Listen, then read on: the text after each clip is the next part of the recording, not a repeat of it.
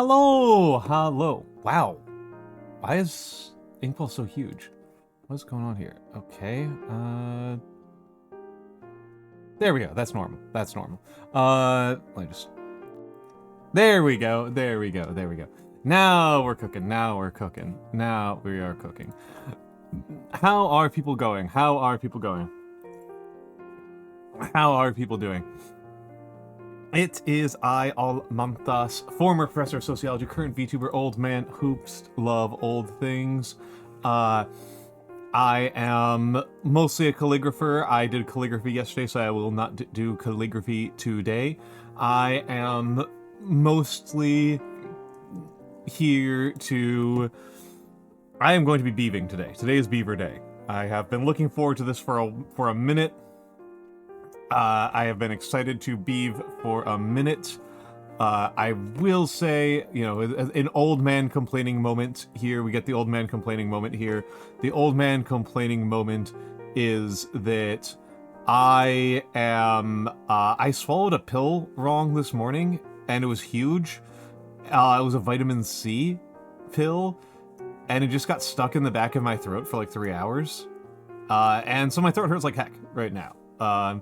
It is cleared, but I think I bruised it. So, ow.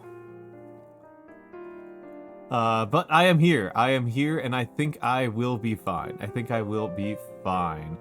I think I'm going to be a little bit better today than I was yesterday. I got some good sleep, and I read a pretty bad romance manga.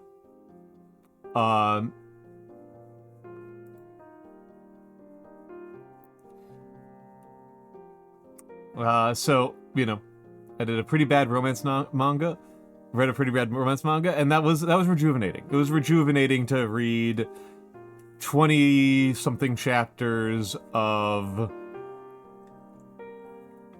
a story that's, I wouldn't even say super bad, just like firmly mediocre, right? Like firmly okay. Taking back Constantinople. Thank you for the 4 months. Thank you so much for the 4 months, Wasteland Mad God. Also, hold on a second, my mic's a little bit far away. Thank you so much, Wasteland Mad God, for the 4 months. As you all know, this is a viewer-supported stream. It is supported by viewers like you. You all make all of this possible. You are the ones who are keeping these beavers wet. So thank you all so much.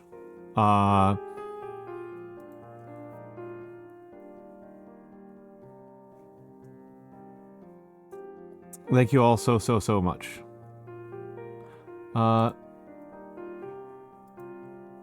It really means the world to me. It's an enormous vote of confidence. I take it very seriously. I take it very seriously. And it's something that I really hope that I'm able to live up to the expectations of as I am sitting here thinking about how I'm going to try to keep these beavers alive. How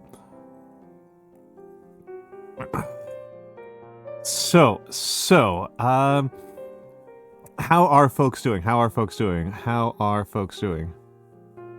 Where I'm hiding in the library? 50 stream streak! That is an impressive streak. That's an impressive streak. I will admit I was always bad at hide and seek, and I have not gotten better with age. That is not something that I have improved on very much, so I will probably not find you. You are probably going to die of thirst in the stacks, unfortunately. There's a... I feel like I'm fairly good at helping people who I need to help, but I'm not good at finding people who need help. I'm not good at finding. Finding continues to be a real weakness of mine. So I... Yeah, that's what I... sorry, buddy, you're gonna be trapped in there for a while. It's not even a big library. That's the worst part. It's not even a particularly big library.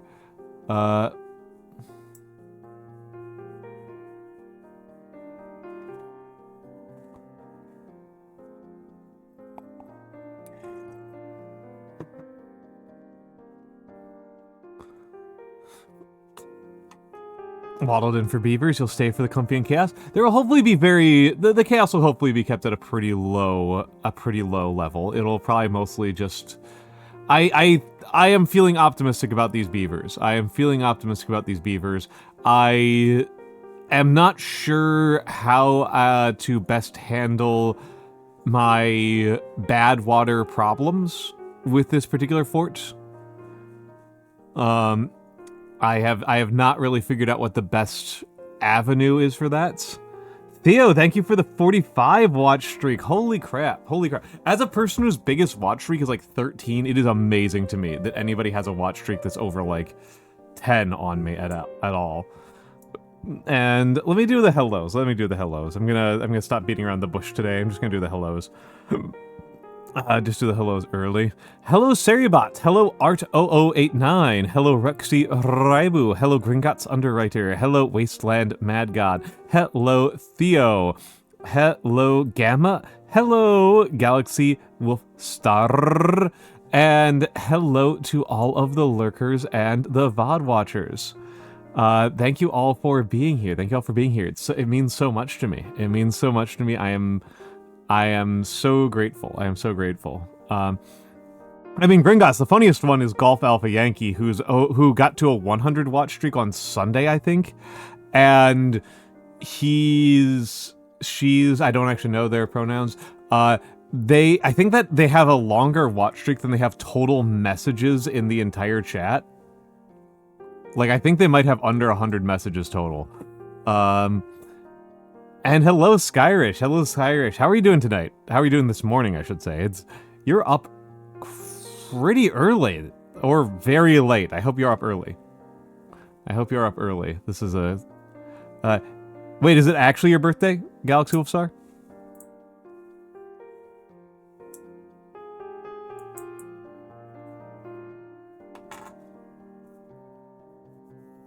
All right. Happy birthday to Galaxy Wolfstar.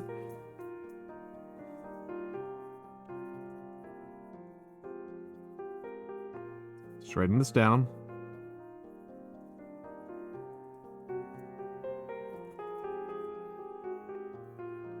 Happy birthday. Statements of intent for employees and such. Good old HR nonsense. That is, like, genuinely one of the craziest things to me in the world, is the extent to which a certain type of man on the internet has determined that the, like, woman who works in HR is, like, some sort of supervillain.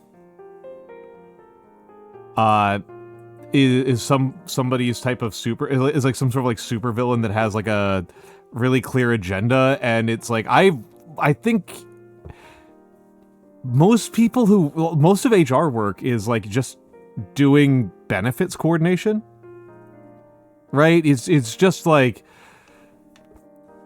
when a company becomes large enough, it turns out that it is a full-time job, possibly for multiple people, just to make sure that everybody's timesheet and pay stub is correct.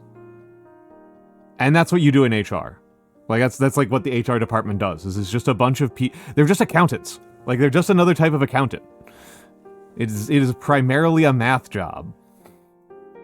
It's just another accountant job. Yeah, it's you handle timesheets, you handle benefits, you handle payroll, like, that's it, right? It's just like, yeah, making sure people's cards are valid, making sure that when people submit vacation, they submitted them correctly. Yeah, it's just stuff like that. It's just like checking to make sure things are filed correctly. And, like, if you don't have a staff that does that, then it gets more expensive in, like, weird ways, in like ways that will kind of surprise you. Like, you just need to have that stuff correct. Hello, Sakura Rose, and hello, Prigar. Hello to both of you. But yeah, it's absolutely wild. And I think one of the funniest parts is that there's some TikTok video that people have decided is, like, emblematic of the like HR woman taking over and like destroying your life, and it's like the people in it aren't even in HR, they're executives, like they're company owners. Like it's just like like this is like they just like literally own a company. They're just literally not the human resources department. Got a headache from drinking raw spiritus. That doesn't sound like one of those things that you're supposed to drink. In general. Raw spiritus.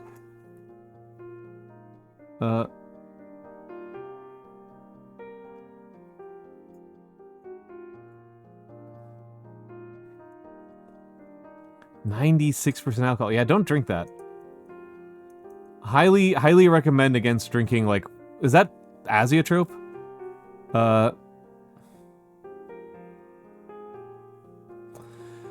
Oh, yeah. Everybody should remember that Stalin's job was the guy who did meeting coordination, and that's how he took over Russia. That's how he took over the Soviet Union, was that he was the guy in charge of, like, sending out sending out the letters to tell people when meetings are happening. That's what he did, and that's how he won.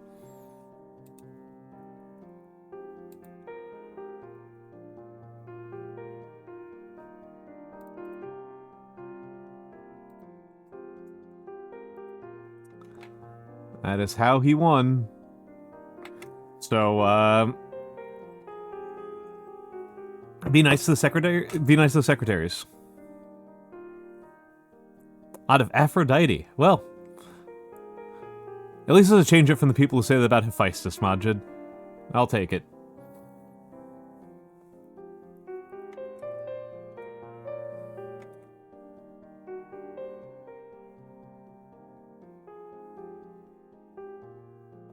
This job is chill to us. That's true of many jobs, I would say. There are basically two types of jobs. There are jobs that are chill until they are not, and then there are jobs that are never chill.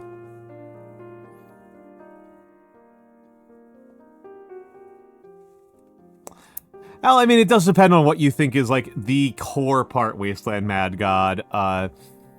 You know, he starts out as a bank robber and winds up the Secretary General.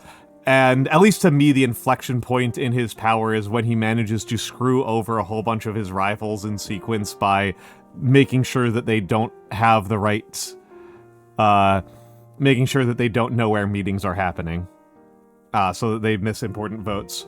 That to me kind of stands out as like the load-bearing part of his strategy, for how he winds up on top.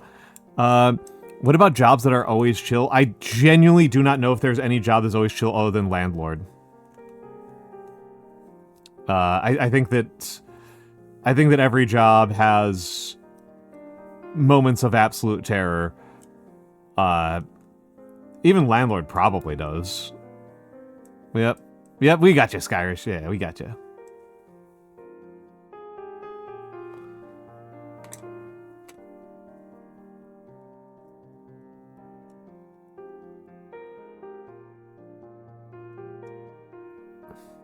Beeves. We're going to beeve. What time? Yeah, I might beeve sooner rather than later, just because it's not like there's a big difference between me doing like a just chatting stream and a beeving stream. But how are you doing, Mikks? How are you doing, Mr. UAV? And hello, Reverse the Sands. Hello.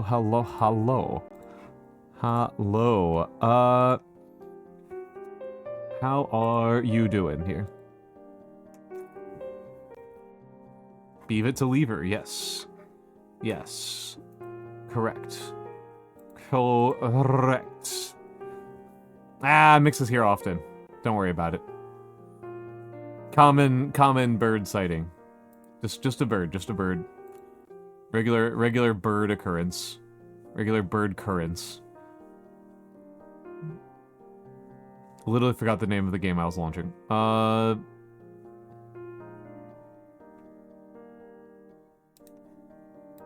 Timberborn. Experimental.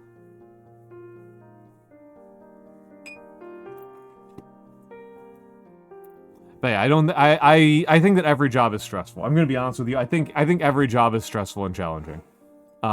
Different jobs have different paces and different expectations and different ways in which they are stressful.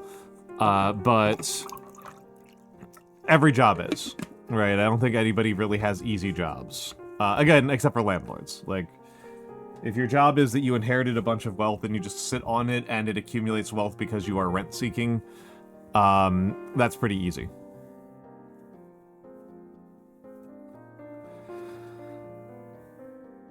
There will be stress, and you may think that you have a really chill job, but any workplace can light on fire. That's kind of the biggest thing.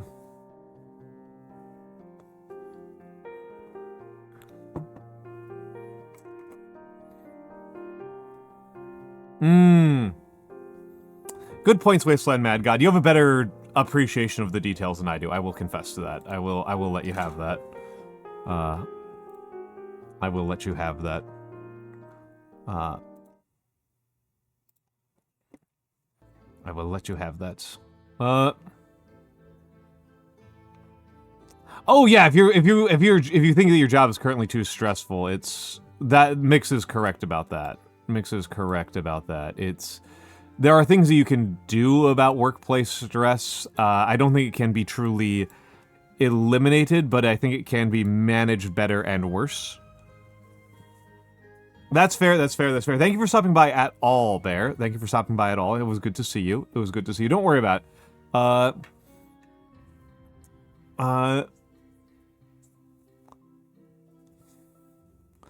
Tough. That is a... Is that why you're unemployed?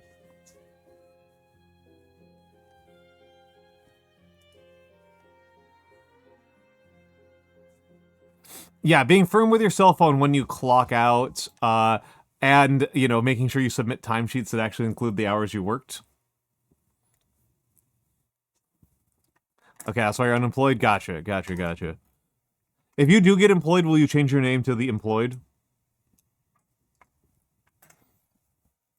Will you be Tef rather than Tough?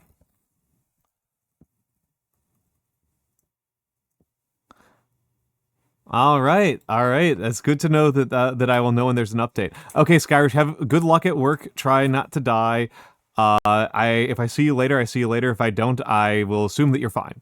Hello, Flea Flicker. Hello, Flea Flicker. And have a good night.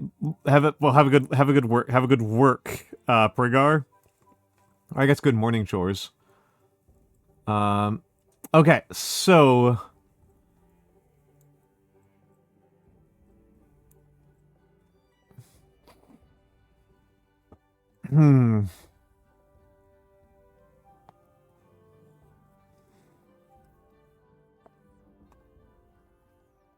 Leaf Liquor, yes. Kind of 7 a.m. Gotcha.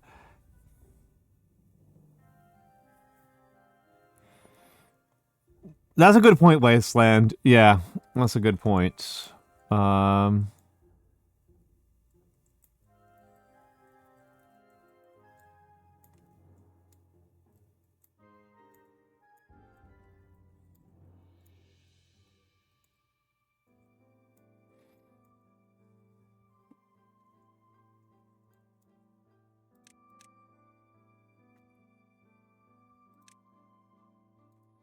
Okay, so I've got...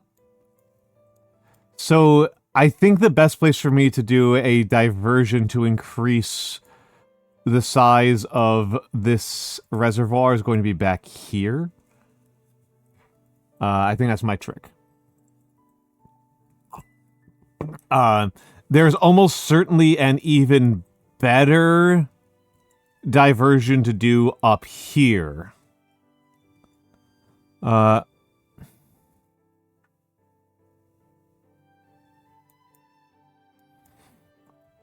But I would need to create an aqueduct. I think would be how I would do that. I think that I could create an aqueduct. 40! Wow!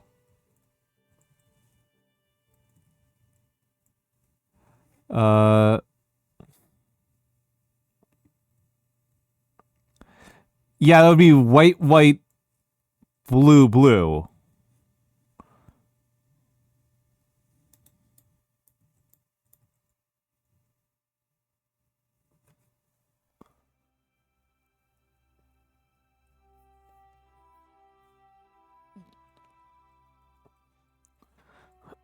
Oh.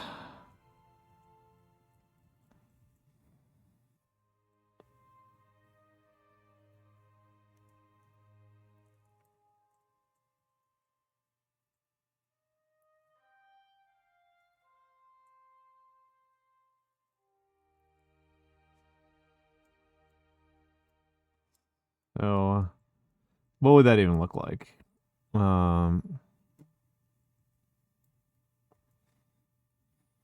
What would be the cheapest way to do that? So just 2 and then like 3 wide. 3 wide's so expensive for an aqueduct. And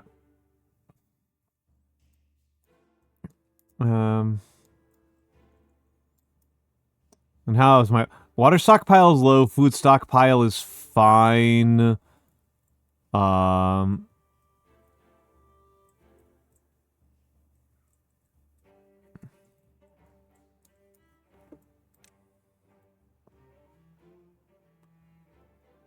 Medium warehouse is 15 wood versus and covers 6 as opposed to 6 platforms, which is 36. So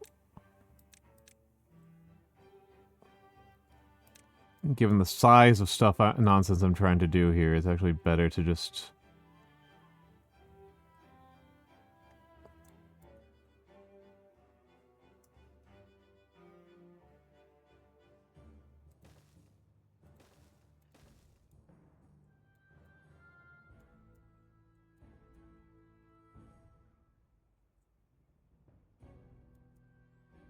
I think I need to actually be wider than that.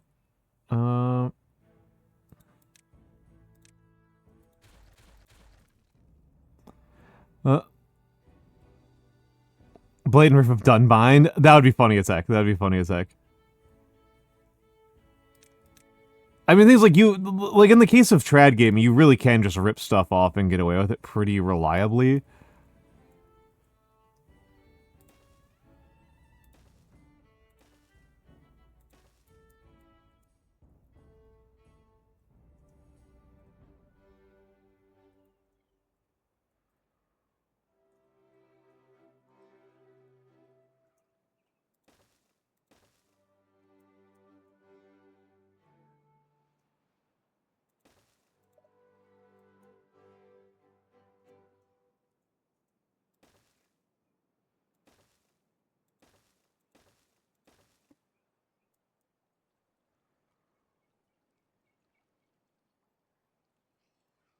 Hello, Kit. Hello, Kit.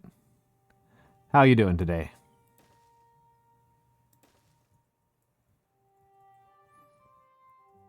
This is the expensive part over here. This is gonna be the expensive part.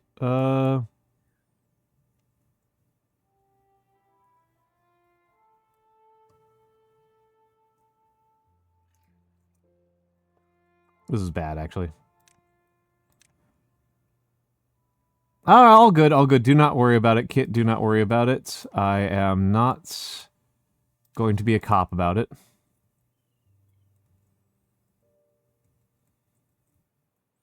Aura is pretty Japanese. I see.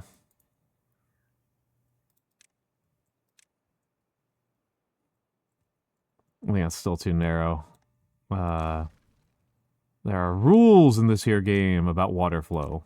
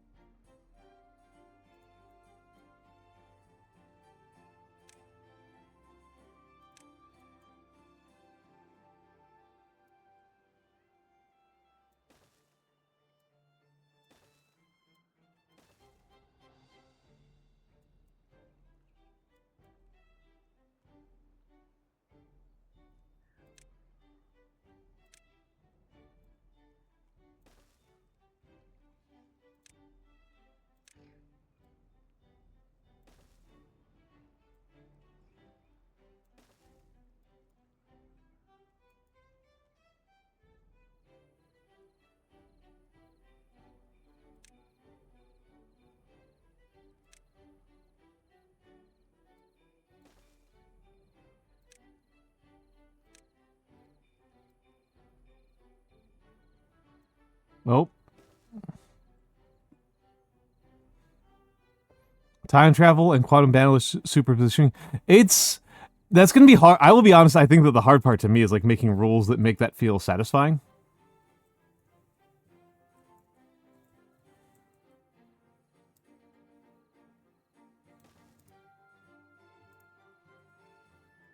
Alright, and cattail flower. We are out of cattail flower.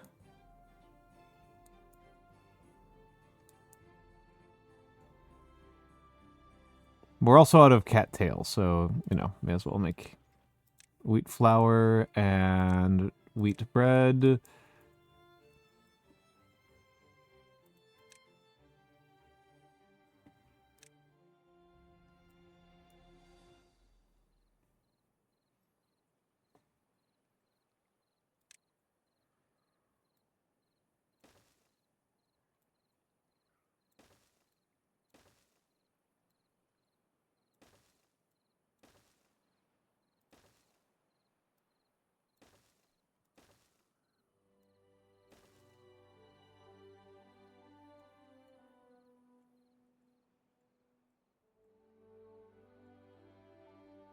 All right, Mikks and all right. Kit, have good lurks, have good lurks, have good lurks. Yeah, so in case, just to kind of talk about what I am doing in game here for a second, I am trying to create an aqueduct. I'm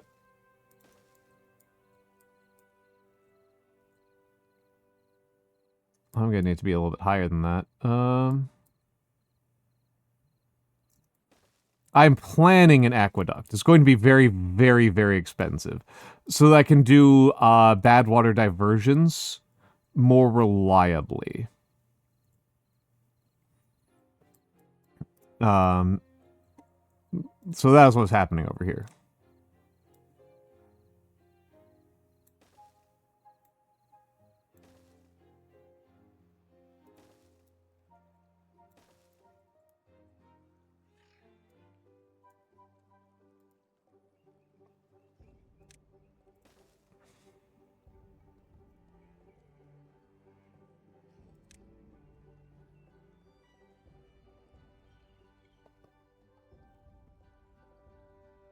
This is better. I fucked up here. I fucked up here. This is better.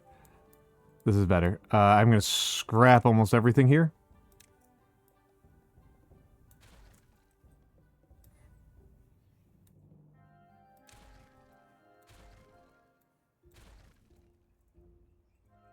I'm going to scrap...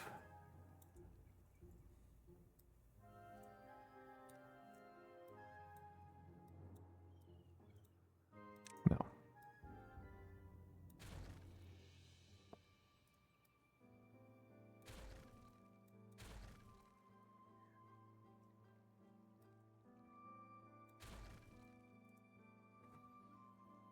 Because we can make this a lot cheaper, I think.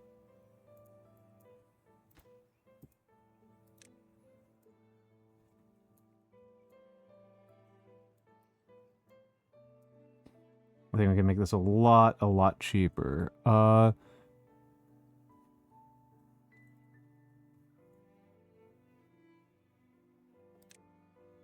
you still need some levies?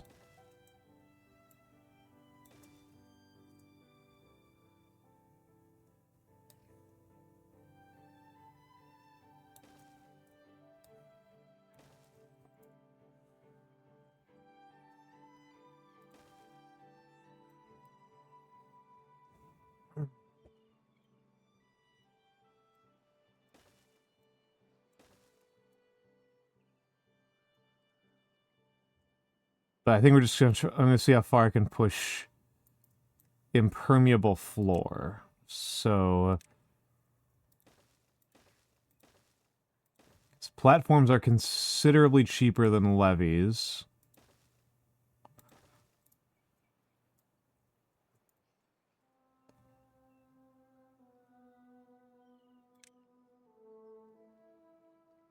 Because, yeah, a platform is 6 and a levee is 12, I believe. Yeah. Yeah, platforms are considerably cheaper.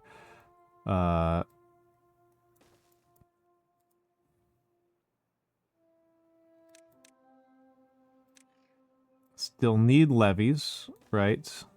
Still need levees, but we can get a lot further with a lot fewer of them.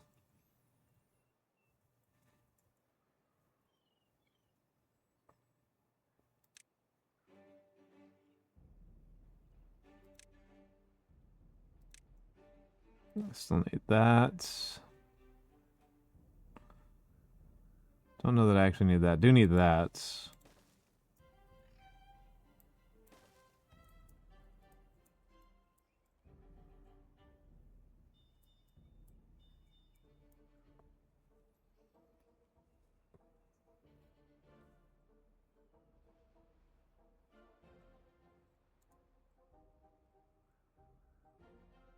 Instructions lacking materials. Yes.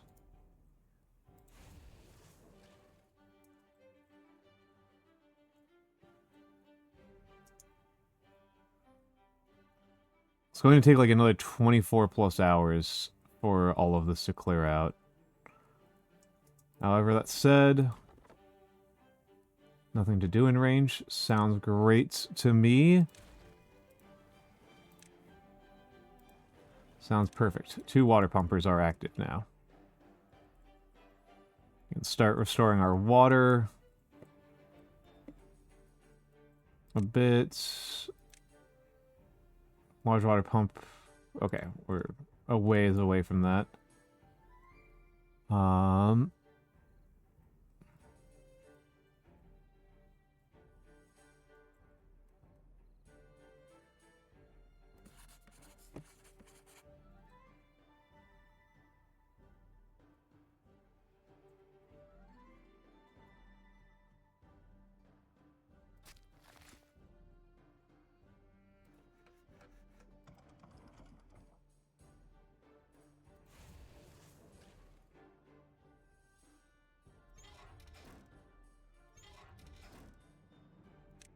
Turn on the scavenger post.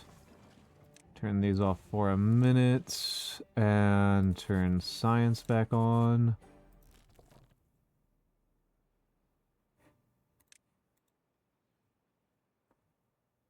Oh, perfect.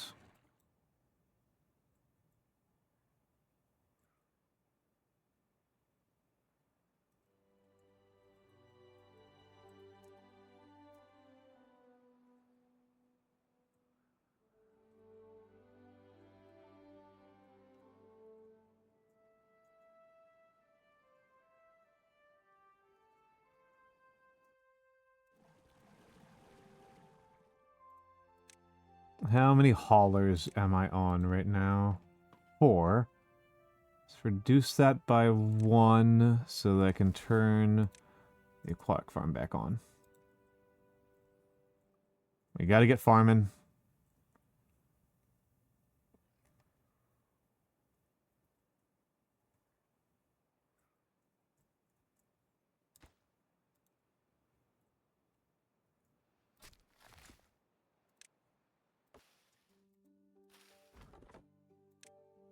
Gotta get farming, gotta get jacking.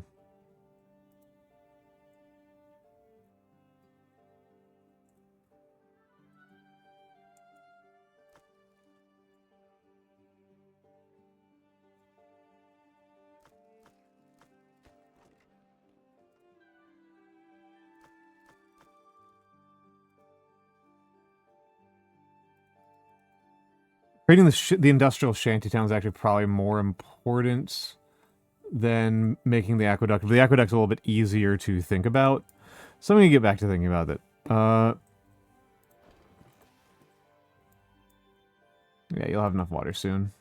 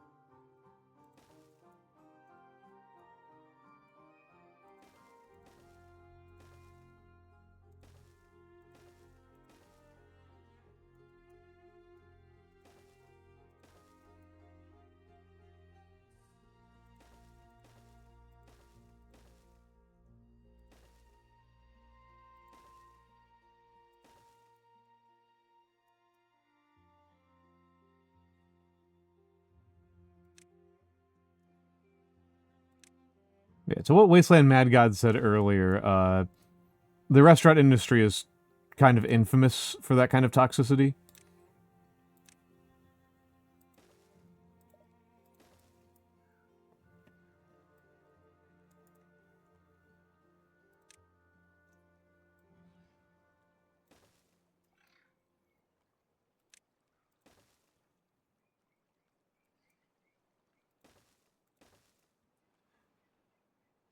And something that makes me kind of sad, right? That like the words food service, right? If I didn't already know what working in food service was like, it would be very easy to convince me like, oh, I love food and I like being of service to people. This sounds perfect for me. And it's like absolutely not.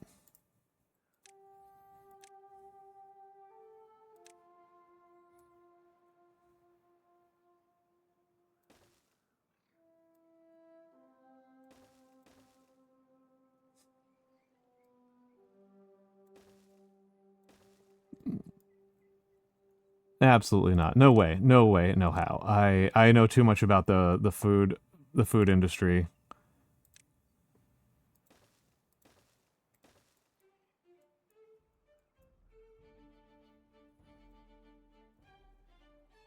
All right. So there's our eventual mega bad water diversion. It needs a lot of impermeable flooring, but we can afford that once things get up and running.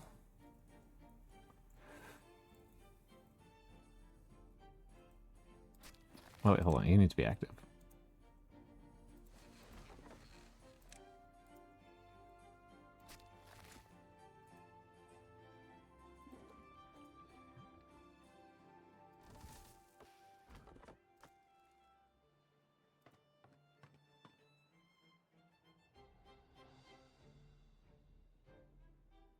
Hello, Mokaba. Hello, Mokaba. Welcome in.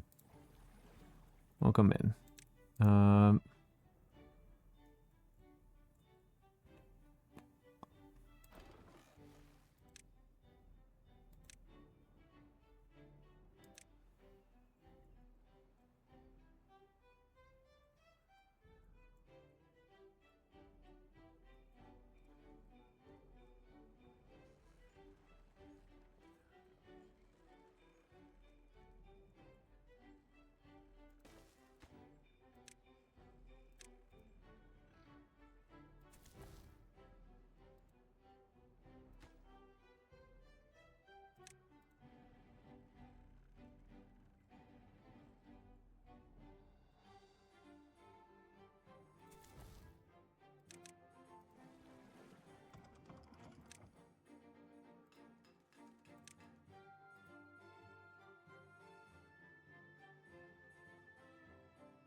It's almost 4 a.m.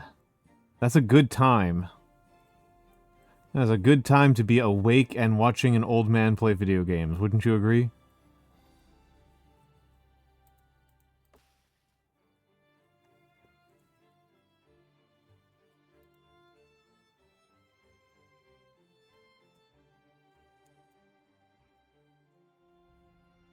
It's time to actually increase the work hours to 18. Yep.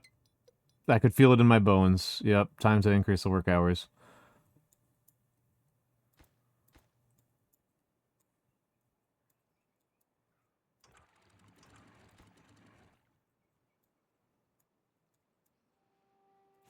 Alright. Let's turn on the smelter.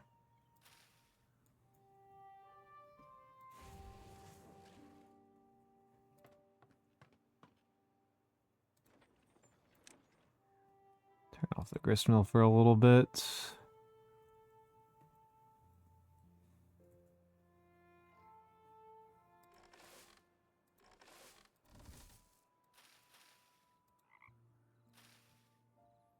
Almost 4 a.m. Enjoy your lurk. Enjoy your lurk. I hope that I make a nice little cozy time for you while you are getting on with your day.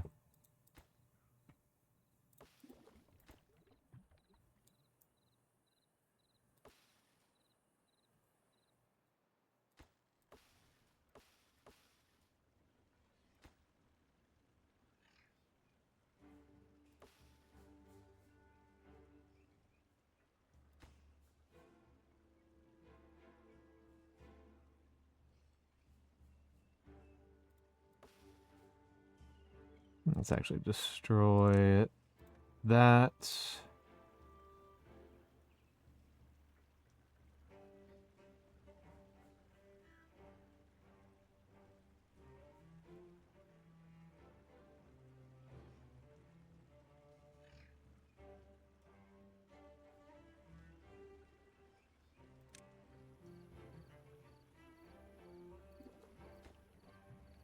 How am I going to fit a tapper shack up here?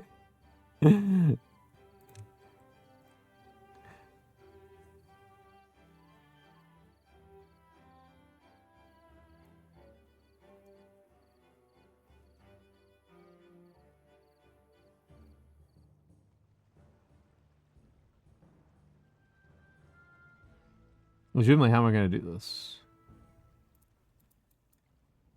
Going to have to remove a couple more.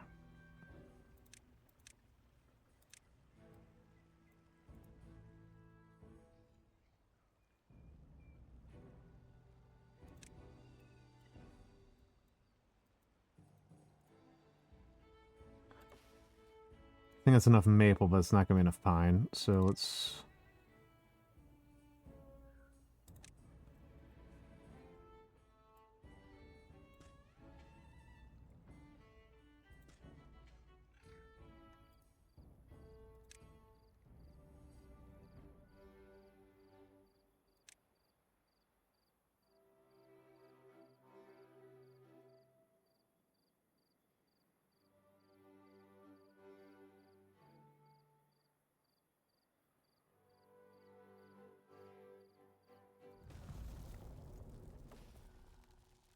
Drought has started. Okay.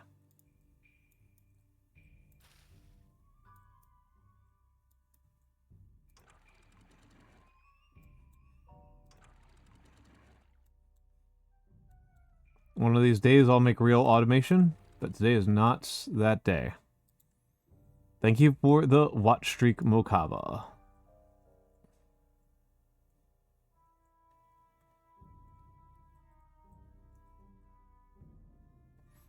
"13-day drought. I should be okay. I'm not actually that scared of a 13-day drought. A little bit scared, but I should be in better shape than I have been for any previous drought, so that's a good sign, right?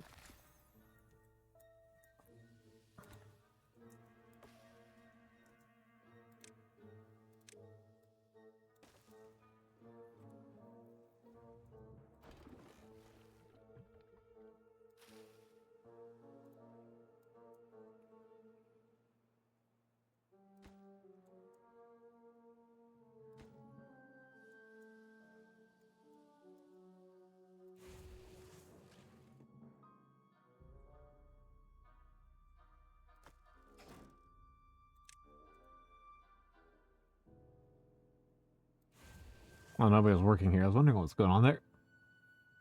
Okay. You got sunflower coming in. That's good.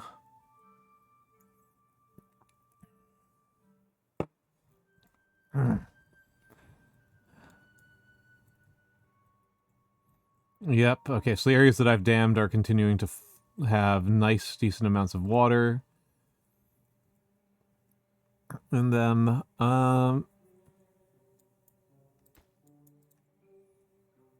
Alright.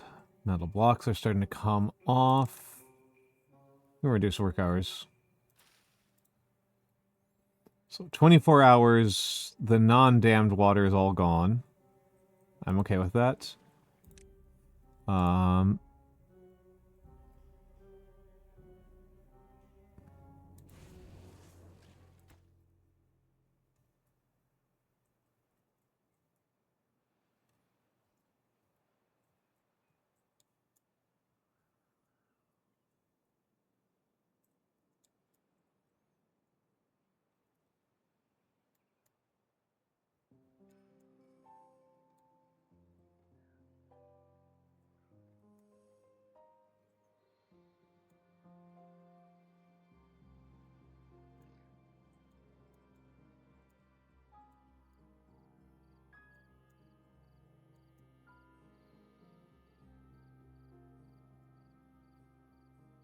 Do I actually care? So I can do a much cheaper bad water diversion over here. Right, I can do a much cheaper one over here.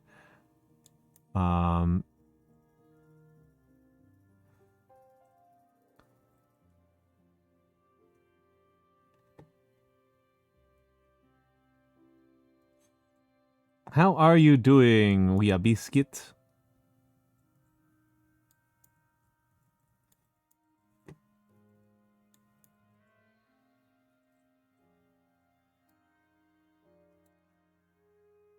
Not enough science points. Okay, fine, fine.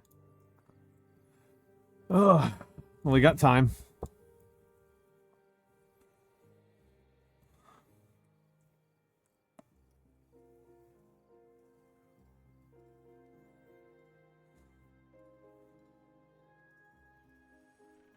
All right, and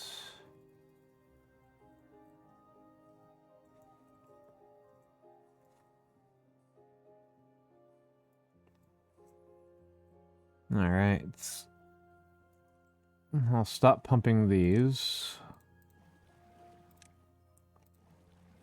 I want the other waters to get used up first. So we should be okay. How much water storage do I have?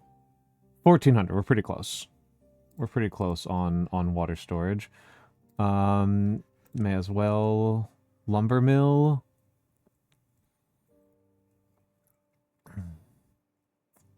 And probably worth building another inventor.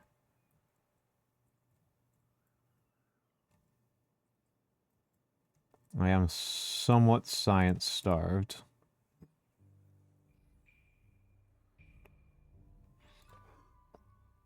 Well, and of course a grill. Gotta start grilling some potatoes. Get the morale up.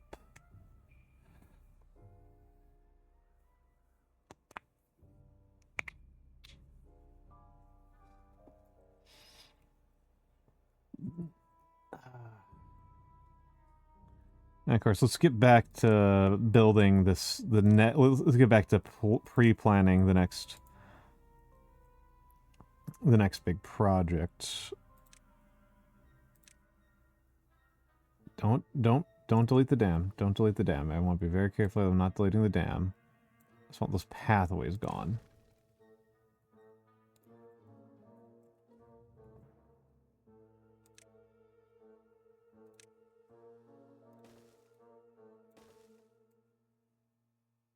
Because this is a big project over here.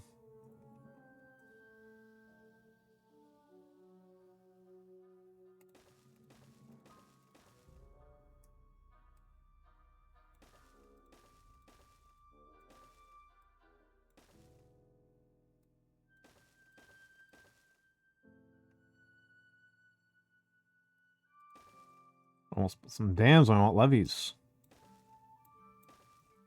Alrighty, alrighty. And then we want double floodgates. Like that. And then up until I get the permeable floors, this should be pretty good.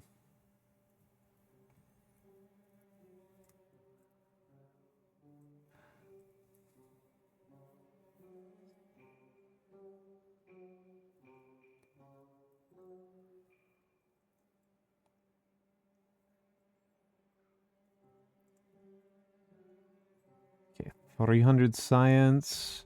We're producing metal blocks really slowly. That's a real humdinger of a problem.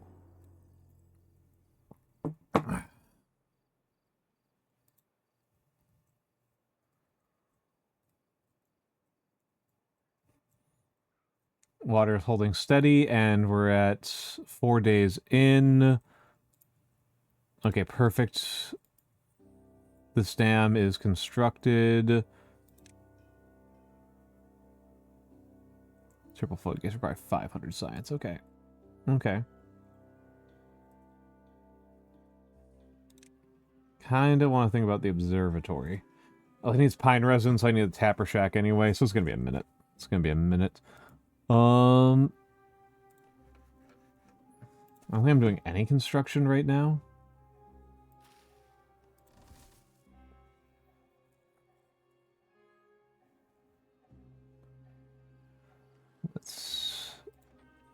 You're currently not doing anything right now, but it'll be on to cattails.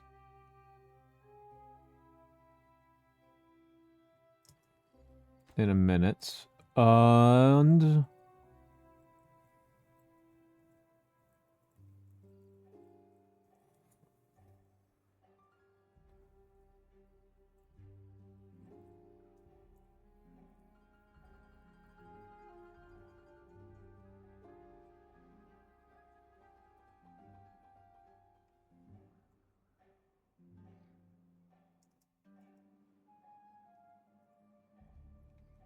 I think I might have to do something a little bit goofy here.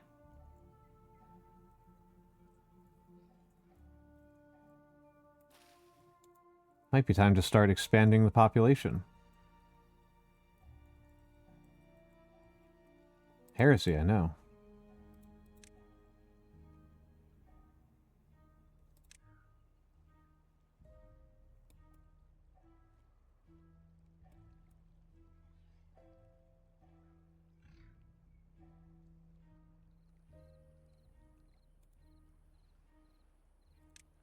I haven't done that in a long time.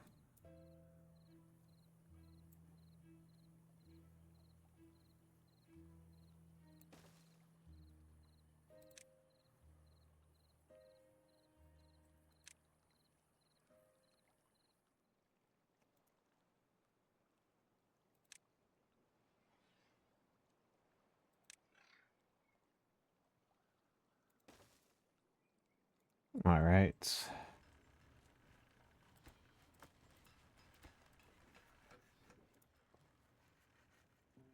Yeah, platforms are our big issue here. You know what I really have an issue with is lack of power storage. This is honestly the thing I should be using my science for. Some gravity batteries.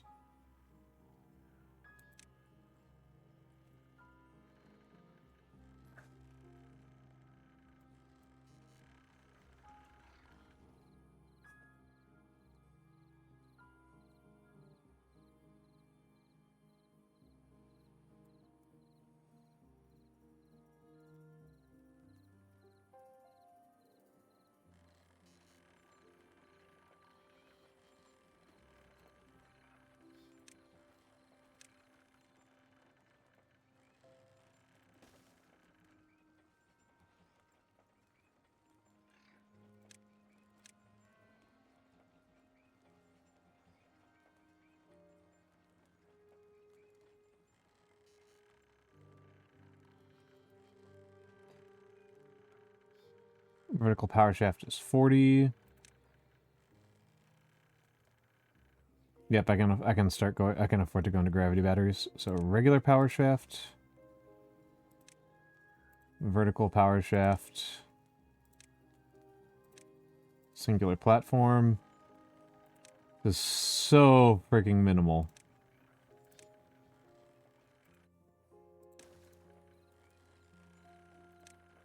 This is so nothing.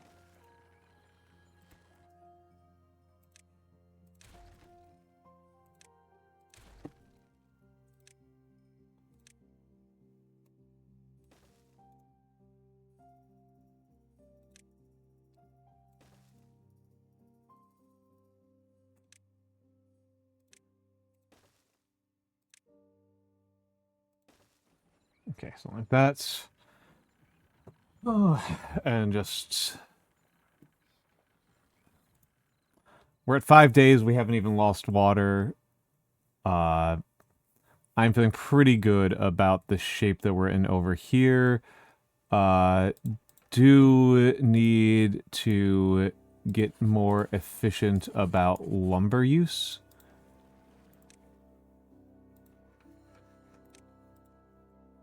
Lumber production, I should say.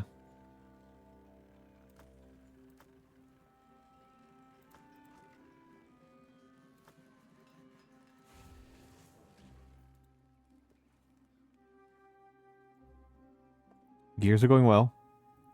Yeah, I play with a pretty small population of beavers. I normally play a little bit heavier-handed, but this beaver colony has gotten down to 4 beavers once and down to 10 beavers at another point. I am currently very, very skittish about expecting too much from my beavers in terms of productivity, in terms of like my food storage, right? Like that's like what I'm really worried about. But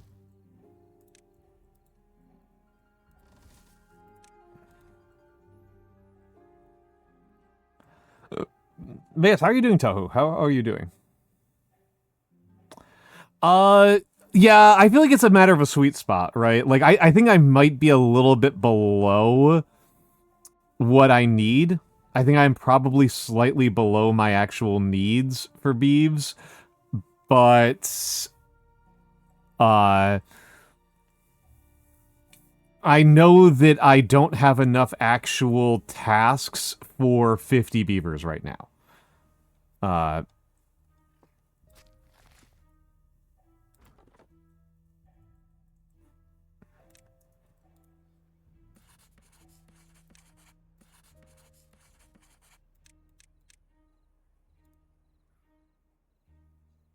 That's kind of the big thing. I know I don't have enough tasks for them to do, so I am trying to be very cautious, right, with my beaver population speed growth, because again, I overextended. So, I mean, what I am limited by is land. That is my actual limitation: is land and trees. Land, trees, storage is also proving somewhat limiting.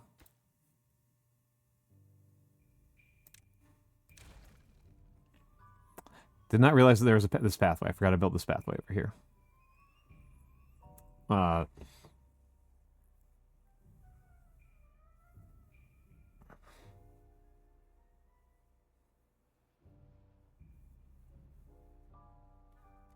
Oh, second, what are you up to?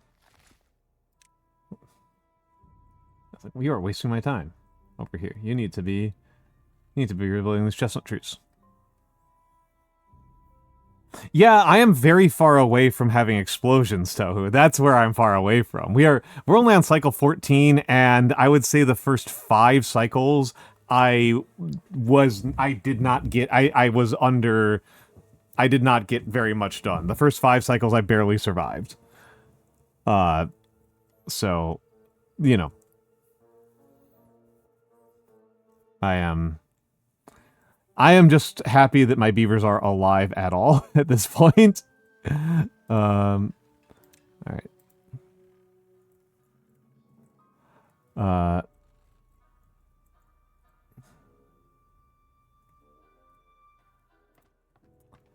There we go. 1.5 days. That's fine. I'll lose some potatoes.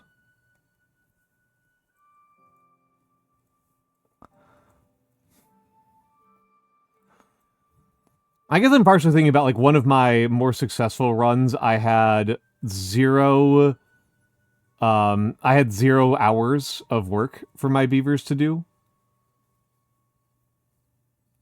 That was pretty sick.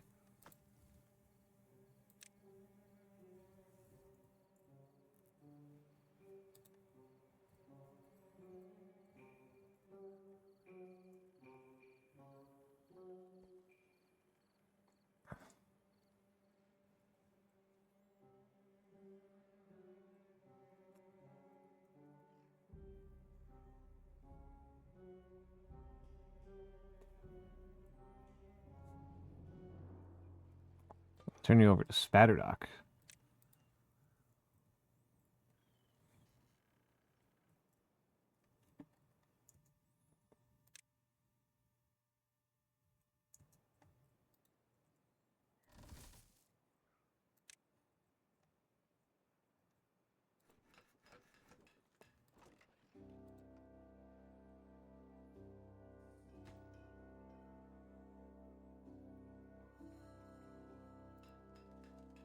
It's not currently the most important thing for me to be working on right now, but I do want to expand the, I do gotta build a river town.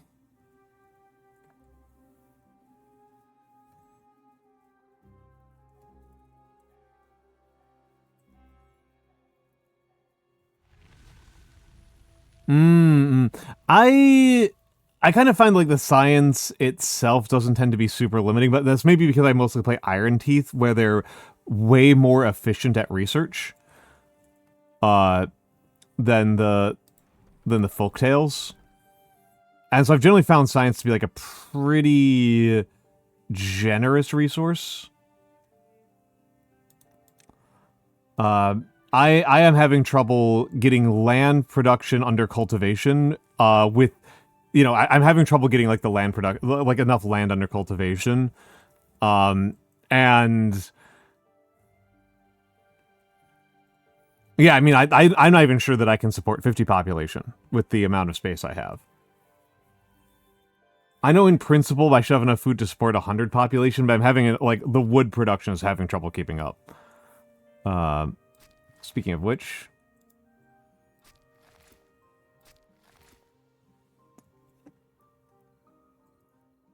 yeah, I think it's time for me to triple lodge.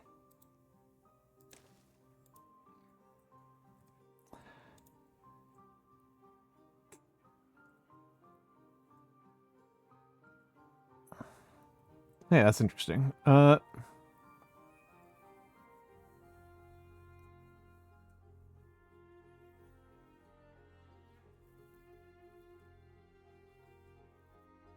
here's a question, Tohu. What difficulty did you play on? And hello, Sabork. Holy, that's a lot. See, Tohu has just been criticizing me for having under 200 beavers. He thinks I'm committing suicide. He thinks that I'm dooming my beavers to obscurity and suffering by keeping the population low.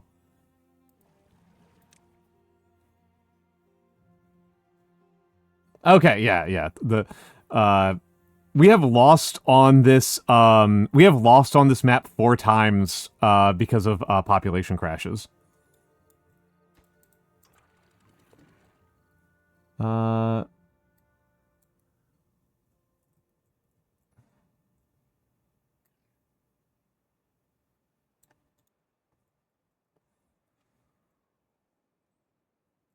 it's okay. It's okay. I'm just making fun of you a little bit, Tohu. You relax.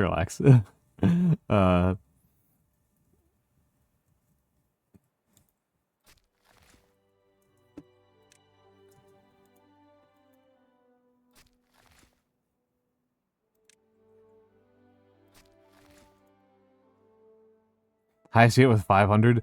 The highest I've hit was actually like 100 and was like 100ish. I've never done like super beaving. I've never had the mega beeves.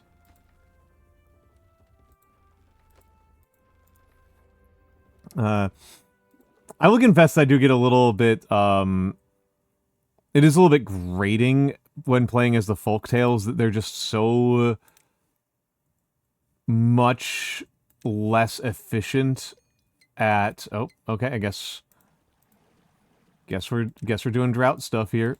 They're just so much less efficient at producing physical goods.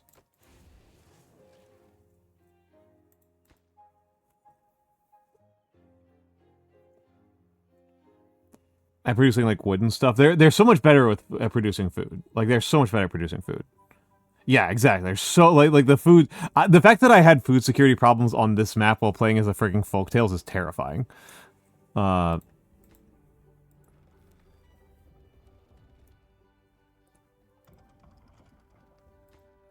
Okay, I'm just gonna hope that once I get 2 batteries up,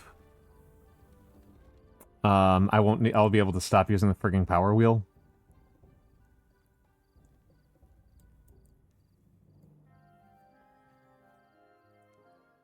But yeah, no, you're completely correct that they are so much better at making food.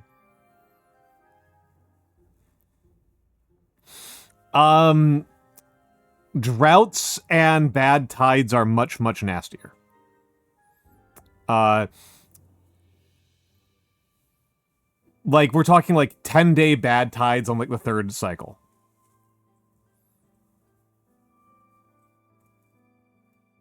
Yeah, they bounce back way faster. Doing population management on the doing population expansion on the Iron Teeth like requires actual work. I ultimately prefer Iron Teeth. Folktales are kind of like I feel like they're more challenging for me. I feel like they're just overall harder, but they are better at certain things. Like, I'm not gonna deny that at all. But like, we've already had like, I think we had a 12. I think our worst one so far was like a 16-day drought on like cycle 5 or something like that.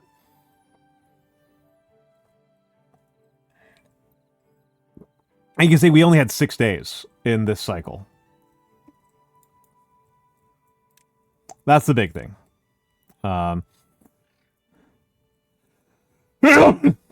Sorry. My apologies there.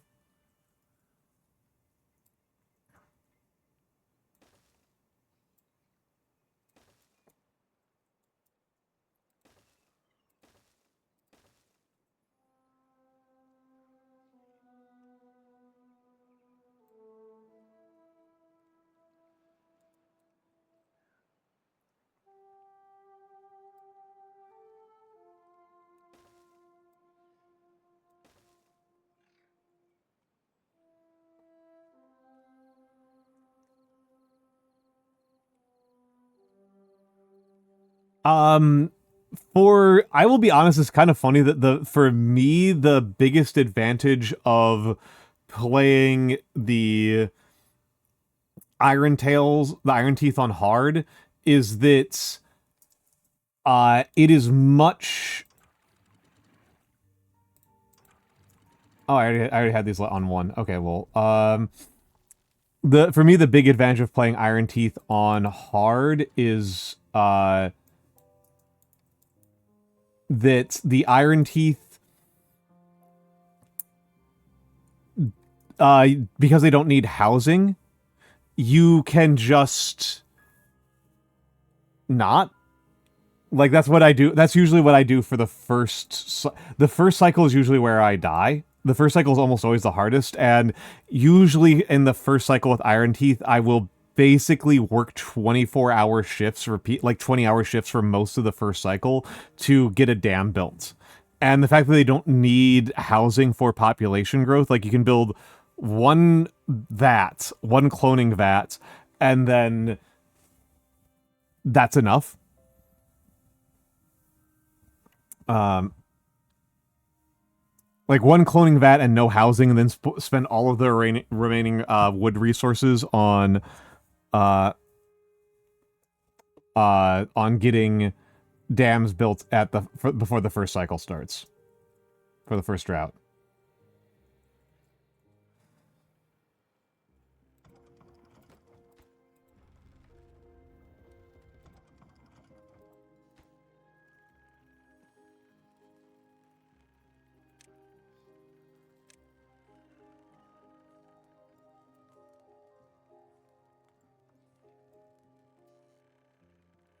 Oh, they're less happy. They're less happy, and they reproduce more slowly.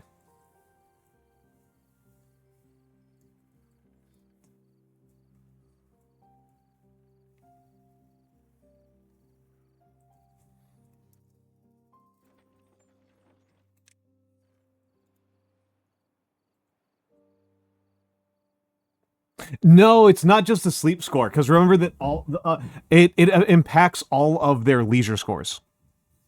It impacts all of their leisure scores because they only fill up their use of, say, rooftop terrace while they're off work, and that takes time to fill up, and also you have fewer. The buildings can only service so many at a time.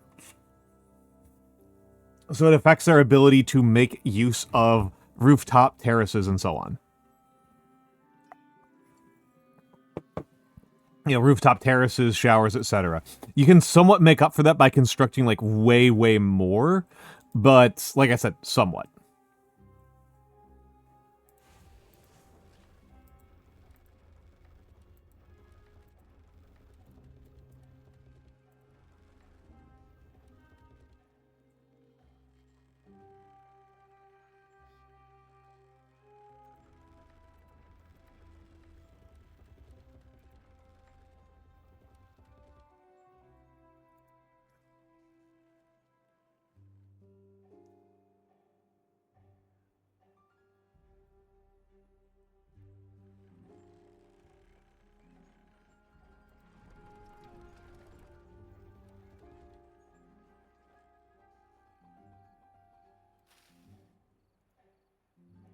Okay, I'm kind of enamored with using with the gravity battery wind turbine method. This is cute. You have to manage muskrat immigration. You are making me think about how I hadn't really thought about it until we were doing like that sort of like looking at wingspan the other day. I hadn't really thought about it very hard. That. Well, that's Tohu. I would say that is a strategic and aesthetic decision. I kind of treat the beaver happiness score as the actual objective.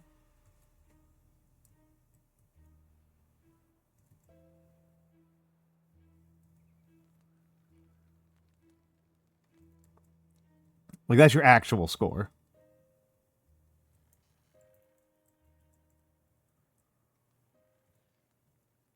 Let's realize that I just did this in a stupid way over here. I just literally made this longer for, like, no really good reason.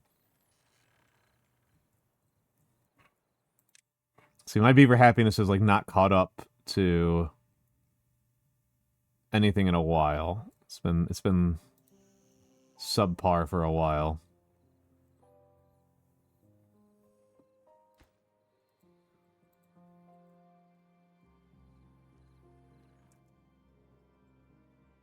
It's time to work on your cattail crackers. Yeah, I feel like I am constantly running into problems with having lack of stability. I spent multiple cycles at like under 4 population, at under 10 population. I've spent a lot of this time like just trying to have enough food that I'm not starving. Falafel turned out all right. Nice. I do recommend trying out hard sometime. Tohu. I actually find hard mode really fun. Maybe just because I'm a sicko, right? I might just be a sick freak. But I've rather enjoyed hard mode. Even if it does mean a lot of beeves die. And I've had a lot of failed runs. Are there any... Yeah, roofs I'm lacking on. Contemplation spots. Contemplation spots are easy enough to make.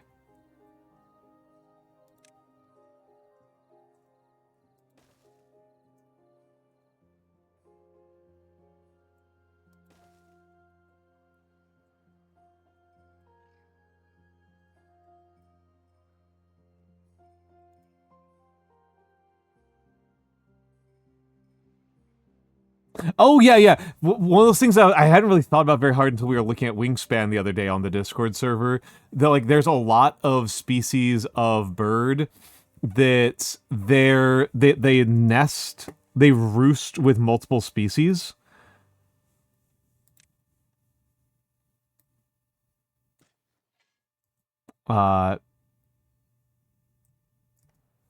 And I think it would be kind of cool to make a game that's about like that kind of about doing like multi-species roosting, right?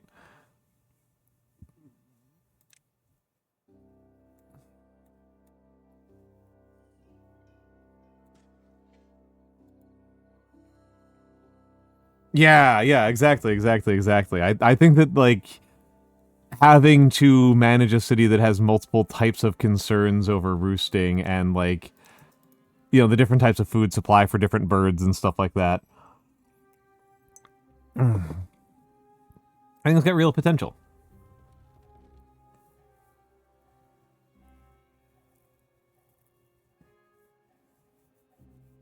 Okay, so this kind of works, but definitely needs more, it doesn't need more batteries, but it does need more wind turbines.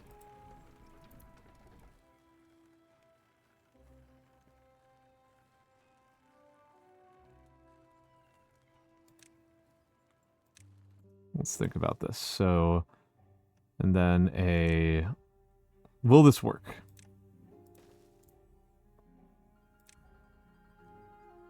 It will not.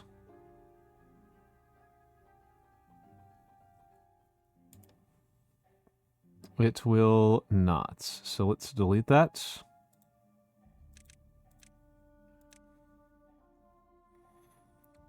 Oh, I didn't know that muskrats and beavers had symbiosis. I did not know that. I always find symbiosis super interesting. I'm not gonna lie. I am a sucker for symbiosis, just like as a person. Uh,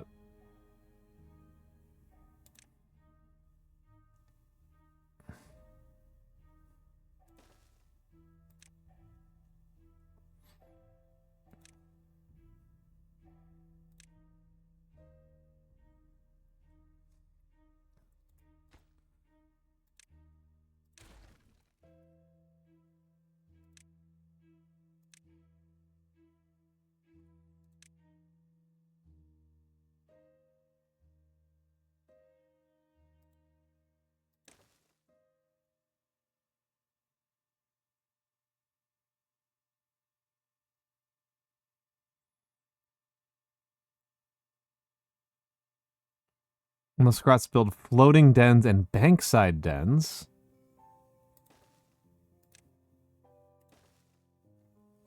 Interesting, interesting, interesting.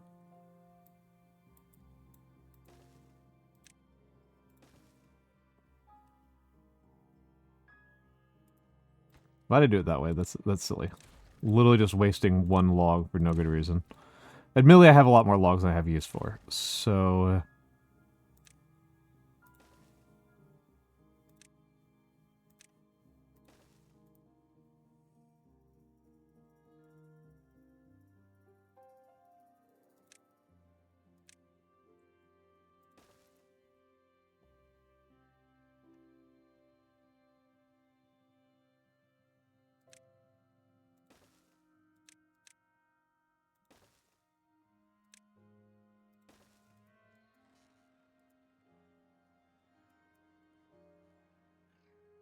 A river that's been dammed is just generally a better place for beavers to live. That's cool to know. Yeah, I'll reduce the priority on that so the stuff gets built faster. This game is just like Roblox. I will freely admit that the only thing I actually know about Roblox is that it's like a haven for predators. I like legitimately do not know. Like it makes a ton of money, and that like a lot of creeps are on there. That's like all I know.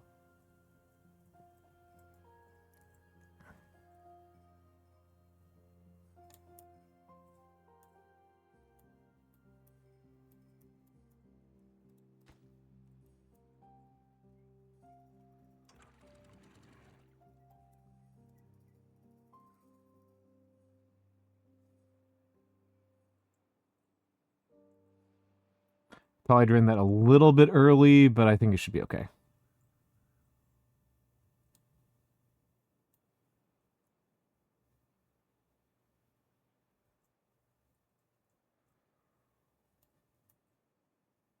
Yeah, I drained that too early.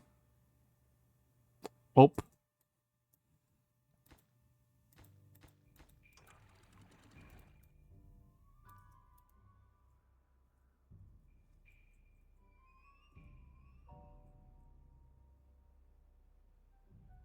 Roblox's Warcraft 3 custom. Oh, okay. Dual rage bait failed. Yeah, sorry, tough. I definitely meant like Epstein guys.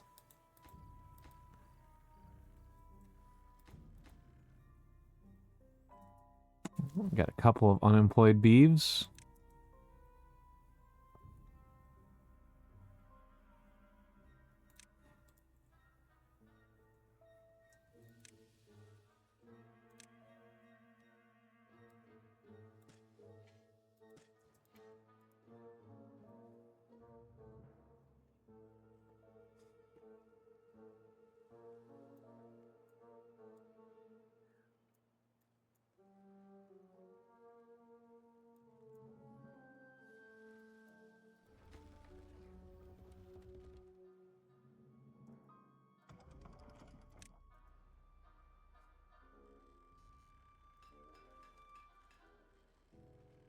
%, power demand. Oof.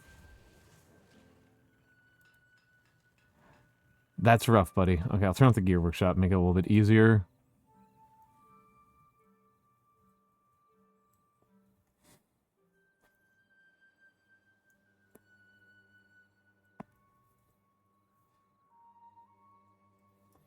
All right, we are at 8 days left. We have 1.1k water left. Feeling fine.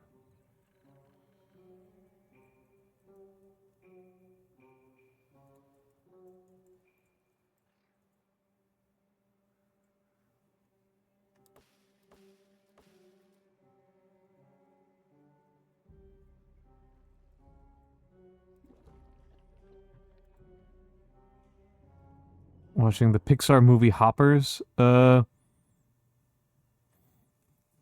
have not seen the Pixar movie Hoppers. When was the last time I saw a Pixar film? I mean, I've seen Pixar films relatively recently. It's not like they're not like insane to me. Roblox Mirror Chat just Arkham Asylum, so if you don't have the cool villains, just asylum that's previously an orphanage, now you have the jerker in the corner, and the staff is like, oh, him, yeah, he pays us. Nothing we can do. Yeah, that's kind of my understanding. That's kind of what I think. That's kind of what people have told me.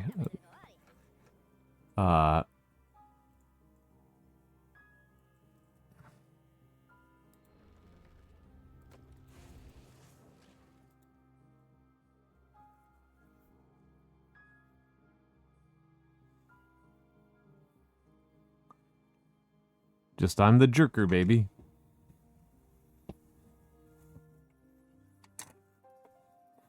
Movie where the main narrative thrust of the protagonist's response being challenged by the queen of a foreign nation by murdering her. Nice. Animal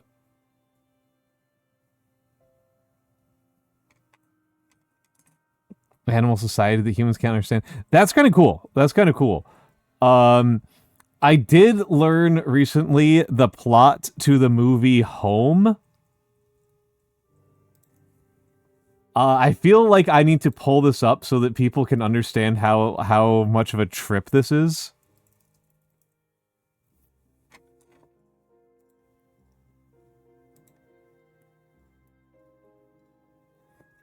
I'm gonna let me do this so that people can just understand how psychotic this is. Where's my window? Where's window grab? Is window grab not on here? There's window grab. Okay.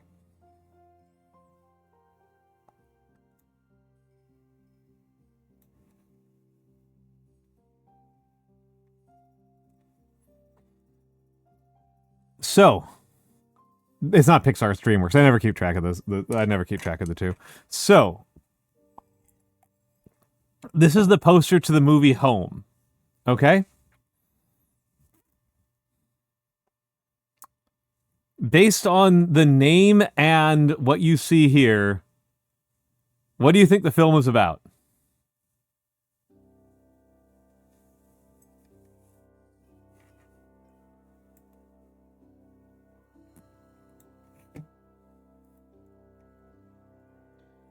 A cat meeting an alien, that's pretty sensible.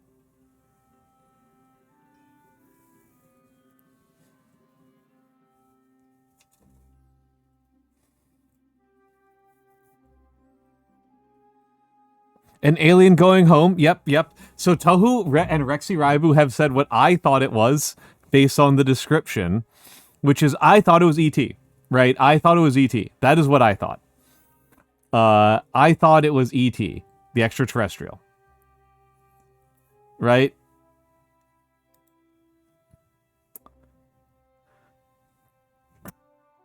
It is not.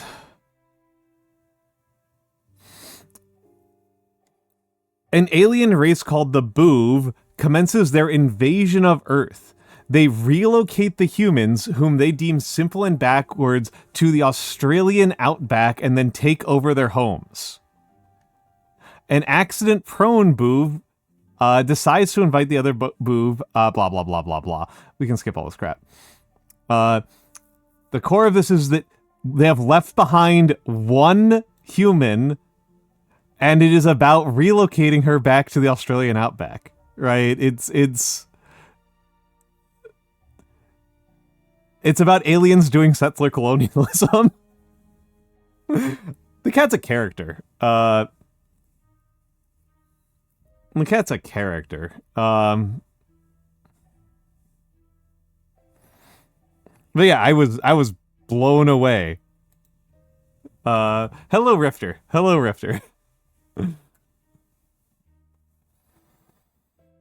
Nah, nah. Uh, they did well at the box office. I never heard of it until somebody pointed this out. But yeah, made back 3x its budget. That's not too bad. Ugh.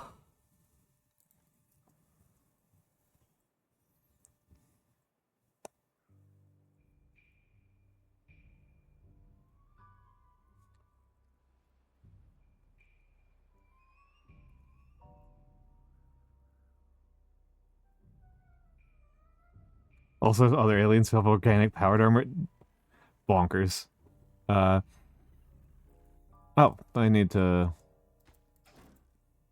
submit scavenger flag. Um. Oh wait, what? Why is the aquatic farmhouse disabled? When did I pause that?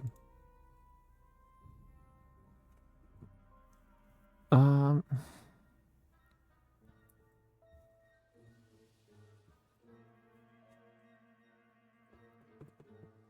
Oh, okay, okay. I was like, this doesn't seem like the type of movie that you would normally watch, Mikks. Like, doesn't seem insanely unlike you, but a little bit unlike you.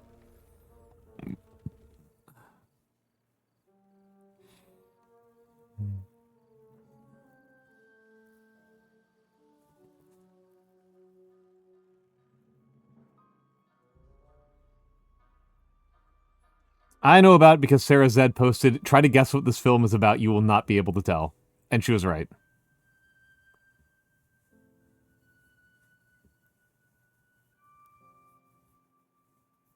This guy decided to scrap the tech in the movie at the end. That's wild. That is insane. That is actually nuts to me. Like, that's like clearly like the number one tech that you like want to keep around. That tech sounds amazing.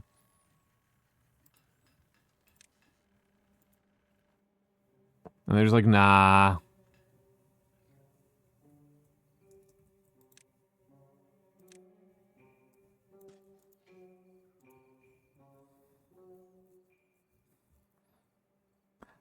Battlestar Galactica ending. It allows the animals to live amongst the humans via fucking mind control. A lot of them are dicks. I mean, fair, but a lot of humans are dicks too, so I don't find that very compelling.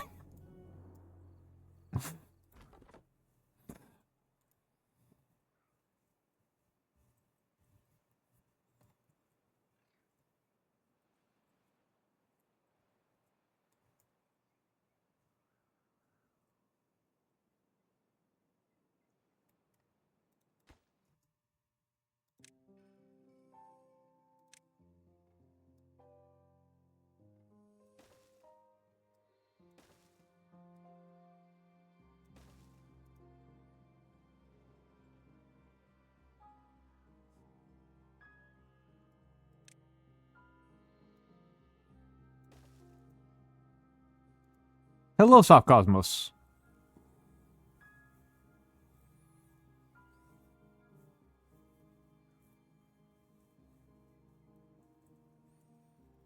A butterfly named Titus.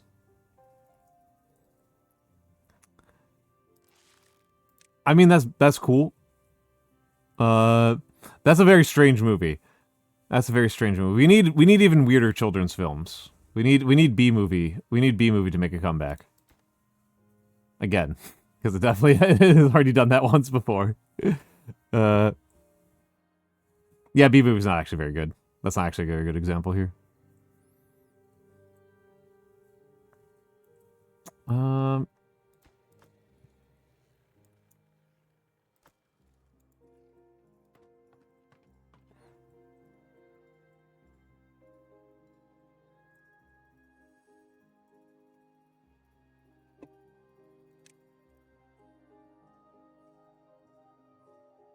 I think it's crazy that they made like an incredible, amazing, world-changing technology, and then just like, about it.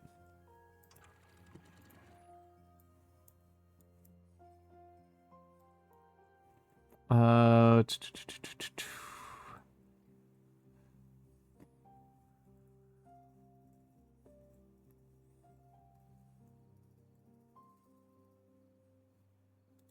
We need to start doing some automation. I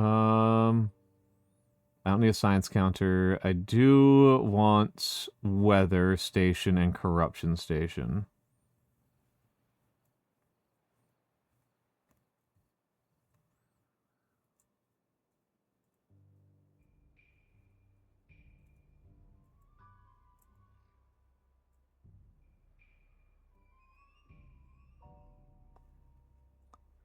Driven by the protagonist making a mistake, you would like that.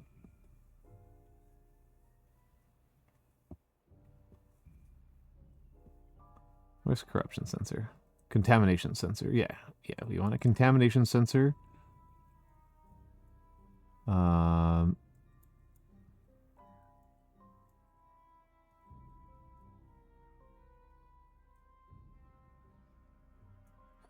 Contamination sensor and depth sensor, which I actually do have enough science for. Contamination sensor. We want a bunch of depth sensors.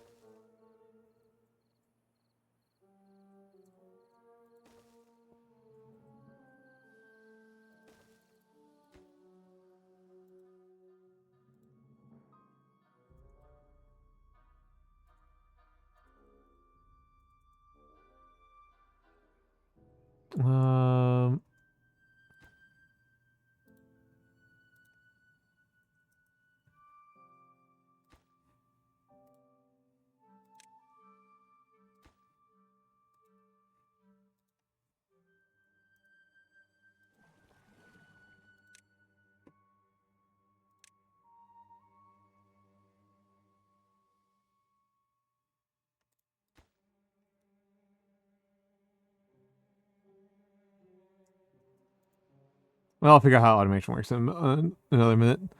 Trying to save wildlife area from development by just telling the mayor to build elsewhere turns into a plot to murder him. This is a complicated plot.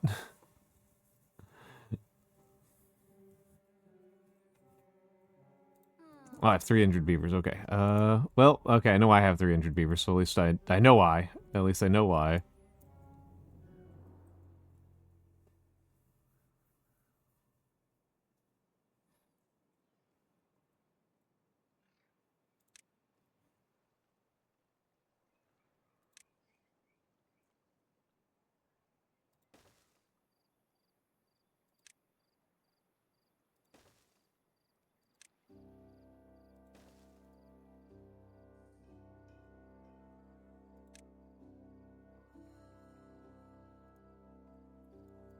The one that I saw people being really into for a while was that robots one.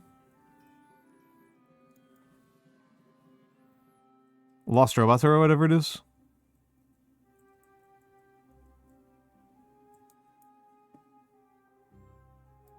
That one seemed to be pretty popular.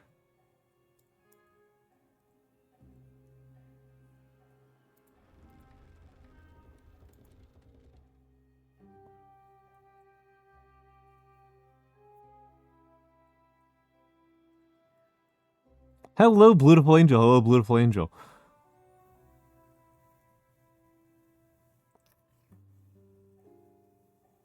Well, there's just a shitpost. Good. Good. It is funny how shitpost has like kind of undergone this transformation as a term, where like for a long time it like literally meant low quality, and I'm definitely at the point in my life where I'm like, no, shitpost really actually just means high quality.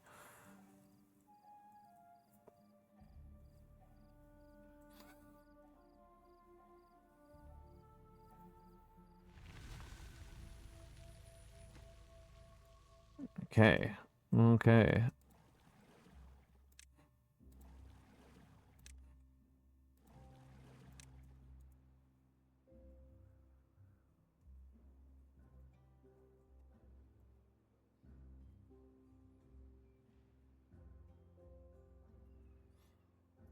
No, your brain will explode. This is an old. This is an old. This is not even a new one, Blue. I am sorry. This is not even like new. This is just like the way the internet has been for a while now.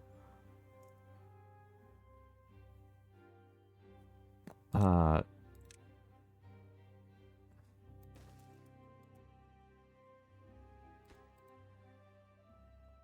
electric states.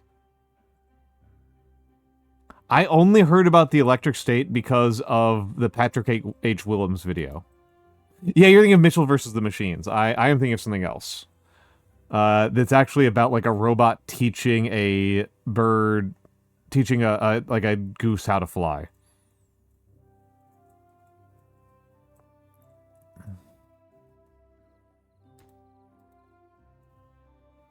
Wild robot. There you go. Not lost. Wild. Not lost. Wild. Thank you. Thank you. Thank you. Ha! 16 days is when it took 16 days for me to actually go into drought.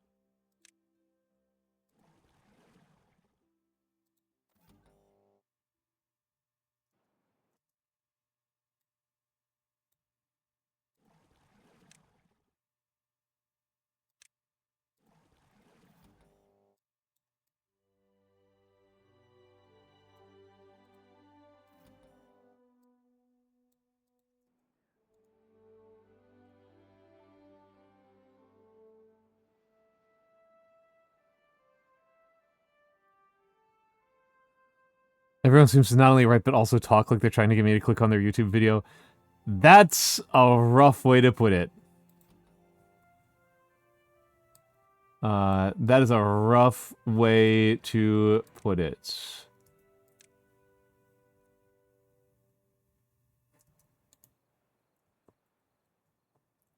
I don't have a counter argument. That's just rough.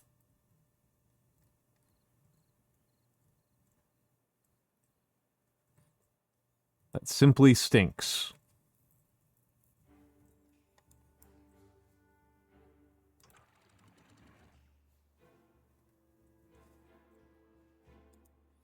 The YouTube accent. What a horrible way to put it. What a horrible way to put it. The beastification of English.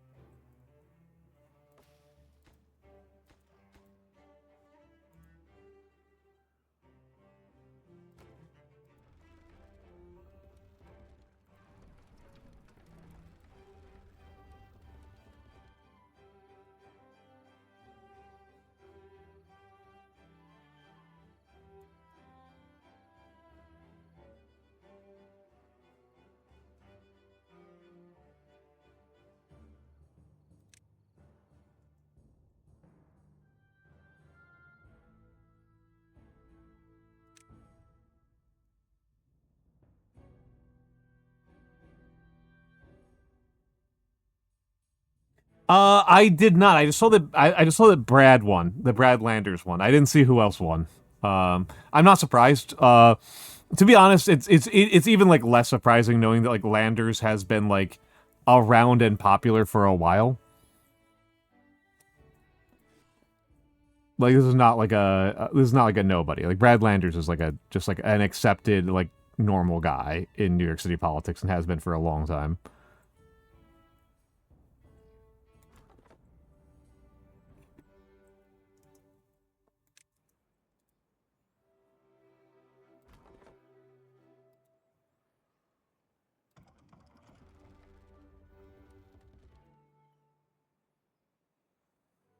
But no, I didn't really check the news like at all today.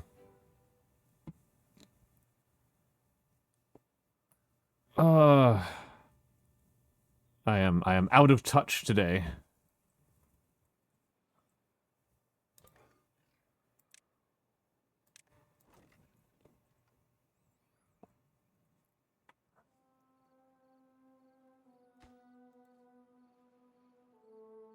I will say, like, the catchphrase that is sticking in my head the most lately is courtesy of Amos.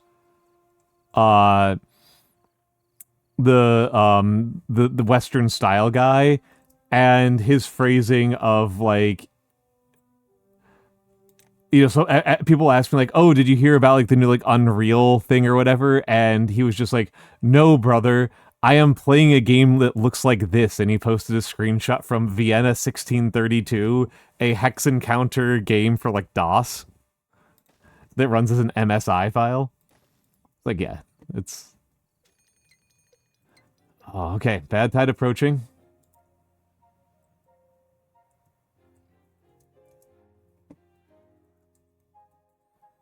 Okay. We gotta pump up these water stocks. We gotta go nuts here.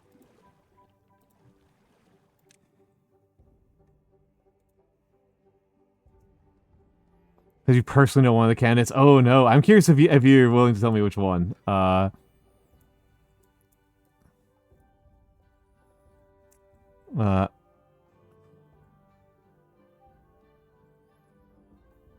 Honestly, just the DSA sort of marketing itself to an audience that's listening for once. Yeah, yeah. Hello, Bones. Hello, itsy bitsy Bones. Hello, hello. Hello. How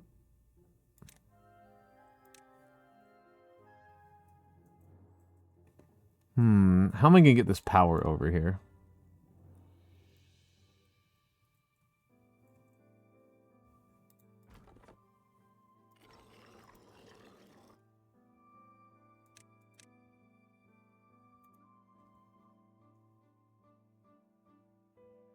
Jackie Wong? Okay, okay. Have I met Jack Wong?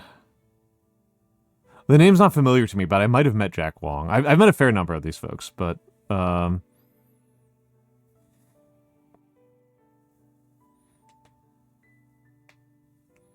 yeah, that'll happen, Shark Ray, unfortunately. That'll happen, unfortunately. Hello, Big Gay Mikey. Hello, Big Gay Mikey.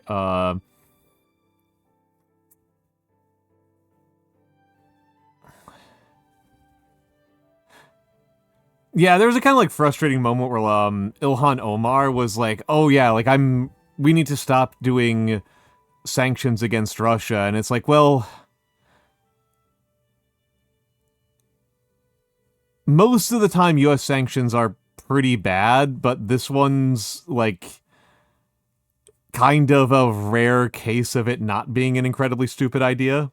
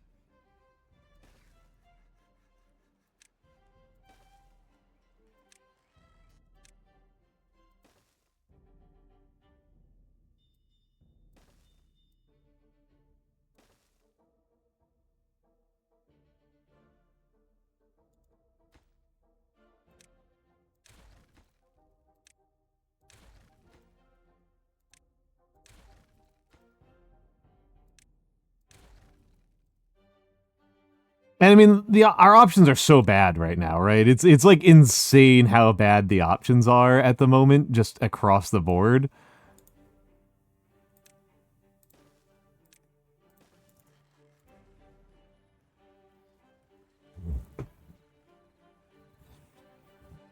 Like, the number of conversations I have in my life where somebody's just like, what do you mean you're not a fan of Gavin Newsom? And I'm like, I don't know how to approach this question. Like,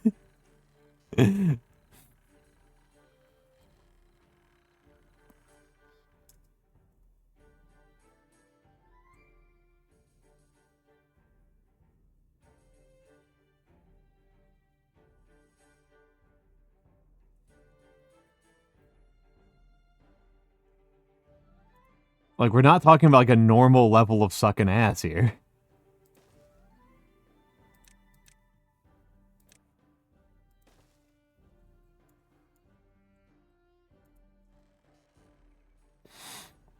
Yeah, and it feels strangely like behind the times to be like, oh yeah, like tweeting about how mad you are at Donald Trump is going to save the world. It's like, I don't know, it feels very out of touch in than this year.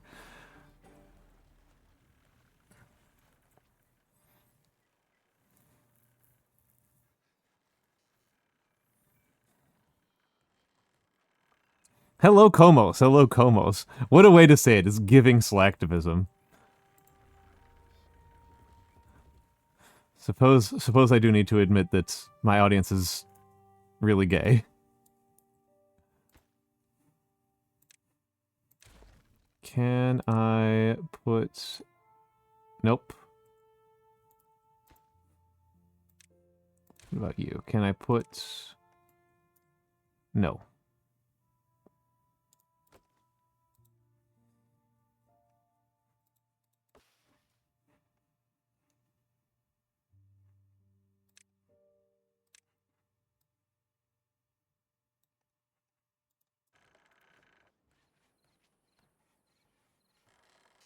Who could guess? For the record, you're straight. And then you say it's giving. Then you're using the is giving grammar. Is this cultural appropriation?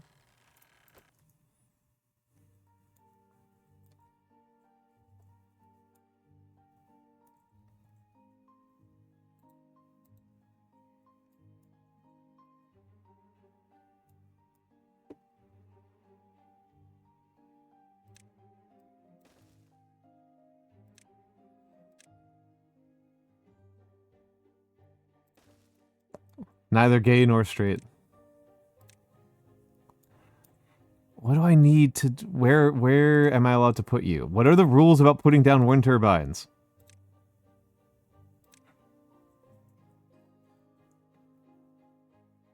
Where am I allowed to put down wind turbines? You're going to drive me insane.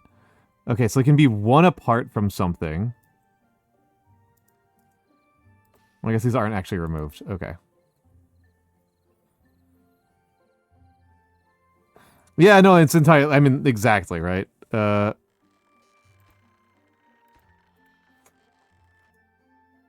gonna try this again.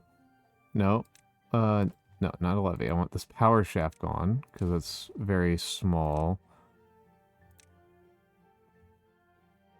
Like, this feels like it should work, right?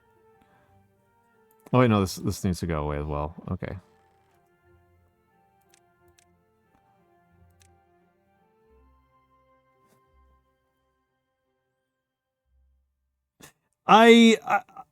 You think it's a 3x3? Okay. I'm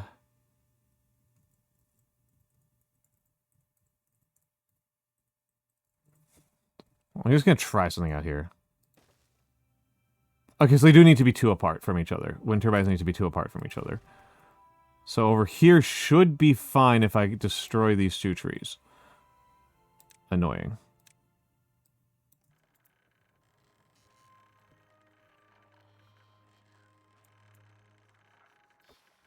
And this birch as well.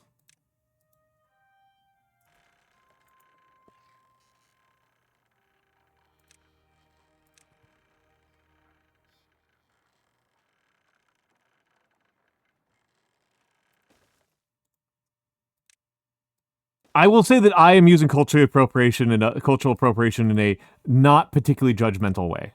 Like, you can appropriate cultures in ways that are not actually harmful. There's a difference between like evil and culturally appropriative. These are not synonyms. Alright, whatever. I'll just let this roll. Like,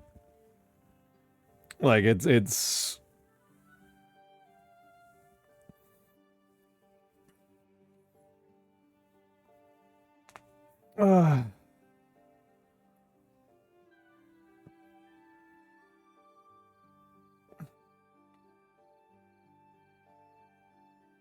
Yeah, and it's... You know, there's questions around, like, there's a lot of ethical questions around cultural appropriation, but there's not, like, a... I should have... Okay, we're going back down to 16 hours.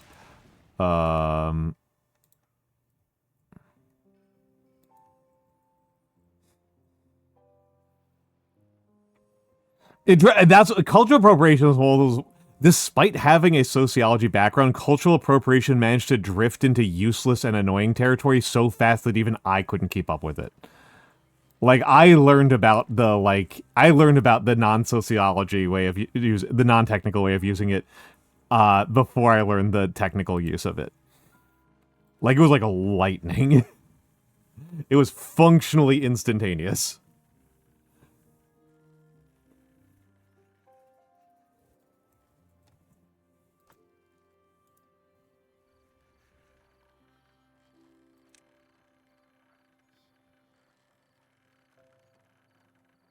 Hello, Ilo Retzi.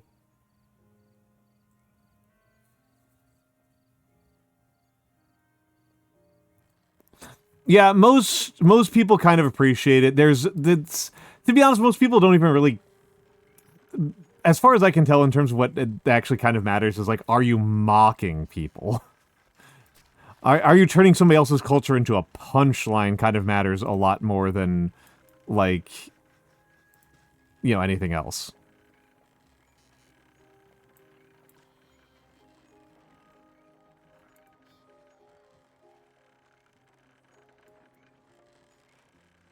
Let's see, am I actually getting enough? Not really. Hello, what's the question, Ilo? Hold on.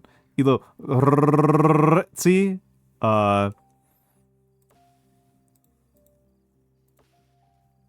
What you got for me? What you got for me?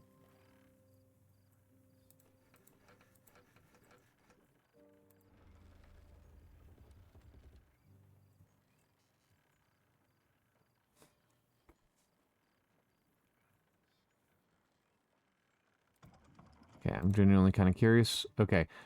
19 days. Ah, that is spicy. That is spicy. I wasn't even paying attention to it. 20 days, yes. What is the worst part of being a teacher? Okay. So it's worth saying that I did not stop teaching on account of not enjoying doing education. I stopped because the demands of like my ability to produce the kinds of research you need to do could not keep up with what was could not keep up. It was not enough. They did not pay me enough money for me to be able to continue being a researcher as a full-time thing. I needed to have a second job. And when you are working two full-time jobs and you're competing with other researchers who are only working one, you are screwed. That was what kind of pushed me out of academia. I was not subject to a lot of the worst parts about teaching. I found, however, that I did often have frustrations around some of the non-obvious issues with, there were some non-obvious issues with teaching. There were some very non-obvious issues with teaching that, how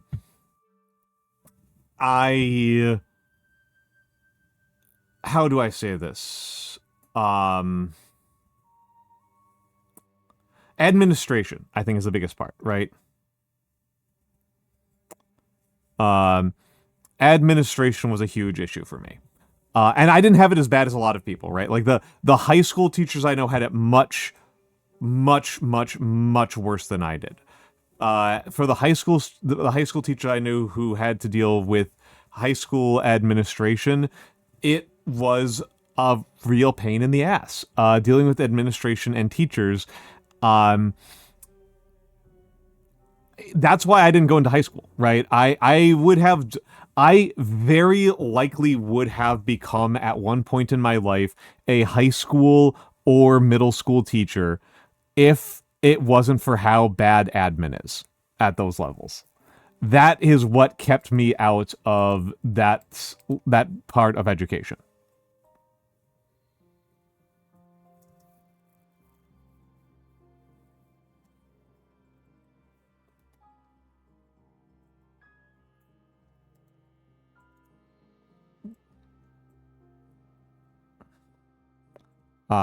Was that in America, high school and middle school teachers are treated extremely poorly. By the public in general, but especially by administrations. Yeah, that's what kept me out.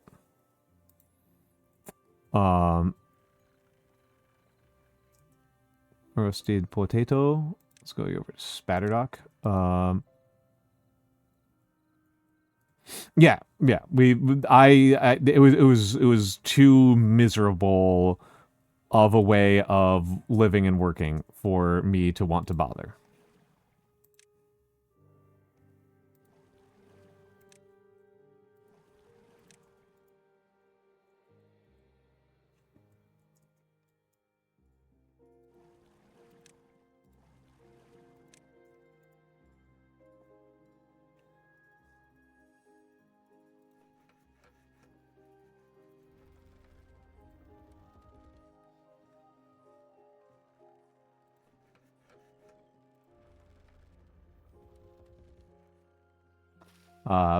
The actual experience of teaching I found very enjoyable. Like the minute to minute experience of being a teacher I loved.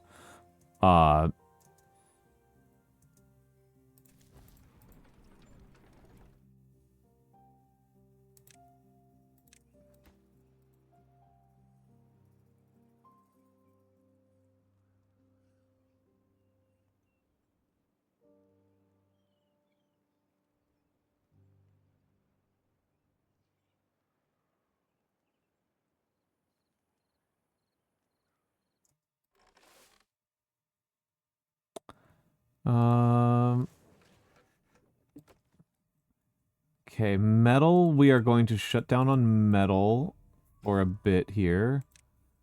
Because I want more farmers. We are definitely having a farming problem.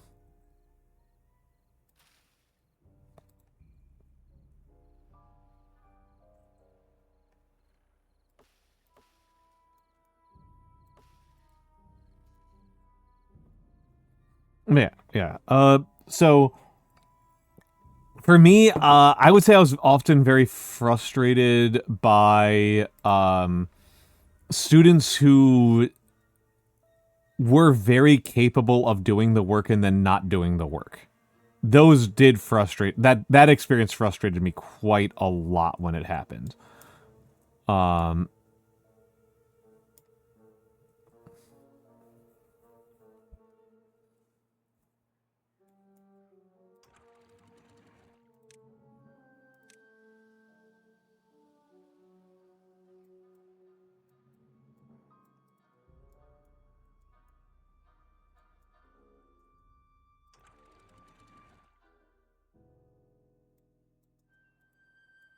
Kind of curious about something here.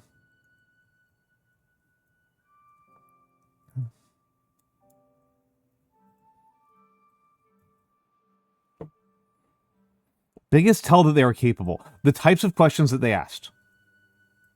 That was the biggest thing to me. Was like, what types of questions a student asks during class. If they are asking with like a genuine mind towards curiosity, there was basically here's the list of actual reasons why students failed for me, because I was teaching college for the most part. Didn't show up to class, didn't hand in assignments. That made up almost every single failure. So I got pretty frustrated when I had students who understood the material and then didn't hand in assignments. That very much frustrated me. That very much frustrated me. And it happened pretty frequently.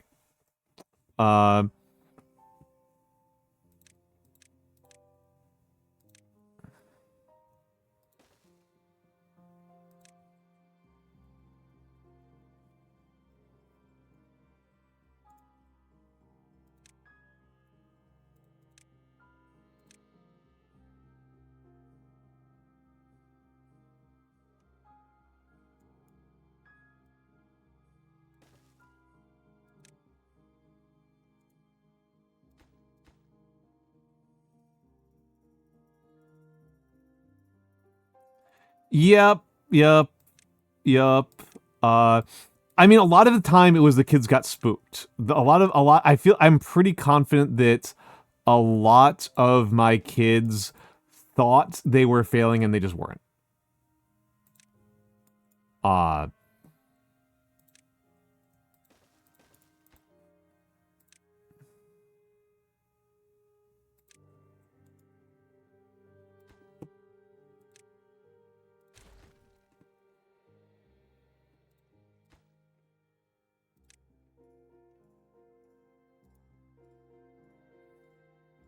I would not, Komos. I would not. I just wouldn't. I don't know what I would recommend as like a late career, like a late life career.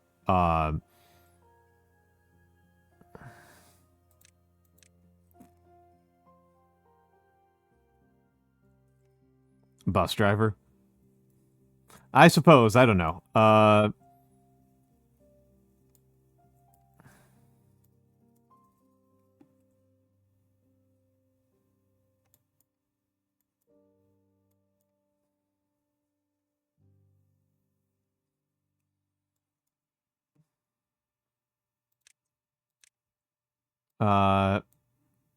I can say that a more traditional and I think for my money better one, Komos, would be adjunct teaching. Would be college level. I think that college level that doing like adjunct teaching is that's a more traditional one. I think is a better one. It's worth saying that like high school and middle school teaching, like they really expect you to have like graduate degrees in education. It is not like a small thing. It is they expect a lot from you.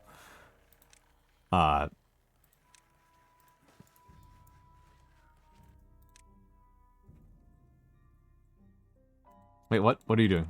Oh, shoot.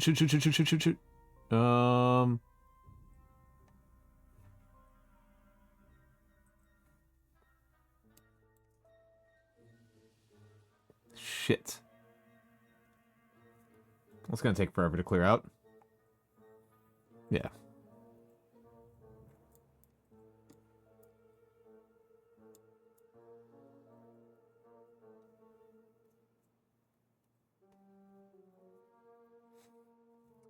It is. It is. I mean, that's something that I've always felt like I was pretty strong at. Again, the actual teaching I was fine with, right? Like, I didn't feel like I particularly had trouble with the teaching itself.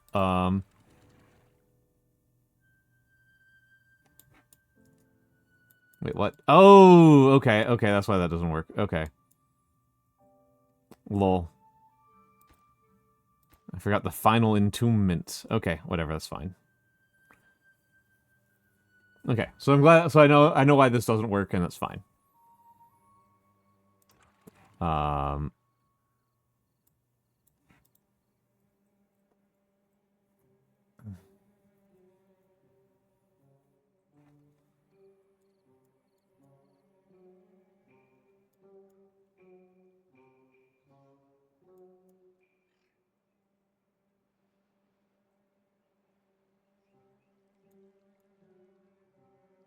Well.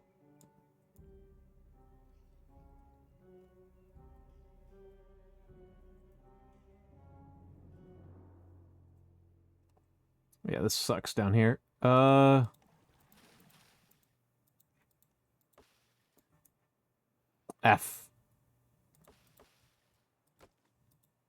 Yeah, I fucked myself up here pretty bad. Well, I wasn't using that maple, and I was using those maples anyway, so it's not that big of a deal, but it's going to hurt my crops quite a bit. Going to be considerably spicier than I'd hoped.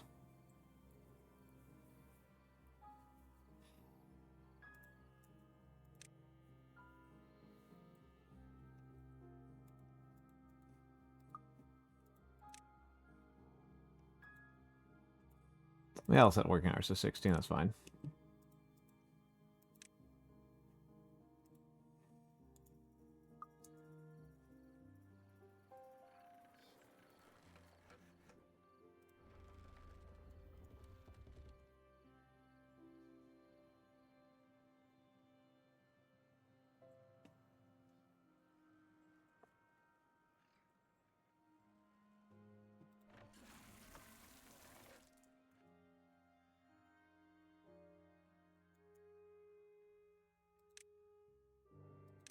Yeah, I'd say it's fair to describe it as a lot of prep. I think that's quite fair. Let's see, what do I need for an underground storage? Well, I can do that right now. Well, I don't have enough science. Okay. Lol.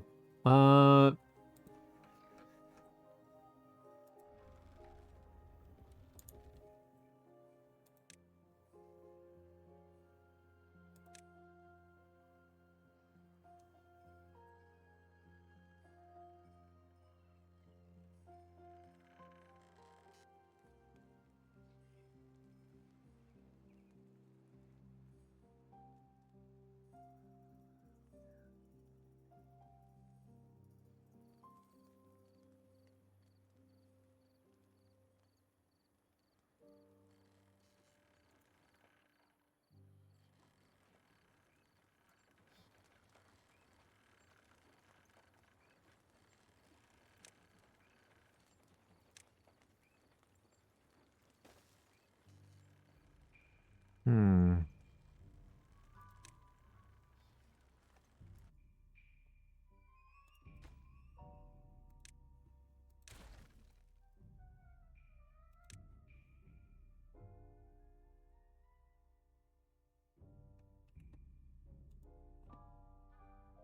How much is that? So that's considerably more expensive than just building more platform.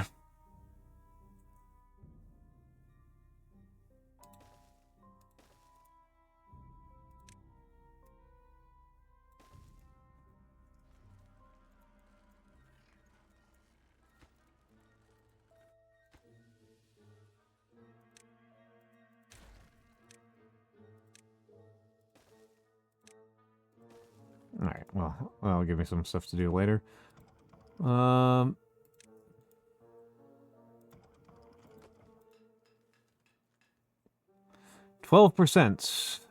is better than 0.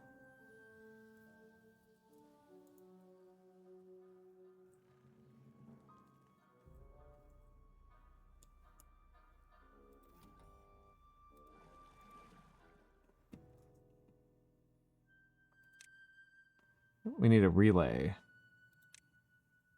We need the relay. Let's unlock relay while I'm thinking about it, because I just need the relay. There's no question about this. And then we need contamination sensors.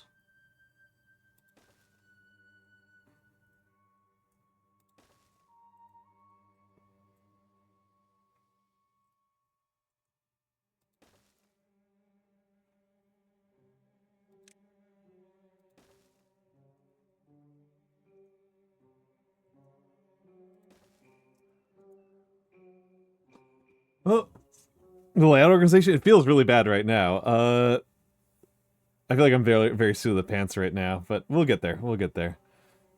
Oh. Ah.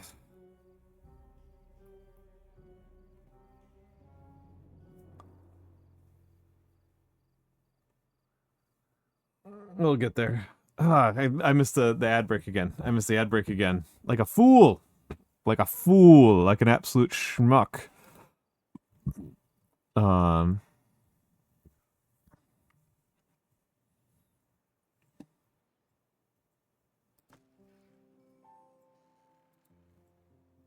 All right. I'll do a workout time. I'll just set the speed to 1. I'll set the speed to 1 and then workout time. Okay. Okay. Assuming the position. Alrighty. 1, 2, 3, 4, 5, 6, 7, 8, 9, 10. Ah. Oh. Ah. Yes, that happens when you count in sequence. Ah.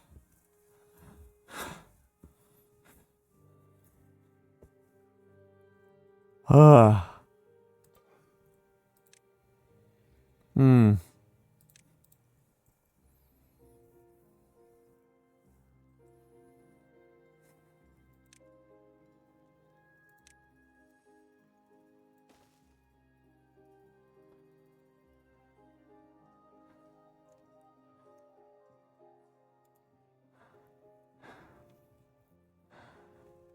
Ah.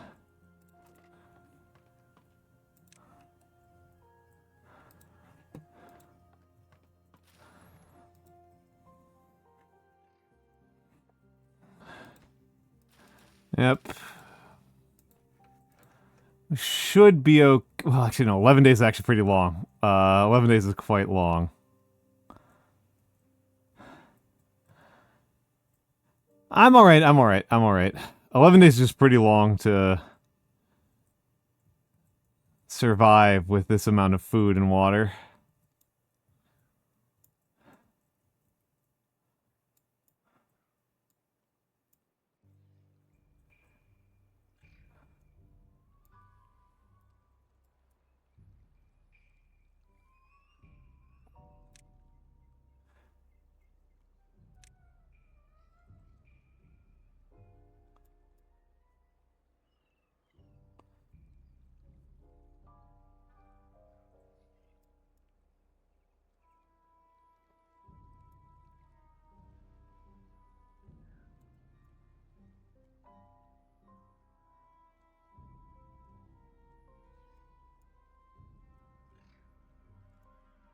I think that's the best use of that 500 science.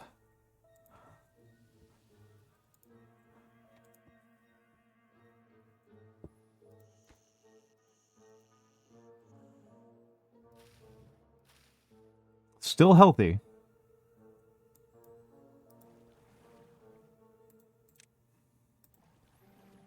As well, see how much water I can get out of this, because there's clearly not very much left in there.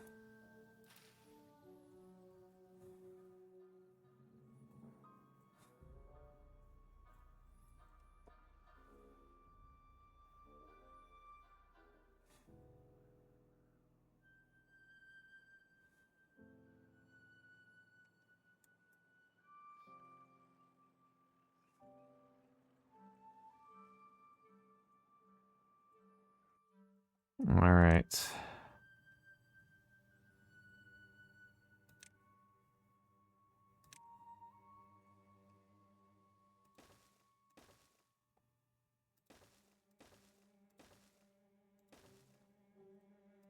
Forgot that this is just kind of easier and cheaper.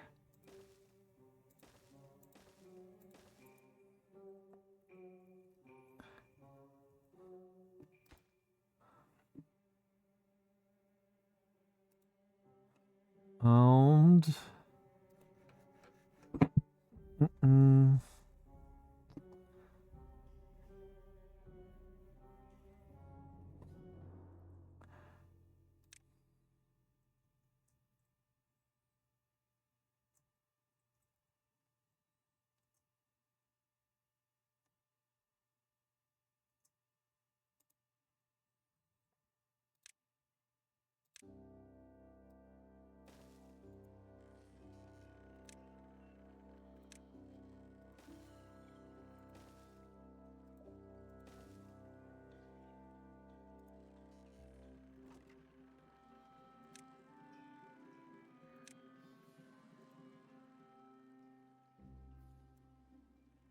going to be very ugly because there's going to be a whole bunch of like flood markers on here.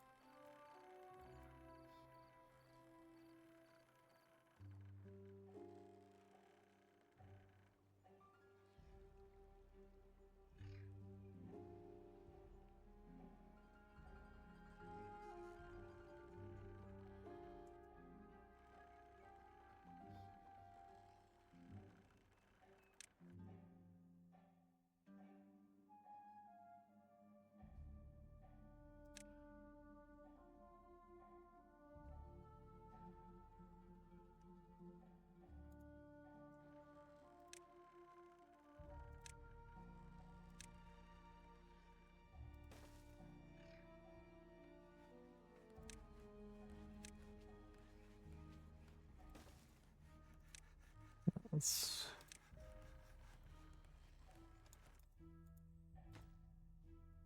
Hold on. This is kind of a bad decision here. We can do something better. We have the technology. We can be better.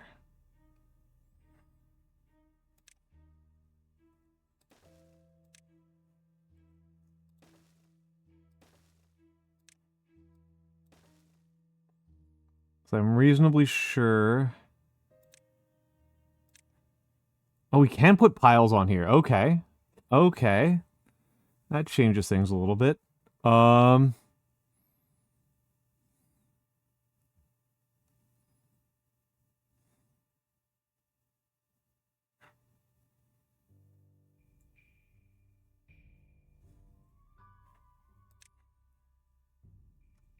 Yeah, it has to be on ground. Underground piles need to be on ground. Okay, underground piles need to be on ground.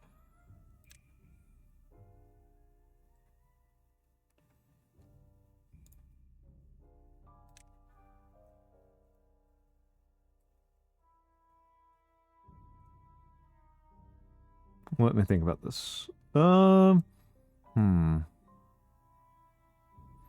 Anarchy. Hello, Sparkly Anarchy.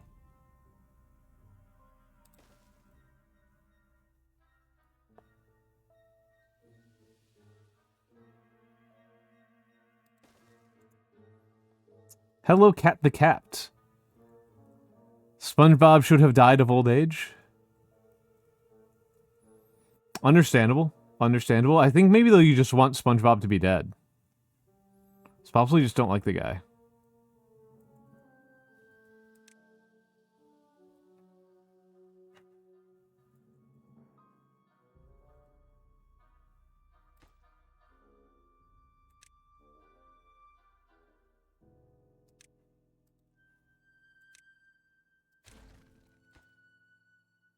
He did die on screen once. Brutal. How do I do this? How do I do this?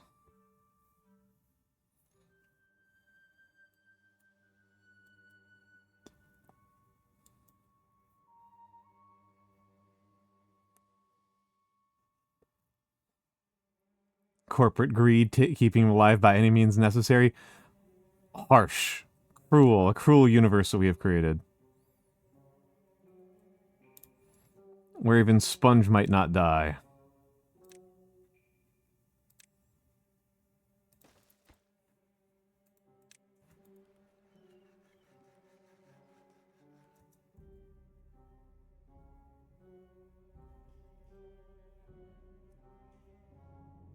That's an insane question to ask. I'll trust Shark Ray on this one, right? Because the amount I don't know about Pokemon, right? Like I very much know very little about Pokemon.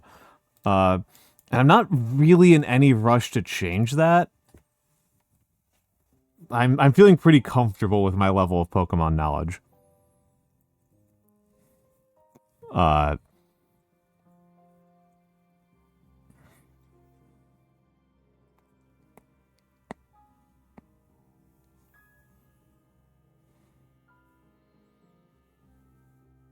Most water Pokemon are not made out of water. That's a good point. Well, okay, I'll have to trust you on that, I should say. Sure. Most water Pokemon are not made out of water. Sure, I'll take it. I'll take it. That sounds real to me. That sounds correct to me.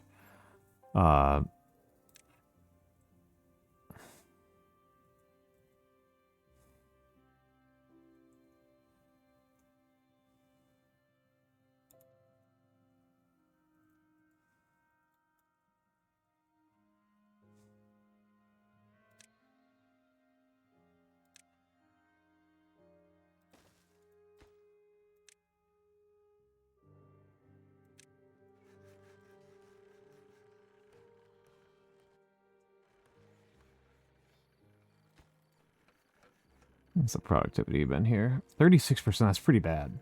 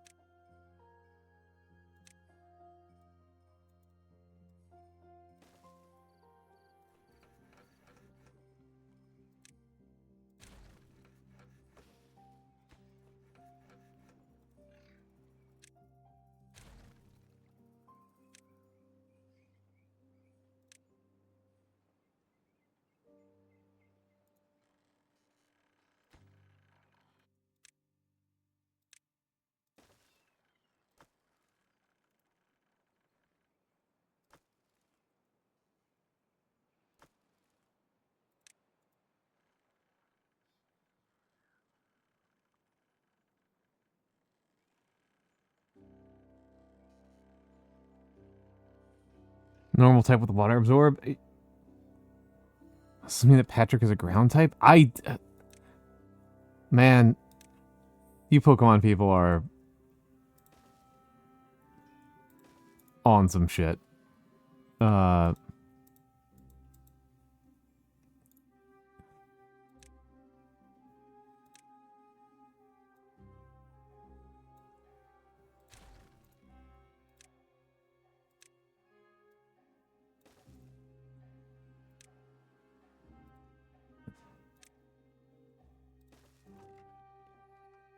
Requester.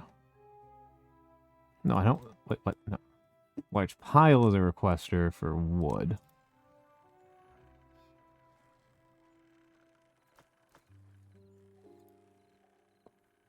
Almantas is psychic normal? I suppose. I always figured I would just be normal. Or... I don't know. I don't think old's a type.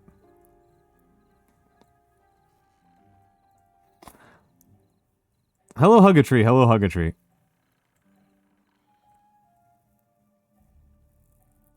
Education and learning is always psychic? Interesting.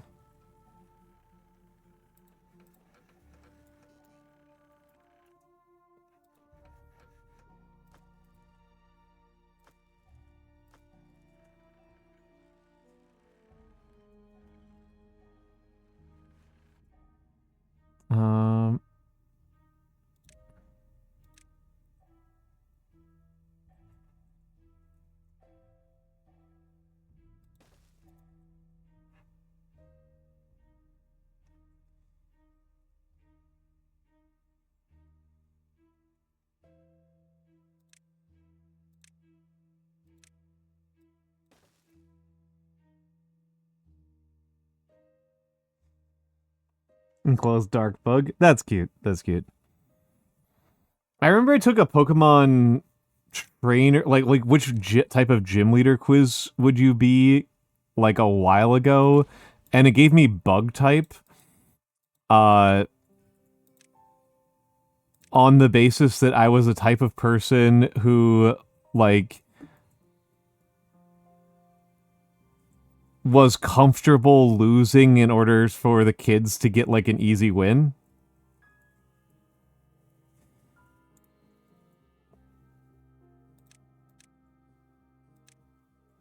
Which I'm like, yeah, that sounds fine.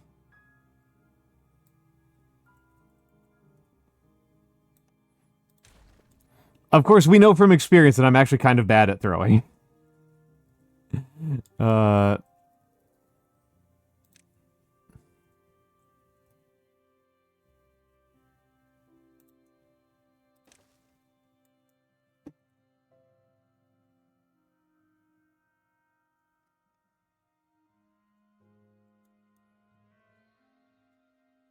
it wasn't that I would be a bug-type Pokemon, right? It was that I would be a bug trainer, a bug gym leader.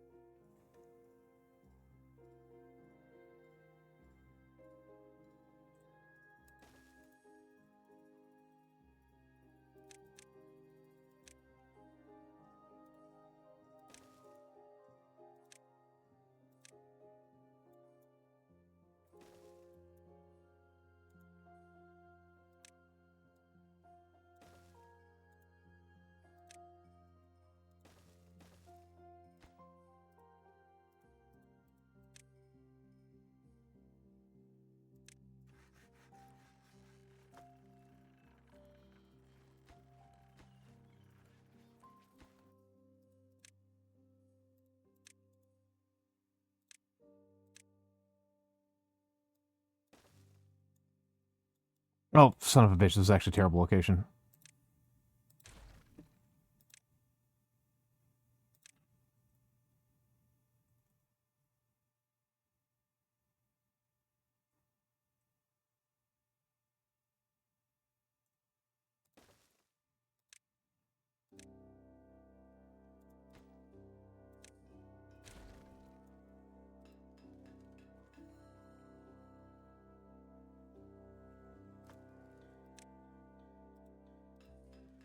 Hmm.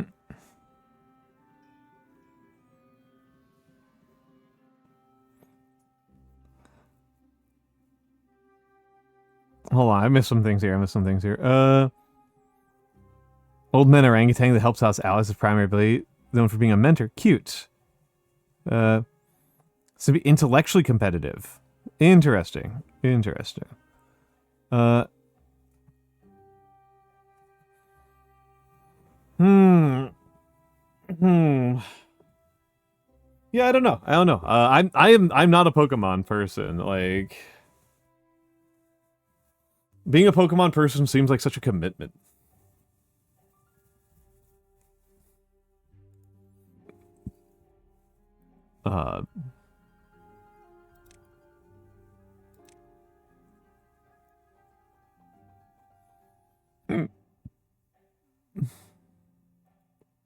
Fully committed to Pokemon forever.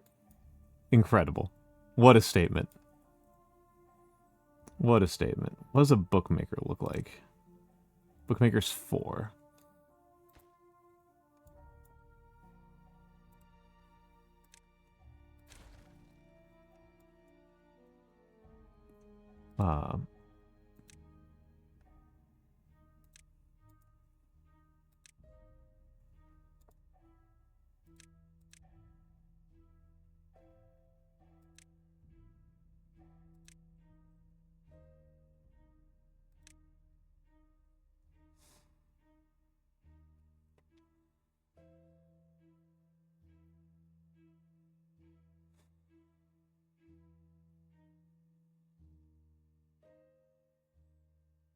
You know enough usually. It's a world. It's a world. It's a world. It's just not a world that I know a lot about, right? I am grateful that there are still many worlds that I know very little about, right? Like that's a nice thing.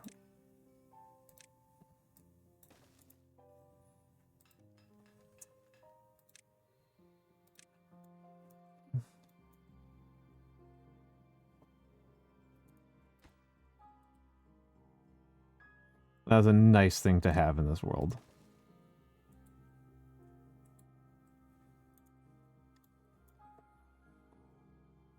I have only played Red and Snap. I've played Pokemon Red and Pokemon Snap. That's my list of Pokemons.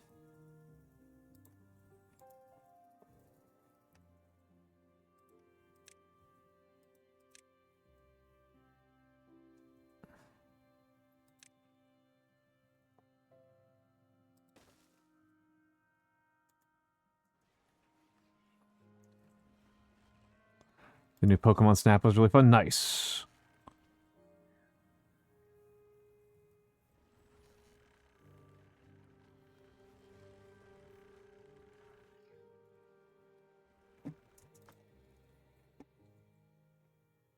Oh, excellent. Can remove the large pile there.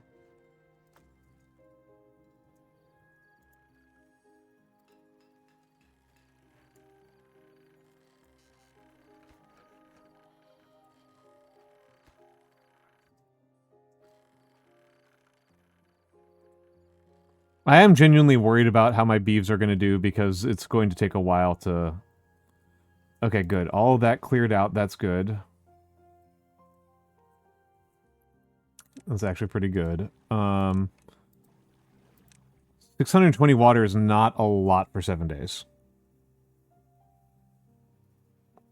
I drink almond milk. Yeah. It's pretty plant-based.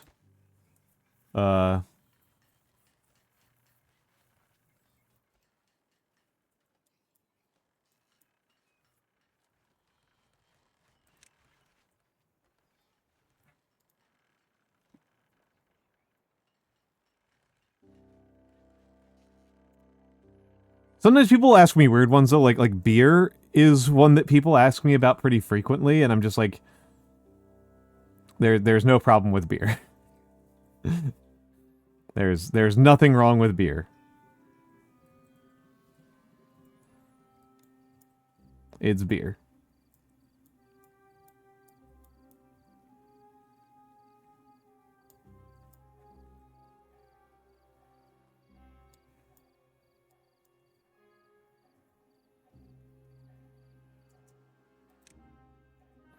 Sometimes people think yeast isn't vegan, which is an interesting one to me.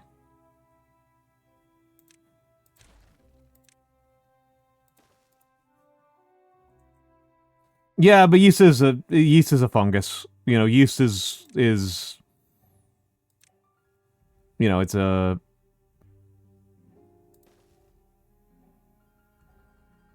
about as controversial to me as mushrooms.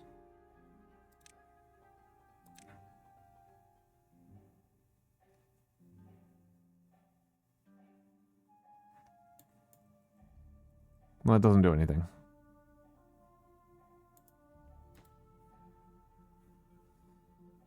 An airlock is what I need.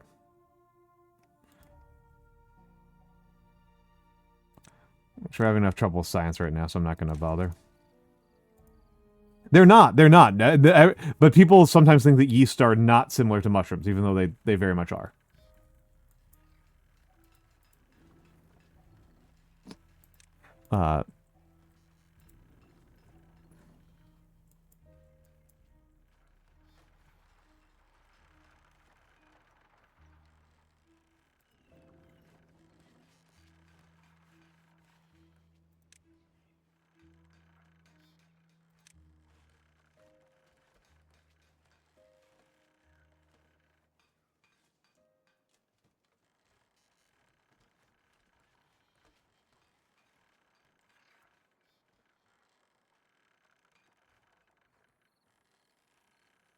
Have I had bitter melon? I don't think I've had bitter melon. I don't think I have. I don't think I have.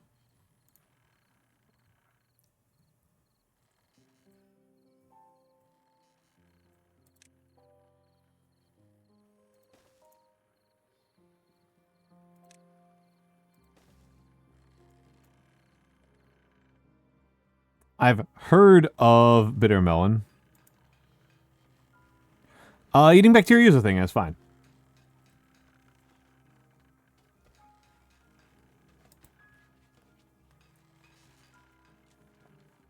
Bacteria are not animals.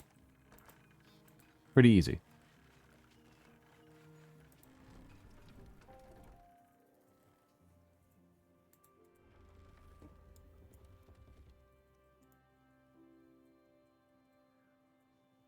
Yeah, no, veganism is not just plant monomania. It is not plant monomania. It is not hurting animals.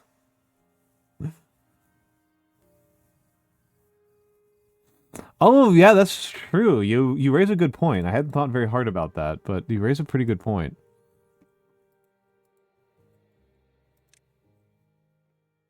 Yeah, bacteria is extraordinarily unavoidable.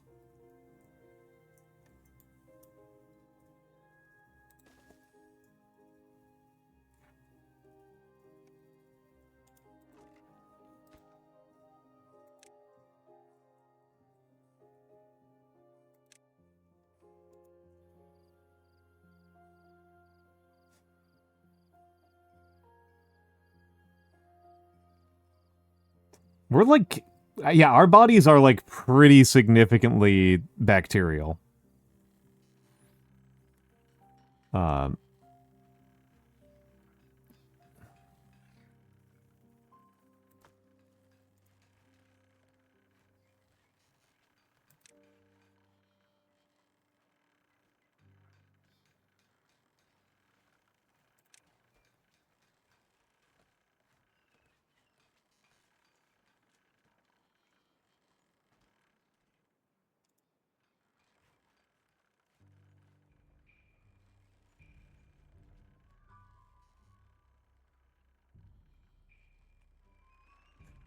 I mean, you could lick a petri dish, I guess.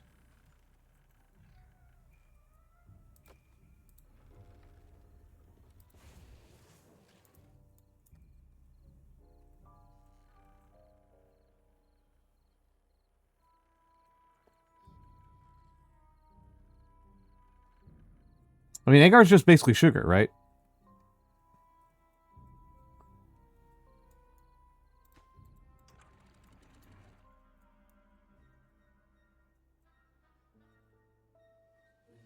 Sugar and seaweed? Gotcha, gotcha, gotcha.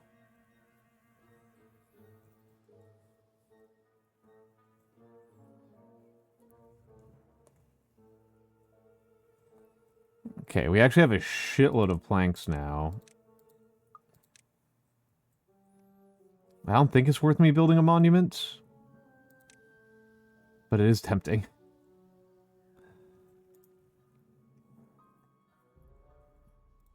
Now, I should be saving up my science for the observatory.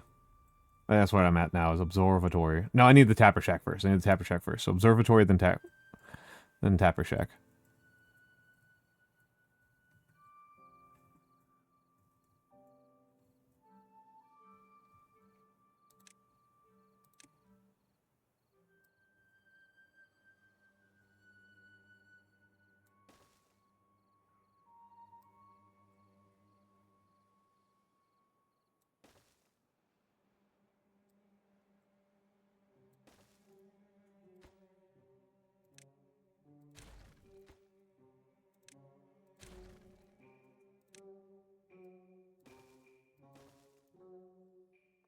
All right, let's...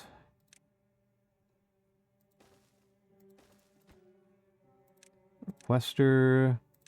Logs... Requester... Planks.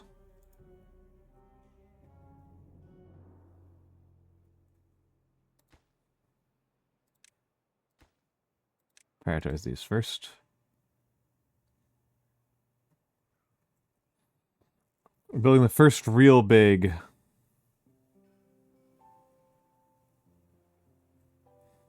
Yeah, cognac. Something that I didn't actually eat when I was in Japan. I know cognac from anime.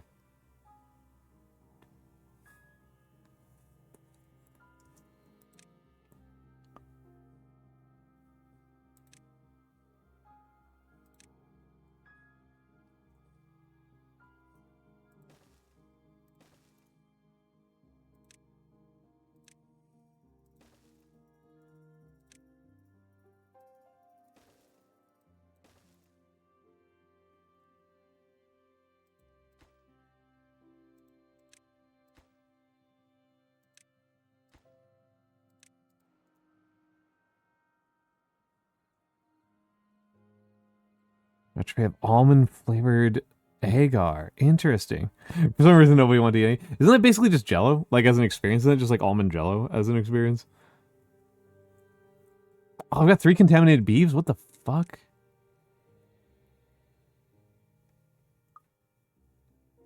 How'd you guys get contaminated? Shit. Well, at least it's only 3. And we are 24 hours out from the end. Well,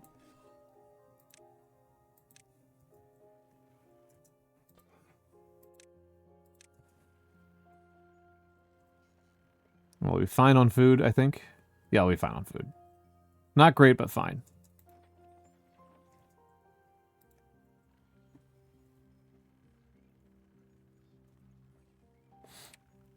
Oh, I will say, and this is entirely possible that this qualifies as,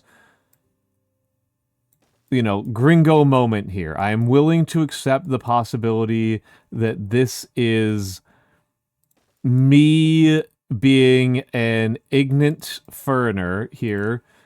I have not enjoyed the Shiraki. I thought Shiraki was extremely gross. I thought it was incredibly nasty whenever I've had it.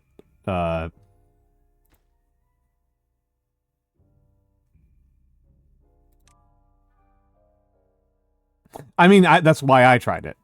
That is precisely why I tried it. And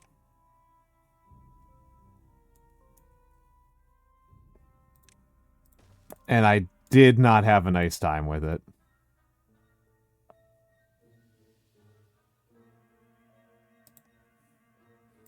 The texture on it was I would rather just have the pasta sauce without noodles.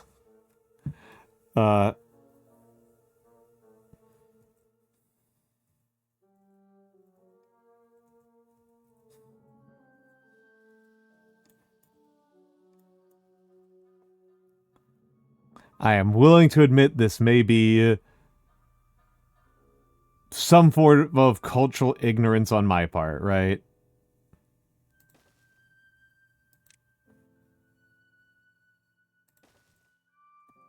I mean, I've talked about this before, right? Like I'm on the weight loss journey.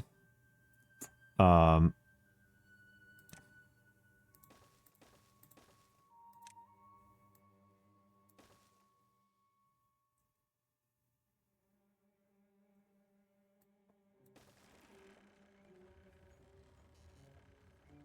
right.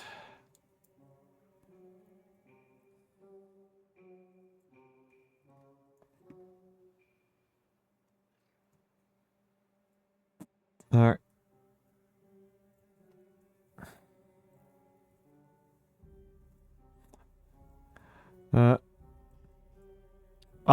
I know that Eiko likes them. I know that Eiko's kind of a fan of them. But, not me.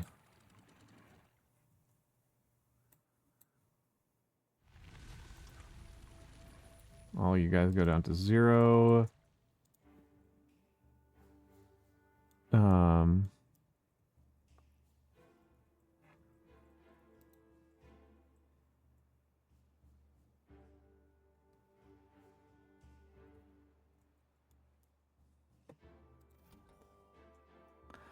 Losing track of some of the things I'm doing. So I need a depth threshold and a contamination threshold. So depth threshold greater than 1 meter, 0.1 meter, less than 5%.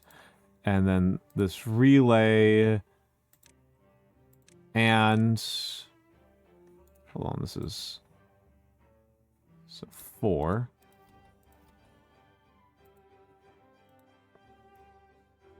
Gonna rename these. 2, that's fine.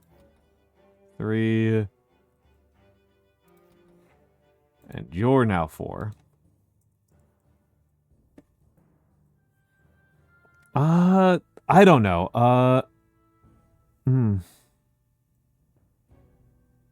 If passive is like celery. I don't. Yeah, it's the chewiness of shirataki that really gets to me. Yeah, I don't mind natto. Natto is like fine. Um,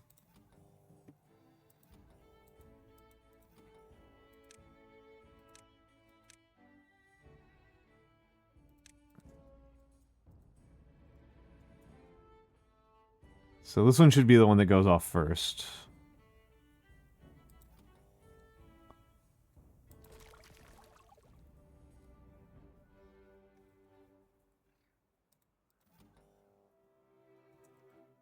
Okay, we are going into the ad break. I'm actually going to use it finally at the 3-hour mark. I'm actually going to use an ad break for my intended purpose.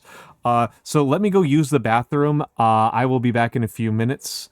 Enjoy the fan art gallery while I'm gone, and we'll be back. We'll be back.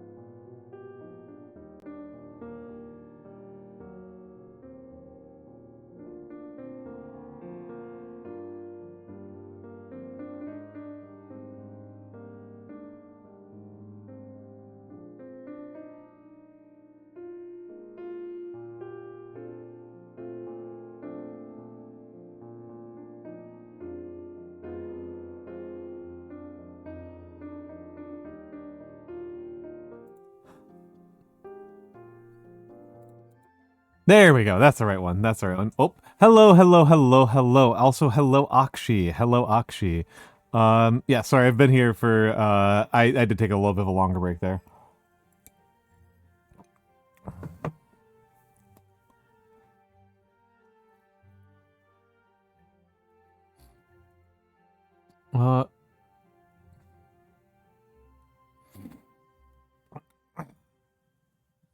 Yeah, your mom. No coconut would be trouble for your mom. No coconut would be a real trouble for your mom.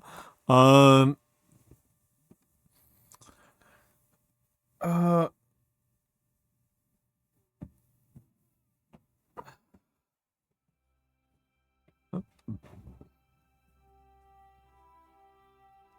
Their options doesn't include it, but okay, okay, okay.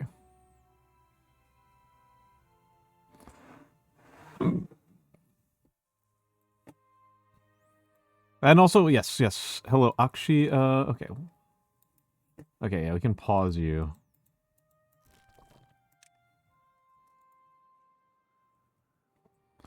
We have 3 contaminate leaves. 12 unfilled beaver jobs. Start shutting down this stuff over here.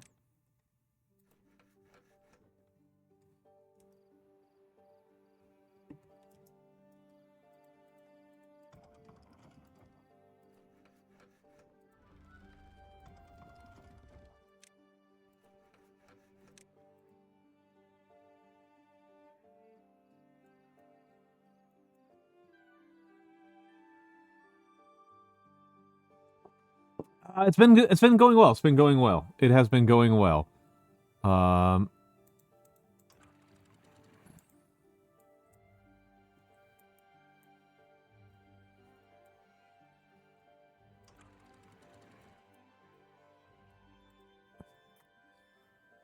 We are building an enormous project right now. We're building a huge aqueduct. It could be a lot worse. You are completely correct on that point.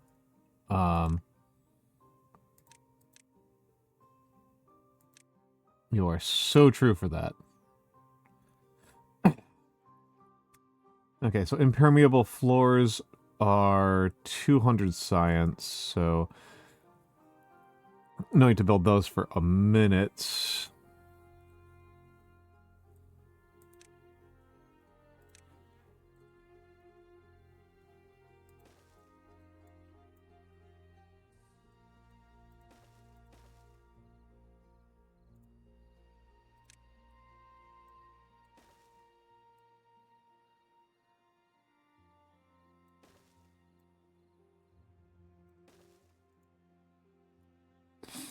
No need to build those for a minute.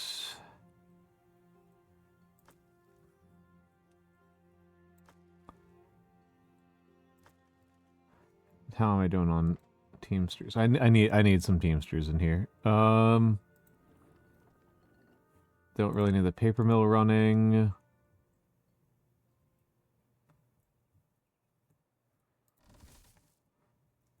Reduce you by 1.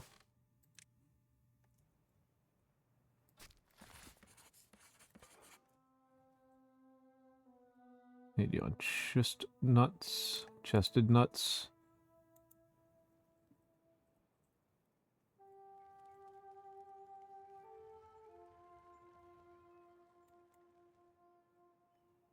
Oh, we're out of water. We might actually have some deaths here.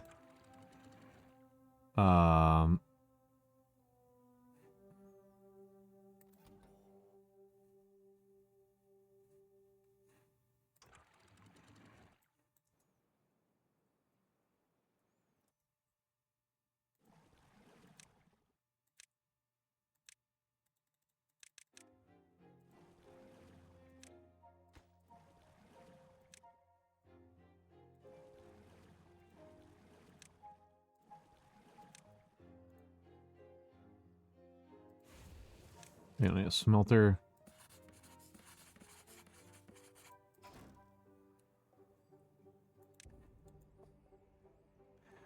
You turn off a lot of stuff for the moment. Tide approaching. Fuck. Fuck. Nuts to the chest. Yeah, Tohu, this is where the problems start coming in. This is where the problems start coming in. 7 total days between bad tides.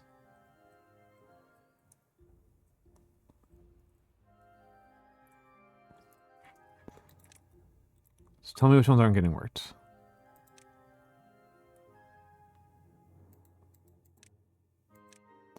Just show me the vacancies. Gather a flag. Hello, Nyanomancer. Hello, Nyanomancer. Turn off the gear workshop. I'm fine with that. Hello, Nyanomancer. How are you doing, Nyano? How are you doing?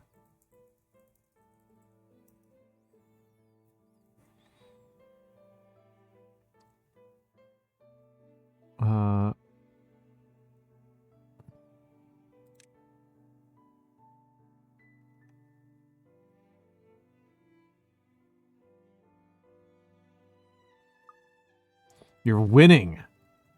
I love to hear that.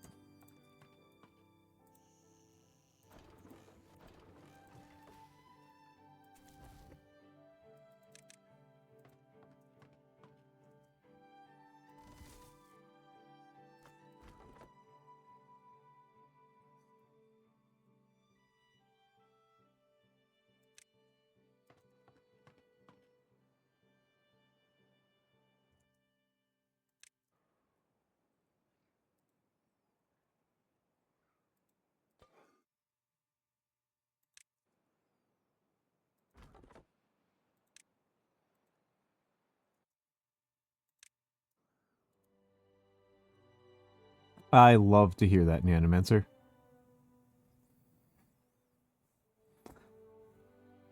Finally, you blocked the alt levitation ring? Interesting. I don't know what that means.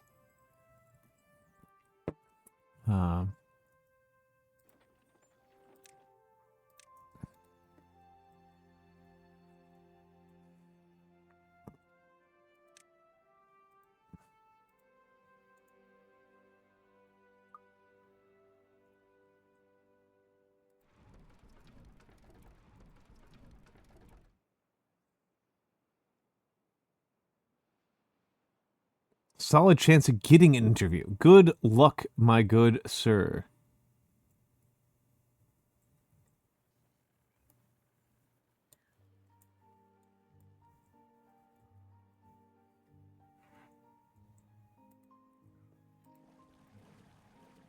Good luck, my good sir.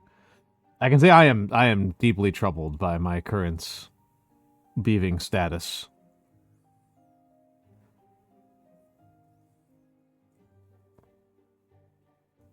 We have 24 hours left to collect water, and we have only 400 water. That's a really bad side.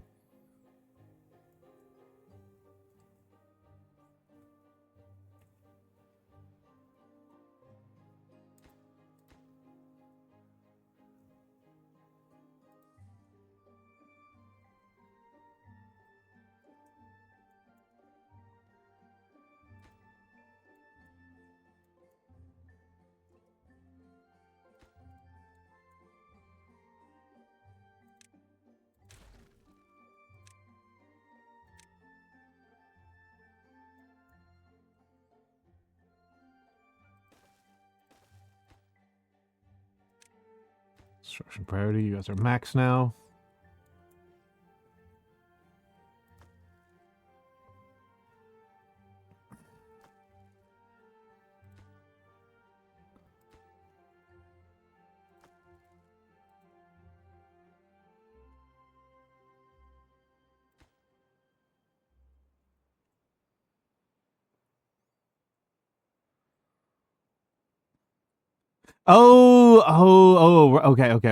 Okay. I read U block, and I thought you meant like U block origin was what I read that as. Like you had ad blocked it.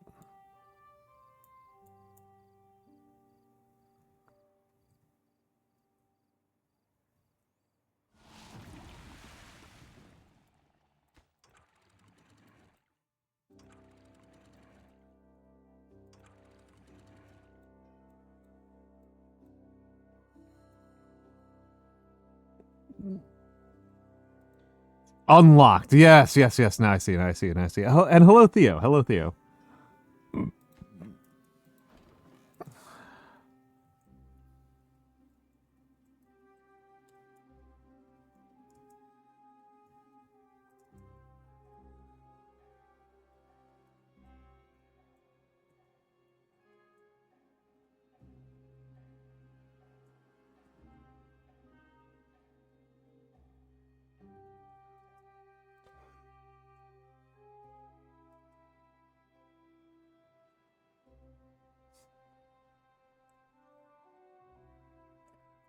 That was your first. That was your first chat of the night.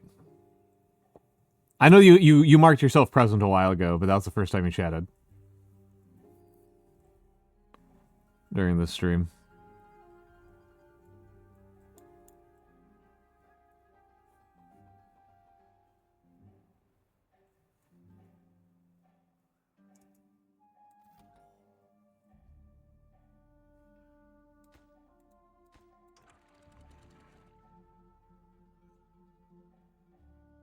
Yes, hello, Tohu. Yeah, I suppose you've just been very patient.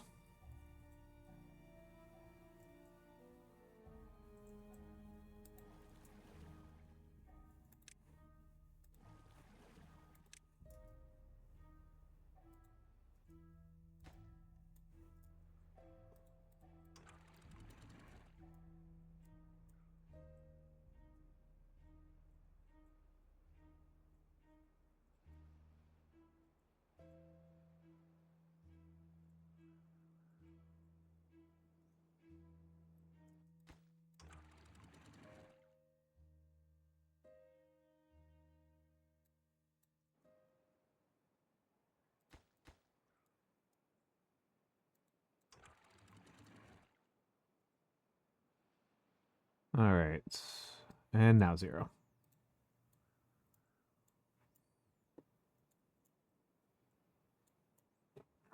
Okay.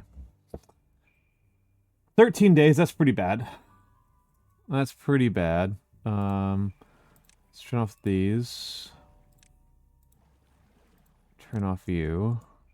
Definitely having a food problem.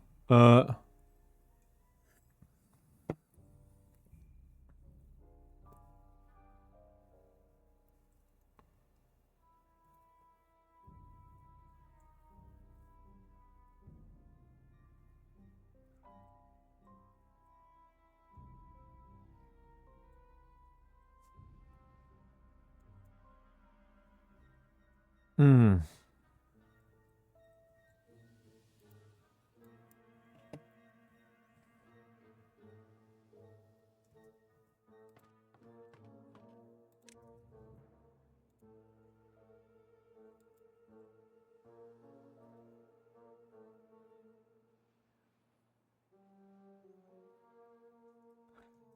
Yeah, I'm definitely having a problem. I'm definitely having food problems.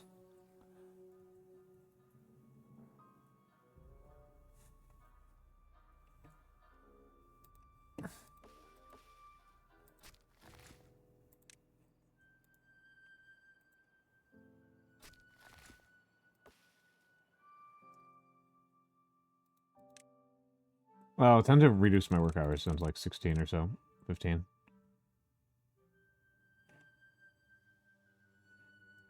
Huh?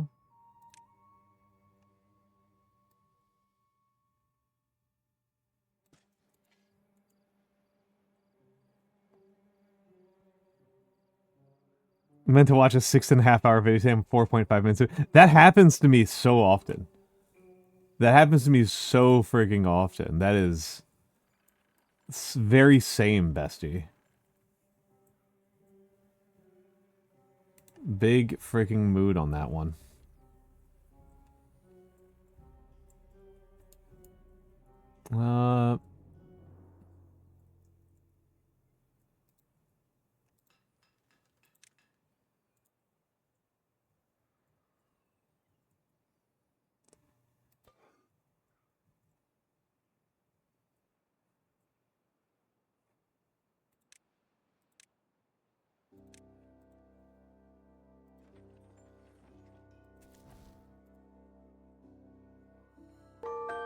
Oh, Anonymous, thank you for the gift sub to Grimmy.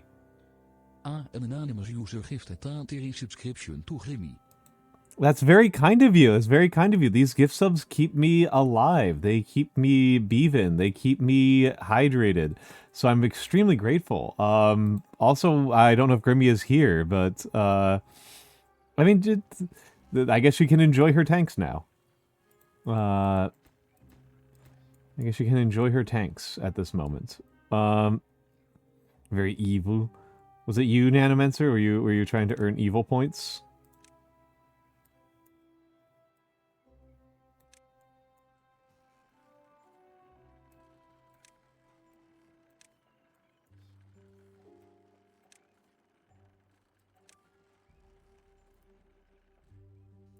I didn't think so. I didn't think so. Like that doesn't sound like Nyanomancer, but maybe he's just trying to become evil. Maybe he just has evil in his heart.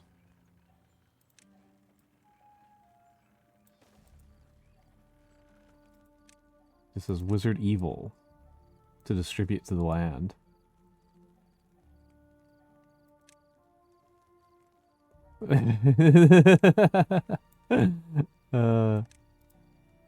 Unprovable, unfathomable, uncorruptible. That is the Nyanomancer promise.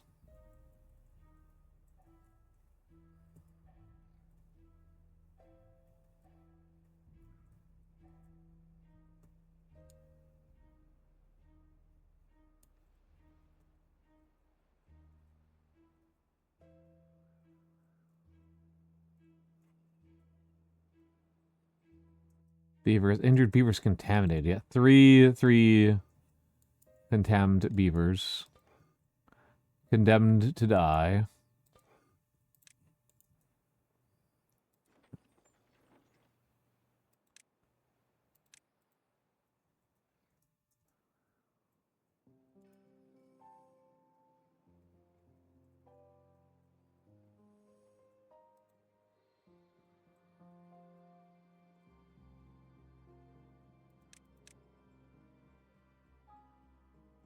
I don't know, the Tapper Shack first. Boo.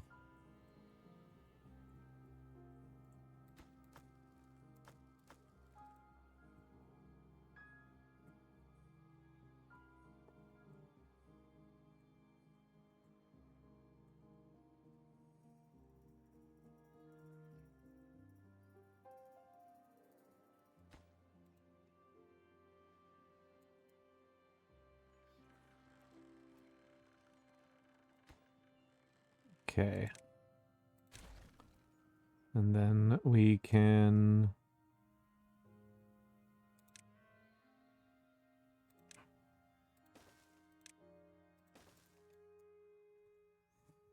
do that.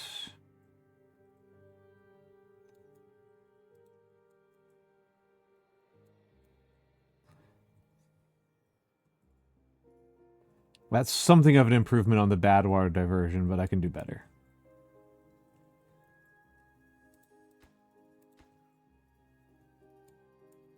This will be better. It will just take me an eternity.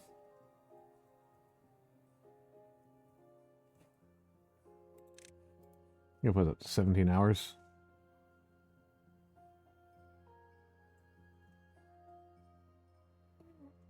Just gonna put it up to 17 hours. I'm curious as to what the 6.5 hour video was, because I find the video essay to be pretty illuminating sometimes. Sometimes I run across pretty good ones.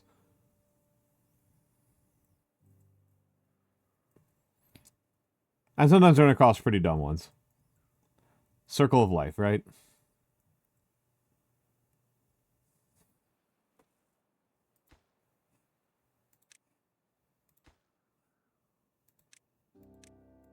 There's a dumb little mini project over here to connect my power grids.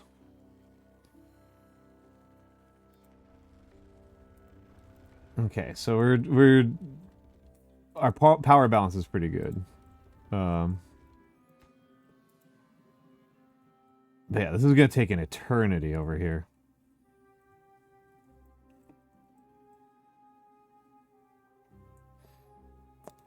Fuck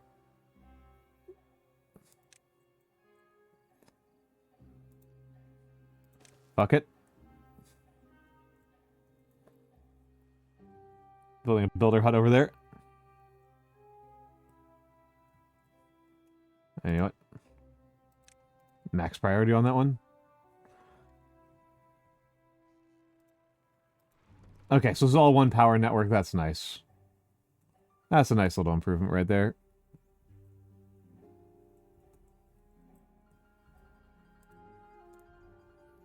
That's a nice little improvement there. We are losing water, which I don't love.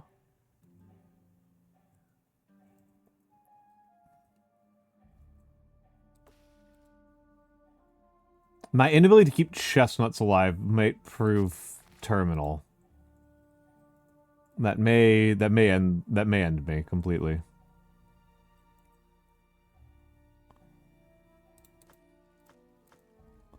What an insane and funny and stupid way to die, right? Here lies pain. They couldn't manage their chestnuts. Happiness is relatively low. It's because of food. It's because of food.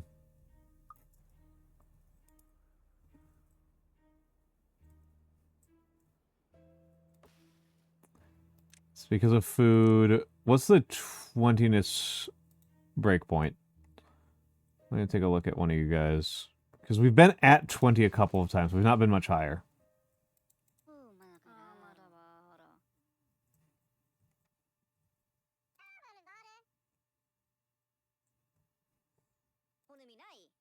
So 20, well-being 20. Yeah, I do want to try to keep them above 20. And we're pretty borderline, which means that it's wet fur is a problem. Wet fur is a problem.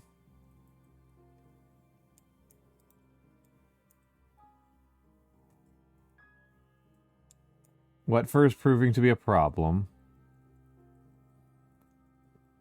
I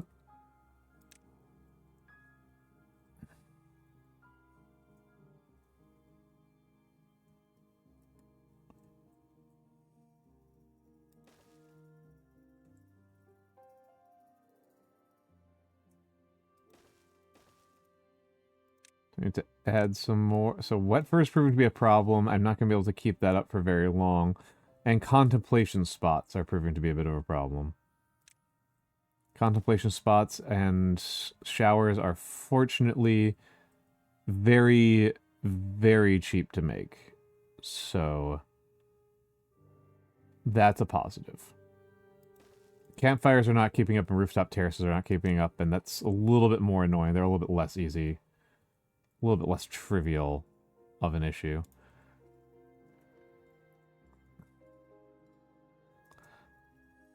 You know what? I'm going to fix a problem that I've been having for a while.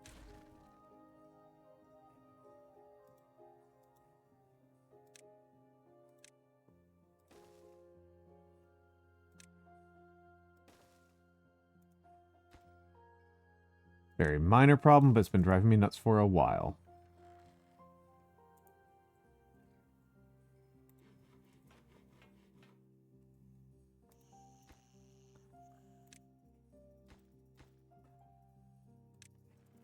Should have done that at night, so it would have woken up to it instead of having some beavers get stranded.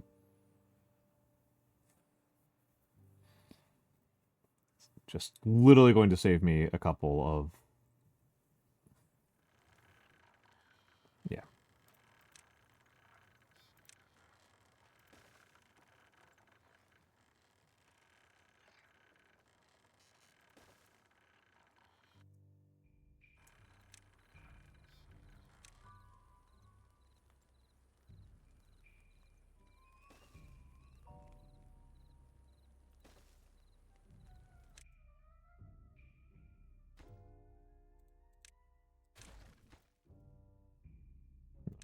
I did want that one to be there.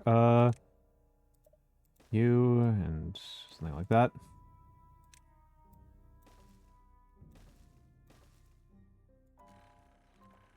Okay. don't eat chestnuts very often. I eat water chestnuts a lot. Regular chestnuts are a pretty small part of my diet.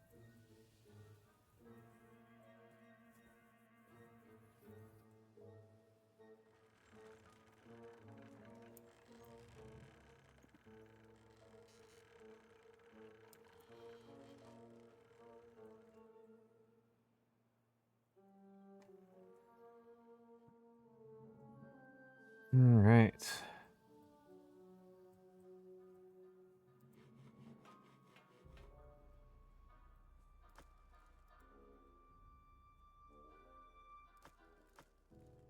Okay, we're in a bit of a wave of youth with the beeves right now. Looks like we've got Spatterduck coming in. That's good.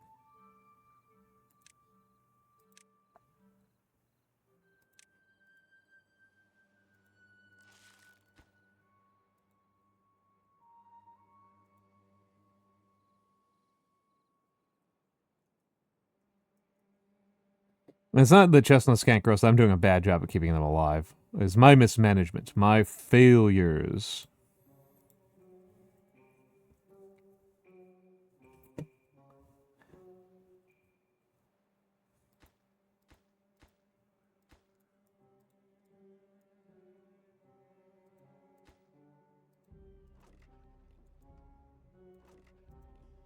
How did you build these? Did you go around this way?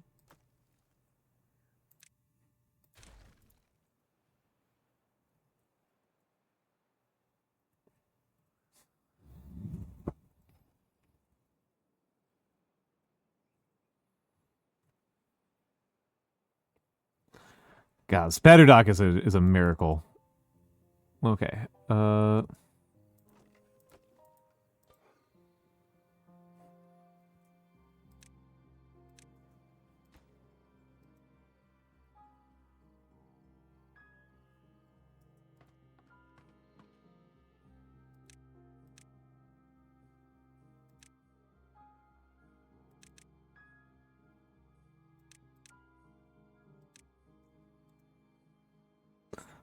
Right.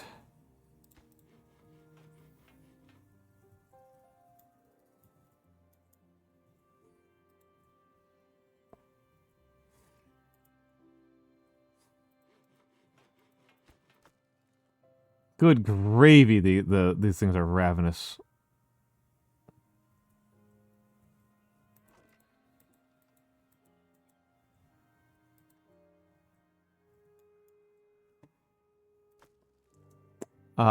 Fuck it.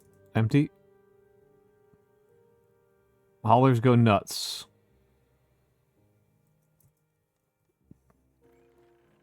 That's so funny to watch. Okay.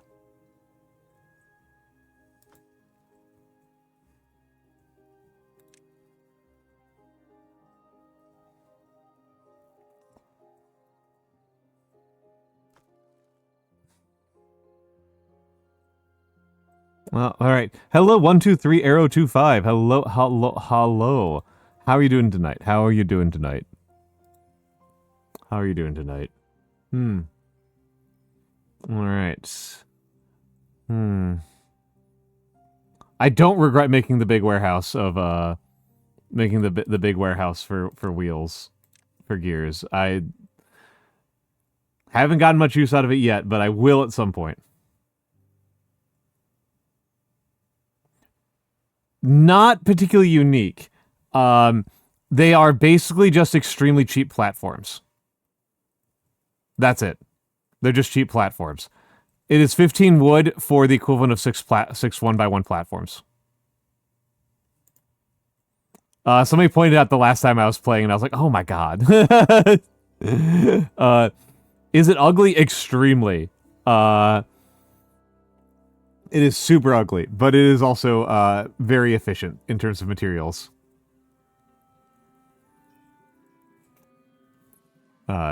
So, yeah, that's what's happening there. That's all that's happening.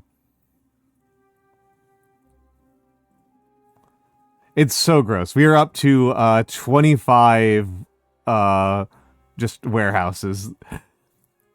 I'd care less if I could just like be like, can you ignore this one, please? Like that's where I'm at. It's just like, can I set like an ignore?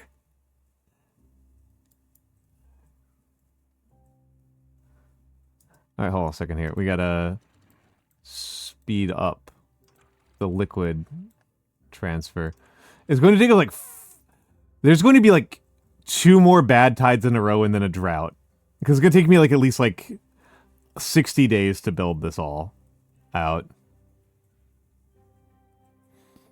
Oh, that's a good point. It would still give me well, I mean, things like it's also disconnected, right? Right, it'll still give the alert for being disconnected. And for being flooded. It'll still give the flood and disconnect alerts, regardless, which is annoying.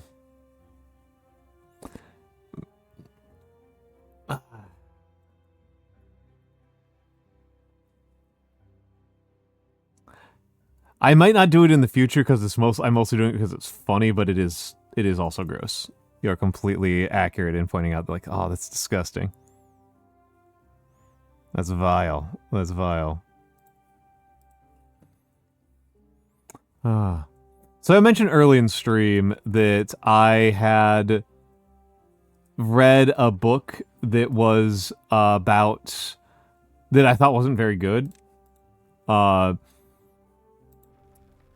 Which was a manga. I read a manga that I thought wasn't very good. Called Makeru Heroin ga Osugiru. Like, okay, you're gonna leave in disgust. See, have a good night. Have a good night. Have a good night. By a hygiene emergency? Oh. I don't like that at all. I hope that your hygiene has recovered.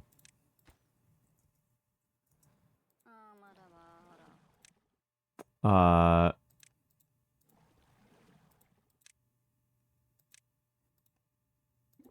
hold on.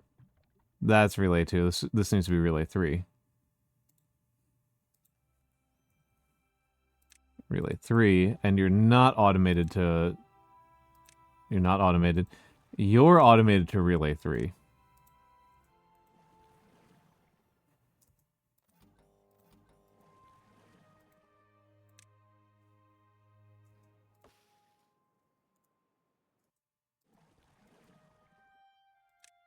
Let's turn on another relay here. And you gotta be max.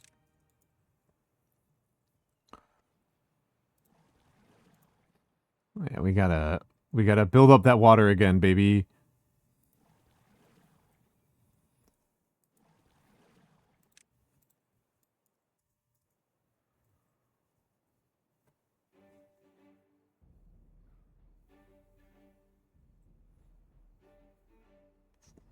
I thought that manga was firmly... like I said, I think it was pretty bad, if I'm being completely honest. I did read all of it. Well, I read 24 chapters of it today. And it was, like, kind of good for me. Like, that's where this was kind of funny to me. It's like, it was emotionally good for me to read something that was, like, not very good.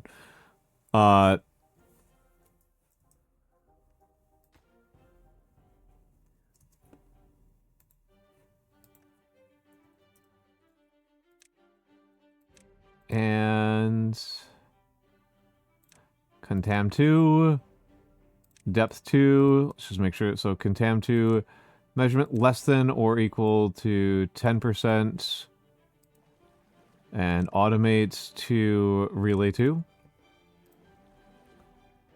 Just make sure, so you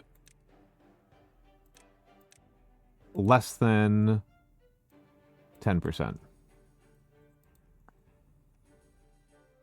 And it's just kind of a, oh yeah. I read that's I was talking with Mikks about this before stream, that like I need to be careful. I need to be better about my rest defense. And in this case, it was the restful thing for me to do was to read a manga that wasn't very good. And in this case, it was Makero heroine ga osugiru. There are too many losing heroines. And it's a high school teen romance about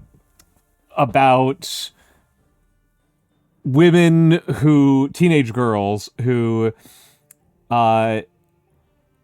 keep on fucking up their confessions. Oh, that's actually good to know. The voice actor, I don't think it's terrible, right? Is like part of this. Is like I think it's actually fine. Overall, I just don't think it's like amazing. Like I have read better. I have read worse.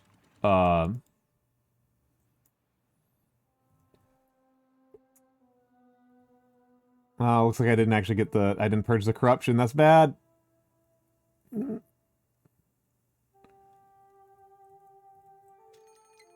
Bad tide approaching. I haven't even refilled my reservoirs. Holy crap.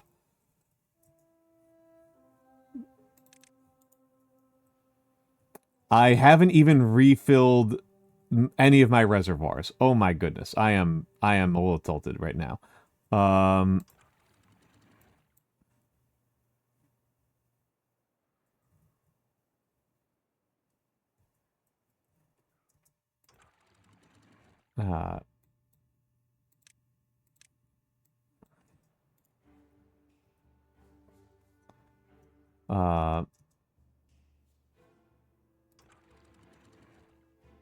Okay, that's fine.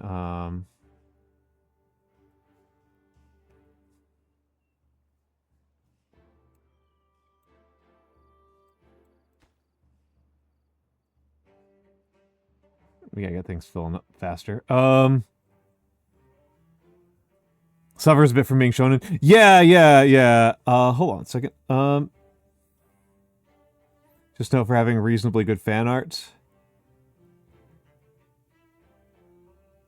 Yeah, first love isn't necessarily best love. That's kind of like a lot of what it's about. Yeah,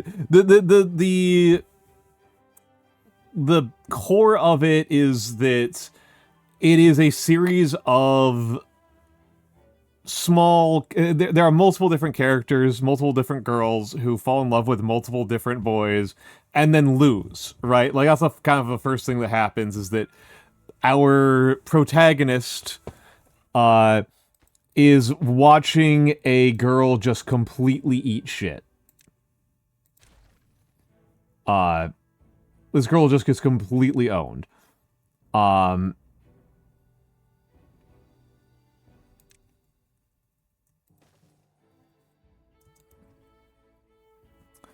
girl failure manga. Yep. That's definitely one way of looking at it. Is the girl failure manga.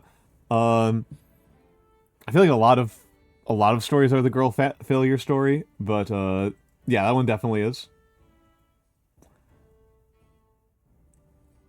Yeah, we are in so much trouble right now. We are in so much trouble right now.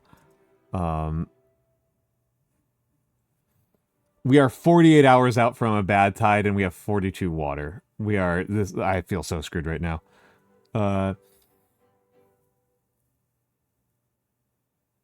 Poisoning as an assassin was terrible with women. Has to get married and continue his bloodline.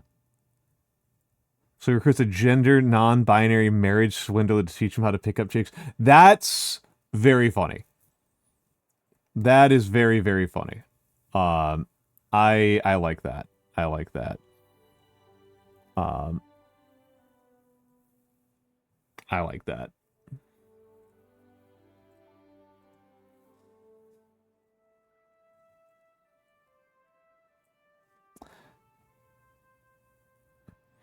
Marriage is only worth it if you actually like your partner. Very modern, right? That's very like modern, very liberal. I don't say that like disparagingly, but that's a very like modern liberal way of looking at it.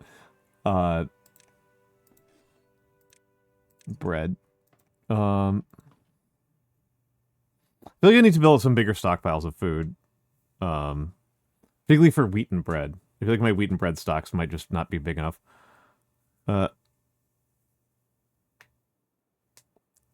Oh, that's kind of sweet. That's kind of sweet. That's kind of sweet.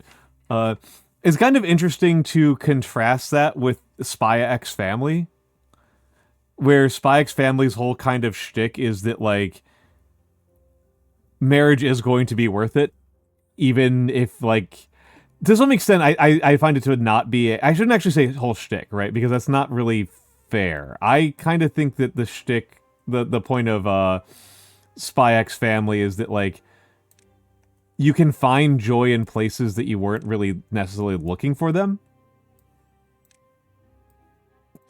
But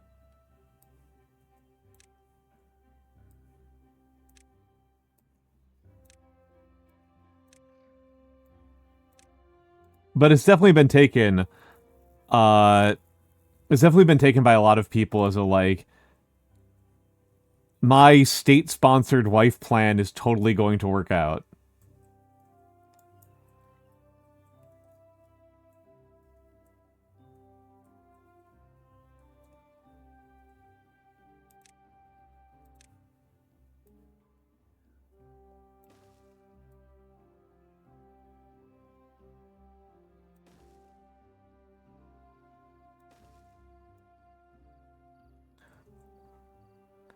Oh, that rocks. I like that. I like that.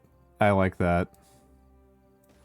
As a person who is prone to exactly that kind of crisis, I do like that.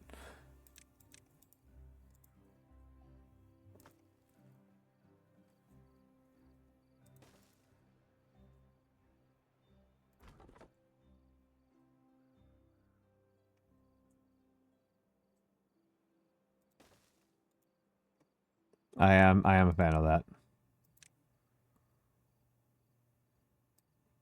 One of the better ones. Yeah. Oh, I think unless we get very lucky here, I think this might actually be the end of the run. Which makes it a bit of a shame that we're going into ads.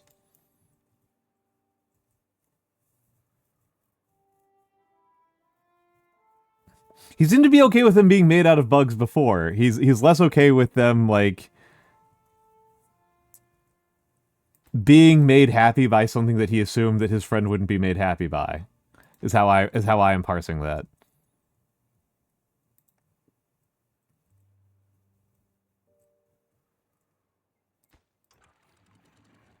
All right. Set you to 0.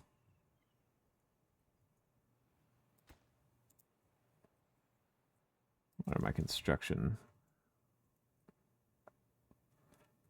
My constructors doing?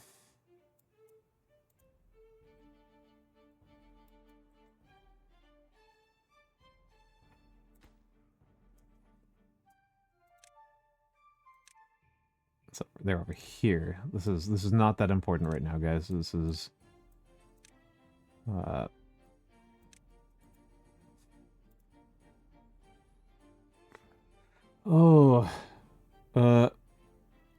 office, very obvious office worker bachelor themes going on. I like that. I like that. You have sold me on this. You like the office. I've only read a couple of the, like, office worker romance style things. Like, it's something that I feel like should appeal to me. I feel like it should appeal to me because, like, if true, right, then, like, if you're doing it, then that's like that's kind of like where people who have romantic stories I can give a crap about live, right? 13 days, we're in a lot of trouble here. Okay, that automation's working.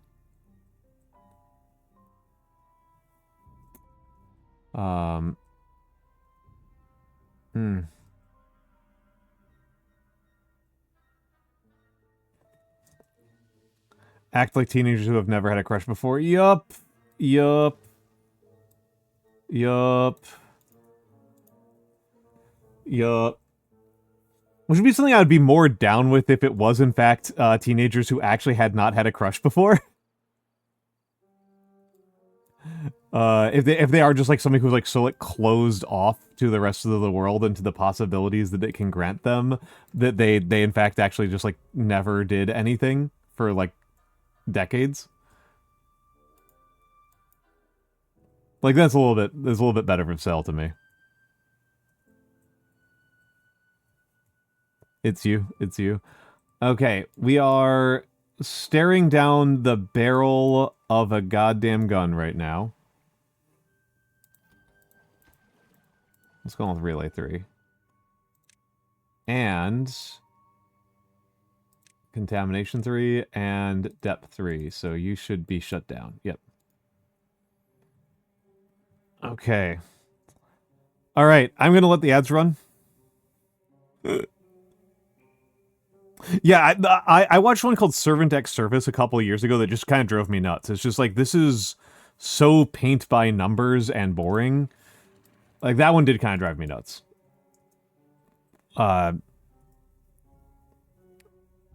That's like the one, like,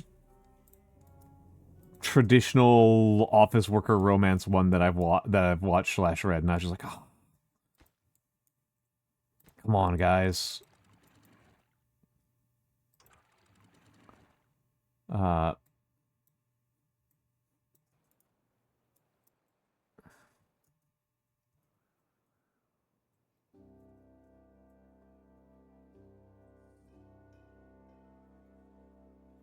All right, ads are coming. Ads are coming. Enjoy the fan art or enjoy the ads. I will see you all in a few minutes.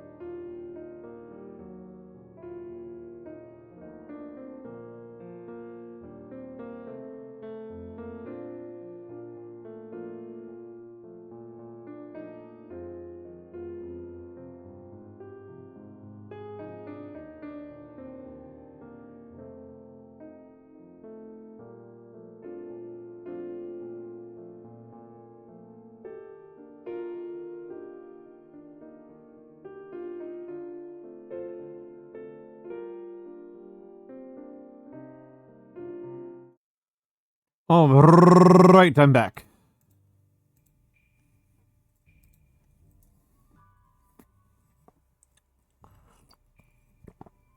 Wow. Ah, that's fair. Let me make sure that you're visible to the people. There we go.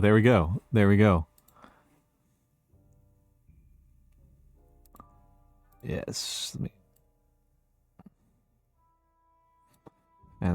I'll add you to the stream title. Oh, they cannot hear you. Thank you, Mr. Mancer. There's nothing he can do about it.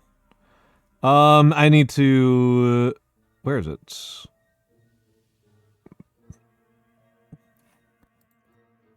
Oh, it's like I'm gonna pause the game because what the heck? Discord audio should be in here. Did I delete one of the most easy and least painful? Wait, what? Hold on a second.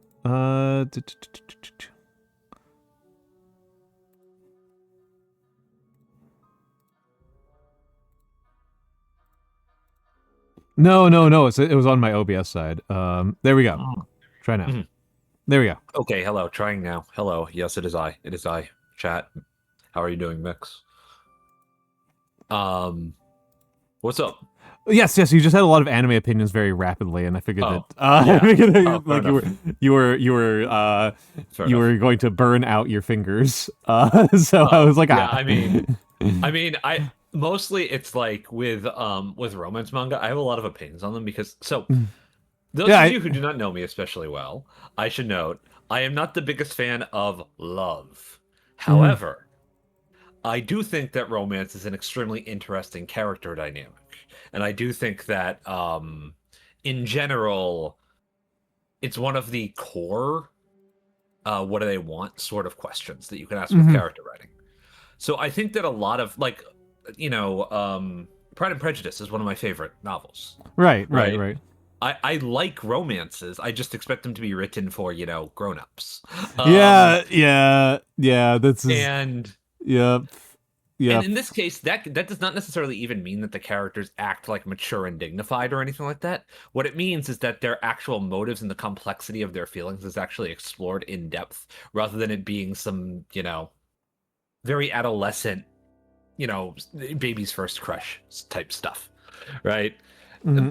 And this is largely because, like, dude, I've been there, man. I've been at the age where I didn't understand shit about anything or what anybody wanted, had an incredibly poor theory of mind, and I don't really have any interest in going back. I do think it's funny when teenage characters are written like this, but that's kind of a special rule about teenage characters, right? You get to write, like, especially teenagers, you get to write them as though they are as though there are many things wrong with them, let's just say. Yeah. The issue here is that same level of sophisticated writing, where it is insightful when you're writing about kids or teenagers, right, is kind of embarrassing when you're writing about people who are supposed to have, like, life experience. Yeah, I think that's fair. And you can do it in a way that's cute, right? It's been done in a way that's cute. Hold on one second. I'm sorry. Roger. I'm echoing because my door is open. Got you. Oh, okay. Have a good night, Theo. So it's mostly like, a lot of times I feel like a lot of the stronger romance arcs are actually in stories that aren't primarily romance. Like, for example, I think that Urasawa does a very good job with romance arcs. Okay, yeah. Because he writes psychological thrillers, so of course he's thinking a lot about how the characters think and what they want, and how they feel, right? And how that motivates them. And that's kind of the basis of writing romance. It's how do these people feel, and how does this motivate them, and what does this motivate them to do? Correct. You're very right for pointing this out. Yes. And the thing about shonen romance in particular, and some of it isn't even that bad. Like, I do not personally think that Spy X Family is all that great. I do think it has some moments where it is quite good. That's about where I land as well. I think it has moments of quality, not necessarily greatness, but quality. That's about where I'd say. Yeah. It certainly has some very interesting character interplay. And the thing about shonen manga in particular, and shonen genre manga, including when it is, more socially focused, because those of you guys, just so y'all know, shonen is not the same thing as like battle shonen, right? Yeah. Shonen is a very diverse demographic with a lot of romance and a lot of comedy and a lot of slice of life and a lot of vocational stuff. Oh, it's an enormous. Too. Well, that's one of those things, right? It's an enormous demographic, right? It's a very wide demographic. Anything that is, for boys, this targeted for boys under a certain age is technically shonen, which is actually really big, right? Like between the ages of about 9 and 17. Yeah, right? That's actually really big. Like, it's not like a small demographic. That's and like Japanese schoolboys like romance manga too. Yep. Right. Of course. Why wouldn't they? Right. Yeah. Why wouldn't they? Right. Bless you, Nano. And sorry, I'm allergic to romance. Yeah. Ridiculous. Yes. Thank you. Thank you for being silly. But people's sort of understanding of this comes typically from the big battle shonen, which don't tend to be very good on this. Naruto certainly isn't. Bleach certainly isn't. Right. I've never really gotten over the joke about Naruto that what's her name? Hinata. Yeah. Instead of having a brain, she just has a rotating picture of Naruto. And this is like the most devastating lesson for like a young man to learn about what romance might be like. Yes. I will say, I find how One Piece handles this quite funny. Because it's really not a focus at all in One Piece. No, I didn't think it was. I was surprised that there was any. There's actually, there's a lot of characters who have dead loved ones, for example. Yeah. Or there's a pair of characters in one of the later arcs in One Piece who are tertiary characters, right?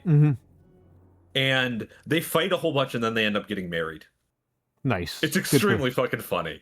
It's extremely funny. It's played entirely for comedy. There's Boa Hancock, who's in love with Luffy. But the joke here is that she acts like a stupid schoolgirl despite the fact that she is a monstrous evil woman. Like to a point of comedy. By which I mean she is introduced kicking a baby seal. Okay. That's a strong start. That's a strong several characterization. Times in the first 50 chapters after she's introduced, there's just a scene where there's just random baby animals in her way and she kicks them. Ridiculous. Okay, yeah. It's very funny. It just crosses the line over and over and over again. But there's like a lot of stuff in One Piece that One Piece has like a wide variety of relationships, but that's not really what's important for One Piece, right? One Piece is an adventure manga before it's anything else. Detective Conan has a long-running romance subplot, dick-ahead drawn thing. But with romance manga that's actually like the genre of manga, your Kaguyas and your Spy X Families.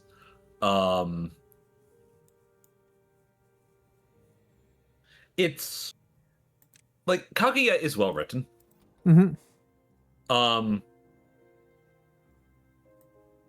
I personally think that it outlived its welcome, and I think a lot of other people do too. I have a huge lover of it. I don't even disagree. I don't even have like a real good counter argument there. Like, the biggest problem was there was not. I liked the focus shifting a lot to Hayasaka in like the second half of the manga. I liked that quite a bit. I thought that was really clever, and I think that the correct play with the writing in Kaguya would have been to just shift the focus to other characters and give them all arcs that are like relatively serious. They do some of the character arcs that they do a little bit of that, but like some of the characters get better arcs than others. Fujiwara just doesn't get character development. She just does not. Ishigami does. Ishigami and Ino. Ino actually I think is in some ways the more interesting and better arc than even Kaguya herself. I think Eno is incredibly interesting. Mhm. If you want to make a kind of interesting character, make a character that's a vicious fascist little freak, and then make them incredibly unthreatening. Yeah, pretty much. What the fuck? That's what she is. That's what she is. She's a little. Yeah, she's like 5 feet tall and like has the physical strength of a hamster. And she has the emotional fortitude of like, frankly, of your average VTuber. Like She's the emotional fortitude of the yeah. I mean, more or I less. have my Yeah. favorite snack at the store. I'm gonna kill myself. Yeah, baby. she gives up all of her principles anytime somebody is nice to her for like 5 seconds. It's incredible. Like, You know what? I'll say it. Base. I know you would. Like I said, like average VTuber, right? Average VTuber moment. Phenomenal. They gave me a snack. How can they be bad? They killed 40 people. They gave me a snack. It's yeah, she is so funny. I adore that character. But yeah, like that's yeah, I do agree, right? I think Kaguya has strengths and it has weaknesses, right? Like a strength is pretty much anything involving Hayasaka is a strength. Hayasaka is a very well written character. Just just in general, you know, the way that they use the attempt to be like a spy thriller is a weakness. I actually kind of liked the spy thriller arc. I thought it was kind of fun. The reason it's there is because it's an adaptation of the Tale of Kaguya, right? Yeah. And that's how the Tale of Kaguya actually basically ends, just with less helicopters. I mean, my explanation for why it's there is much more utilitarian. Which is that Akasaka wanted to write a spy thriller and hadn't gotten to yet. That's also true. Yeah. That's also true. Hello, Ogre Daddy. Yes, this sucks. This sucks ass. This the Uzumaki level sucks ass. It does take a long time for the bad tide to actually get to you, though. Yeah, it does. It does. It basically means like the weather events all lag me by like 24 to 48 hours, which is brutal. That's really kind of like the real true takeaway about this level. But yeah, in the case anyway, we were talking about like my thing about I thought I hated rom-coms for years. I should on my own stake on this. I thought I hated rom-coms for years, and it turns out that I'm just a picky little bastard. And you want actually character-driven rom-coms and more or less not like the male-centric sitcom dad rom-com, right? Well, I need to be sold on is the biggest thing. Like I need to be sold on it, and it's very hard to sell me on people actually being in love in 90 minutes. Yeah, fair. That's fair. Yeah, this is why I think really I'm a big fan of the rom-coms that are like, hey, this person was engaged to somebody else and then they broke it off for reasons. Let's explore that. Right? Yeah. No, that's good, right? That's good, right? I'm like into that. Movies. People really with movies, and does this drive you as nuts as it drives me? Mm-hmm. Whenever people act as though you need like hours and hours and hours and hours to set up a satisfying plot. No, for a basic plot, no, you don't need a lot for a basic plot. Well, emotions, I feel it's you even need them. Just yeah, but it can. But like, how do I put this?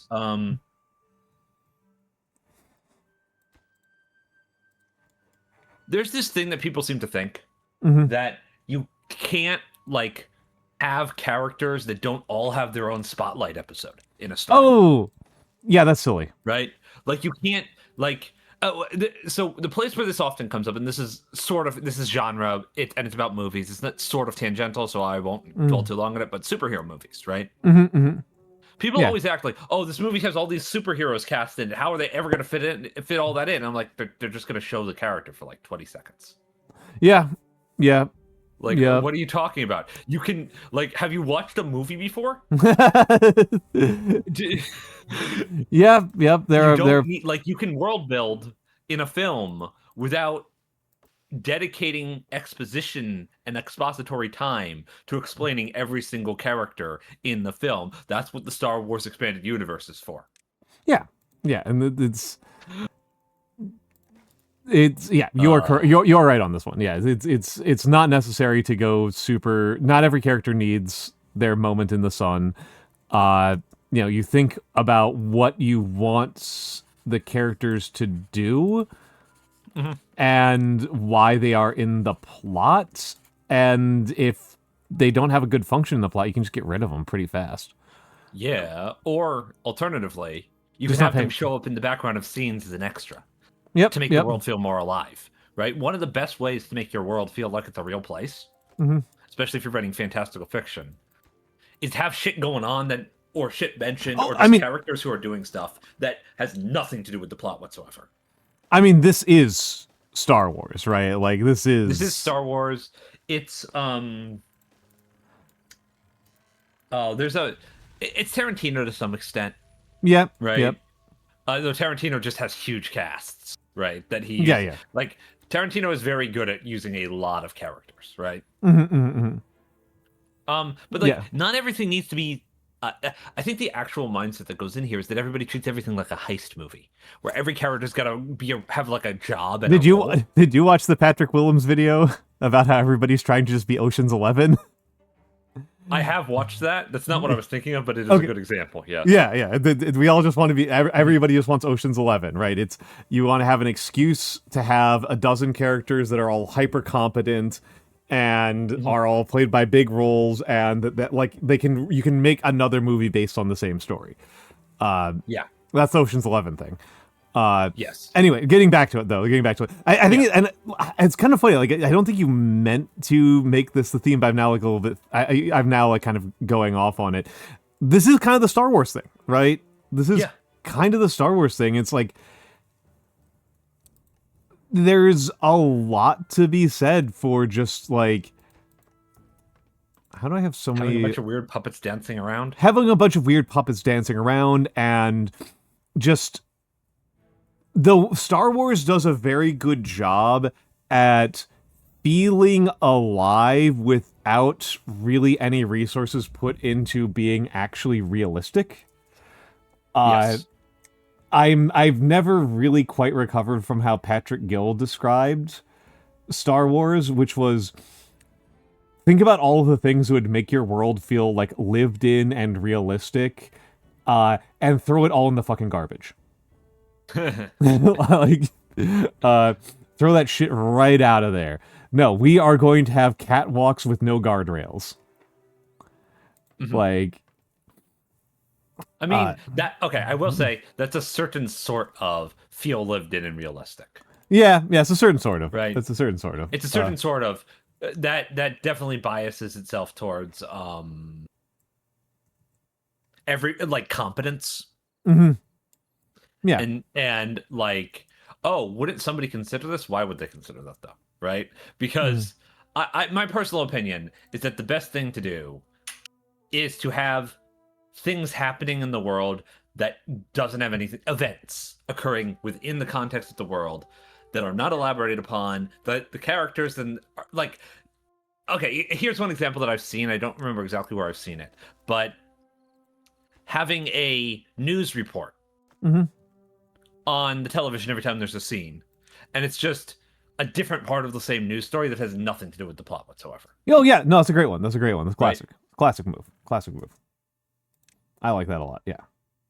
Stuff like that, right? And you can use it. You can use this. You can double dip on this, right? This is one of these things where you can have your cake and eat it too, where you can use the news report to like underline the like thematic premise or whatever that you've got going on in your plot, right? It can parallel. But it doesn't have to. That's the important thing. It doesn't need to do that.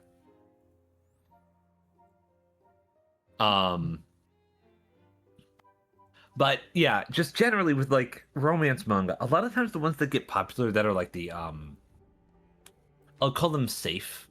And by this I mean cis hetero. Yeah, I was about to say you're also using safe. I can tell, I can feel the venom dripping off of you saying safe. Well, yeah. I mean shit like Horimiya.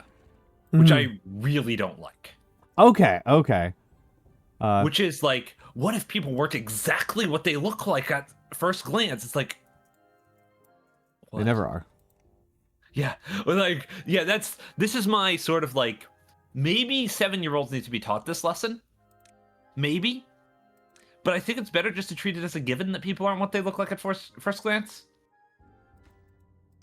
Right? Mm-hmm. Maybe people are deeper than they seem. Maybe people have hidden depths, right? Maybe that's a thing. That's a pretty default thing to assume, yeah. Yeah, but it doesn't seem to be for a lot of these stories, right? A lot of these stories are like, what if character dressed differently? What? Oh, shit. Oh no. I am going to load an autosave. What did you do? I flooded my escaped main completely. reservoir with contaminated water. Oh, good job, idiot. Yeah, I job, unlocked. bud. I unlocked one lock without closing the other lock. Is what it really Ow. was. Al, I Yeah. swear to Well, that's what fucking you've said. Christ. Can you go like a single day without referencing the reflecting pool? I wasn't even doing that. I wasn't even thinking about that. No. It's so funny though. It's so funny. It really The fucking pool is so funny. It's so funny. It's an interesting one because there's like Robert Evans pointed out that it's like it is two confluences, right? Because this is not remotely the largest scale corruption that we're witnessing in our current political it's moment. not. It's just Not arguably even close. It's just arguably but it combines both the most like venal, boring forms of corruption that we've witnessed, and just like being so symbolically heavy, right? Like Symbolically heavy and so stupid, and ultimately, who cares about the reflecting pool? So it's like, extreme. That's why it's nice to laugh at it, right? Because it actually doesn't matter. This actually doesn't matter. No, like in the scale of like I've seen people try to talk about it as if it did matter, and this is the kind of petty, stupid bullshit that like Trump should be being an asshole about, and not stuff that actually gets people killed, because it's just like an aesthetic choice about like how things are decorated around where he lives, and he's just fucked it up in an embarrassing way. He fucked it up in an embarrassing way, and also wasted a lot of taxpayer money on it. He wasted a lot of taxpayer money. Actually, that matters, right? That matters. It doesn't matter as much as, blowing up the entire economy over tariffs or blowing up an entire other country that doesn't need to. In terms of scale, the amount of money that he spent on things that are much worse, much more damaging, and much more evil, overshadows it massively. But it is still a lot of money.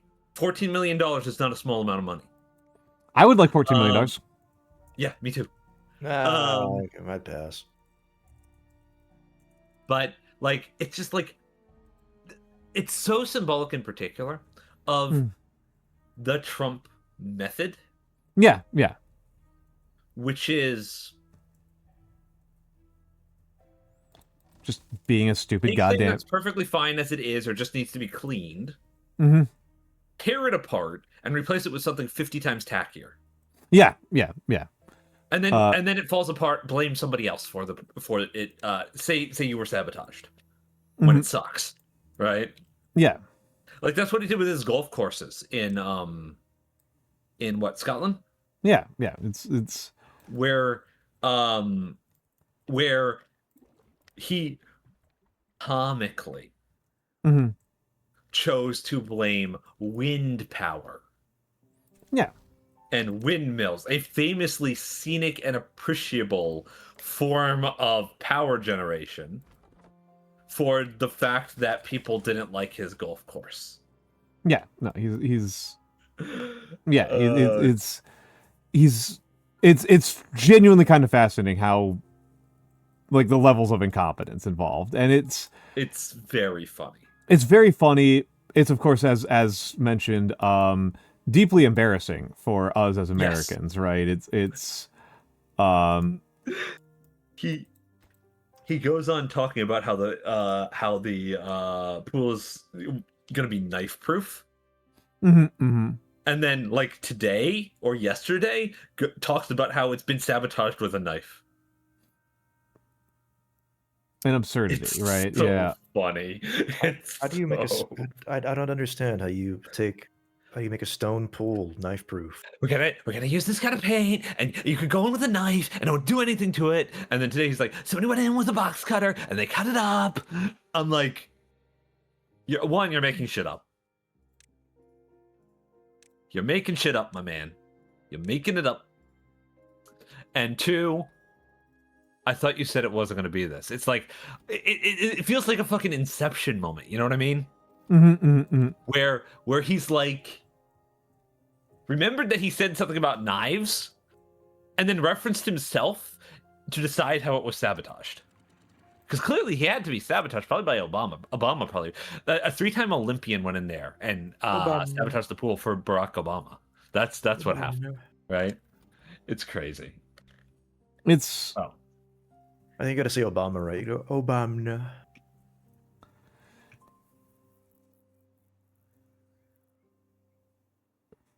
Why did I set this up this way?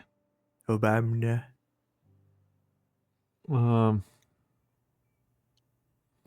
The anime you're talking about, losing heroines.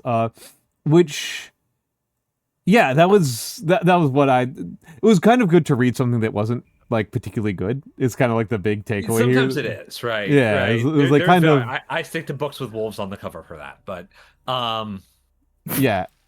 Which is an entire type of novel, by the way. For those of you who don't know, it really is. You can pick any novel out of like your local supermarket, right? Mm-hmm. Pick up like $3 novel with a wolf howling at the moon on the cover. Okay, yeah, it'll be the same novel. They're all the same, so don't worry about it, right? And you will probably enjoy yourself because these things are baffling. These things are baffling. But yeah, no. Losing Heroines is interesting. I don't think the manga is very good, and I think it was a light novel first. Oh, almost certainly.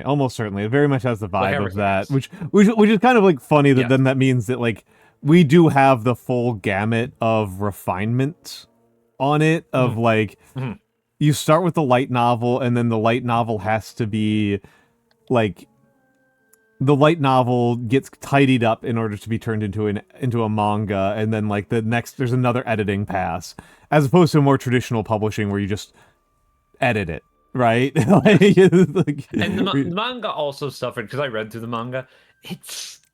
The artist is okay, right? The art, like the character art, is okay, but the panel work is not inspired. No, it's not. It's kind of unfortunate because one of the things that the light novel has going on, it has some really interesting structural choices with how it delivers its pose for comedy. Right? Because one of the big things about the protagonist of this work, who's a guy, is that he's very deadpan. Yes. Right? He's this very deadpan, sardonic sort of like, I'm cheering for you, but holy shit, you're so stupid. Right? Yeah, sort of character, right? And the anime is by A1 Pictures, who made it completely and utterly gorgeous with beautiful coloring, great scene writing, and the voice cast is phenomenal. Especially because it's basically the entire anime is basically just an excuse for all of the female voice actors to have like screaming tantrums. Oh man, the main girl is she melts down so easily. Yes. Just constant. Oh man. Mm-hmm. Did you ever watch the one?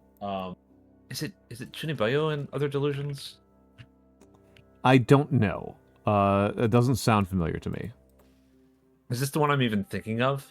Oh, I know that light novel. I never read it because I didn't like the main characters, like all the bows on her front. Hate them. It's ridiculous. I that was like one of the first things I sent to Noir when I was reading. Was like, what the fuck is happening with these school uniforms? Yeah. What is this? A tragedy. The thing I remember about this one, I think it's that one. It might be the superpowered children are coming from another world one. I can't remember. There's this one scene in this one where the protagonist, who's a Chuni guy, says something about like the power of darkness in his eye, and his childhood friend just like loses her fucking mind at him. Oh. She's like, I don't understand. I don't understand what you're talking about. I can never understand what you're talking about. What are you talking about? Explain it to me, please. I don't get it. What's cool about this? Is being evil cool? What's going on? I don't understand. Please explain it to me. I'm so confused. She's like crying, bawling her eyes out, screaming at the top of her lungs because he's That's so really good. fucking annoying. It's That's really super good. That's super good. I like that. I like that. Just it's let me see if I can find the scene for you, and I'll post it for you later. But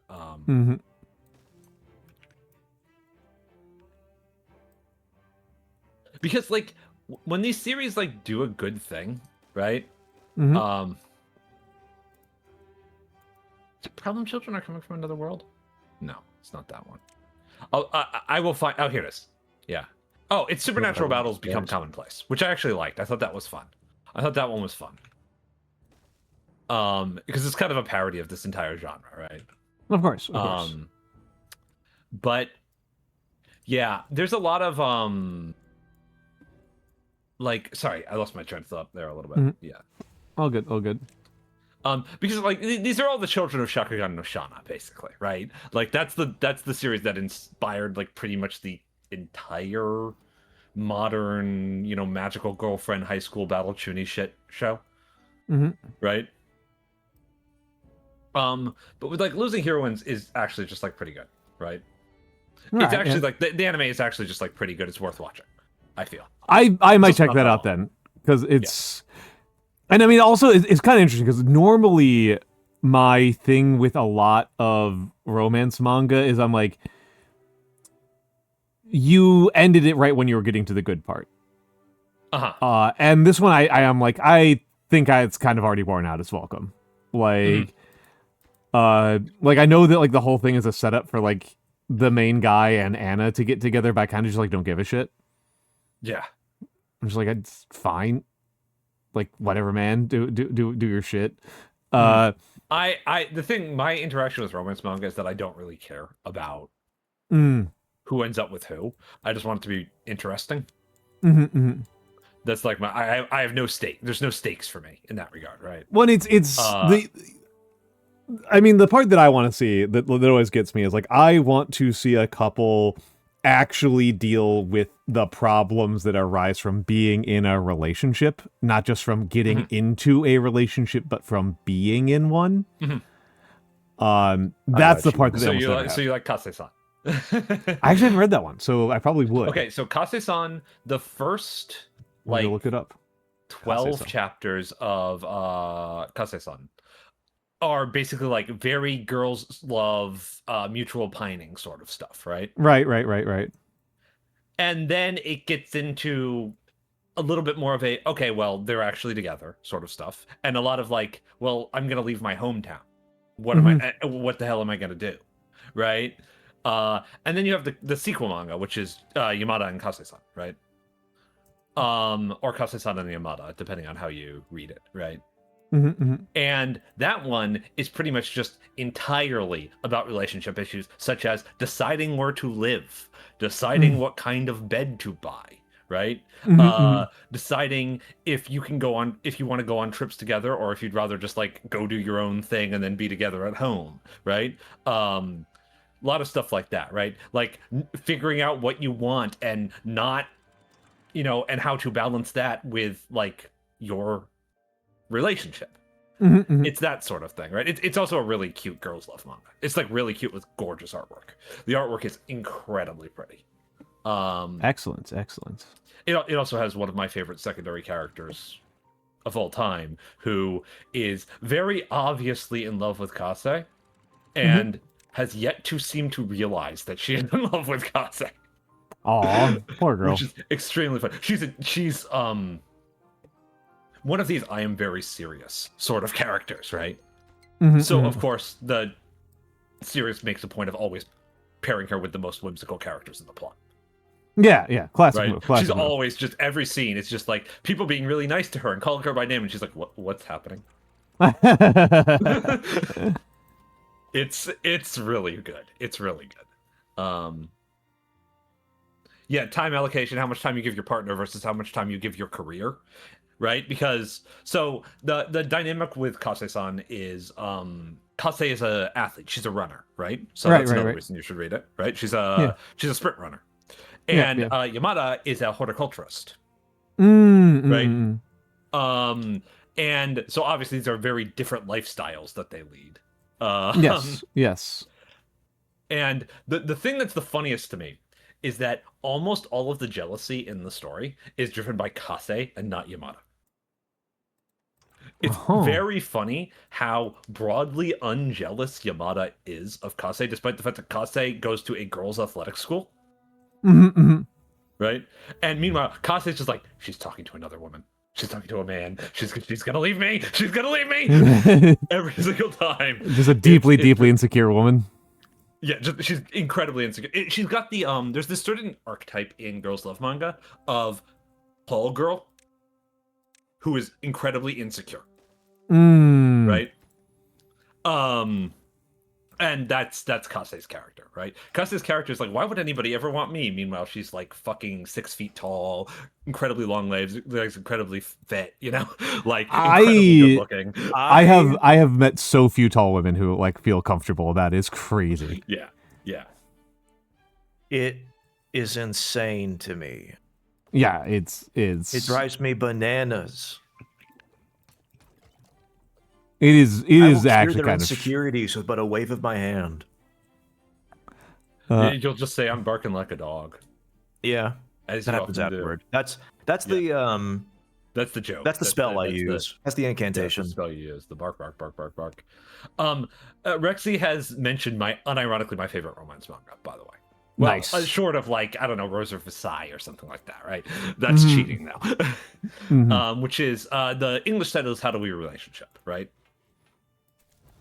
And this is my favorite. It is a girls' love manga that is not afraid of showing that there are also heterosexual people in the world. Wow. I know people who would feel actively betrayed by that. It also has a gay male relationship. There's like an older gay male couple as well. It's also a music series. So, you know, it hits a lot of very Zoomer-friendly notes. But the actually really fucking interesting thing about this one is that it starts from maybe the most unusual place I've ever seen a manga start as a romance. The protagonists get really drunk and have a one-night stand. Oh, okay, you've sold me. That's a strong and then sales pitch to me. So are we like, what's going on? And they don't decide to date for like 7 or 8 chapters. I like that a lot. That's really good. It's really good. That's like a normal way for relationships to start. That's one of those things like I do find a little bit crazy making when I see all like discourse about like hookup culture is like, no, like a pretty large percentage of all hookups lead to relationships. Like that's like that's like normal is that people figure out their sexual compatibility and then figure out if their relationship is really important to a lot of people. And the other thing is like this is a bit of a sexual awakening from one of the characters as well, right? A bit of a like, oh, I'm gay. No, like that. I thought I was like kind of into girls. No, I'm really gay. I'm like really gay, right? Super gay. Which I found very appealing, right? I think the protagonists are both very interesting, fun characters, and the fact that the basis of the series is like not so much conflict happening, but characters talking through the conflicts that they have is pretty great. And also, like the title is the actual Japanese title is written out as so do you want to like go out or right? It has like ellipses in it, right? Ellipses question mark. And the idea behind the series is basically to explore different forms that relationships can take and different places that relationships can start from. And I find that really cool. I find that really, really, really cool. It's like astoundingly modern for Japanese romance manga. Yeah, and it's definitely written for adults. This is definitely written for young adults. That is who this is. You have sold me. You have sold me. I may read that while I'm in hotel rooms in the next couple of days. That might be a.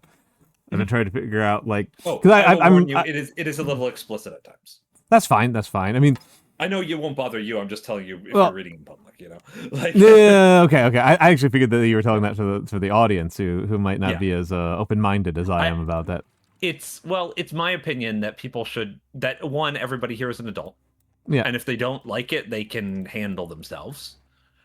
The more important thing with warning people that things are like have like explicit sexual content in them or are very violent or gory or whatever is, well, don't open it in public or at your school or whatever, right? Yeah, If you're, don't let in your mom class, see don't it. be yeah. I mean, maybe let your mom see it. Maybe she doesn't care, right? Some people's moms just don't care, right?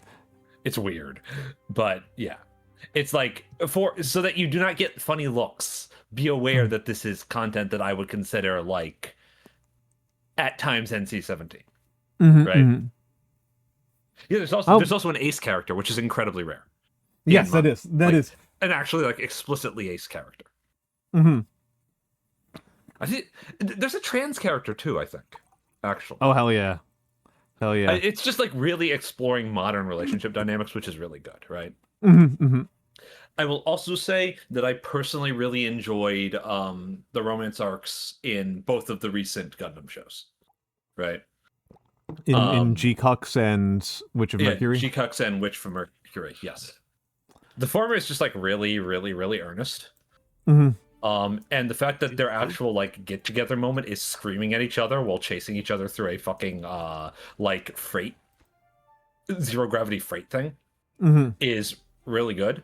And the fact that the show just does not make much ado of it. Like, it's more important that there is a character, that the characters are more important than their genders or identities, right? Which is really cool. It also has Ghoul, who is the best guy. He is just the best boy, okay? He is just the best boy. He is, like, the best char that one of these series has ever had, basically. No, he's not, actually, because that's Harry Ord. But his character arc is arrogant prick who's arrogant nepo baby who loses his daddy's favor and then has to grow up. That's his character. And he starts out engaged to Miorine, right? Okay. Oh, yeah, him. Yeah, and then by the halfway point of the series, he's trying to get Suletta, the main character, to marry him. It's extremely funny. This is heavily implied to be because she kicked his ass, and he thinks that's kind of interesting, right? I mean, extremely fair. Yeah. I have read Our Dreams at Dusk, so I quite like it. That's another pretty good one. But G-Cux is really interesting because not so much for like the conclusion of the romantic arc, but because what a fucking gremlin both of the girls in it are. Like, they are both fucking like really, really thirsty. That rules. That's always good. It's... I like how the protagonist in episode 4, the protagonist sees somebody die, and her response to this is not, "Oh, how horrible," or "Oh God, that's scary," or "I don't want to fight now." It's, "Oh, I guess I could just kill people." Yes. However, notably, she never kills anybody in the entire series. She never actually does it.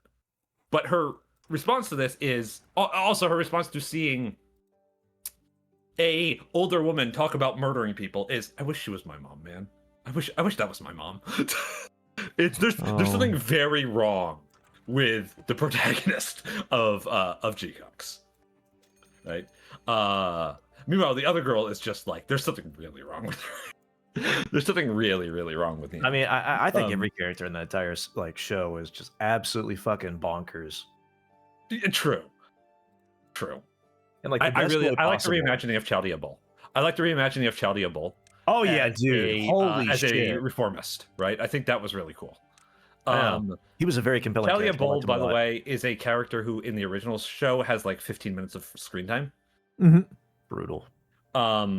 Before Amuro kills him, because that's what's happened to almost every single character in the original Gundam, right? But he's notable for being like this guy who came back from Jupiter after almost starving to death and wanted to do reform for Zeon. So they just made him one of the main characters in G-Cux, right? Where he's a Zeon reformist whose motives are very hard to understand until you get to like the last 15 minutes of the show, which I thought was pretty cool. I thought they that make was cool. total fucking sense. Yeah, and then they make total fucking sense instantly if you know anything about the politics of First Gundam, or have been following the show, right? I also like that they just go completely like super hard on just like incredibly strong homoerotic subtext between Chaliabol and Char Aznable. I really enjoyed that. I thought that was extremely funny. I know Kara also really enjoyed it. Oh, of course she did. Of course she did. Yeah, no, she not just for like standard girl reasons, but because I think she'd also agree that it's funny as hell. Like it is funny as hell. It's funny as hell that Char's last line in that show is I don't know what I'll do next. He's talking to Chalia and he's like, I'm not sure what I'll do, but I think I'll try to become a man who doesn't make you want to kill me. Right? Which is a great line. Like, that's actually really good. The voice acting in that show is also great. But yeah, I've been like actually really thinking that in general, anime and manga, especially like these big series like Gundam, have been exploring some like character dynamics and perspectives that anime has historically been very slow to adopt, right? But like G-Witch felt very modern. It felt like a very modern show. And the 3 to 5 previous Gundam shows did not really feel that way. Right? Double O definitely feels of its time. It's very Global War on Terror era fiction. In the funniest way possible. Hi Vex. Hello Vex. Oh, my back. Iron And hello Blooded Dork Orphans. Souls. Yeah. Iron Blooded Blooded Orphans you fucking hate. I don't hate it. I wish it was about other things than what it's about. I don't like that people who like it have not watched any other Gundam. That irks me. But the main thing about it is that I think it has some really, really interesting like stuff going on, and it kind of ignores it in favor of very small stories, which I think is a choice. And I'm not surprised at all that the author of this work, that the director, chose to do this, because it's fucking F me.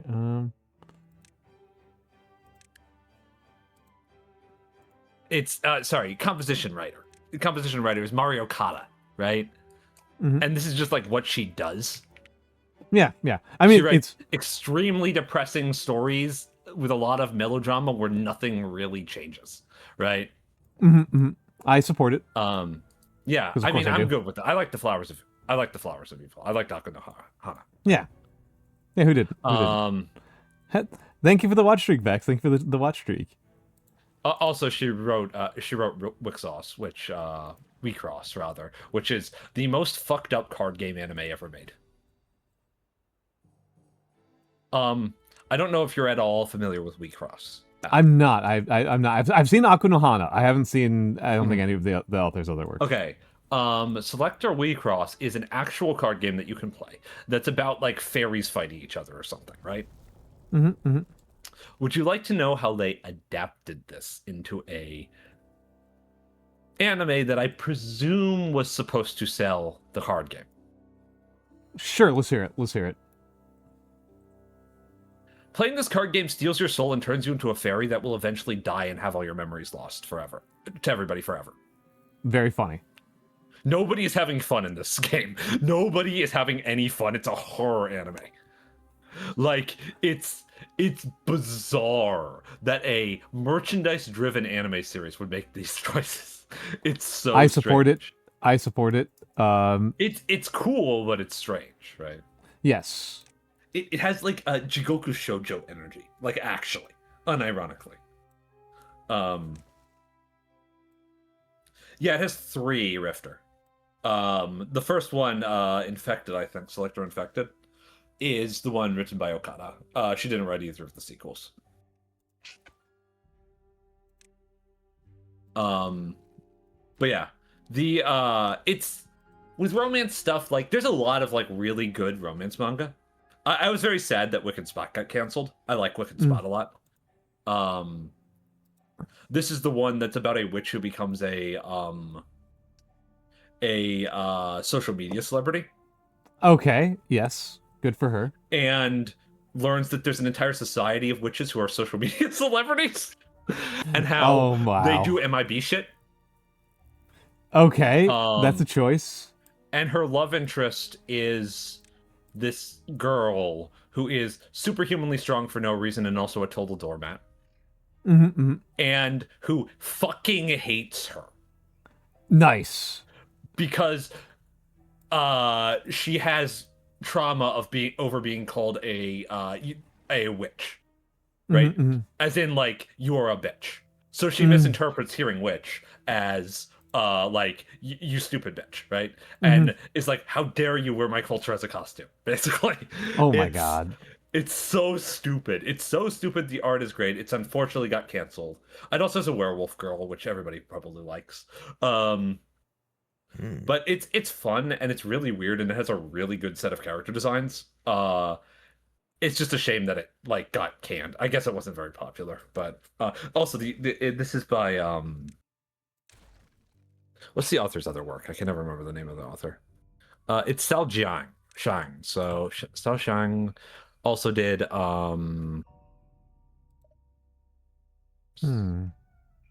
Stories About Love, SAL, right?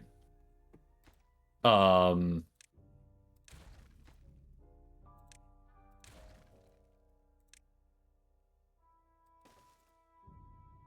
a whole bunch of like pretty good one shots.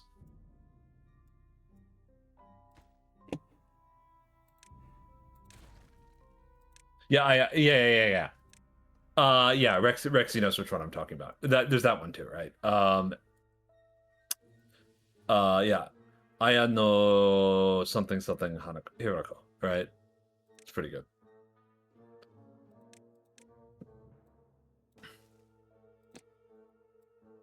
But yeah, it's so the thing I really like about that, like my favorite running manga is is Asadora.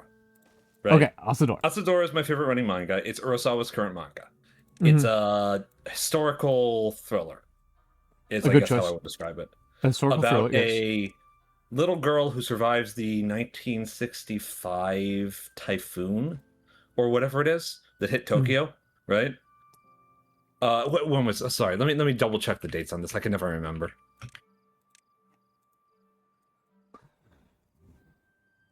Ayaka. 1959 Typhoon Vera.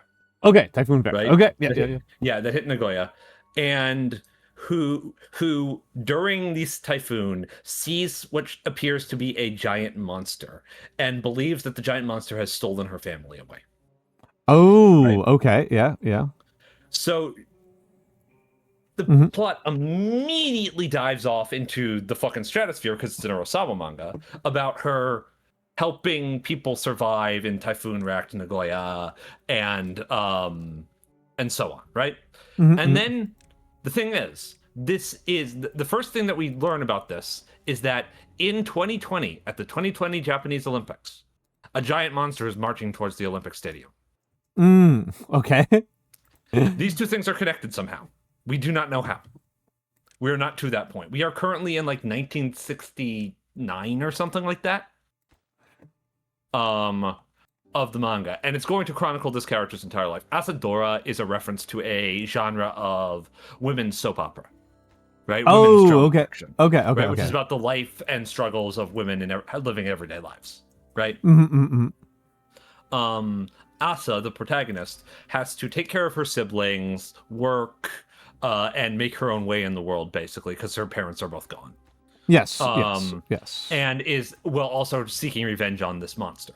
And she gets entangled with all sorts of weird characters, including weird government agents and a cool scientist dude who I quite like as she ages, right? And she's also a pilot.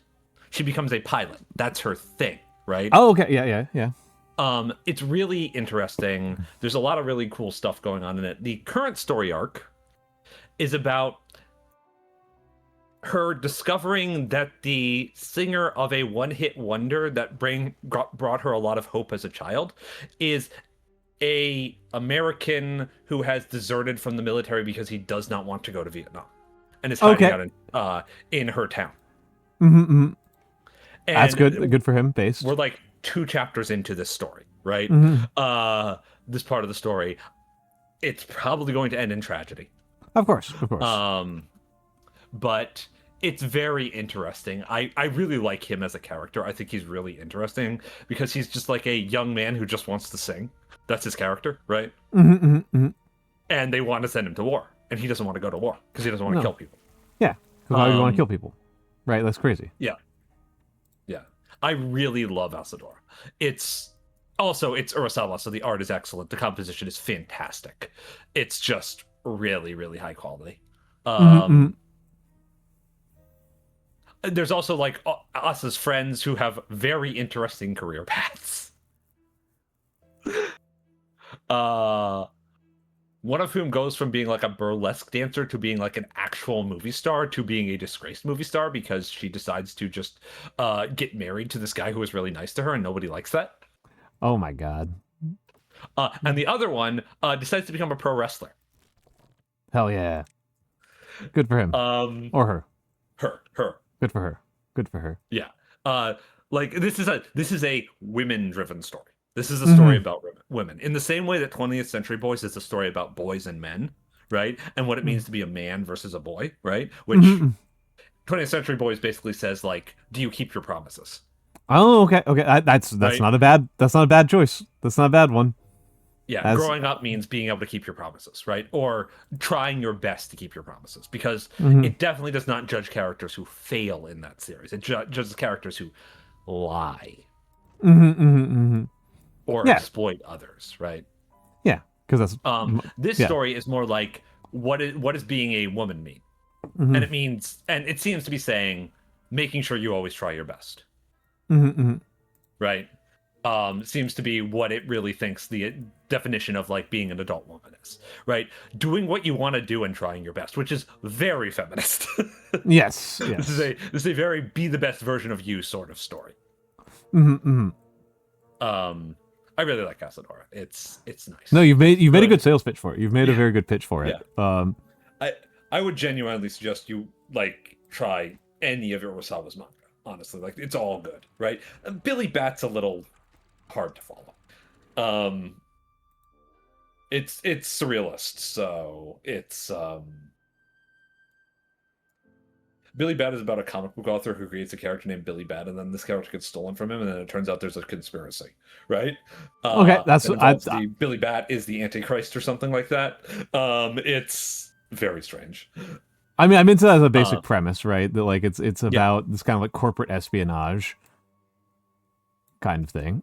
Like Urasawa's 2 most famous manga, at least outside of Japan, are Pluto, which is an adaptation of one like 5-chapter story in Astro Boy. Right? I watched the Pluto and anime, and it fucking rules. Yeah, the manga's better than the anime, but the anime is very good. It's very good. Voice work in particular, the English cast blow it out of the park. They do. The main problem with the anime is that it kind of, the way it's framed, kind of actionifies a lot of scenes that are like very dread driven in the manga. Yes. And there's also a bit at the end where I'm kind of like, when the fuck did this guy show up? Who's this asshole?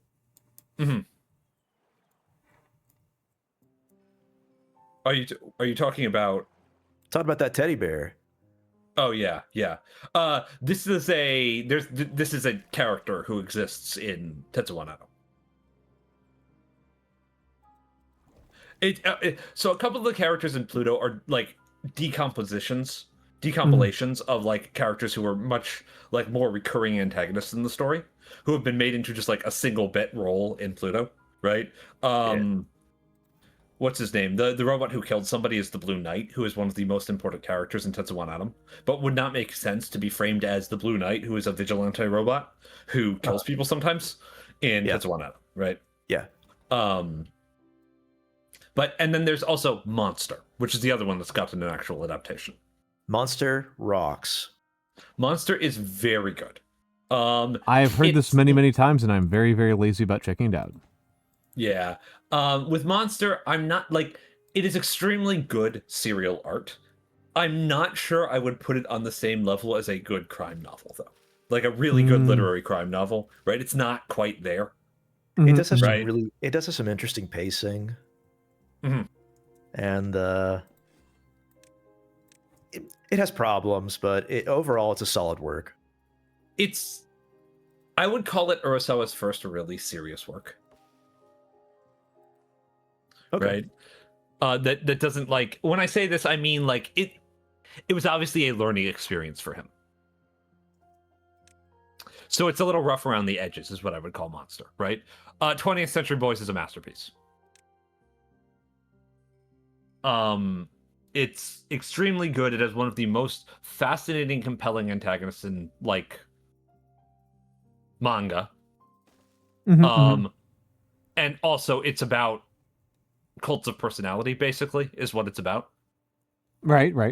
A good thing to be and about. how they can really disrupt society, basically. It's good. I really like Monster. Or sorry, 20th Century Boys.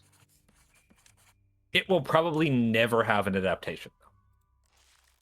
That's Or pretty brutal. rather, it will probably never have an anime adaptation. It's difficult to adapt. Because of the way so much of it is framed and paced is very, like, this has to be a comic or it doesn't work. Right? The way information is withheld from you is very comic driven, right? It's very good comics art, right? I have not read Mujirushi, but I've been told that I should. Have a good night, Ithy Bitsy Bones. Good night, Bones. Good You night, come back here Bones. right now, young man. You don't need to listen to the cat. Yes, you do. Come on. Who are He's you? just a cat. That is so brutal of you to say. That is so brutal of you to say to me. About me. I'm sorry. Nobody needs to Mr. listen to the cat. No one. Manson. Stop doing Donald Trump voice. Oh, that wasn't even intentional. I'm sorry. It's up for me. I was thinking of the algae. I was trying to eat it. Slurping up the goop. The It's goop. good for you. My favorite joke about that so far has probably been the portraying it as a Dark Souls area. Oh, yeah, it's a good one. A little bit, Yeah, because you have so much It's got- experience with Dark Souls areas. Yeah, yep. I know. I can what's really recognize. I can interesting recognize the about poison Mujirushi? swamp. Yeah. Yeah. You know what's really, really interesting about Mujirushi? I always forget about this. It was commissioned by the Louvre. Huh? Yeah. Well, all right then. Which is an interesting reason to write a manga. Commissioned by the fucking Louvre. Like, hey, you want to write a manga? Yeah. Sorry, hold on. Let me get it right. Hello, would you like to write a manga? That's not a good French accent. It's over. You're cooked. We got fried cat on the menu here, boys. Kitty cat, meow. I need to listen to more French people. Bronc. Omelette du fromage. I'm trying to think if there's, like, anything else that I would really strongly recommend in this like genre, or stories that are really character driven focus, because that's ultimately what romance is. Yeah. Romance is just a strongly character relationship driven story. And I mean, there's a lot of, like, delinquent boys manga that are basically about very strong friendships, right? That have the same sort of energy to them a lot of the times. But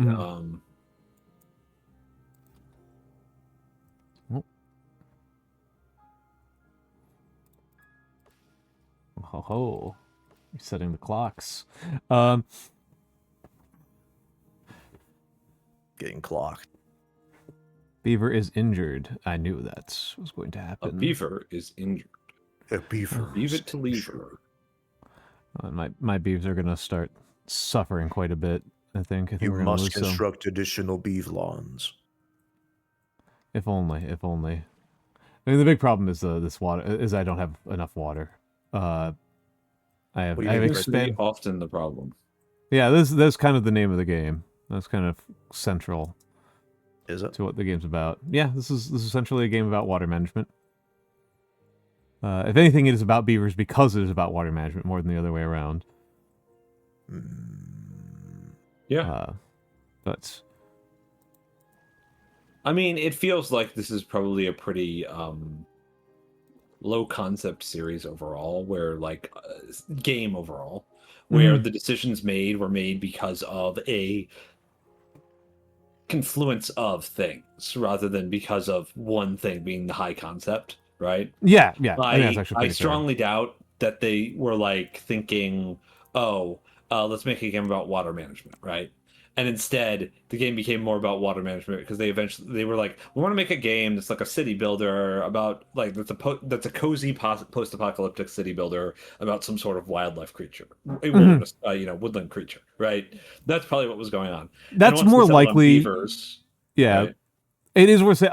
I think it could have gone either way, right? Like maybe that's just like the way that I think about this sort of thing. I could see it going either way because, like, I could see somebody being like, because this is me, right? When I think about game design, is I think, what's an aspect of another game that I thought was half baked,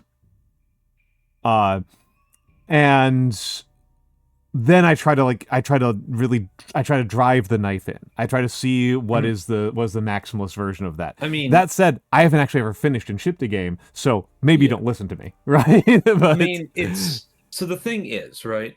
The real issue here is that, well, I would probably trust you with this, Al. There's a lot of developers who do this sort of thing, right?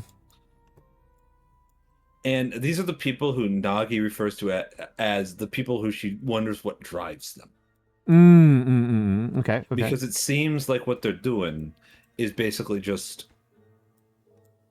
making a game that is composed of the things that they like or didn't like about other games, and they have no through line. And you are uniquely willing, I have noticed, right, in our discussions about game design, right, to invent a through line for a game based on what you like about it. Yeah. Or To me, that's find easy. Interesting about it might be a better way to put it, right? What that's you find easy significant about the game. Yeah, that's easy for me. That's a very low ask from my perspective. Just like, like to me, that's something that just kind of like naturally happens with playing a game. Yeah. Oh no, please. Well, to me, it just feels like a very natural consequence of thinking about the game that you're already playing. To be like, so like, why did this happen, right? Like, you just kind of, I feel like stories just kind of get invented natively by your human process of interaction. That is what ludonarrative is. However, that doesn't happen when you're the one making the game. In fact, that is how you doom yourself to never finishing your product. Well, as a person who finishes some of my projects and no games that I've ever talked about, I haven't even gotten close, right? It's to me, when I'm doing game design, I create design documents at best. Oh yeah, there we go. So, I mean, that's still a few steps ahead of what a lot of people do, right? But died tragically. We've got some death happening, so we're gonna have to. And it's water is the problem, not food. So I'm trying to get ahead on my food curve, but it is not happening. Water continues to be a bugbear for me. But yeah, it's I guess part of the reason why that seems like such a natural way to go about game design is, unsurprisingly, that I come from academic nonfiction, right? That in academic nonfiction you start with, it really fucking grinds my gears that this person wrote this dipshit essay about what's a good dipshit essay topic? Information theory. Quantum superposition. Information compression. Yeah, information theory is a really good one. Yeah, there's a lot of dipshit theories about this. There's a lot of dipshit theories about it. Yeah. So like, this dipshit wrote this dipshit paper about how much you can compress data, and I want to prove them wrong. Like, that's a very natural thing to my mind. And then it's very natural to me that somebody would look at a game and they'd be playing it and they'd be like, this is almost good. And it makes me so fucking mad that it's not. Yeah. But here's the thing, though, right? Yeah. So I want to make it clear that I agree with you, right? For one thing, but the thing that it feels as though we have had quite a few conversations about game design, and I seem to lose you instantly when I go into my own process, right? Yeah, because I don't. I don't know if you lose me instantly, but you do lose me. Yeah. Yeah. I lose you pretty quickly, and I'm a little confused as to why, right? Okay. And this is not a criticism of you. It's not a criticism of anybody, except maybe myself, right? Because it seems to me logical that what the game is about needs to exist in some way separate from the player playing it, because you can't predict who's going to play the game. Right? You can't. And you also, I struggle to understand how somebody could produce a multi-year long art project and not be trying to say something with it. So there are people out there who write or create or paint or take photographs or whatever it is, right? And they just are like, I want to see what people think about it, right? That's what they want. They want to just put it out there. They haven't really tried to come up with a thesis on what they're doing, right?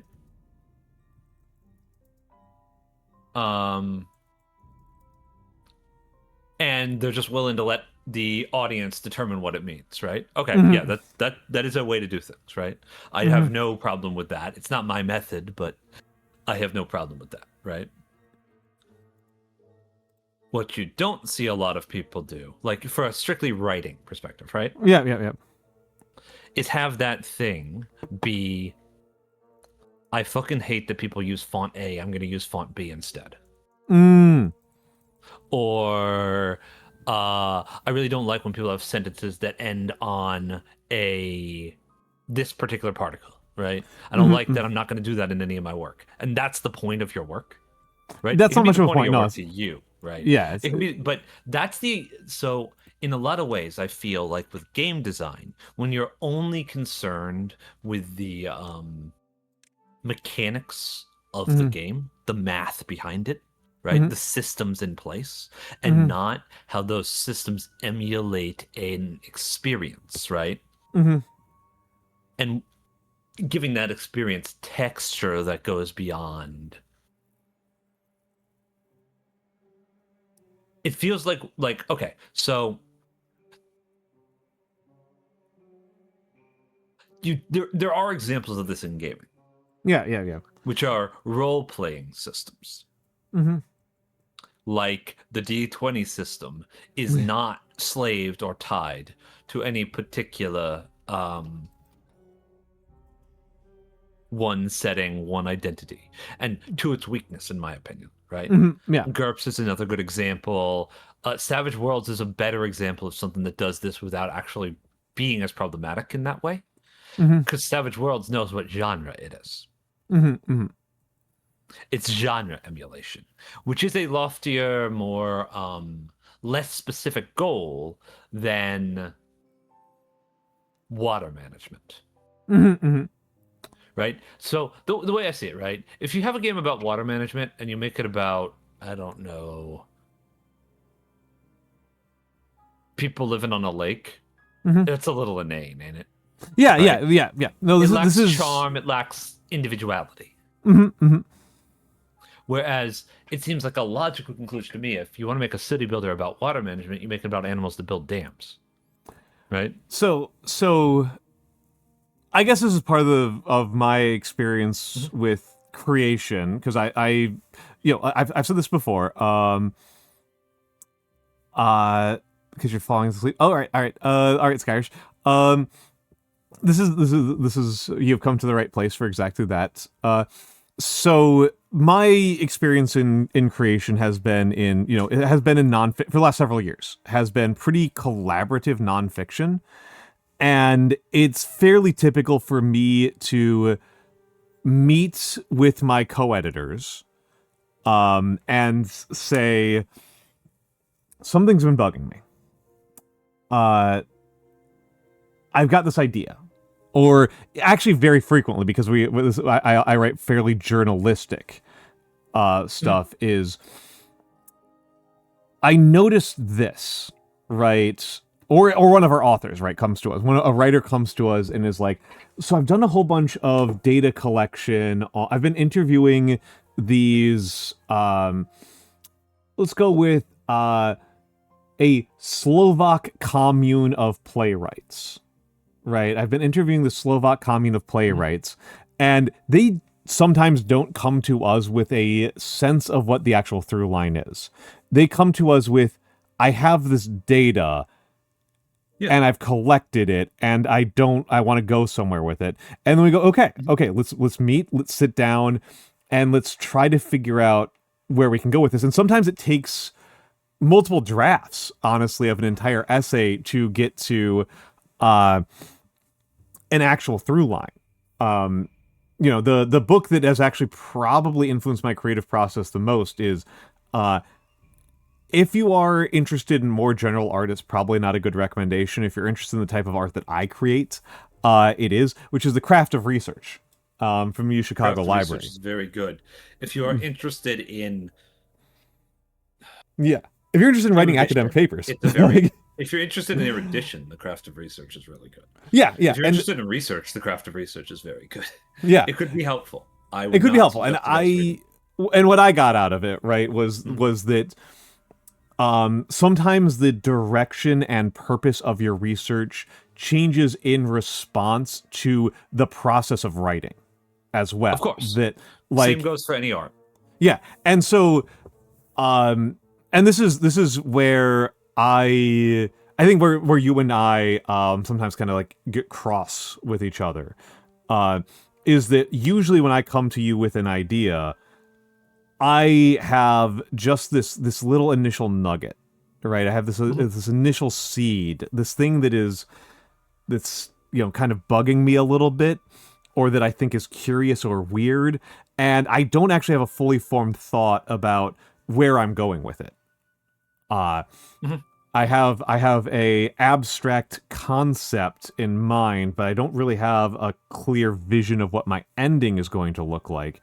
And I'm meeting and talking about it with other people because I have the hunch that there might be something there.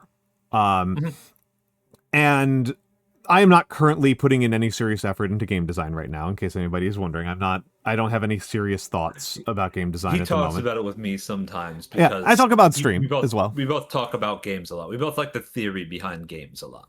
Yeah, and it's a fun way of, to me, it's a fun exercise in deepening my relationship with games. It makes my relationship with games feel a little richer. In a lot of ways, it's logic philosophy, right? Yeah. I'm playing around, right? I'm playing with this, and where I actually get cross is when I feel like I'm being shot down for ideas that I haven't even fully articulated yet. I feel like are still very protean. It's a bad habit of mine. It's not just you. It's not just you. It is not just you. It's many people are like, well, that would be a stupid idea. I'm like, well, hold on. How do we know it would be a stupid idea? But yeah, go ahead. I mean, I can tell you that the answer for this is sometimes because I've already been through this, right? But I do not think that that's usually the response I have with you. Right? No, not usually. Not usually. The place where I get cross, right, is that because cross is actually a very nice way to put it, because it makes it clear that this is not high stakes, right?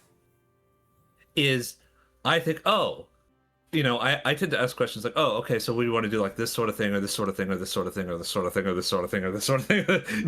That's what I do. I have like immediately 40 different directions you could take it in my head, right? And your response is, well, I'm only interested in the math. And I'm just like, Okay, well, I can't help you with that. Well, it's the Right. sort of thing where like it's. I mean, you and I I have don't not want to actually interfere ever. with your creative. Well, process. you and I have never actually created anything together. Like that's No, never we happened. Aside from doing content, I guess. Aside from doing like content and streams. Mhm. And so we've never actually been tested on or had to hammer out an actual collaborative Working process. flow. Yeah, collaborative process. I imagine we would probably work quite well together, especially if I was in an editorial role. Quite possibly, quite possibly. I'm generally better as a support than as a.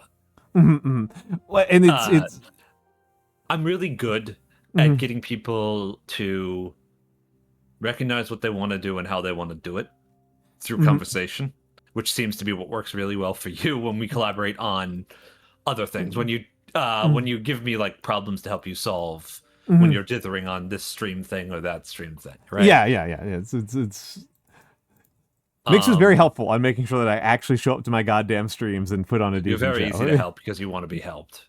I'm very easy to help because I So- want to be helped, and I'm very easy to help because the scale of my issues are tiny. What game should I play? I can't start stream until I know what game I'm gonna play. Yeah. And I even like That can't sort of start, shit, but it would right? help me, right? It would Yeah. make it considerably easier for me. So Yeah. maybe it would help a little bit if I tried to I'm not going to try to explain this too in depth because it's your stream, not mine, right? I'll do it on my own stream on Thursday. But when I start with a game, similarly to you, I do start from this very academic place of this dipshit said some dipshit stuff. Yeah. The thing is that the dipshit thing for me is not, well, there's an interesting mechanic that I think is underexplored because I really don't care about this stuff. I have mechanics that I think are good, and I'm 100% confident that any mechanic that I put in any game that I make will be fully explored. So I'm not concerned with other people not doing that. That's just an experiential thing for me. It's like, okay, well, I wish this was more. I wish this was better. I wish this had more aspects to it. Like I was saying the other day, with games like Warframe and Path of Exile, my big problem with them is that they're not Magic the Gathering. Right? The problem that I run into is that ultimately I realize pretty quickly that, okay, this is just about making my damage go up, and I should just pick whatever makes my damage go up with the least friction. Because that's all that actually matters. Having fun doesn't matter. Right? Because nothing that I find fun is actually going to be good. And that's a player mismatch problem, right? Yeah, that's a player matching problem. Yeah. The problem is the way I'd want to play a game like Path of Exile is fight one enemy at a time. Yeah, which is as a very tiny aside, the game devs seem to want to support that, and they just have not made that game at all in practice. They just have not actually made that game. They don't know how. They don't know how. There's things I've had. I can think of other games I've had this like similar versions of the same problem. Payday is one that I like to highlight fairly frequently, where Payday wanted to be Heat, the video game, and instead they made the cyclotron that explodes cops' heads. Yes. And they want to make like a game where like you do stealth, and then like when the stealth goes bad, like you have to like alternate your strategies and like mix things up, and then they just made the parts of the game that aren't exploding a million cops really unfun and unpleasant. Yeah, they don't want the game to be. The player base doesn't want that, and the player base also doesn't want to have to actually care about individual enemies. Yeah, This is like a huge problem. This is the same problem. Souls games have a similar problem. I won't talk about that too much because Al hasn't played them. Yeah. A lot of games, Warframe has the same problem. Horde shooters in general have this problem. At least horde shooters are advertised as being horde shooters, right? The Musou genre has this problem. Extremely. I mean, I wouldn't even know. In the case of the Musou games, it's like barely registers as a problem, right? It's like this was your intention, right? This is like complaining that there's too many licks in your guitar. Bosses. Yeah. What I mean in the case of in the case of Musou games, it's I don't know. I only played Dynasty Warriors 3, and it's just kind of not good in general, but I think it did an okay job of at least making some of the boss fights like threatening and dramatic. Whereas like Warframe boss fights are just so dumb. They're so dumb and bad. Warframe boss fights just aren't good. You can't really make good boss fights in Warframe without doing something that would be worse for the game than having bad boss fights is. Yep. Which I mean, you could do a thing that Final Fantasy XIV does, and just say, "Hey, in these boss fights, this is the type of content where you're limited to a certain gear level. Mm-hmm. Yeah. Right? Yeah, We're just going to hard scale you, you can still use all your mechanics, you just don't have all of your development, right? You just aren't able to we get to control how much your maximum potential DPS is. Yeah. They've tried a couple of attempts at that, and it's not gone super great. They don't know how to do this. They don't know how to do it. DE's never been good at this sort of thing. They're not good. They're not good at it. That said, I have been stalling on this because I thought we were at a very interesting point in the conversation, but I think that we've got a little bit of breathing room here, so I'm going to do 10 push-ups. I will join you with doing the push-ups. And hello, Micha. And kill myself.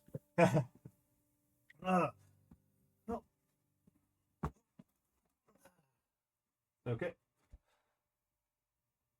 1, 2, 3, 4, 5,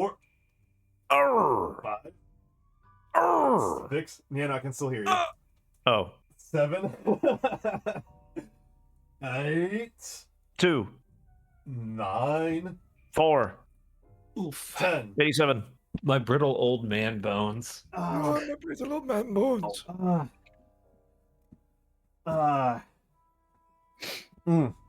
It's so funny how our bodies just need to be stressed out periodically, or else they can't.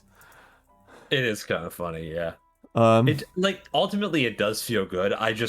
For one thing, this floor is not a good place to do this. Yeah, that'll definitely tamp down the. I'm constantly worried that my hands are gonna slip and I'm gonna rip up a floorboard and hit myself in the dick. So.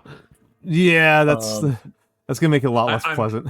I'm gonna buy a couple carpets, which will fix this problem. But, Oh, okay. I mean, the thing that DE really should understand how to do is, I thought the Eidolons were okay. Yeah. The Eidolons weren't bad. They need to, the thing that they need to study, the game that they actually need to go study, or the two games that they should study, I should say. And one of these is not a game that I like a lot, and the other one is a game that I like a lot.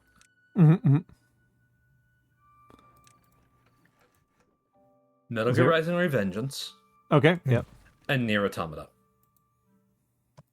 Two interesting choices. They are very fast-paced games with mix of melee and ranged combat, where you fight large enemies that are very dangerous, but also not as dangerous as small enemies, right? In general, the dance in and out element of the way Automata's bosses fights tend to work, or at least the large bosses, would work quite well for Warframe. So the real issue with Warframe is that in order to make any boss threatening, you without having forced scaling, right?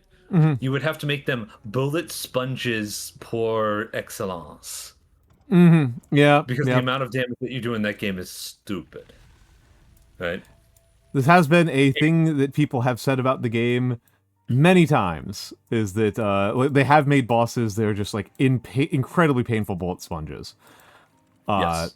And it's nobody likes that. No, they don't. They get pretty mad. The thing that you should not respect about Warframe players is their desire to be able to delete anything in 0.5 seconds. Yep. That you cannot respect this and have a good boss fight. You have to make the boss actually involved. And I think the actual easiest way to do this is just to make the boss big and give it a couple of mechanics that are fun. Legitimately, just the boss can be Bowser from Mario 64, and that would be pretty good in Warframe, actually. Right? The boss can just be there's a shockwave you have to jump over, and it sends homing missiles, and you have to hide behind something. Yep. To dodge the missiles. And they do a stupid amount of damage and will kill you if you don't dodge them, so you have to actually engage with this mechanic. You can also shoot them down if you're a good shot, right? There. You've designed a pretty engaging boss fight in Warframe. There's a reason to jump around. You can also do a thing. They tried to do this with the remake of Jackal, I think. Jackal's a more interesting fight. The new Jackal's a more interesting fight. Yeah. They've been improving, but it's very halting and very slow. It's as with everything in Warframe, they kind of just do something for a couple months and then change gears entirely. Yeah, they do have that a habit 3 times a year, right? But you could do things like Jackal. I mean, here's the thing: you could give a boss a weak point that matters, right? I think that's a classic shooter thing. Yeah. Yeah. And make the weak point that matters be a spot on top of the boss that you have to jump up to, because in Warframe you have a ridiculous amount of fucking mobility. So just utilize that. Have boss fights be like the Stalker could be a really interesting boss fight, for example, right? I like they tried to do the gigantic infested. That sort of thing also works, right? Like legitimately just a boss that has positional attacks that are based on like he will raise his right hand and then slam it down, or raise his left hand and then slam it down, and you have to dodge it. Easy. Like these are like Banjo-Kazooie ass mechanics here. These are Crash Bandicoot ass mechanics, and it would be perfectly fine for Warframe. You don't have to have MMO boss fights in Warframe. That's not really how the game works, right? That's not what the game is for. You don't need to have 7-minute long, hyper mechanical encounters. Just let people play Final Fantasy for that, right? Like, just have bosses that are like mildly engaging and are big and impressive, nice set pieces and spectacles. And people will be happy, right? People will be happy with that, I think. Hopefully. Yeah. I don't think the game should be boss fight focused. I just think it should have some boss fights. But yeah, we are unfortunately in the world of we are often in the world of bad boss fights. Even beyond Warframe, like that's fairly common. Oh yeah, I mean, modern Souls games have shitty boss fights, right? So It's unfortunately true. I mean, what game has the best boss fights that I've played recently? I'm trying to think. Recently, you had to hit him with the recently. Yeah, I mean, there's plenty of games with great boss fights. It's true. I should replay even modern ones. I'm just trying to think like what I've played recently that had like. Obviously, there's Blasphemous, but Blasphemous was a while back at this point, right? It's the one that definitely stands out to me in the last 20 years, probably more than about anything short of Metal Gear Rising does.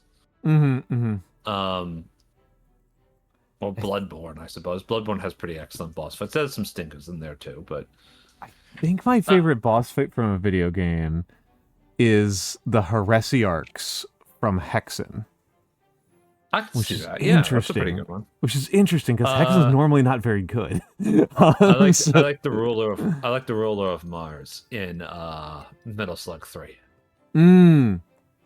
Where the fight is you're falling out of the sky, fighting a giant alien who's grabbing your tank, and you can jump in and out of your tank to dodge its attacks. Because one of the mechanics with the Metal Slug itself is that the Metal Slug, you can jump in and out of it at will, right? When it's on screen. And you're like fundamentally invincible when you're in the Metal Slug, right? Which I thought was pretty cool. I don't know, that fight also has like pretty amazing music. So like it's also like really unusually scary for the series. Let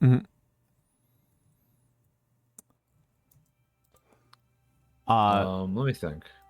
I'm going to raise a Komos has reminded me of something. This is going to make me sound like I've got the most like bespoke weirdo fucking complaint on the planet. I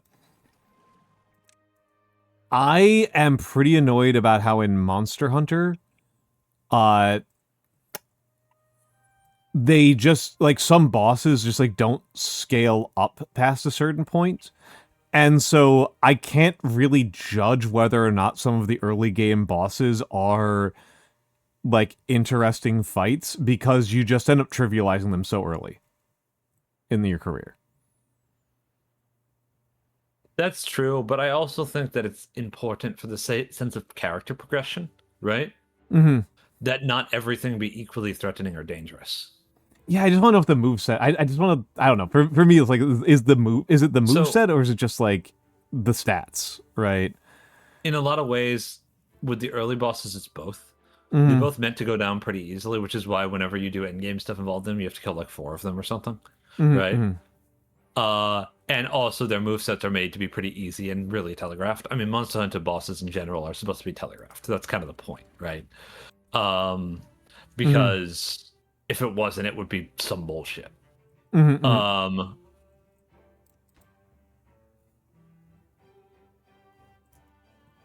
I personally think that probably the best bosses in Wilds are, I mean, the expansion comes out next year, so maybe that'll add some new stuff that's good. I like Omega, and I like what is its fucking name? Sans Undertale, whatever the fuck it's called. Sans Undertale. It would be really funny if they did actually add or whatever.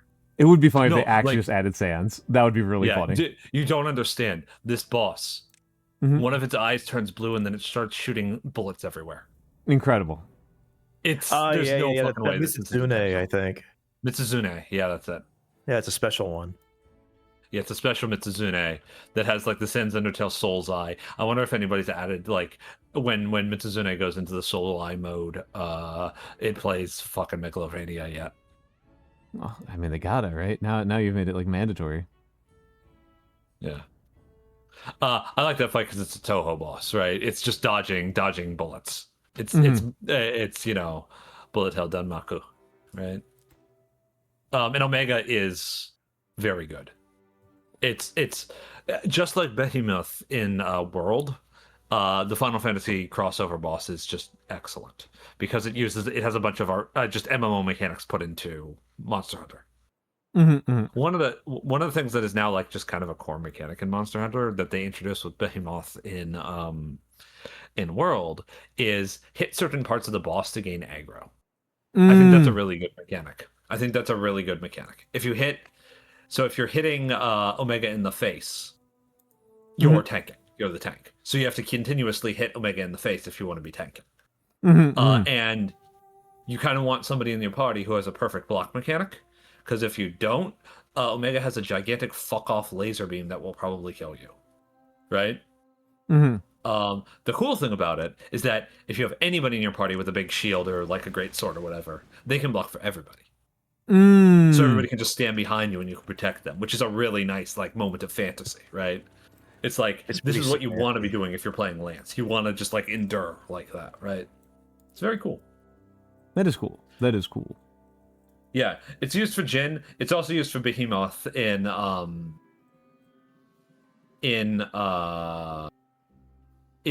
World, right? It's a good mechanic that I really think that they one thing that they did do is they made the bosses targeting you mechanic that was only on Behemoth in World just apply to every monster. Like you get a little ping and then like a line pointing to you when the boss targets you in Wilds, which is nice. It's like a nice accessibility feature in my opinion, right? Omega is really not designed for solo players. Yeah, he's designed for four-player party. I only play Monster Hunter to play with other people. I have no desire to solo it at all. So, like, I guess that is a lot of my experience. Also, I kept saying, oh yeah, if they do another Final Fantasy crossover, it's probably going to be Omega. They should do Omega. And nobody listened to me. But I was right. No, you're incorrect. Fuck y'all. Somebody did listen to you. I mean, no, they didn't listen to me. They just did the right thing. No, there's a microphone embedded inside your house. There's many microphones inside my house, like the one I'm talking into right now. Yeah, and they're listening to you. Also, the one inside me. But I was about to say also like he needs them to function. That one actually doesn't work. It works just fine. That sucks. There's a funny stupid fiction idea. A government spy drone that the microphone's not actually connected. Yeah, it just doesn't work. Yeah. That's like an Office subplot. Yeah, it is. Speaking of which, that is also what the reflection pool is. This is an Office subplot. Okay, failed to build the aqueduct in time for this. It really is. It feels like something that would happen in a sitcom. Be like the B plot in an episode of a sitcom. Oh, I'm gonna have to look this up because this was the phrasing that Robert Evans used. How is that not one of my? What? Hold on. How is that not in my autocomplete? And how did that not find him? How did that? Because he's got a very easy handle to find on Blue Sky. He's I write okay. Yeah, Robert Evans. Robert Evans. He does write okay. Yeah, he does write okay. Unfortunately, I've not watched Behind the Bastards ever since it moved to Netflix only for the video. Oh, yeah, I never watched. Oh, son of a bitch! It looks like somebody deleted the skeet that it was. It's because all the other versions have the ads baked into them, and I don't like that.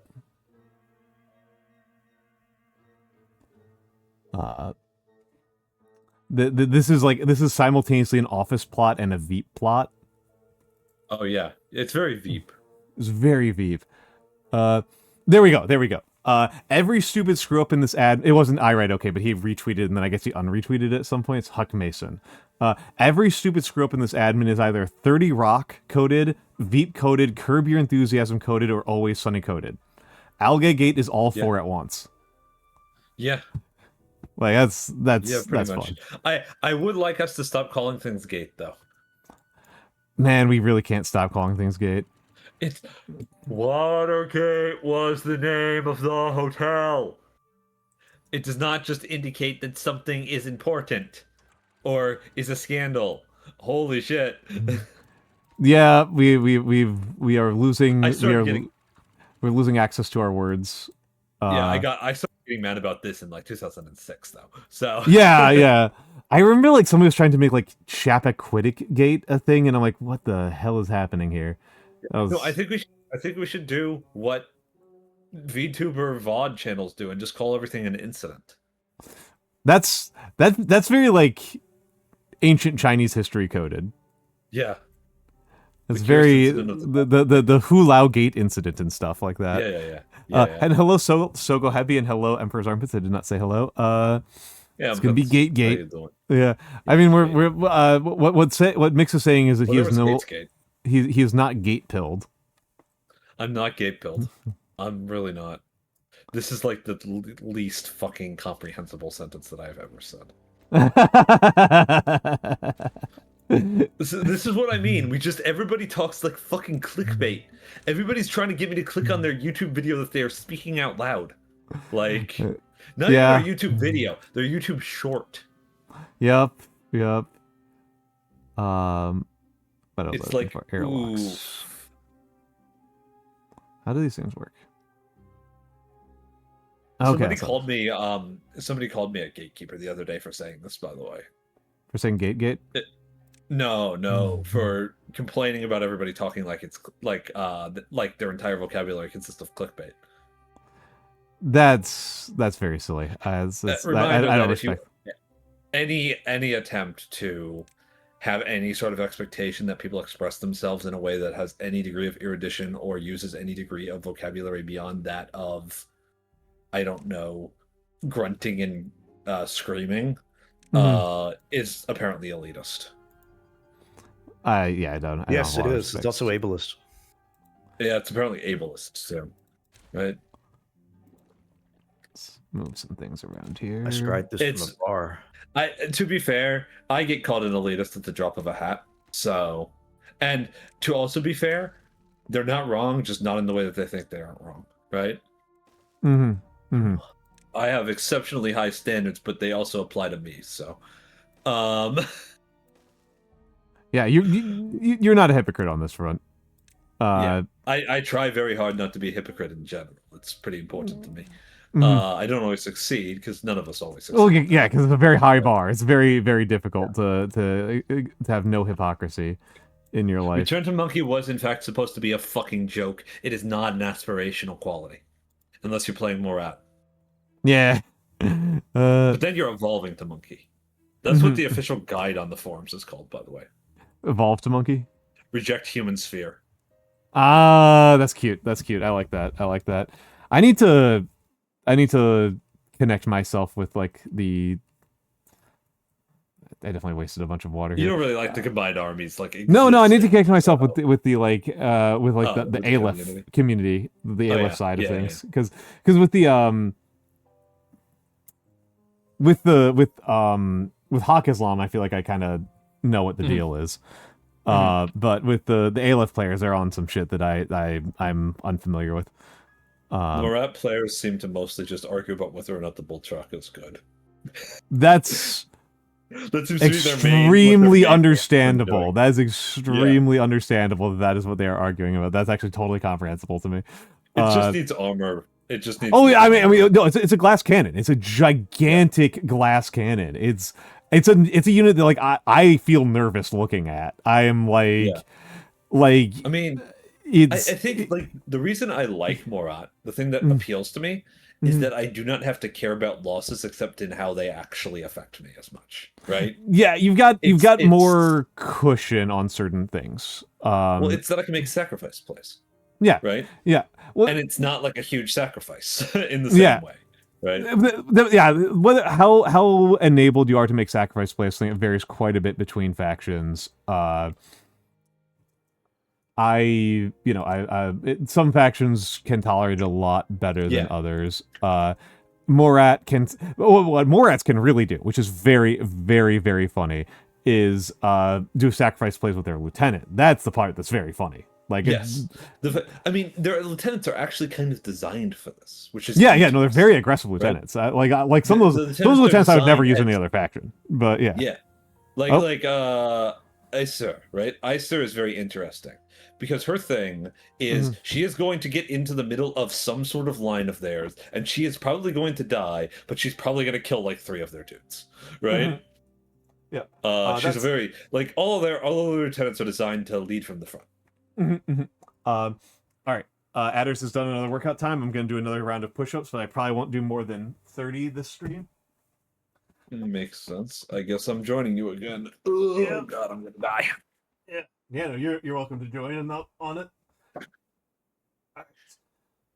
Sir, it is my bedtime. I'm not working out. 1. Oh, it's a great thing to do right before bed. 2. No, it isn't. Start out. 3. That's not how it works at all, dog. 4. 5. 6. 7. 8. 9. Ow. 10. Oh, that's pretty good. 20 is my fucking limit. Bro. Oh, fuck. Ow. All right. Please, Skyrish, have a good night. Have a good night. Sleep well. Thank you for stopping by. Always a pleasure to have the bear here. Oh, it's always good to see you, bear. Bear. All right. But yeah, I think that Morat's very interesting. Like honestly, the thing that I think people so the thing about Morat's like design space is that their units are all pretty good, but they're also all overcosted for what they actually do stat-wise. Yeah, they are. They're expensive and they're slow. That's the part that like alarms me when I'm looking at them. Religious troop. I mean, most of them are not as slow as they seem to be. Or the really important units that you want to be fast have super jump. Yeah, they've got a lot of jumpers. They have a lot of jumpers. So technically, they're all like 8-4, not well, 6-4. Yeah. There's one that's 8-4, basically. Yeah. There's. Well, I guess it's probably worth saying, like, I'm used to Hawk and Aleph has some very mobile units. Yeah. No, the thing that irks me about Monkey is mostly that it feels like I want to get into close quarters. Yeah, and getting close quarters is hard. Yeah. Right. So I think that's probably not what I actually want to do. That's probably not the actual play. I think there's a reason why most people run lists with chain rifles and not boarding shotguns. Yeah. Well, there's a couple. Yeah, that's part of it, right? Chain rifles are also kind of more broadly useful. Boarding shotguns are really. I like boarding shotguns a lot. I'm a big fan of the boarding shotgun, but chain rifles do mean that if somebody comes at you with lots of mimetism, no, they don't. Yeah. Right. Like, that's the advantage there. You did not in fact bring lots of boarding. You did not in fact bring lots of mimetism. Right. Like. Yeah. Well, it's kind of like how Morat's entire game plan is pretty much, hey, I like all those words on your army Mm. list. Yeah. Like they really just don't care that much about hackers, right? There's still some stuff that can be dangerous, Yeah. right? Yep. But it's really hard to fuck with their units. Like They can do the important thing is they just don't care about isolation. They don't care about isolation, and it's something that like you probably haven't thought about very much because you just don't have to think about with Morat. You don't have to think about BS attack -3 at all. Yeah. Which is Yeah. normally a pretty powerful stat. Normally it's a Yeah. pretty powerful skill to have. It just doesn't work against Morat. Okay, I have... Your ads are in 2 minutes and 40 seconds. They're in 2 minutes and 40 seconds. I'm also... I also have a lot of idle. A lot of idling in among my people. You should probably establish a religion. It's bothering me. I think it's mostly just that like I have a lot of I just had like a lot of death and turnover, and there's no water. There's nobody's collecting water, which is one of the main labor asks of my entire colony. Is water collection. The beef. The beeves. It is very alarming. It is very alarming. Hold on, we're going to the ads in 2 minutes. I'm going to pause the game. Do you guys want to yap over chat while I use the bathroom? would like to get some water. Okay. We're going to go to the BRB screen. We'll be right back.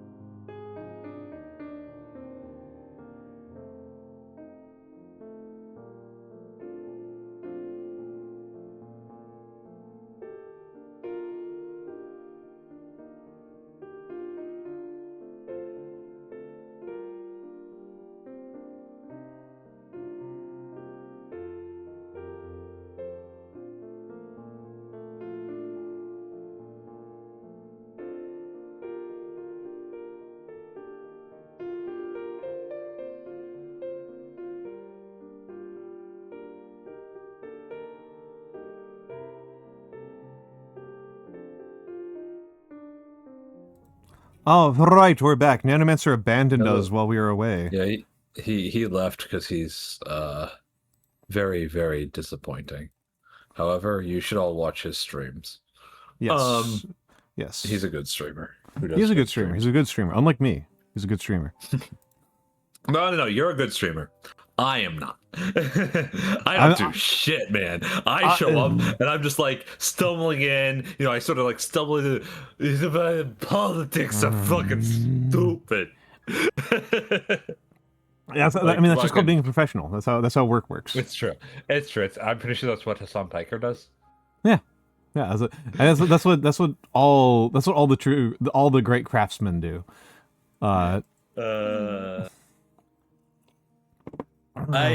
Speaking of this, speaking of great craftsmen, I do not understand why Amazon is trying to sell me a bed that looks like I could probably build it with the scrap wood in my basement.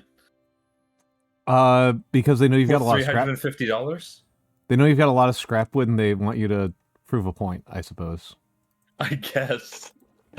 I'm not quite sure why this. One thing that I do not understand is why low profile bed frames are so expensive. I definitely don't have an answer for this. Expensive. Yeah. No, I don't think anybody has an answer for me. I think it's just because people don't want as many of them.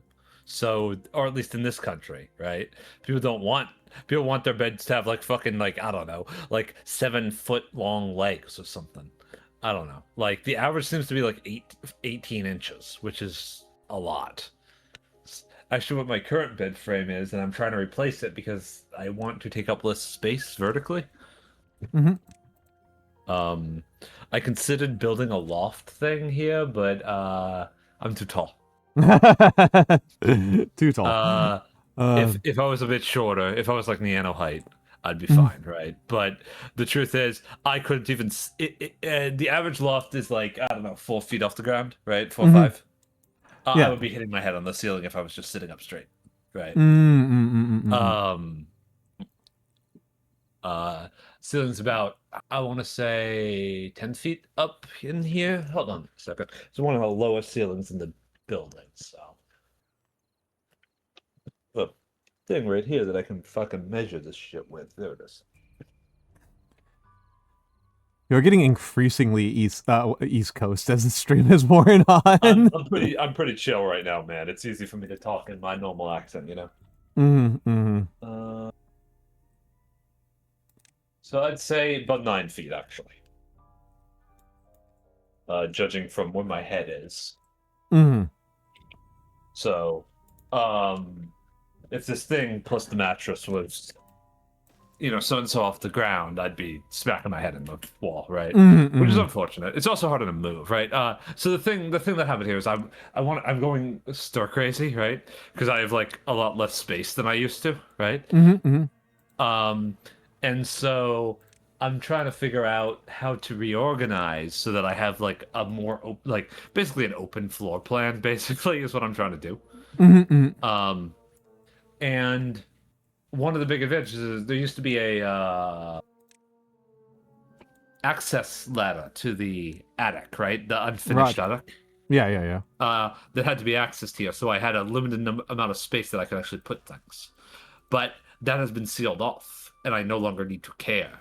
So I can actually organize this room however I would like to, unlike when I was a teenager, where I had to keep the bed that could be moved, right? Something on wheels, or nothing at all, in the corner where the access hatch came down, but it's never come down again. So I could actually put a desk there or something in the little nook. This is largely inaccessible, so I'm not going to talk about this too much, but I've been looking at beds, basically. Bed frames. Yeah. And I have pretty much determined that the best thing to do is to buy like a $30 metal bed frame. Because who cares? Because it who does cares? what I want it to do. Yeah. If I'm not going to build one myself, right? Which is the other option. I do. So the problem is, Sogo, I would love a futon, but I have a perfectly good mattress already. I would love a futon, and also like a real futon is expensive. True. True. I would not cheap out on this. I've slept on real futons. I Mhm. would not be satisfied with one of the cheap, like $100 ones, right? Mhm. Yeah, I'd also have to do stuff with my floor, but I could just put down tatami. Like this floor would be perfect for tatami actually, and I'm actually strongly considering that. Mhm. Since it's wooden plank board, right? Yeah. Tatami would actually make this a lot better and probably easier to keep clean as well. And it's also not an expensive material, so there's that. Meanwhile, I am But I such a cheapskate, right? Like, Yeah. you know me, I'm Yeah. a total cheapskate, right? Like, Yeah. so To be fair, though, yeah. I mean, we're probably working with about the same amount of space now, right? I just have bigger things than you. Is the problem, right? The few things that I actually want to keep are just larger than the things that you have. I have a bookcase that I yeah, my my Um, physical book storage is quite limited. I don't know what to do with the stockpile.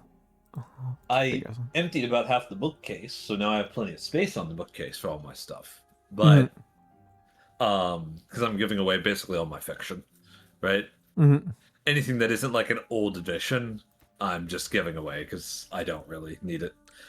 Old edition or like a signed copy or whatever, right? I'm never gonna read it again. Is the truth, right? I'm not reading this stuff again, right? I've read it already. I'm not reading it again.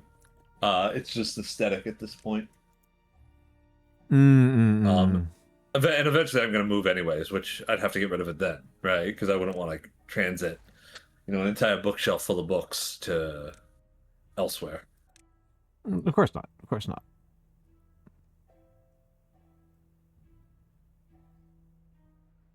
Exit West is pretty good. Yes, I liked Exit West quite a lot. I was very surprised by how much I enjoyed the Exit West. It's a good book. It was good. It was really good. I felt like that was a pretty simple, easy recommend among my books from the book club. Let's put on Cattail for the moment, and then we'll move over to Maple. No, I thought it was I thought it was an easy one. Yeah. Yeah, I'm just nice. trying to figure out like how to reorganize in here, and unfortunately, my poor visual imagination is not serving me well. Yeah. I might have to recruit some help from others with more of a less of a Spartan sense of decor than I have. Yeah, I am mostly like guessing a certain snake would be. There's a snake and a certain moth as well. Oh, okay, yeah. That makes sense. I actually use up all. But, Wow, I actually use up all the power in the gravity batteries. Yeah, it's mostly like the biggest decision that I gotta make is whether or not I want to keep this desk. And I'm erring on the side of being cheap and just keeping the desk, right? This is it's not like it's a bad desk or anything. It's not like a great desk. It's one of these Marrowwood. I don't think they even exist anymore, right? But I bought this thing for like $50, right? It's pretty sturdy. It's been here since I was about 15. So, would have been 15. Would more like 17, I think. But still, like quite some time, right? More than 20 years. Yes. It's pretty sturdy. It's not really falling apart. It's an L desk is the problem, and since I don't have it up against a wall, really, right? There's not really like a good wall to have an L desk against, right? In the way this room is organized, it takes up a lot of space in the middle of the room that could be a little bit more open. Humter has hit on a kind of funny little discussion topic, which is it seems to wear its themes on its sleeves. I'm usually not very smart, so they usually go over my head. And so one of the books that me and Mr. Mikks talk about pretty frequently is Moby Dick. And I love Moby Dick, and it's got a real good possibility of being like the least subtle book ever. It is incredibly unsubtle, and yet people miss things that are not even subtext. Yeah, it's The one I like to point out is that Ahab. Mhm. I thought I was on your stream. We had a rousing conversation about Quakerism. Yeah, Captain Ahab is a Quaker. yep, yep. You know what Quakers are not supposed to do? Violence.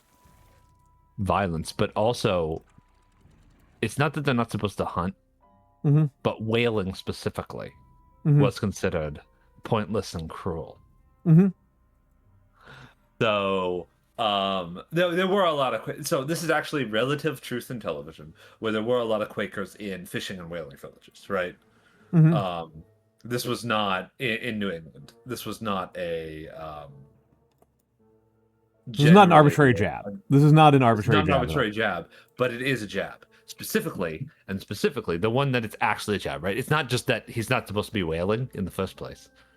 It's that he swears revenge. Yep. That's an even bigger problem. That is a no. You don't do that. Yeah, that's an even bigger problem. Revenge is bad, right?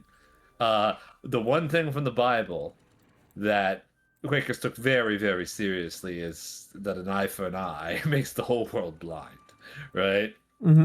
So, and this is my favorite one because it's always something that resonated with me. It's like colors the entire book for me, right? If Ahab had not been a Quaker, I don't think I would have found the book nearly as resonant as I did. Right? It's like actually really important to my interpretation of Moby Dick. Right? Yeah, and it's going to affect you more than it's going to affect me. As much as like I have a connection to Quakerism, I'm not, I wasn't raised Quaker. I'm not from Quakerism. It's just been an important part of the community that I've been a part of, right? What it truly is here is that it really colors Ahab's character. As soon as you learn that about him, it's like, oh, so he's a hypocrite. Yep. Right? Oh, like you know what kind of man he is. He's the kind of guy who is so ruled by his own ego, more or less, that he's never gonna give this up, and he's never gonna meet a, he's gonna meet a nasty end. Right? Yes, you just know what's gonna happen in this book, right? Yes, he has forsaken his vows, right? And yeah, the book is not like subtle about this point, right? Like that Moby Dick, like Ishmael just points it out. Actually, Ishmael says pretty much like, in spite of being a Quaker, he's sworn revenge, right? To me, the funniest part was the part in there's a pretty early part in the book where like they just like give you a guide to interpreting metaphor. Yeah, like that was like People killed think me. this book is hard. People think this is a hard novel. It's really not. It's really like, not. And I mean, Middlemarch is a hard novel. Middlemarch is a harder novel, but even it's pretty clean about like telling you what the book is about, right? Like I'm reading it pretty slowly, and I am really struck by one of the more recent parts of the story where they're lamenting poor Rosie's lot because she's in love with this guy that she's barely met, and because he's a medical doctor, so his understanding of what's going on is that he has met a pretty girl. That's his understanding of the world, of what is happening. He's met a pretty girl, and therefore that's neat. This is neat. I've met a nice pretty girl. Now I'm going to go think about all of my doctor things. I'm going to think about all these things I'm going to do to advance my career and yada, yada, yada. Because that's his whole thing. I shouldn't have deleted that water tank because it turns out that I don't actually have a better idea for where to put those floodgates in right over here. But gender's an important theme, right? Gender's going to be an important theme in this book. It's not as quite as blunt as the chapter of Moby Dick where it's like they're describing the fucking church. Yeah, that one kills me. It's so funny. It's just like it's really funny. Yeah, here are the This is visual true. metaphors we're going to use, right? Like, Michan is right. Michan is right. Also, like a lot of things that people say are really hard, really just aren't that hard. Mhm. And this is not me saying like, oh, people are just bad at things. It's more that they're so unprepared, Mhm. right, for dealing with some of this stuff. Oh, there's different ways there's of something some being that- hard. yeah. There's different ways of things being Yeah. hard. So like the challenging part about reading Middlemarch is not that like the themes are particularly crazy and out there. It's archaic dialect. It's archaic dialect, and she writes some garden path ass sentences. Right, like there are some sentences like I usually think I'm fairly good at this kind of thing, and there have been a couple of times where I've had to like go like, wait a second, what, and have to like Yeah. just like go back to the start of the sentence and like diagram it out. Like it's Ogre can only identify surface level themes like religion and nationalism. Yeah. And can't comprehend deeper ideas like remorse of consciousness that makes James Joyce's novel a modernist classic. Ogre's so dumb. yeah. I think it's not even like it's a lot of the times it's not themes and not like Yeah. there's some there are some books where like there have been like themes that just like completely went over my head. And there've been a couple of times, like a couple of pieces of art where it wasn't even that the theme went over my head, it's that I think other people are just reading something different than I am. I'm just like, I don't know about this. Yeah. Uh, I know what you mean by that. But there's also something recently that I read. Mm. I cannot remember exactly what it was, but I had like one of those. It's relatively rare for me to have a real click moment, like, oh, I understand what this is now, right? Mhm. Because usually I kind of figure it out within like the first couple pages, Mhm. right? Because most things really are broadcasting what they're about, right? Yeah. It's pretty Especially cool. if you've read as much fiction as I have. Yeah. But there was something I read or watched recently, and I had this moment. I'm like, oh yeah, that makes sense now. Now all these things that felt like they didn't make sense, now they make sense, right? And I feel like most things have something like that going on. It's just a lot of the times what that actually ends up being is knowing more about the author, which is very unfortunate. Right? Yeah. It's like you cannot comprehend Hideki Anno's work without understanding that he really, really likes Ultraman. Right? Yeah. That's like the classic, right? The classic is Evangelion does not make sense until you understand that Hideki Anno really likes Ultraman, and Ultraman doesn't make sense until you understand that the creator of Ultraman is Christian. Not just Christian, extremely fucking Christian. Like he's so. I think specifically Catholic, right? Like Catholic. He's one of the secret Christians, right? He's that same sort of following. So yes, it is Catholic technically, right?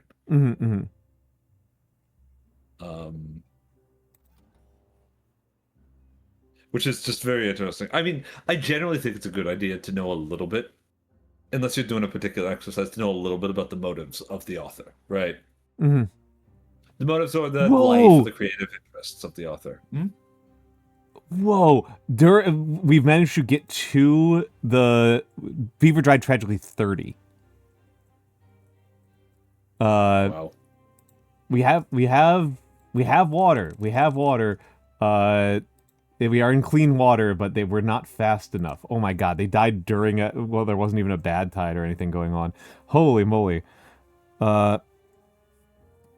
Wow, that's embarrassing for me. I'm glad I got this built during the bad tide, because holy crap, we need it. With Dracula honestly is not very good in my opinion. It's got stuff to say, I don't think, of its contemporaries, right? Of the other gothic romantic fiction. I think it's one of the weaker ones. It's the problem is you gotta compare this all to Frankenstein. That's a brutal one to get compared to, buddy. That's Yeah, getting compared to maybe the most important piece of genre fiction ever written. Yeah, getting compared to Frankenstein's a very deeply unpleasant experience. Good lord. Sorry, I'm just. Dr. Lord. Jekyll and Mr. Hyde is pretty good. Mm-hmm. Like, as far as the sort of spawn of this overarching cultural idea goes, right? So Frankenstein, I don't know if like you want to like share what you thought Frankenstein was about, Humta. Yeah, see, so Frankenstein is Mary Shelley, a woman. My interpretation of Frankenstein is that it's Mary Shelley's critique on God. That is not the only interpretation of Frankenstein that I think is valid, but it is my main interpretation. It's that Dr. Frankenstein, like God, is a father who has created life and then abandoned it to its own devices and refuses to take responsibility for it. And I, unsurprisingly, as I so often do, read it through a very gendered lens, where it is about it is about the egotism of men who are trying to remove women from the most obviously feminine process of, bearing children. Yes. Right? That they're trying to have fatherhood without women. No, to be fair, right? These viewpoints, all right, these two analyses are actually quite compatible. Yeah, I don't think they're. Because this is God as what I always call my theory on Frankenstein is God as the absentee father. Right? So it's not even just a matter of, and also like it's important to remember that Mary Shelley was extremely, extremely, extremely queer. Right? Yes. I'm not sure if I'd call her gay. I'm pretty sure she was bisexual. I'm pretty sure that's probably the correct way to refer to Mary Shelley. Obviously, she's been dead longer than I've been alive. So, the modern Prometheus. Okay, so the modern Prometheus. This is a fairly simple one. Prometheus stole fire from the gods, right?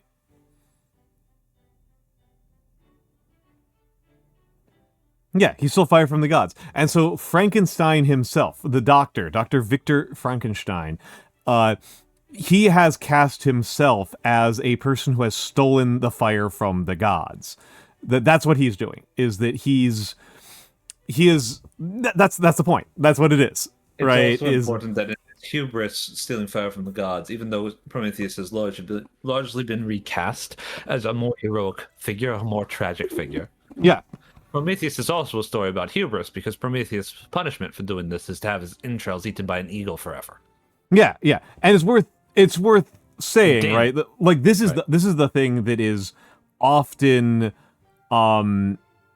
this is the thing about about Mary Shelley. This is the big thing about Shelley, is that she is a romantic. That's the big thing. That people tend to be missing from their from when they're looking at an analysis of Frankenstein, is that she is a romantic, by which we mean philosophical romantic. She's a philosophical romantic. She thinks modernity is bad. Yes. She thinks technology and chemistry and biology are bad. That's these at some level, yes. At some level, a point at which they are bad. That there is an excess of learning and science that has taken us away from nature. Yes, specifically. Nature very broadly. The internal nature of the human experience is what the romantics are really about, right? More so than they are about God, to be honest, right? They often frame it in terms of God, but I personally do not think that it's actually very important that Christianity or deism be involved here at all for the romantic philosophy to function, right? It's more about feelings than anything. It's about feelings, and it's about, like, to the extent that they are connected to the divine, is like that matters. Like, they care about the spirituality, but it's not the point, right? No, the point is that an excess of academic scientific learning denatures us from our root. That's the point that the romantics are driving at. And as you like to say about the romantics, right? Because I hate them quite a bit more than you do. Yeah, this is true. This is true. So, this is true. So I will quote you on this, which is that, well, they were kind of right that a lot of very educated people at the time were pretty evil. Yeah, yep. It was, A lot of the problems in society were, in fact, a lot of the most educated members of society. Yeah, right? yeah. No, their skepticism was not entirely unwarranted. Yeah, it's not it's not what I would focus on, right? It's like what are the real problems facing? It's money. It's money. It's money. But yeah, but it is a criticism that is founded in some sort of reality, right? Yeah. It is a criticism. And it's a perspective that you can sort of trace. You can trace how the position formed itself, right? By looking at the sort of society that they lived in and the problems facing it, right? Yep. Not that different than our society today. No. I mean, and we're their heirs, right? Yeah, we are the heirs of the romantics and and of the erudite, aristocratic, academic aristocracy, right? Yep, absolutely. Yeah, the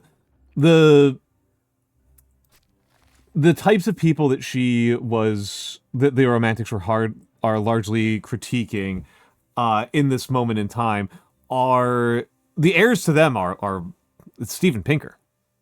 Yeah. Right? It's Steven Pinker is the big one. Like it's like these guys have not entirely left us.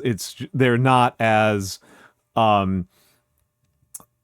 but also like the heirs to the romantic movement. We have heirs to the romantic movement right now. Yes. And they're the anti-vax hippies.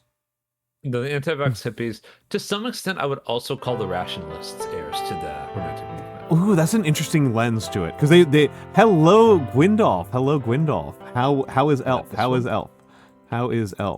You know a lot of elves, my dude. I do. I don't quite know how this has happened. How are you doing, Gwyndolf? What were you up to? Silent Hill 2. How are the hills? How loud were your hills?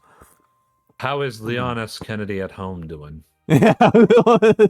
What rudest thing somebody has said about James, and people say rude things about James a lot. To be fair, the point of James is to have people say rude things about him. Oh yeah. No, it's people are not nice to James for a reason. The dwarf-like appearance attracts the elves. I have attracted. It is funny. I think I've got some relationship with a fairly large percentage of all of the dwarf VTubers, because there's not that many dwarf VTubers. Yeah. Dwarf tube. Yeah. It's either dead, silent, or really loud. Yes, Gwyndolf. Yes. That is what that game is about. That is a game that wears its visual metaphors really heavily. I will note. Don't look too hard into the sexual violence. Yeah, I did that, and I think it hurt my experience. Keep an open mind that it might not be about sexual violence. It may be about something else involving sex. Right? Yeah.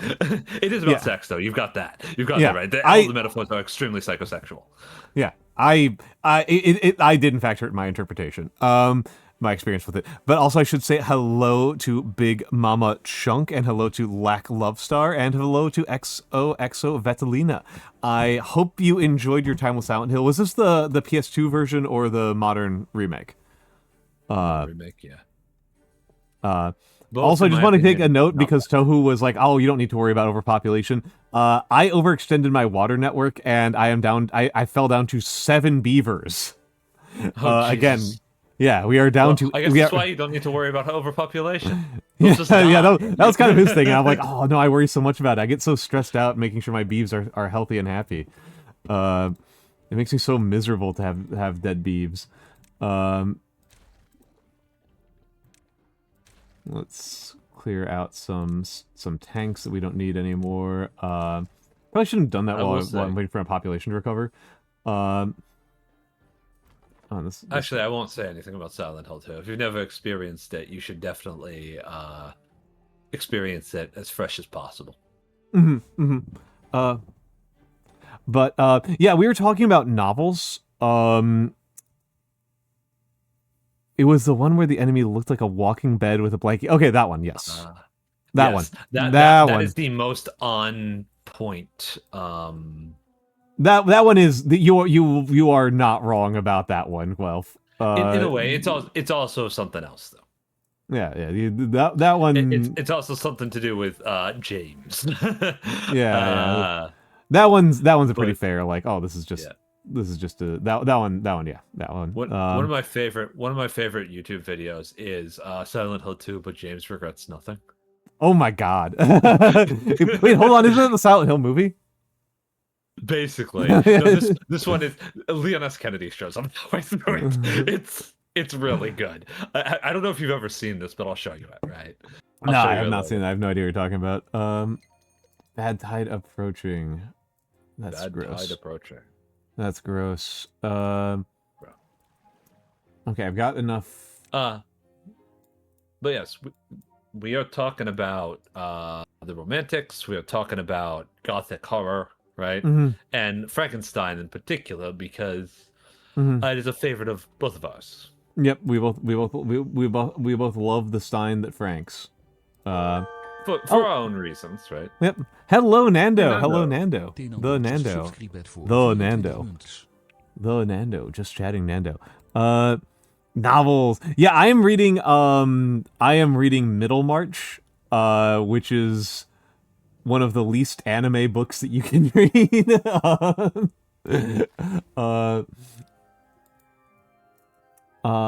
Yeah, I mean, in some ways, it's pretty anime, actually. In some ways. In many ways, it's extremely not. Yeah, in many ways, it's extremely not. I mean, I guess it depends on what kind of anime you are talking about, because it's not totally unlike some of the early stuff, right? I mean, early anime and manga is very different beast, for the most part, right? Like, you know, Rose of Versailles, right? Rose of Versailles. Makes sense to me.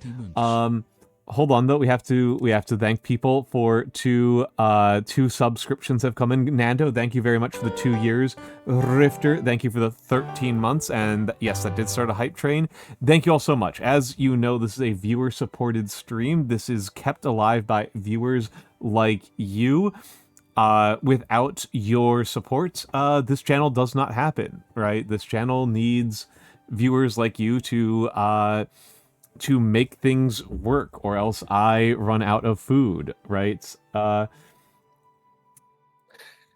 So I for my pens and inks. You keep the tofu in his drawers. Yeah, you keep the the cabbage and the rice. Yeah, that is the rice. Man, I haven't had any cabbage in a couple of days. I'm jonesing. Seriously? Okay, who are you?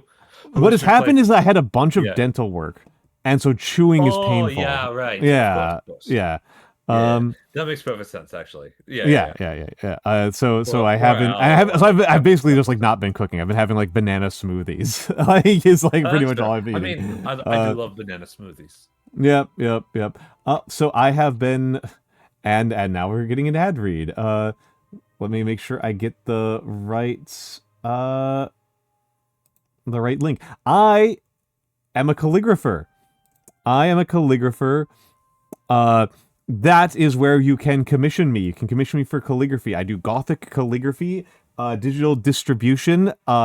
It is $3 per word. $3 per word.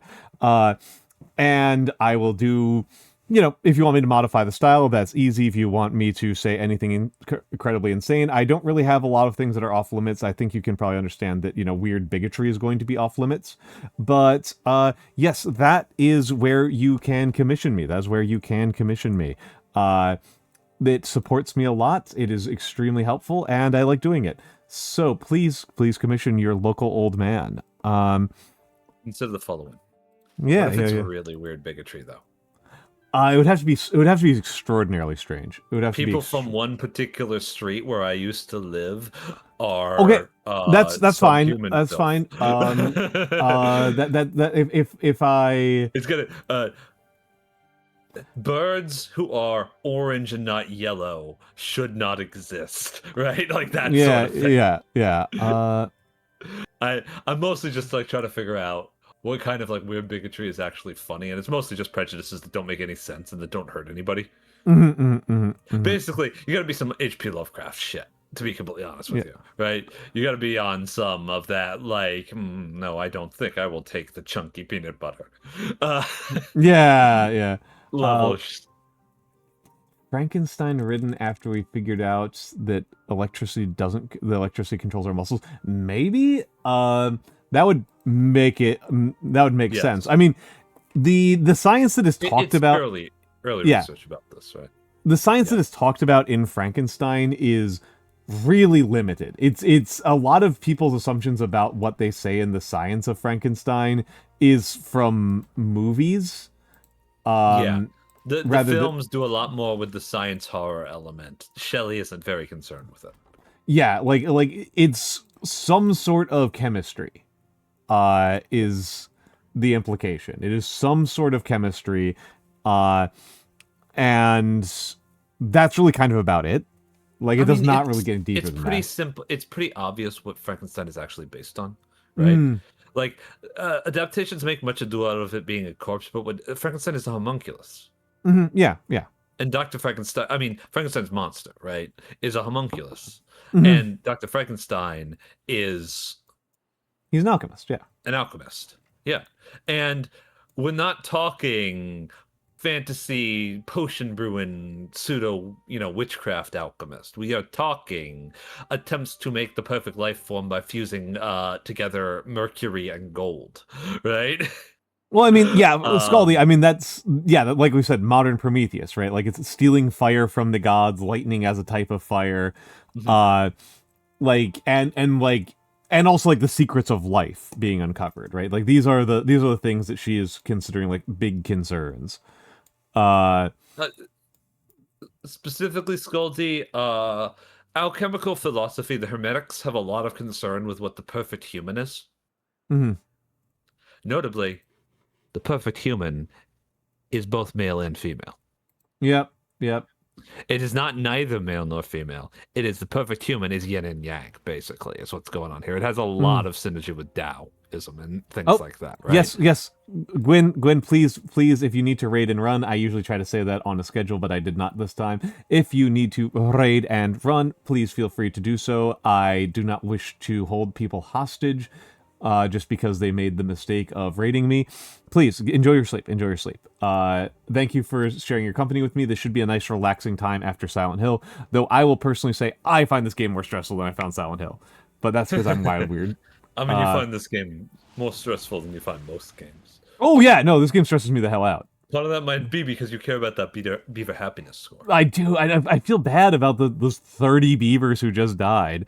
I feel quite bad. It is tragic, Nando. It is tragic.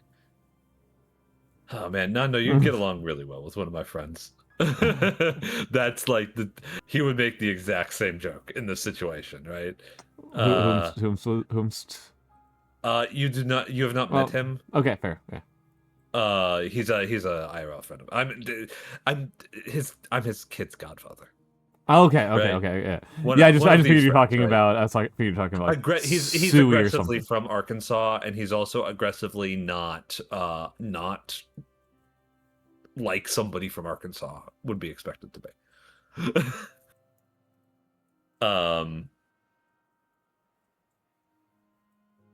Yeah. So one of the things that I find really fascinating about, like, it's very obvious that Shelley also is drawing from the Hermetics, right? Because in a lot of ways, the Romantics are, in some ways, heirs of the Hermetics. Yes, of course. Absolutely. Because the Hermetics were about spiritualizing science. That's what their main thing was. It was taking science and treating it as spirituality, yeah? Whereas it was the science of the soul, right? Is really what alchemy fundamentally was, right? Hermetic alchemy, I should say. The alchemy, alchem. Yeah, the making. Chem is to make from Greek. Yeah.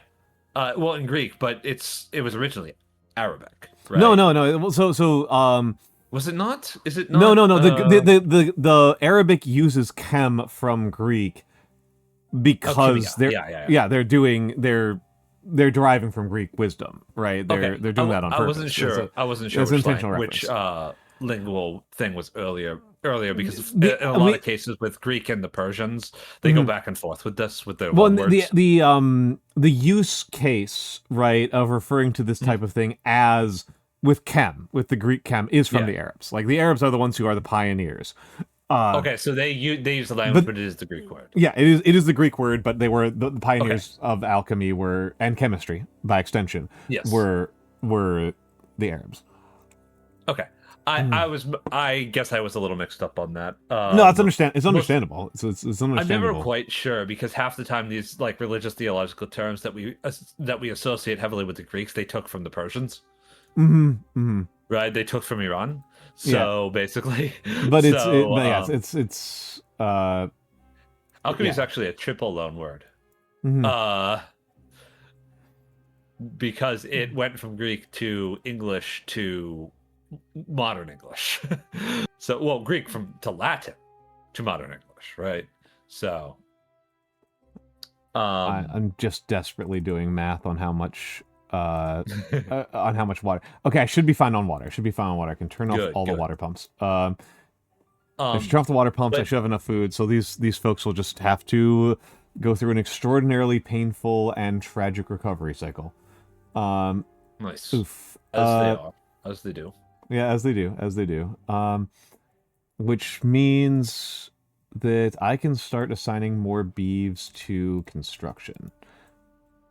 In the off chance that I can prevent what just happened from happening again. Can we fix it? No, it's fucked.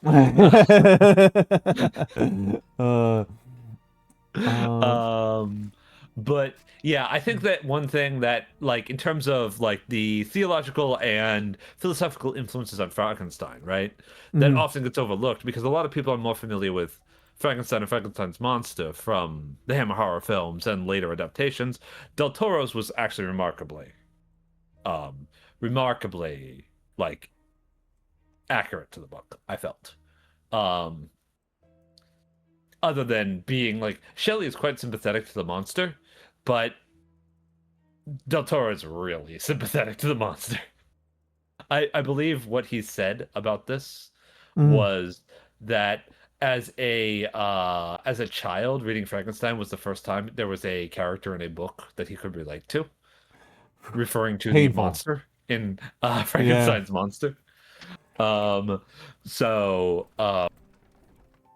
Which is weird. Del Toro is not an unattractive man. I don't really understand, but I mean, well, this is it's self-perception. Well, I mean, you know this as a gay man around straight men, is that like straight men in general have extraordinarily negative self-perception, right? Like that's like the default.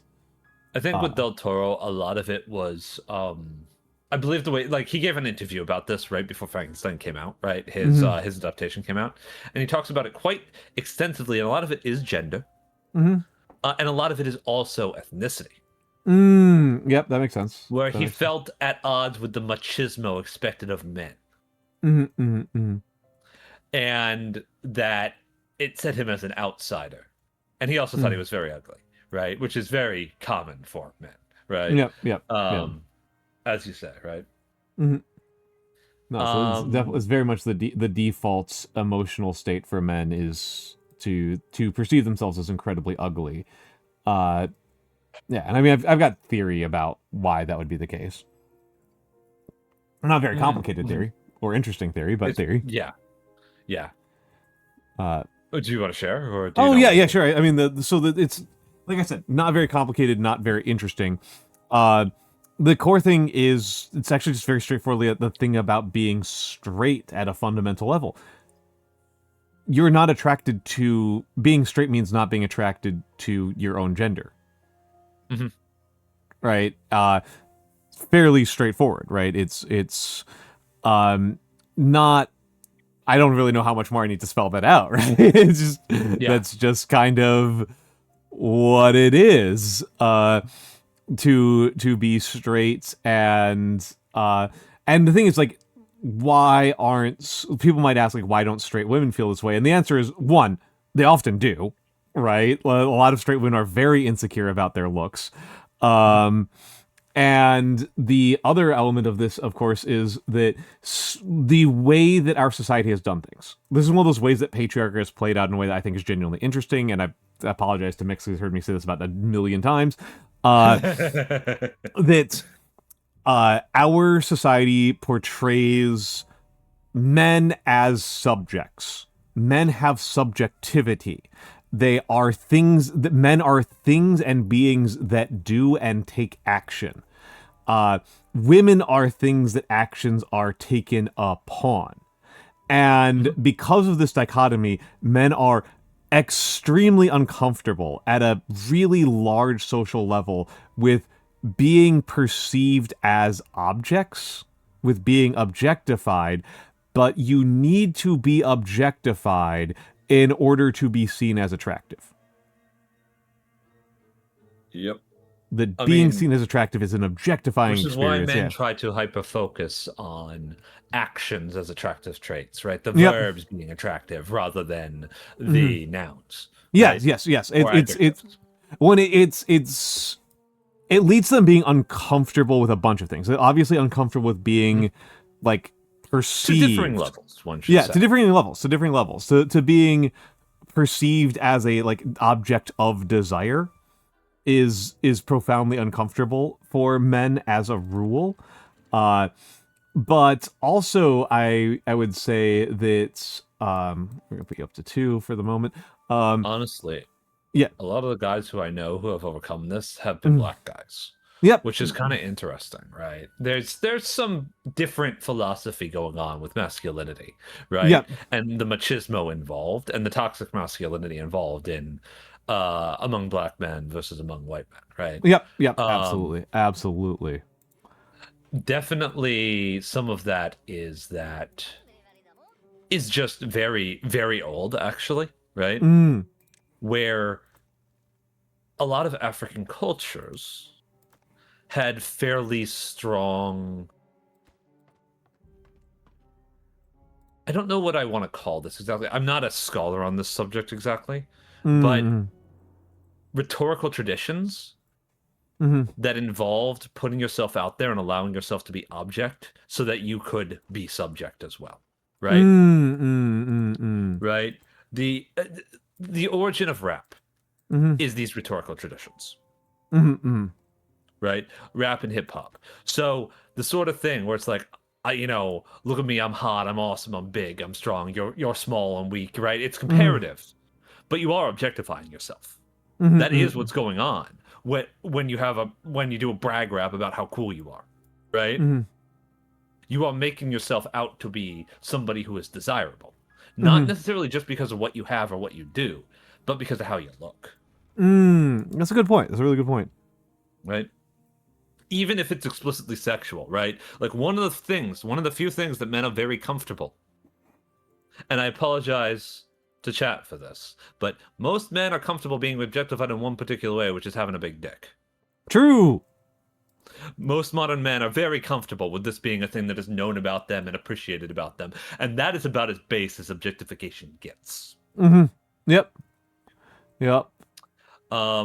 I know a lot of men who are comfortable being admired for their shoulders as well. Or their back. Well, where men get weird is when it's their skin, or their face, or their eyes, or their hair. Yep. Right? Because those are girl things. Well, and it's very interesting to see the ways in which different people react differently to the same compliment. So, a very classic one that I've brought up quite often is cute. Yes. A lot of men are very distressed by being called cute, even though it's a pretty straightforward compliment. That's not a very complicated compliment, I would say. As these things go. It's not. No. And also, credit to the Zuma boys, right? The younger men. They're cool with this. They're getting better about it, certainly. The ones who are not weird chuds, right? Who are Yeah. like 22 years old and have grown up being told by, I don't know, Tucker Carlson to hate women, right? The ones who are not like that, right? Yeah, Because yeah. the ones who are not posting like 2 or 3 times a month about that one time that Joe Biden said that Wall Street is going to put you all in chains, right? Or that one time that Obama said something about Trayvon Martin. It's just those two. It's just always those two, by the way. It's always those two incidents that they point to. And it's always like this thing where it's like, oh, Obama said that Trayvon Martin could have been his son. That's why I got to be a racist now. That's an insane reaction. That's like It's fucking incomprehensibly insane. weird. And the thing is, most of the people saying this are either political operators or they're 22. Yeah, yeah. Right. And it's like, you were 8 years old. This did not have a profound political impact on your life. Okay. And it just didn't. Also, it that's didn't like, matter. That's actually like Crazy. It's just like that's on the scale of things that Obama said. That's like genuinely should be touching. Like the actual thing that he said is that Trayvon Martin could have been his son or it could have been him. Which is like, yes, that's an astute observation. He basically said to white America, hey, you guys realize that could have been me, right? Yeah, right. Like you could be down a president. My Obama is terrible, but yeah, you could be down a president, right? That could have been me because I am a black man. Right? Like it's a very simple statement. It's not that complicated. The Biden thing was a little bit boneheaded. I get what he was trying to say, but yeah. And he also clarified it literally the next day. Biden is right. not nearly as astute of a political speaker. No, he's not. To be fair, I do think that the rhetorical flourish there was pretty much just like the the Wall Street elite are enslaving you, all of you. So you should all be careful that you don't let them put you back in chains, right? And Mitt Romney's with them. And of course, the way that they framed this, because the point was Mitt Romney is a Wall Street elitist, which Mitt Romney is a Wall Street elitist. Yep. He's a pretty classic East Coast Republican. Yep. You called Mitt Romney a racist, so we're all going to be turbo racist now. That's one of those things that is like very funny baffling. to me is the number of things where it's like if I didn't look closely, right? If I don't look closely at what the chain of custody on some of these statements are, the line of statements is basically, hey, it fucking sucks when X happens. And then it goes, oh, X sounds like a really good idea. You know, it's the torment nexus thing, right? Yeah, it's a little bit like the torment nexus, or it's a little bit like, oh, this fucking sucks. Oh, you're saying it's my fault? Well, I guess I'll just do it then, right? Yeah. There's a comic that's exactly like this. I cannot remember.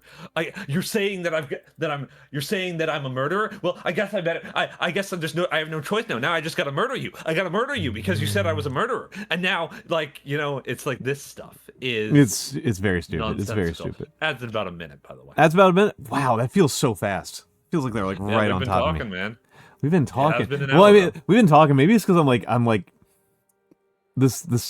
the Grand Aqueduct is taking so long. It's taken a long time. It's taking. I mean, we started like at the start of stream. Yeah. And you went right into the game, my man. I went pretty fast. I felt like it was good to like get into the flow today. That felt like the right thing to do. Also, there were. I don't know. It just felt like the right thing to do. Just felt like the right move. All right. Do you want to? I can entertain your chat while you stand up. Yeah, I will. I've had one major extinction event this run. This today. I've had multiple on the last stream. All right. Ads are starting. I'm just gonna get up and use the bathroom, and then I'll just be back. We'll just make it fast. Okay. All right. Hopefully y'all can see me here, but yeah, I mean the not all men ideology, I'm deeply unsympathetic to the somebody called me a thing, somebody was mean to me, somebody insulted me, so now I have to actually embody being that thing sort of mentality. I think it's intensely childish. It's very like there's a difference between there's like two frames that this can take, right? One is relatively benign, which is like if everybody hates me anyways, I guess I might as well enjoy myself. And then there's the less benign version of this, which is any attempt to criticize my behavior will lead me to double down on that behavior, right? Yeah. I mean, there's certain things, right, that I will still indulge myself on in this like spectrum of childishness, right? One of the big ones is that if people tell me not to care about something, that's just going to make me care about it more. Yeah, Kit. It seems like you did. Good to see you again, by the way. I mostly think that, like, there's this chain of logical association that people try to make, and I don't want to point fingers right now. I don't think that's appropriate for the owl space. I do that a lot on my stream. I assign a lot of blame to various actors in our grand society. But one of the big things that's going on in a lot of in my mind is, okay, so you got these guys, and they say that being called a racist is bad, and then they say, okay, so since I was called a racist, you've made me I'm now a racist. What? Like, it baffles me that people will just jump to doing the thing that they apparently is bad. It's apparently bad from their perspective, that you shouldn't do it, right? You shouldn't do it, so they're gonna do it to, I guess, quote unquote, own the libs. I guess that's why they're doing it. I mean, that's kind of like the basis of a lot of the philosophy at this point. It's owning the libs, and if they can't be owning the libs, they don't know what to do. But I've never been sympathetic to the idea that if you call somebody out for their behavior, it's going to drive them into the arms of the enemy. I think that there's ways that you can call somebody out for their behavior that makes them deeply unsympathetic towards you, right? Yeah, it's like the way I've always thought about it, Soko, is that also Soko Hebi, great name by the way, very fond of it, right? Yeah, no, exactly, Michan.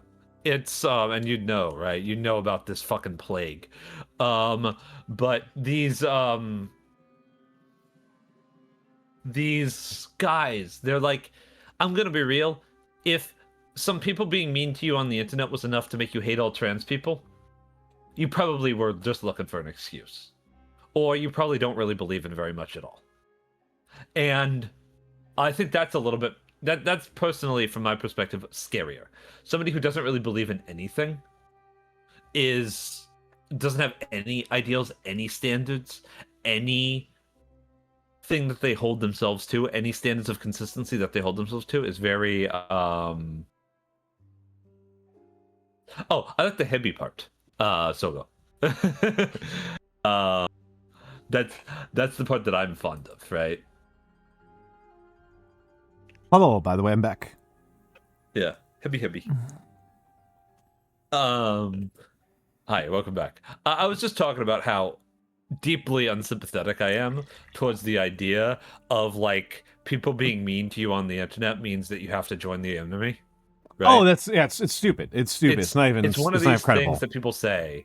You see this a lot from a lot of, like, well-meaning centrists, we'll call them, right? I don't want to point a lot of fingers, but of like, well, if you call them out for being racist, then they're just going to go become super racist. And I'm like, if they're prone to do that already, man, you probably aren't going to reach them by being nice to them either. Right? It's often, I call this politeness politics. Yeah. Right? And I'm frankly exhausted by it. Like, I'm not an ill-mannered person, right? No, you're not. I'm not particularly rude. I try to be kind and I try to be considerate. I am confrontational. I will say that. And for a lot of people, being confrontational is the same as being rude. I also am very comfortable talking about things that a lot of other people take years to open up about, right? Which I can understand being a bit of a social faux pas. Yeah, But yeah. I don't think I'm a particularly mean or rude person. And I know there are some people out there, especially on the social media space, who I agree with their policies. I agree with their politics. But they're real rude motherfuckers. They are really mean for no reason. There's I can definitely think of quite a few. And yeah, I don't feel like you're a mean person, right? It's and it is, yeah, and something like I've had to like get acculturated to, that you're so confrontational, and I am like one of the least confrontational people out there. We've taken different things from our times in academia. Yep. Well, it's probably regional as well, because I was at Maryland State University, and let me tell you, the culture of that university is defend this position, right? That's that if you do not start from being ready for the confrontation, so to speak, right? And it's not an ill-meaning confrontation. It's not a serious confrontation. You're not going to lose your job or your position. But people will directly ask you to confront them about something, right? Yeah.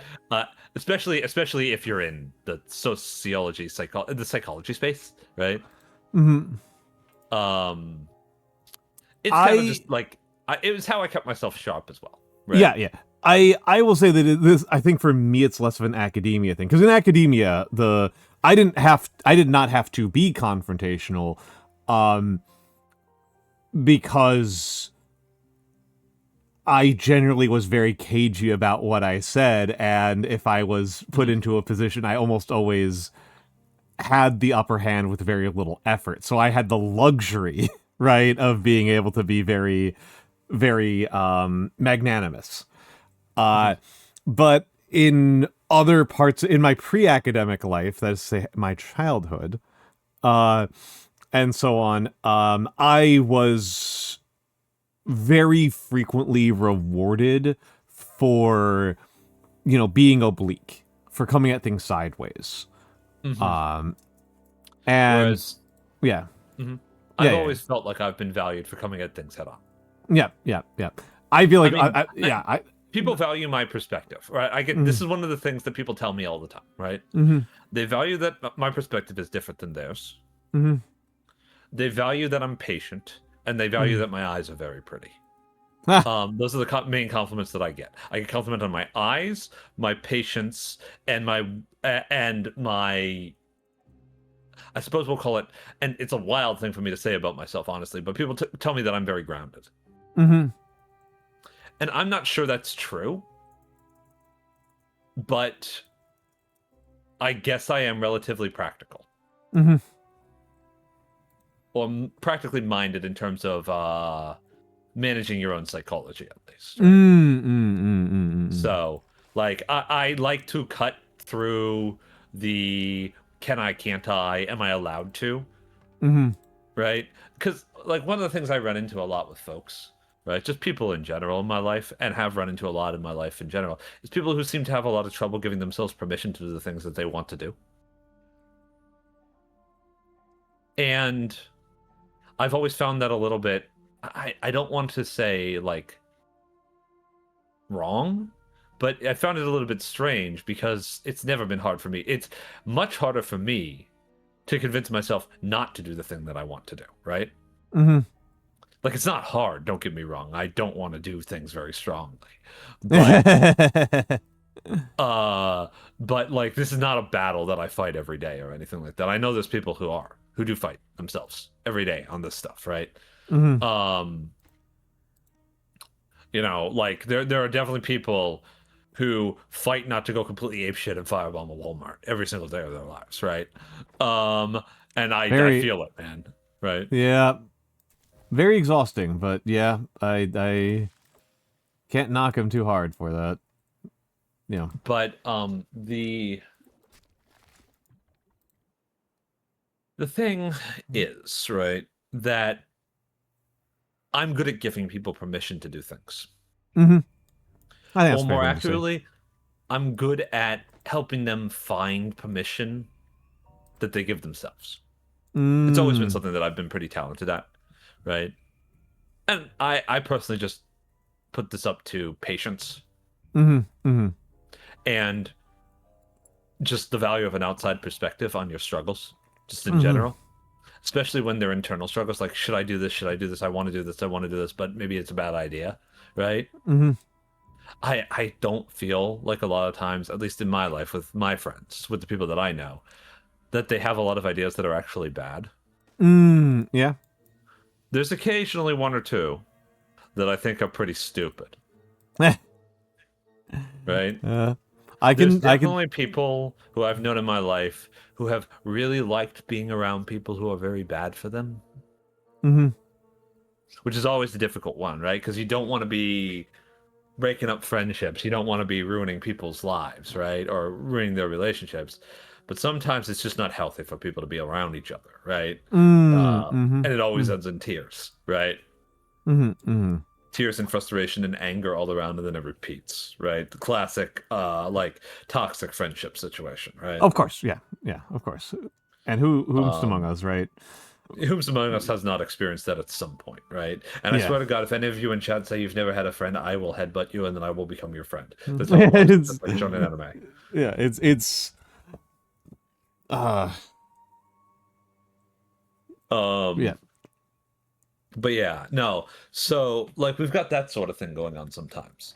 But honestly, the truth is, man, I don't understand this idea that people seem to have developed. And I don't think it's a purely online thing, but I think it's a mostly online thing.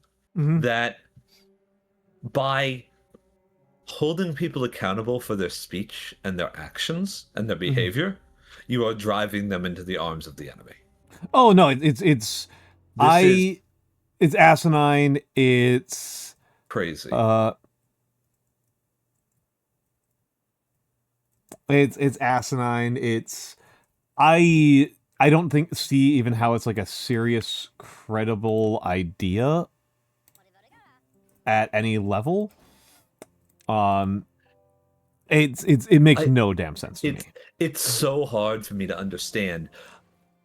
The only lens that I can apply to it that makes any sense is that they're such a fucking asshole contrarian themselves that anybody being mean to them will just cause them to adopt an entire life philosophy to hurt that one specific person.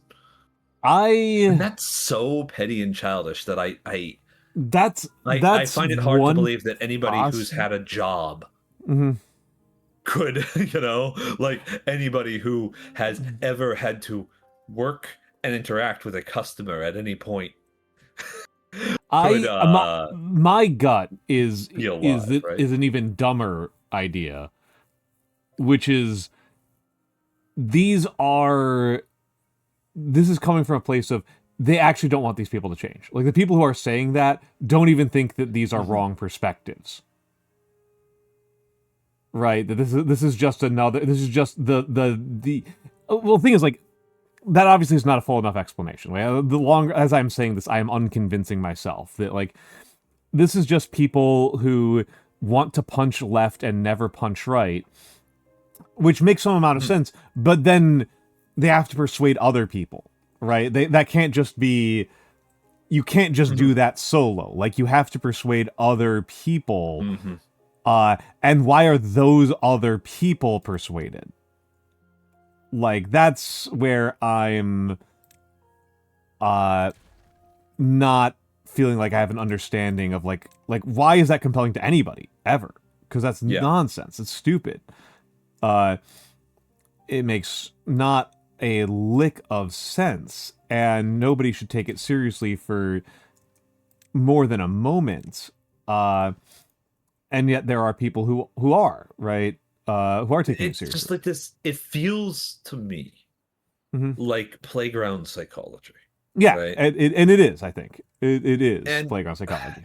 Knowing that is about the extent. Look, it's the same sort of person who is like, being mean is worse than killing people. Right? It's the same sort of thing. That's like, being mean to somebody is the worst possible thing that you can do. Public humiliation is the worst possible consequence.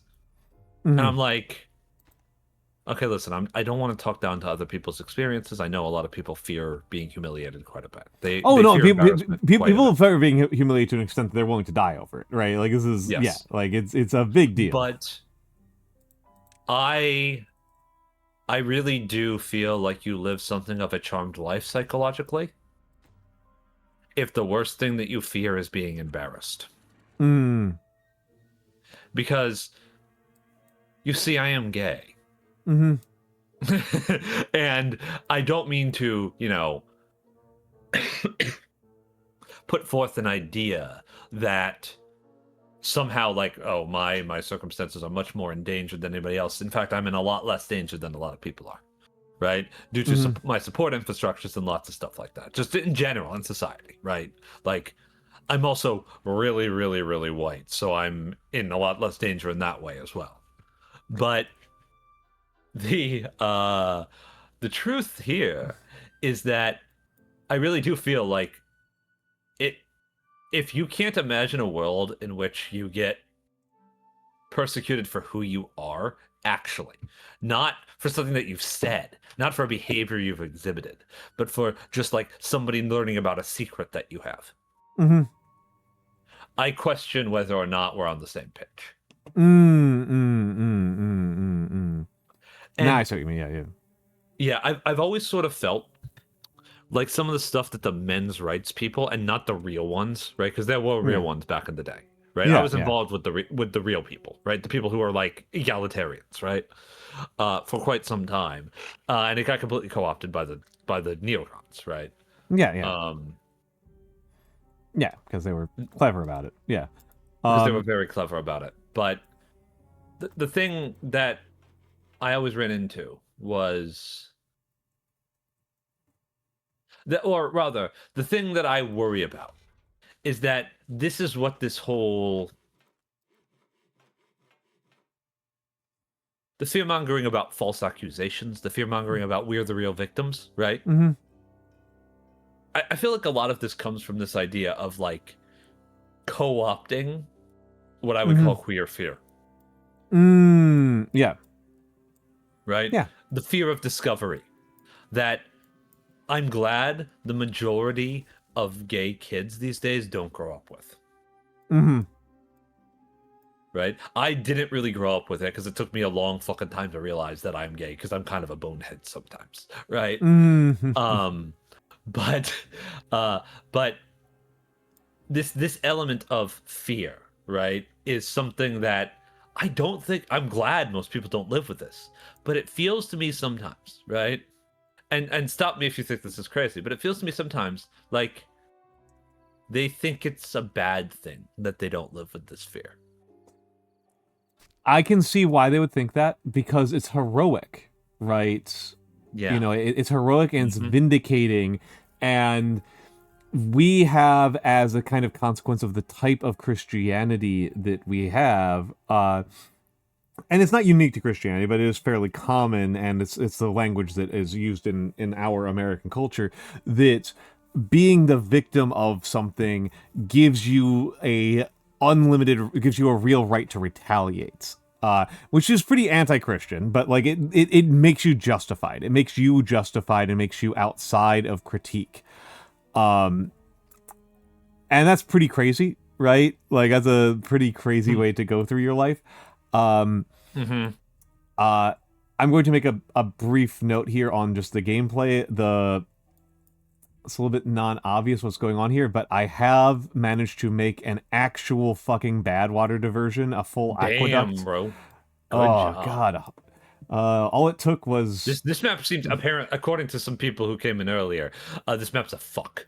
So this is a rough one. This is I did not. Some of the other maps look harder to me. Some of the other maps look harder to me, but this one is pretty brutal, I would say, by my reckoning. I've only won on hard mode on one map, but this one is definitely a huge step up. It's been the hardest you've played on. Wow.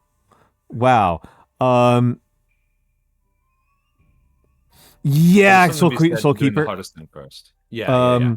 Also, I don't think I said hello to Oh, Nate, and he's been here for like 45 minutes. Sorry, Nate. I said hi to Nate for you. Thank you. The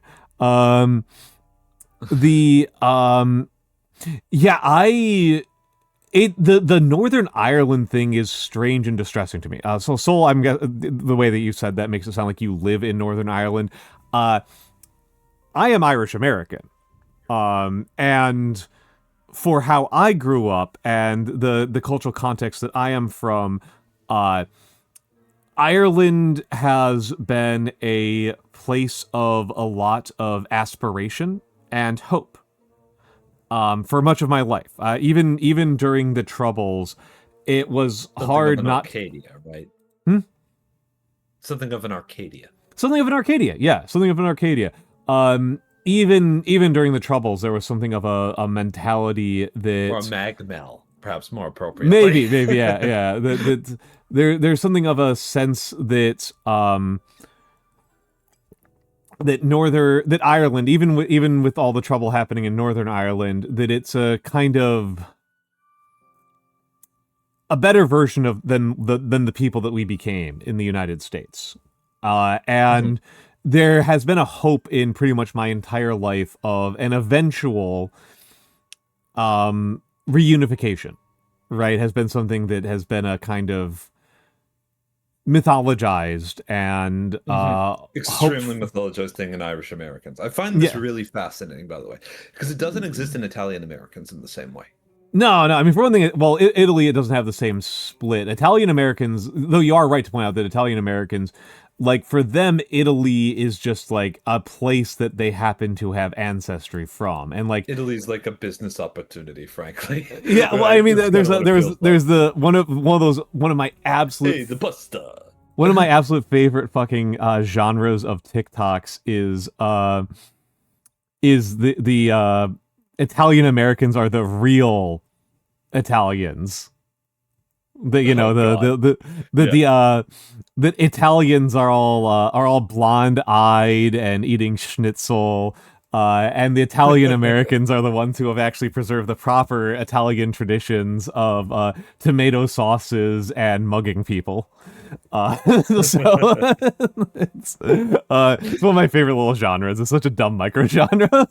The real Italy is New York, Connecticut, and Pennsylvania.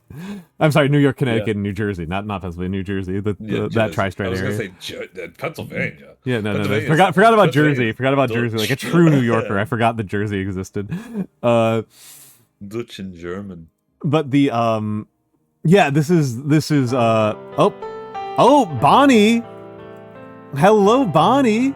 You got it. Welcome in, Bonnie. Welcome in, Raiders. My name is Almantas VT. I am a former professor of sociology, a current VTuber, and old man who loves old things. I am mostly a calligrapher. I do calligraphy. I also paint miniatures. But today is one of the few gaming streams that I like to do. I am playing Timberborn. This map is kicking my ass. We recently lost 80% of our population. We are recovering. It is not actually the worst straits I have been in on this run, but right before you came in, I completed the mega project, the most important project I have been working on, which is an enormous aqueduct diversion from the primary water source, so that the next time there's a bad water season, I won't have to worry nearly as much about pollution. And I will be able to build up a giant good water reservoir. Anyway, before you came in, we were talking about cultural identification and queerness, and what's the deal with, in particular, one of my favorite topics, why men are so uncomfortable with even allowing themselves to be seen as attractive. Yes. One of my favorite topics. What was Bonnie up to? What were you up to, Bonnie? Yes, Morrowind. How is the Morrowind going? The good Elder Scrolls game. The good Elder Scrolls. I hope they don't. I kind of hope they don't actually remaster it, because I'm sure they'll make it terrible. I'm sure that they will. There was some release recently for like an engine that lets you do like modding and like texture packs for Morrowind at like a much higher level, like a couple Okay, days ago. that's good. That's good. That's good. Yeah, I'm sure. Yeah. Open Morrowind that rocks. Is apparently crazy good. It's like crazy good, apparently, which is That extremely rocks. cool. That rocks. That's so good. That's so good. But yes, no, thank you for sharing your folks with me. No, Kit, Morrowind never dies. Morrowind is probably the second title holder to just like immortal game after Doom. Like I would say that Minecraft is getting up there at this point. Minecraft is getting up there. I do think that it's going to like age matters here. I think that age matters, and I think that Minecraft has been tested. It's going to be if Minecraft dies, I will be very, very surprised. If Minecraft at this point, yeah. I mean, there's also, you know what other game I'd actually put up there? Melee. Yeah. Melee doesn't seem to be going anywhere. And in fact, it's starting to get like an actual modding community, which is kind of crazy that modding emulated Melee is now like a thing that people are doing. I mean, like you have to go back. I was talking about chronological. Like Doom is like the oldest game that's just like truly a real, deeply living game to this day. I feel like Doom is a more alive game than fucking Overwatch. Like Oldest video game. Yeah, oldest video game. Yeah. I mean, obviously, chess is extremely alive. Chess is alive. Chess is extremely alive. Poker. Go. Right? Go. Yeah. Good old Wei Chi. Mahjong. Yeah. Doom engine game the other night. Oh my goodness, Bonnie, DM me or something about that. DM me or something about that. Pong is not super alive, Merciless Wolf. Pong is not super alive. There is something of an alive community for Missile Command. I adore Missile Command, actually. Missile Command's crazy. Missile Command is a much weirder game than people think it is. Missile Command is an apocalyptic nightmare fever dream. That game seems really cool, actually. I saw that one too. Okay, I'm gonna have to add it to my tabs. End of Star Child. It's Lap Fox, so. Okay. No, that's so good. But before I forget, Tetris. Tetris is pretty good. Tetris is actually a good call. Tetris is a good call out. I forgot about Tetris. But Bonnie, obviously, if you need to raid and run, feel free to do so. But if you'd like to stay here and listen to two old farts talk about gender and topics of this and politics and topics of this nature while beavers live and die, feel free to do so. I'd love that. I would love your company. For my people, Bonnie is a streamer that I actually admire quite a bit. I like Bonnie quite a bit. I suspect a lot of folks here would probably like her quite a bit. Fellow up there in years creator. Very, very lovely, very intelligent. I think Bonnie is extremely intelligent and has some very, very good chat interaction over on her stream. She has some very creative, interesting chat. Usually tend to go together, right? Yeah. Usually people who really, honestly, I think I'll do it the other way. Usually pretty intelligent people care a lot about chat interaction. I think that's how I'll do it, right? Because thank you for the reminder. I need to fix mine. I've got like 20 broken redeems that I just haven't repaired. Oh, jeez. Yeah. I just need to figure out how to do them. Kid, I think you'll enjoy Bonnie a lot. I think you will actually, Kid. I think in particular you'll enjoy Bonnie's stuff. Oh, workout time. Speaking of redeems, okay, I can't do it again, so I'm gonna make coffee instead. Okay. I'm gonna do 10 more push-ups. I feel like I've got another 10 in me. I'm feeling pretty good. Punishment for not fixing redeems. That's fair. Okay, I'm leaving it on 1x speed. That's fine. Oh, okay. Feet up on chair. Hope. Deficit push-ups. Let's go. 1, 2, 3, 4, 5, 6, 7, 8, 9, 10. Oh, there we go. There we go. Yep. Okay, so Bonnie, before you came in, we the topic I remember us talking about at some length was the problem straight men have with even accepting that other people find them attractive. And like, there's a couple of explanations, and I think that the one I think is the most fun and interesting is that straight men, it's a little bit winded here. The way that our culture has designed masculinity is that men are subjects, women are objects, and so men struggle to understand, they feel threatened. I would even say they feel threatened by being viewed as an object, even when that's positive, right? And it's the fundamental nature of the grammar that sometimes you'll be a subject and sometimes you'll be an object. This is a fundamental object. That's a fundamental part of how grammar operates in just not even in English, just in general. We're gonna shut down the builder's hut, so we can start getting resources back up.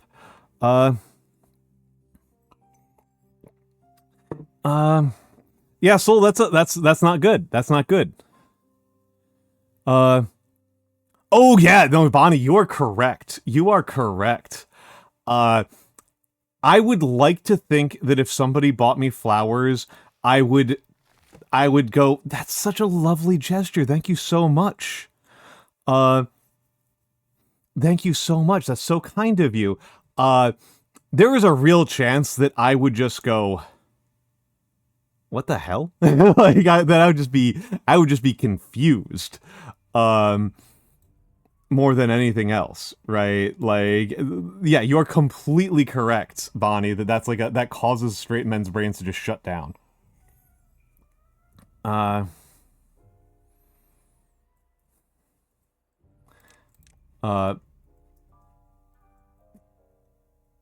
would definitely not know what to do with it. I would definitely be thrown off my game pretty hard.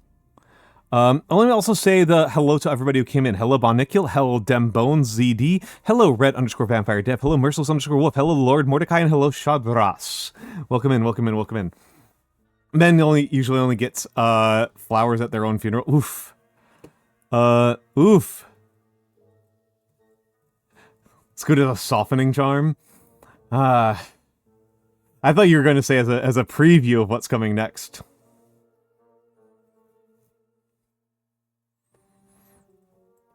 As a preview, you know, as a threat. These homies better know that they're in trouble. Okay, so just adjusting some things in preparation because we've got 48 hours before the badwater ends.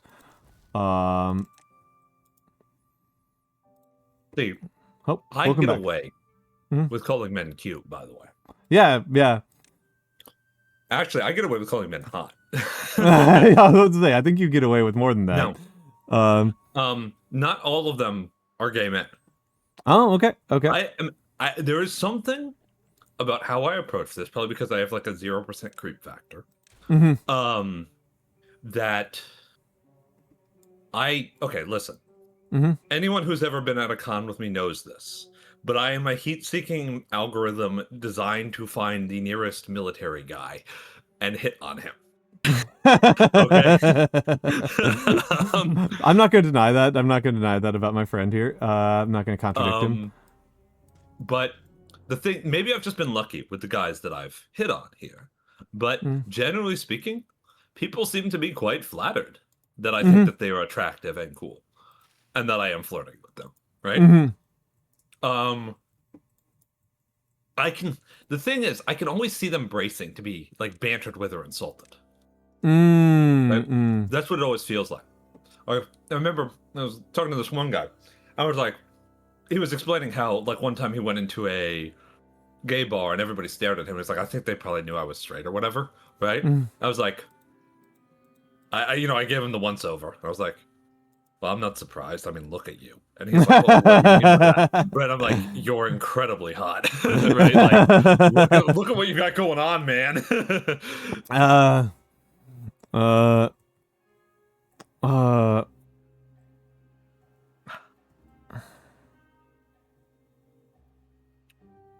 Yeah, I mean, that's the Interesting, thing. Soul. That's like, yeah. I understand what Soul is talking about here, right?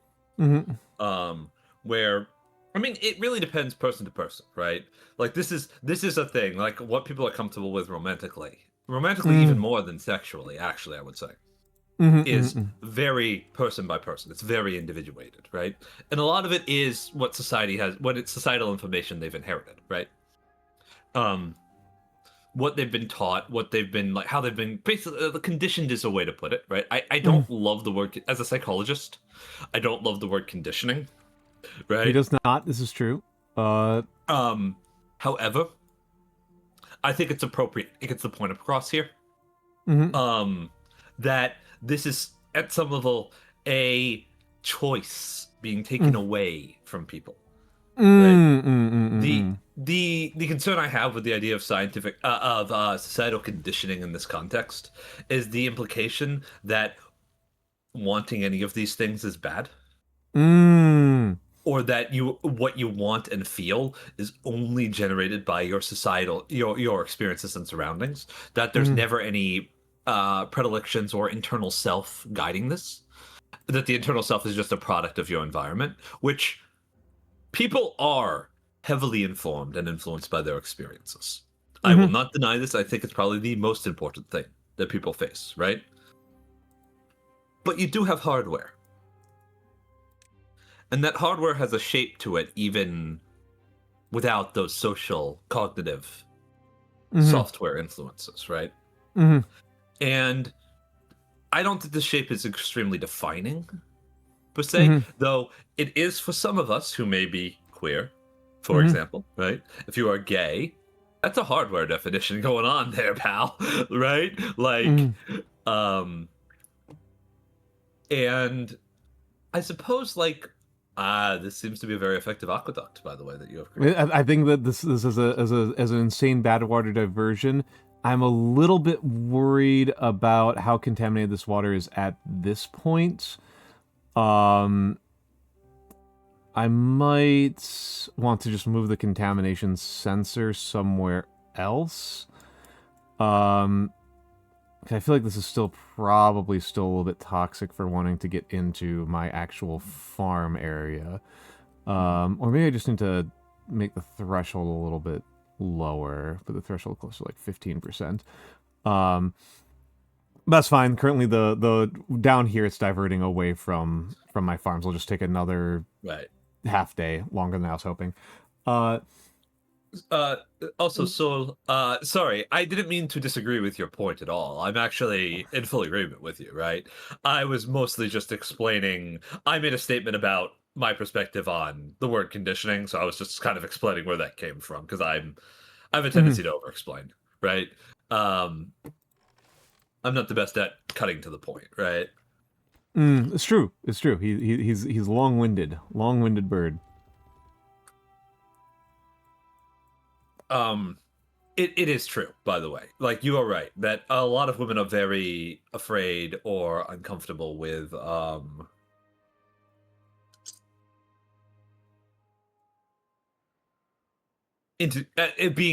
taking the initiative in this way, right? Yeah, true. I've heard this a lot from female friends who are like, "Why can't he just, like, you know?" And I'm just like, "Well, maybe he feels the same way you do about this." When right? That's always what I say, right? Yeah, and this is honestly the single funniest thing about reading the Japanese side of things is that they have a different set of expectations. Right? Japanese culture has a different set of expectations over what is the appropriate, like, who's supposed to make the first move, right? Excellent bridge, by the way. Yeah, this is going well now. Oh no, I meant the bridge of the topic to what. Oh yeah. Place. This is Right, this is one of those things I love. Also, the bridge is very nice here. Yeah, it's one of those things I love about reading the Japanese side of things. Right, is that as one of those things that like was one of the most interesting things to me learning when I was studying Japanese was the extent to which it is just so accepted in the culture that I am a part of that the man makes the first move, right? That is what is done. Make sure we got people on water. I'm gonna reduce hauling by 1 and construction by 2.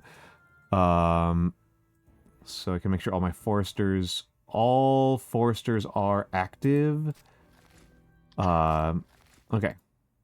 All foresters are active. Okay. Okay, and this means I can start doing something that this is the part that's going to be the real payoff here. Is that now, all the way this early in the cycle, on day 4, which actually isn't that early, all things considered, I can start building a reservoir. Yeah,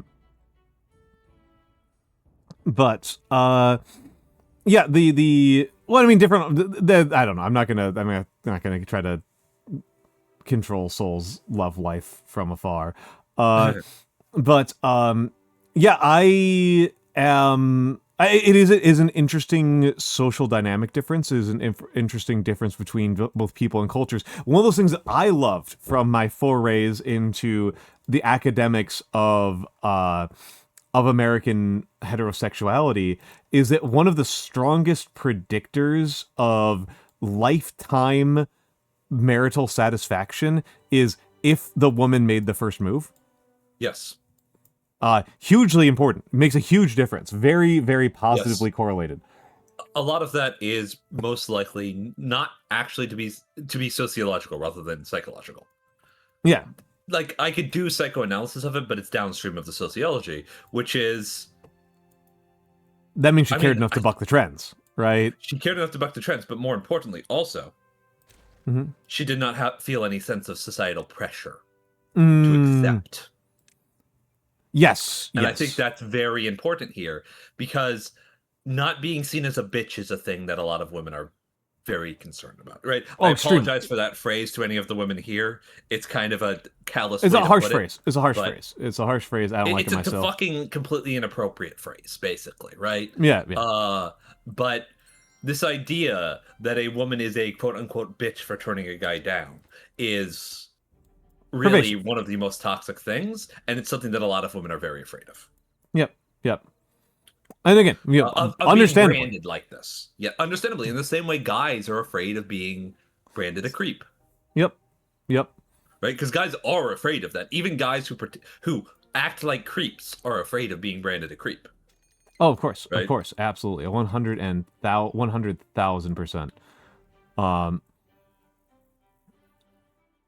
But tide approaching. But yeah, Okay. I think there's a lot of reasons why this just makes a lot of it follows, right? It makes a lot of sense when you think about it, right? Whereas like with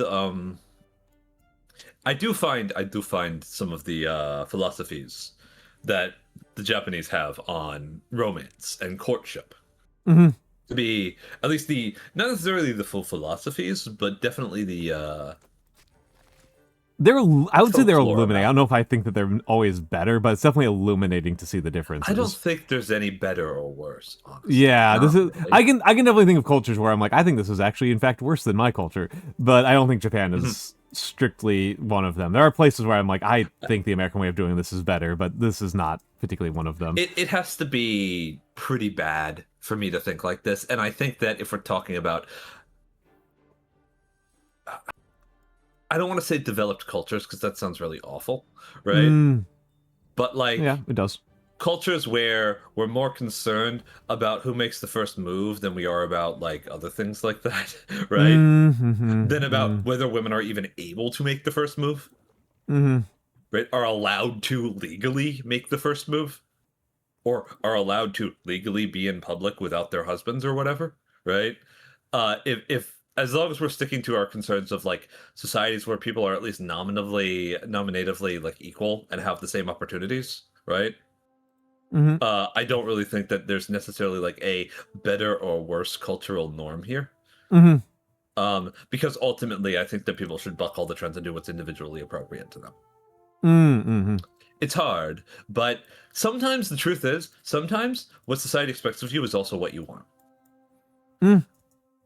This is not usually the most helpful No, point no, to I make, would not say so. but I think once in a while it's true, and I've met enough people who are extremely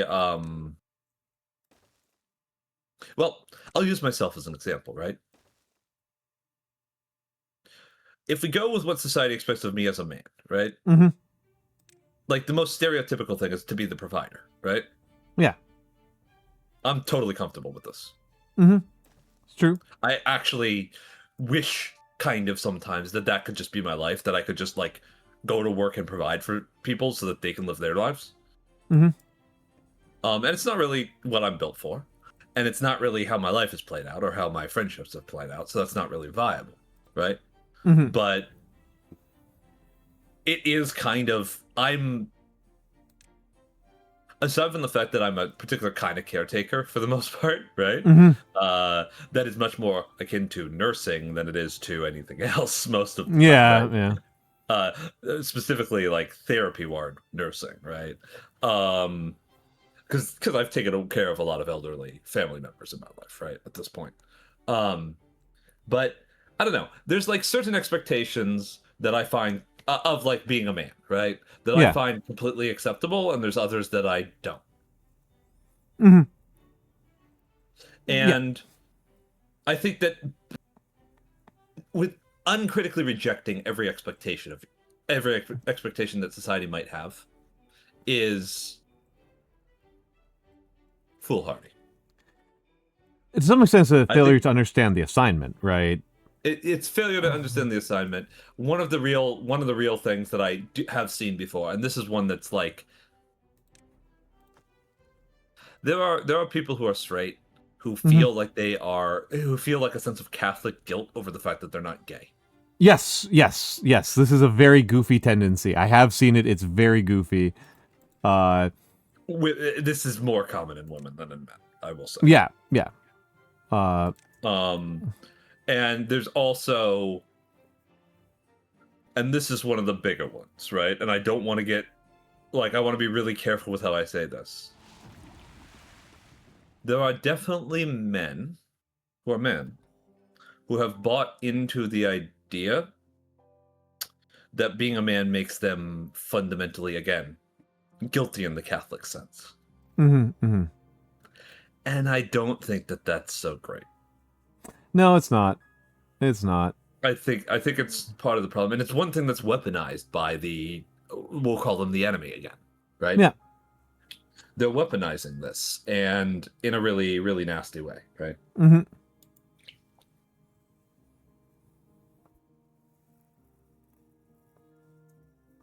"22 days, but I have more water than I've ever had going into one of these." I also want to say, in this case, it's not the word that I'm worried about. Bitch is not a word that I have a problem with, right? Like, I use it, I'm a gay man. I use it to describe myself all the fucking time, right? Mm-hmm. I also use the phrase being a bitch to mean, like, wussing out, right? Which is not the best thing ever, but it's such a degendered word for me that I don't really think about it in that term.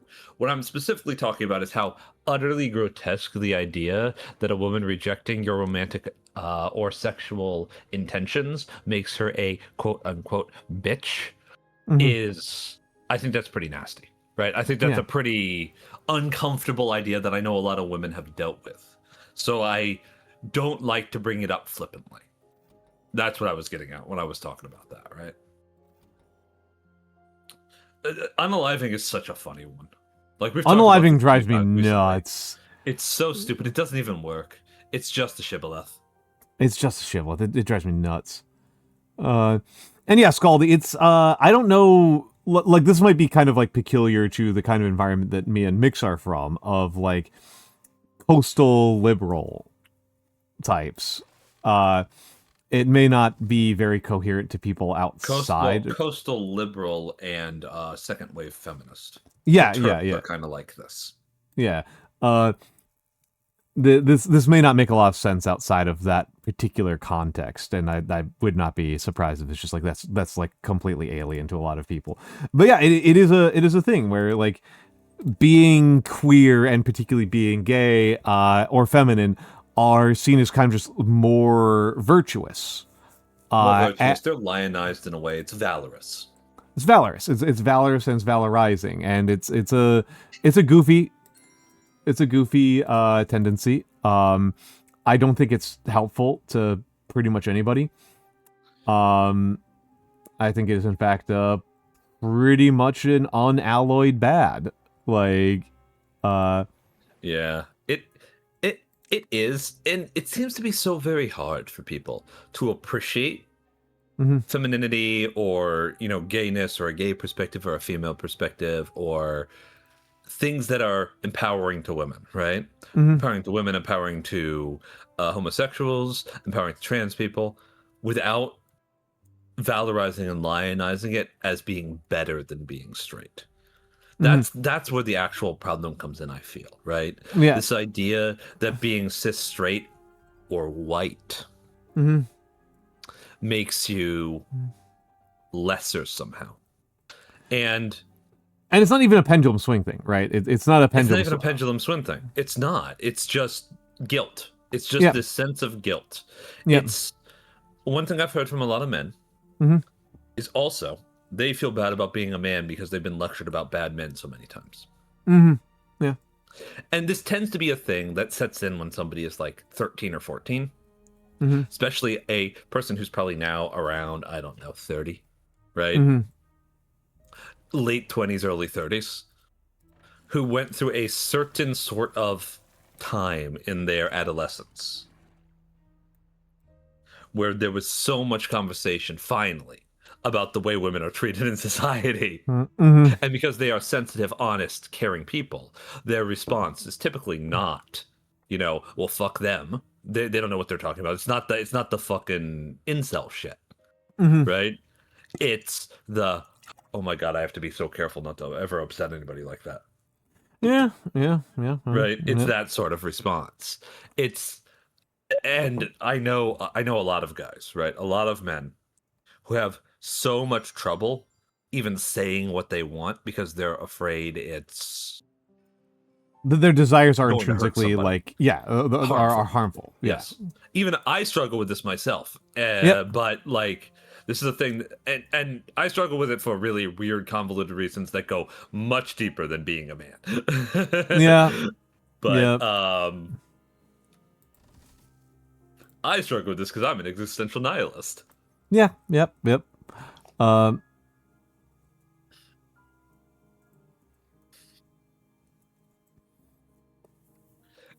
No, Soul. I agree. There are pendulum swings in society that Al is thinking of that are much more systemic and political in their nature. Yep. I know like some of the examples of that he would be thinking of from even the last 100 years, but this is not one of them. Nah, this is. I think we got a different concern here. I don't think you're getting too radical at all. In fact. Yeah, I think this is unremarkable. You gotta understand that Al and I are both holding ourselves back quite a bit from our we're according to how some people, the phrasing I think a lot of people would use is pretty fucking nuts. Yeah, if you really want to hear me go fucking insane, you can come to my stream sometime, because that's where you get me not giving a single damn. Right, I try to hold myself back from turning it into a political platform. On other people's streams, but he's being polite to me and to you right now. Yeah, I mean, I think it's just better. It's just better. It's not my community, right? Like, I don't want to drive anybody away from you. Also, you've got ads in 5 minutes because it never ends. It never fucking ends. Yeah, I need to use the bathroom and have a little bit of snack. How are you doing, Mr. Mikks? I've got coffee. I mean, I woke up at 9 p.m. All right, So all right. Do we want I'm Big pretty Bird good. for the? Yeah, I'd be perfectly happy to keep entertaining your chat, right? All right, all right. It's Big Bird. I will leave it paused, but I'll try to put it at a place that's a little bit more. Oh, oh yeah, Soul. I used to be a Cap USA organizer. So like that's one of my past lives, so to speak, right? As we say in the VTubing space. So I'm still astounded they let me work for the federal government. I thought that was supposed to be illegal, right? Yeah, I am. I am Scaldy, though I probably shouldn't be doing it this week because I have a Pride event to go to on the 27th at like 2 p.m. But yeah, I am getting back to the old sleep cycle because I have to be up at like 2 a.m. to go to California next month. So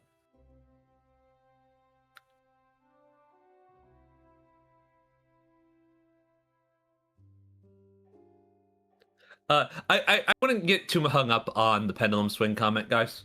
Like it's not really, it's just a turn of phrase, right? It's not like some natural process that always occurs no matter what, right? My own perspective on this is basically that I think that it's like a very obvious sense of inundation of guilt, right? When you are a caring and empathic person, right? As many people are, men, women, everyone. Most people are pretty empathic. Most people care and love their neighbor, right? Most people do. Even if they're perfectly willing to complain about those assholes in California or Florida or Texas or across the ocean or, you know, on the other side of the planet. Even if they're willing to complain about these distant people, most people when seeing human hardship will feel empathy and will want to help. That is my genuine opinion. So when the average person feels like is told, like in this case it would be a man, right?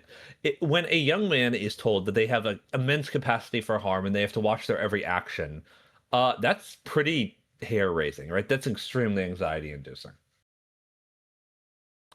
It's extremely, extremely, extremely concerning. And I am totally sympathetic to men who are now, again, in their late 20s, early 30s, who are very worried about being the problem. Even if they have no real cause to be worried about this, it is a very understandable form of social anxiety to me for a younger man to be very concerned with hurting the people around him when he has been told, and a lot of liberal Christian men are also told this a lot, that they have immense capacity, like disproportionate radical capacity for harm. It's not just physical harm, but spiritual harm, and oppression. And that this is, at some level, something that will happen if they are not constantly watching themselves to prevent.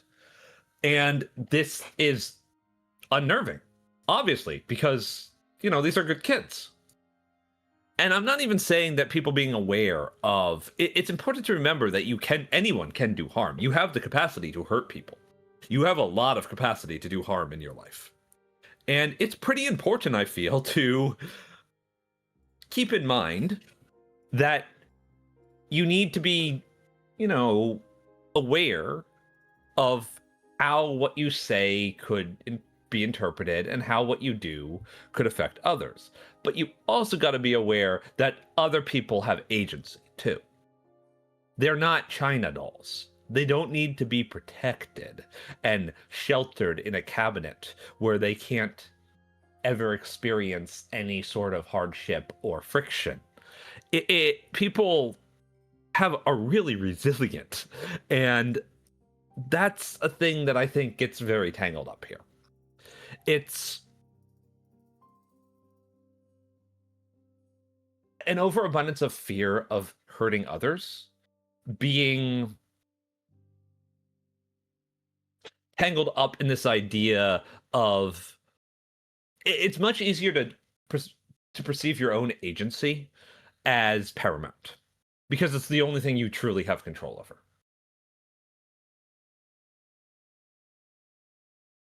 Yeah, I very much understand that, Soul, right? I have little cousins and godkids. No kids myself. I'm really gay. I'm never having kids. I have too many adult children in my life that I have to manage. But the ba-do-ba-do.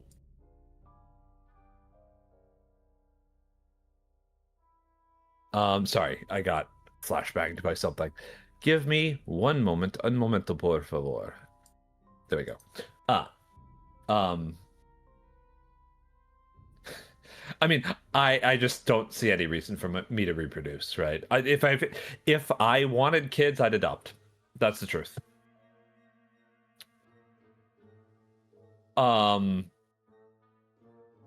If I wanted to have children in my life, I would adopt kids.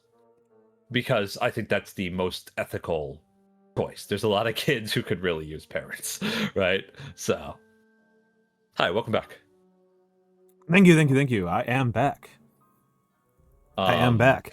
The discussion about whether or not to have kids and how to have kids. More. That was actually a very brief aside because somebody was making a joke about me undergoing mitosis. Oh, okay. But mitosis seems we were pretty talking ethical. more about. Yeah, we were talking more about this way that a lot of younger men who have strong ethical cores, right, have got this idea that I was basically like analyzing the mindset that not only are you capable of doing immense harm, the most important thing in your life is to always be cautious not to ever do any harm because everybody else must be protected, you see, right? And how this has like this element of place. It's very easy to fall into the trap of making your own agency paramount in all affairs. Yes. Because it's the only thing in life that you can control. Yeah. It is the only thing that you have true control over, right? Yeah. Is your behavior, basically, right? And I'm not talking about speech. I'm not talking about like, the impulses or anything like that. I'm basically saying, like, when you have the ability to sit and consider your options, right? That's a thing that you actually have control over. The choices that you make in that regard, right? And you don't have control over the outcomes, but you have control over the choices. And it's important to take care, not to, in seeking to be a kinder person, a better person in that regard, right? To do no harm. Not to remove from others their own agency, right? Their own inner life. Yeah. Because they get to make their choices too. Absolutely, they do. And it's not your fault if they make a choice and you can't convince them not to. If they make a choice that hurts them, that is not your fault. And in the context of romance, at some point you have to ask yourself, if somebody is trying to choose you, right? They're trying to choose you. They want you. And you like them too. Get the fuck over yourself with this but I'll hurt you shit. Oh yeah, no, it's get the fuck over it. Like, it's pretty dumb. It's a pretty dumb habit. It's understandable, but it's really stupid. Yeah, that's a good way to put it. It's understandable, but also, what are you talking about? Right, like it's, at some point, let yourself go for it, because, like, okay, if you're a heterosexual man, right? Because that's where this comes in the most. It's not the only place it comes in, but you're a heterosexual man, right?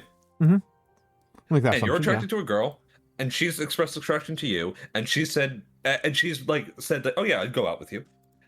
Just ask her out. Yeah, like you right? you are at the end line, right? Like, yeah, you're at the end line, and at this point, right, you already know about yourself that if she says no, your response will be, oh, okay. That makes sense, right? Yeah. That's how you know the response. That's what the response will be. And you can trust that if somebody is choosing you, Mhm. like at some point you have to make this leap of faith of it's not because they feel pressured, it's not because you're tricking them, it's not because you're manipulating them, it's not because of anything like that. It's because they want to choose you. Mhm. Stop talking yourself out of it. Right? Mhm. Because you have to give your prospective partners the ability to choose. Yeah. At some level, you are just doing the same thing you'd be doing if you're saying you have to choose me. If you're saying no, you can't choose me. Yeah. If that is again, if this is something that you want to. Yeah. If you don't want, that's a different question. If you don't want to date somebody, you don't have to. Yeah, that's a different question. That's a different question, right? And if you want different things than somebody, you should talk to them about it and see if there's a compromise. Mm-hmm. And maybe it's just unworkable, and that sucks. But that happens all the time, right? That happens all the fucking time. It happens all the time. You got to get over it. And I mean, theoretically, right? Very theoretically, most folks on this planet are monogamous, right? That's. I think most people are monogamous. And if or you at least temporally monogamous. Yeah, at least temporally monogamous. Time limited monogamous. Just like a gacha game. If you are monogamous, then whether or not everybody on the planet wants you is pretty stupid. Yeah. Like that's a different concern. Yeah. Yeah. What that frames is a situation where you have the only meaningful choice. You're the only one who has a meaningful choice, because if everybody wants you, then but yeah, I agree. What do these little things do that you're putting down? These are platforms, and the platforms they allow me to build things up without blocking passage under. Because I'm going to put the farmers' monuments here. That is why. So I can build this above ground. Sense. Yeah. Your beaver society seems to be starting to recover pretty well. It has recovered completely. They're up to 42 population. That is 44. 44. Yeah, the funny number. 44 population, that is the highest population I have ever achieved, and that's all the housing I have room for. I am starting to ramp up some of the longer-term industrial processing so that I can build out toward eventually, right? The eventual goal is to build the Earth Recultivator. I have never built it. That is the win condition. It will take me a long damn time. But you seem to be in a pretty strong position now. I feel like I'm in a strong position. Getting the badwater aqueduct to make a structure, yeah, is it looks like so little and it represents so much, which is one of those things I find wonderful about a game experience like this.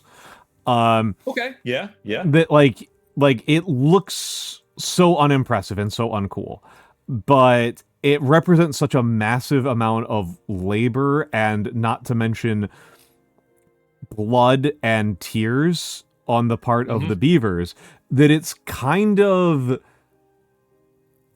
it's giving me a little bit of awe, right? Like I've described this before that I think the most awe I have ever experienced while playing a game, the most impressed I've been with a moment in a video game, was the first time I got to the moon in Kerbal Space Program. Oh, really? Yeah. Huh. I was really moved by that. I'm trying to think. Like, I don't have the same type of immersion that a lot of other people have. Yeah, I'm just trying to think, like, what kind of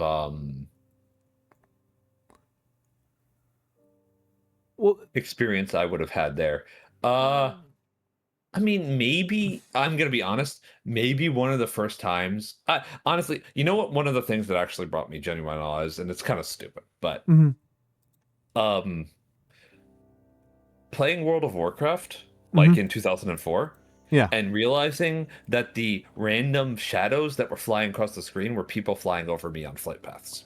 That's pretty cool. That's pretty cool. Right. I have enjoyed the point that has been made that the first time a new player gets to Orgrimmar is often a pretty awe-inspiring moment. Yeah, Orgrimmar or Stormwind. Or Stormwind, yeah, or Stormwind. I unsurprisingly will say Orgrimmar because I have a massive preference toward the Horde. But Alliance has dwarves, so I play both. fair. But for me, as much as I love Outer Wilds, I think Outer Wilds is in general one of the best games ever made. A lot of the reason why I was so moved by doing that in Kerbal Space Program is because the effort that I had to put into doing all of the engineering and all of the labor and all of the failure that had led up to that moment made, it added to the sense of scale, right? It enhanced the sense of scale. It built it more for me. Now, here's a question. Do you have any particular, because we're just going to do some gamer talk for a minute. Yeah. Do you have any particular let's fucking go moments in games? Let's fucking go. Because I can tell you what mine is. It's pretty funny. Oh,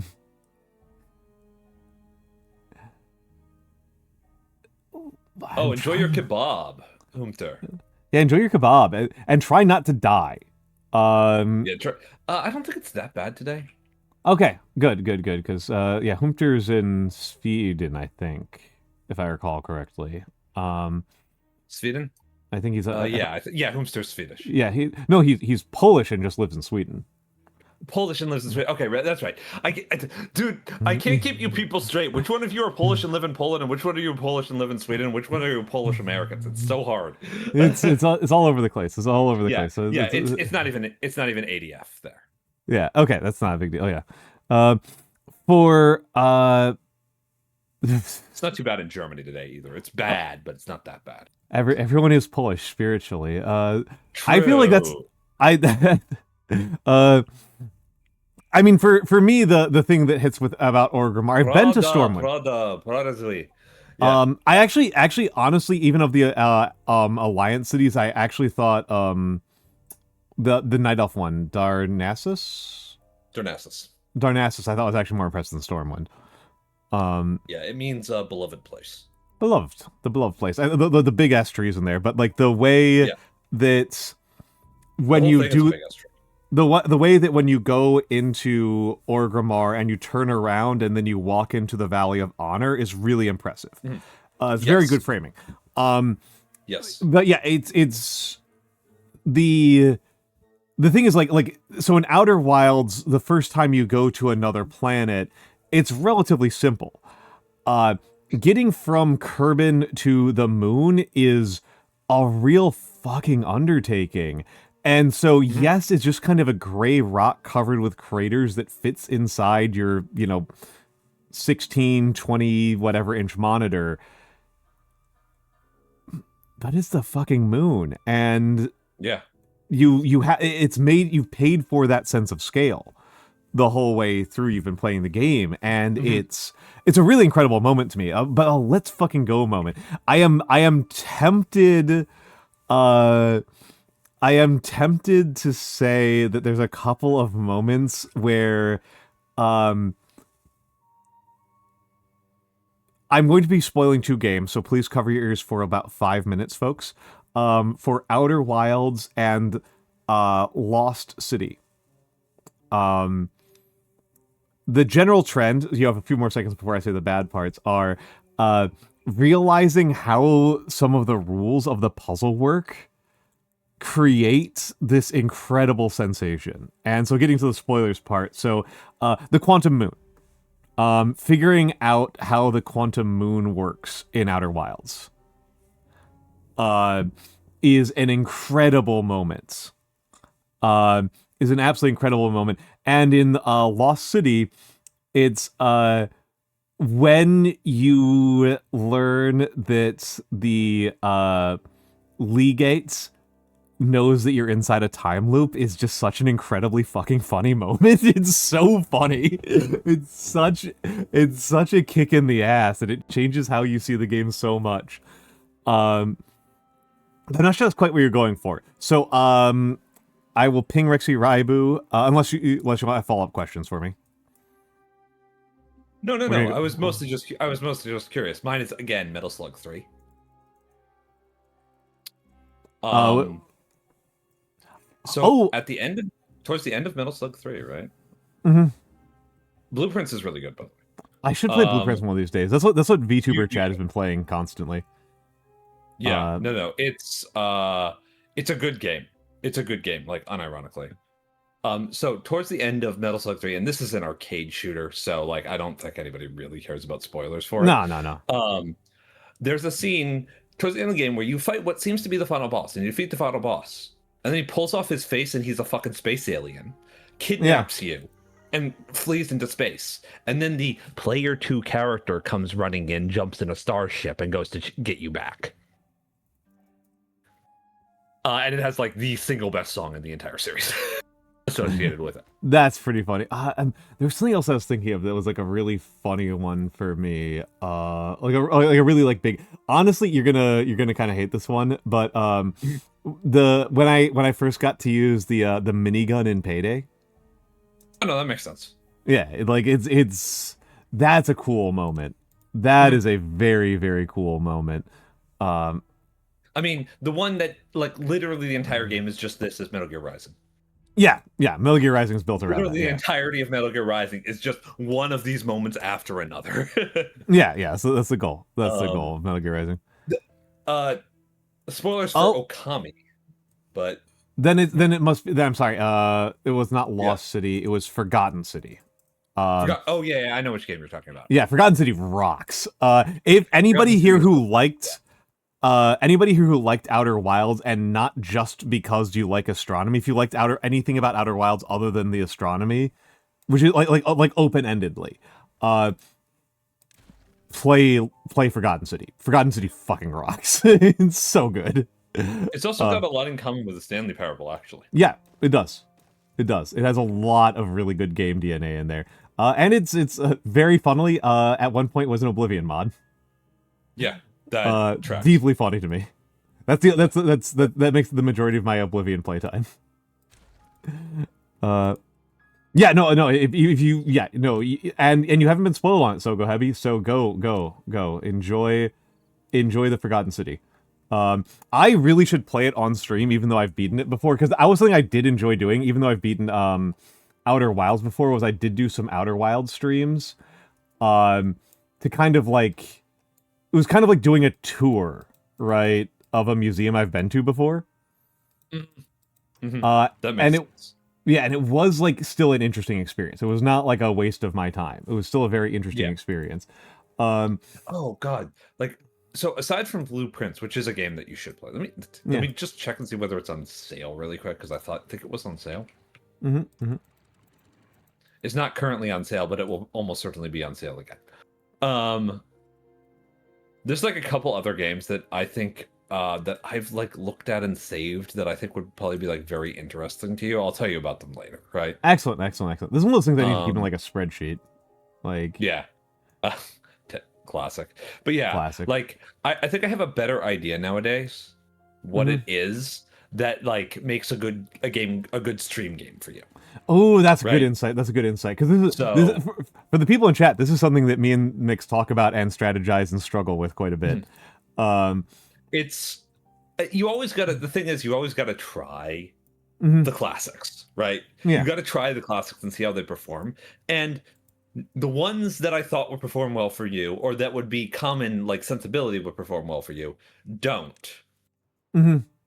Well, a lot of the ones that have middling results for others perform extremely well for you as stream games. And I'm mostly concerned with the quality of the content, as you are. Yeah, no. Right? This is you. This is us being. This is us being artists here, baby. Yes. And you know, your more chill games like this, right? I'm glad that City Builders actually seem to be really good for you. Yeah, I am too. I am. I know that you were quite frustrated that 4X type games, right? Paradox type games They do were okay not for where me. you were doing your best content, right? Yeah, So, they're not the worst. They're not the best. I've always thought that your streams are always often at the best when you're building something. Interesting. An interesting way to look at it. Yeah, right? I'm not. I think. Mini painting, right? I think that's a good point. That's a really good point.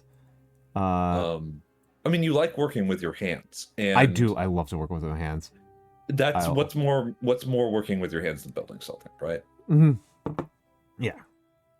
I'm gonna put down a carousel. So another factor here is that there's a concept here that is sort of at play, and I'm not going to pretend this is like some sort of deep philosophy that we're talking about VTuber Twitch streams, right?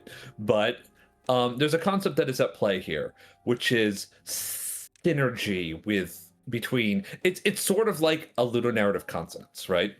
Except it's more like the spectator value of the ludonarrative consonance between the tone and discussion style of a stream and the content that is on screen or visual spectacle, right? And a lot of this is going to be hyper individuated to the individual. Super stream, individuated. Right? Yeah, it's a super individual. Like it is hard to overstate how much this is a like individual taste thing, right? Not even if you look, if you look at the sort of stuff that say Northern Lion can do on stream, while having basically being the modern Socrates, right? Yeah. In a lot of ways, right? He plays a lot of these very twitchy, pay attention to me games that have really nothing to do with what he's talking about, right? And it works quite well. Well, on the other hand of things, you've got a lot of people, VTubers in particular, who have like a type of content that they do that matches or contrasts their preferred style of discussion. Yeah. Like, there are a lot of people who play a lot of 4X strategy games who are just like babbling the entire time, right? Like they're not having deep strategy conversations about history and society. They are having conversations about, I don't know, their lunch, right? It's very light conversation, heavy subject, right? Absolutely. Right? Yeah. And the thing I've noticed for Al, I'm showing people how the meat is made a little bit here, or the tofu is made, as the case may be. Yep. How the cabbage is harvested. How the cabbage gets cooked here. Yeah. Yeah, how the cabbage gets cooked. I like that phrase. I'm showing people how the cabbage gets cooked here a little bit, but for Al, I've noticed that most of the time, what works really well for you is a constructive activity coupled with perhaps a deconstructive conversation. Oh, that's a good way to put it. That's very good. That's very clever. Because here's the thing, right? Like we were showing you a little bit of how the cabbage is cooked here. I want you guys to know, like, I don't mind this kind. This is like a perfectly reasonable type of conversation to like have this discussion. This to me is a discussion about artistic strategy, right, and artistic technique. And I think it's a perfectly cromulent discussion topic. For how you do art, and like I've said, like Nando, like you were a different person from me, so like what's going to work good for you is going to be different. It's so different for like every different person, and it's part of it is like a lot of stuff that one of the things that's driven me nuts is that I don't feel like I do good streams.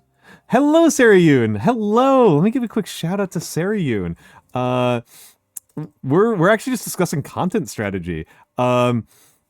Sarayun's a fellow lover of the beavs. Beef enjoyer, I see. Yes, Sarayun. I think that you'll appreciate and understand how much of a monumental effort this is. This badwater diversion. He spent most of the stream working on it. It's pretty good. Yeah. I have Sarayun. The population of this town has gotten down to 4. And then was down to 8 like an hour ago. I have been struggling, but I think we are now safe now that we've completed this aqueduct. This mega aqueduct. Thank you. Yeah, no, this has been a tough run. Thank you. I knew you would appreciate. I knew that you would appreciate that I have put in some real hard work to keep these beavers alive and thriving. You beaved it. I beaved it. Yeah. You beaved yourself. You beaved in yourself. Yeah, I beaved. I will say that my automation currently sucks. My automation is terrible right now. I am doing so much manual stuff that should be automated. My automation's terrible. But yeah, we were discussing like what kind of works for me as a streamer. I think Sarah was actually probably paying attention because she and I actually wind up playing a lot of the same games on stream. And you're right to point out this, like, having a deconstructive conversation while doing a constructive activity. Right. I think that you are very, very on the nose with that. In particular, because of your very calm demeanor, right? You're generally calm demeanor. It's not that you're not at all excitable, right? Yeah, because you are actually quite excitable. Yeah. You're generally pretty calm. You keep an even tilt to yourself, yes, right? I do. Keep an even, I do. Like, you keep yourself on keen, right? And in contrast to myself, for example, I will just use myself as an example. What people like is when I get very fired up about something. And my streams don't really have content to speak of. I just talk, right? It's a podcast. I am a rantsona. But hold on a second. Sorry. Okay, fixed it. Okay, no, I didn't. Well, I mean, actually, this might be something me and you have in common, Sarah Yoon, to be honest, is that one of those VTuber pieces of advice that I have not followed at all is the overreact to everything. Right? Is the like, I think, always be ready to scream, always be ready to overact.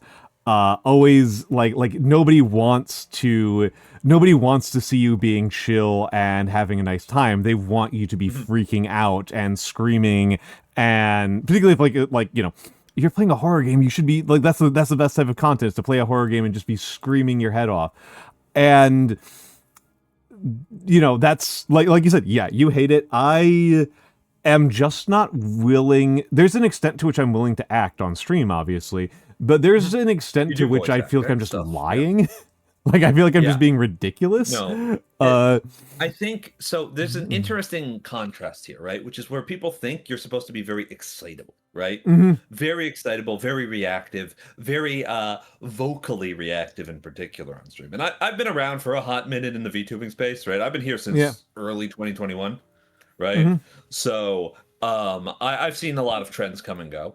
Yeah. But the thing is, this is something at odds. This idea of overreacting is something at odds with what people always say that they value the most about VTubers, especially their VTubers, which is authenticity. Yes, true. Very true. I think what it often is when you hear that advice being given, for one thing, if you're funny when you overreact, people are just telling you be funny. People like it when you're funny. True. Yeah, right? Be entertaining is kind of it's a slightly axiomatic piece of advice, right? It's a slightly non-advice. I know a few people, right? Yeah. My friend Nagi, Nyanomancer as well, right? Nyanomancer is extremely funny when he's overreacting. Yeah. He goes into like Starscream meltdown mode. It's extremely funny, but he's acting, right? He knows it's a bit, right? I know a few other people who can turn any minor setback into like a bereaved rant for like 10 minutes that is not at all serious as an extremely funny, right? It's a kind of like self-banter that some people resonate with really well, right? It's, you get all of the thing of like the trash talk of playing a competitive game.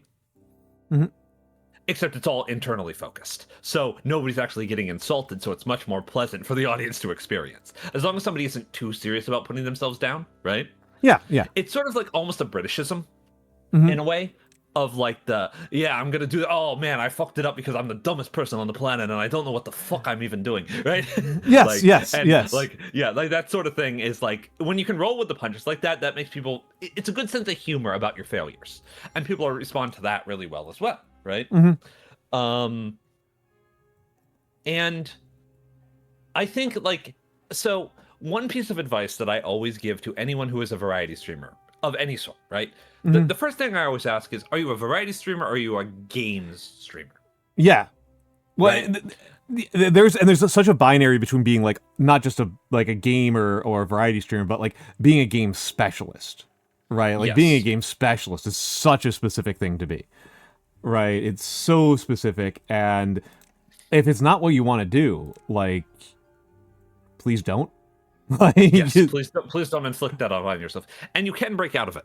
You can break out of it. I've seen people break out of it and come out the other side smelling like roses, right?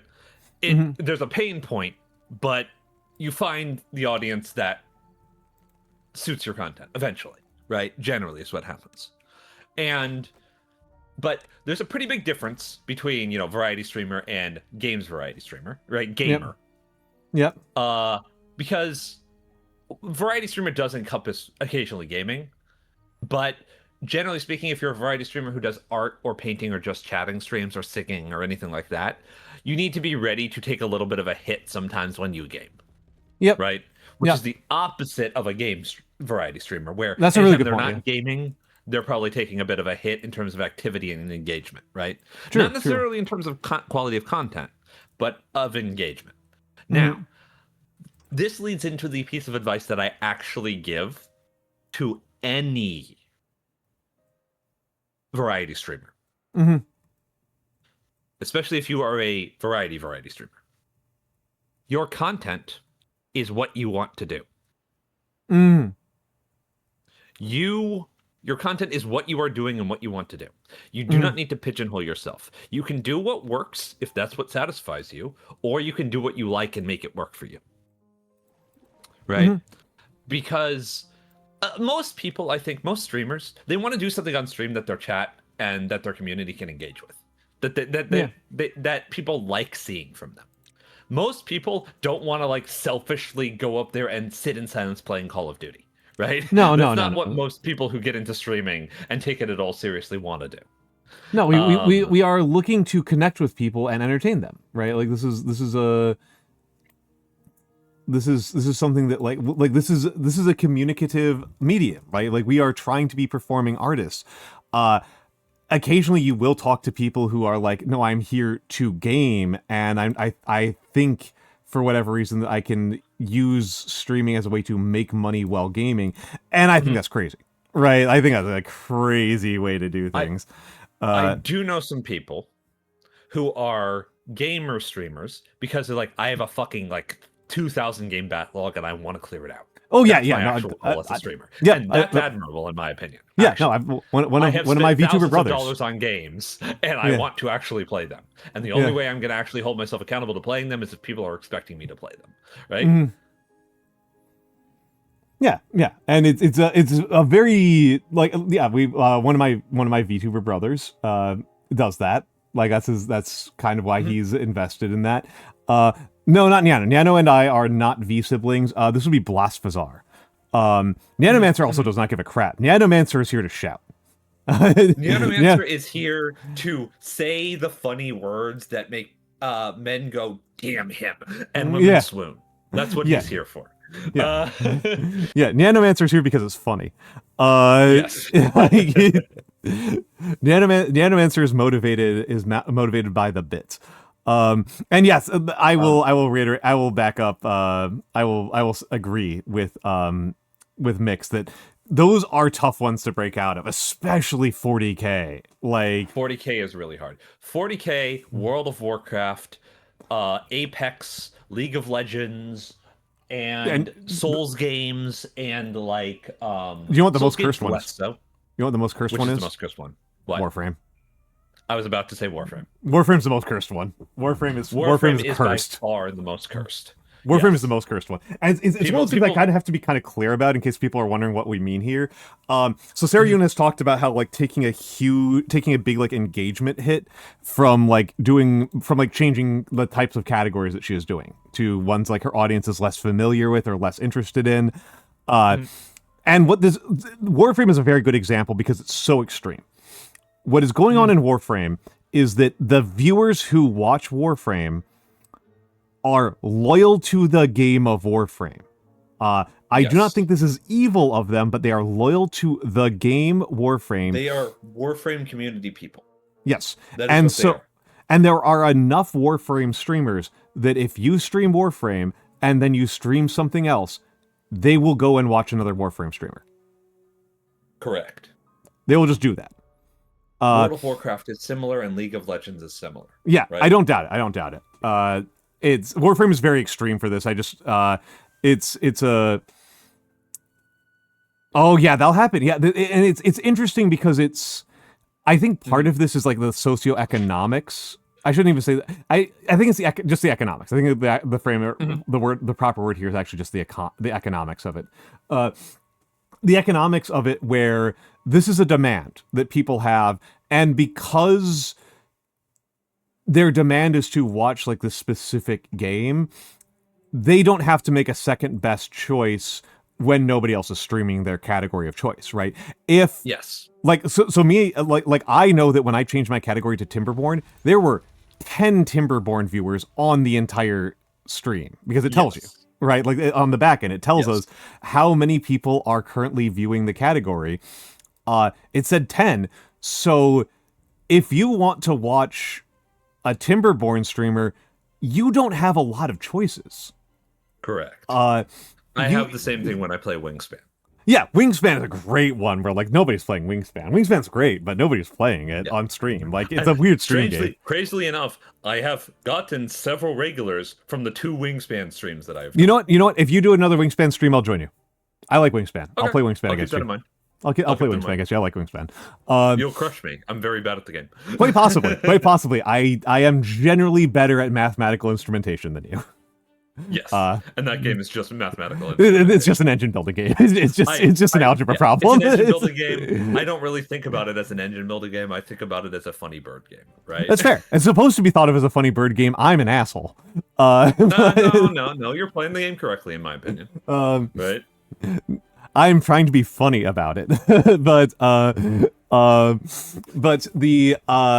yes, the like the viewers who want to watch certain games just like don't have choices, right?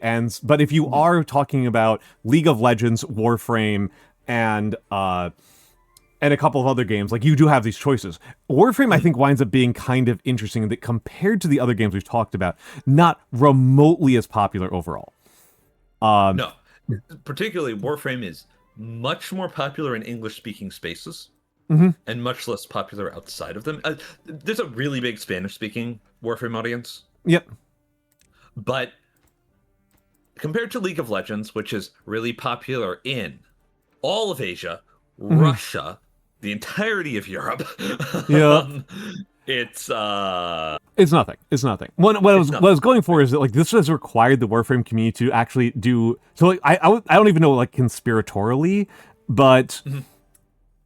I do think have functionally done this like in a kind of evil way, right? That they have trained the Twitch streaming community into the space where if you are a Warframe streamer, when you start doing Warframe streams, you explode with popularity, right? You like we know multiple people. Right, we have personal friends who have been, I heard Warframe's a fun game, and I'm a guy who likes Warframe. I will be honest with you, I like Warframe. It's my most played game of all time. I'm not going to tell people not to play Warframe. I think more people should. Warframe. You like Warframe in a different way than I do, but it's. I do think that people should check out Warframe. It's a free game. It's got pretty unique action, and it has shockingly good writing. Yes, it's shockingly good world building is what I want to really give credit for. That hurts your old hand. Yeah, that's understandable. It's also very overwhelming. Crazy. It's an unusual. The big reason why I really try to get people to play is not even because I love it, but because it's an unusual game. Very little is really like it. Very little quite like it. As I said the other day, right? The games that I would compare to Warframe that aren't made by Digital Extremes, i.e., Dark Sector, right? Are the Spider-Man. Yep. Well, it's again, Michan. I think that's fine. It's just that this is one of those cases where like it's the same thing I kind of do about books, where my concern is like this could be your favorite book and you would never know. That's kind of where I'm coming at. You should try it because like it's going to be very unusual. It's very hard to talk about other things being like it, and so if it's going to be your favorite game, you're not going to find out by like other games that you play. Exactly. Like the other games that I would say are actually like this are Final Fantasy Tactics. Yep, Tactics is another one. Because there really isn't anything like Tactics, not Tactics Advance, Tactics, right? Yep. The structure of that game is extremely unique, and the way its systems work are extremely unique in the realm of small party skirmish strategy RPGs. Yeah, right? It's very unusual. It's very unusual.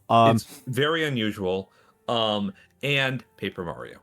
Paper Mario, that's a good call. That's a good call. Anyway, the point is that like it's this cool game. People like me will recommend that you play it, and then you see that like there are full-time Warframe streamers who are posting pretty good numbers, and you go, "Oh, this all makes sense." And then when you show up, when you do a Warframe stream, as soon as you start streaming, the Warframe guys show up in goddamn droves.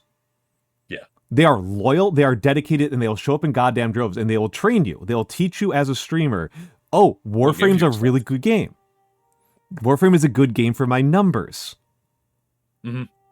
Warframe is a good game for my numbers, so therefore I should keep doing Warframe. And genuinely, unless you actually like Warframe, you're going to place yourself into a miserable situation where Warframe is by far your strongest category, but also you are miserable all the fucking time. So the other people who get into this are the Monster Hunter streamers, to a much lesser extent, because Monster Hunter is, well, very popular and much more popular than it used to be. Nowhere near the popularity of Warframe on Twitch television. Yeah, it doesn't have the same like dedicated, like, we are going to encourage people community. We're going to encourage people. We're going to indoctrinate them into the cult of Warframe, and we are going to show up en masse. And like one thing that you see with Warframe is like, if you're a new Warframe player, you can pretty realistically expect to get rated by a really big Warframe streamer at some point. Yep, and you are right. So happy to call it a trap category, right? This is the actual. That's actually what I'm going for. I have always called Warframe a trap category. In fact, the times that I've played Warframe on stream with people, they have not even bothered to go into the category. Right. Yeah. But yeah, again, I think it's a great game. I don't think it's really your speed, Sarayun.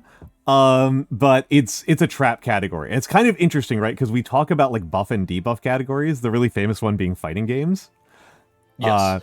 It's such a debuff category. It's so brutal. I wish it wasn't, but it's so brutal. Even the big fighting game streamers, when they're playing fighting games, take a hit compared to their just chatting. And just chatting is like the famous buff category, in case people are wondering. That's the famous buff category is just chatting. Which is crazy because it's also the biggest category by far. Yes, it should not have this power, but it does. You know what is the other really buff category? Actually, I've noticed. Writing and reading. But writing and reading does well for me. I do wonder about that one. Because I'm actually. Just in case people aren't, I think most people kind of know this, but I am one of the larger reading and writing streamers. I don't think that's like a secret really, but it's a pretty small category, and I tend to be on the larger side within it. But yeah, it's that's interesting because I always go back and forth for the calligraphy streams on if they should be just chatting, arts, or reading and writing. I always go back and forth. Speaking of which, thank you, Mikks. I need to put a longer cooldown on that. Though admittedly, it's been like over an hour since last. You should have it be like once a stream or something, right? Maybe twice a stream, or every 90 minutes or something like that.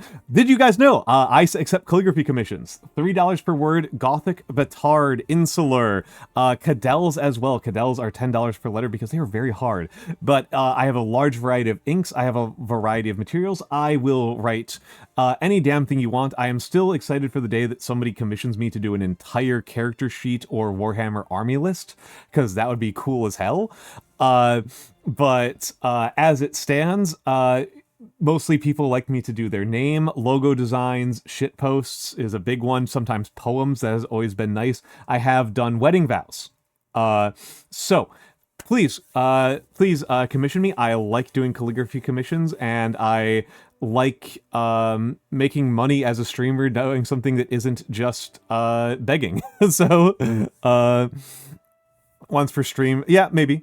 How much for Comic Sans? I can't do Comic Sans. That's really hard. Comic Sans is really hard to do with a pointed nib. What about webdings? Wingdings, that would be really funny. That would be really funny if I could figure out how to do wingdings in a calligraphic font. That would be a deeply amusing thing. That would actually make your name, man.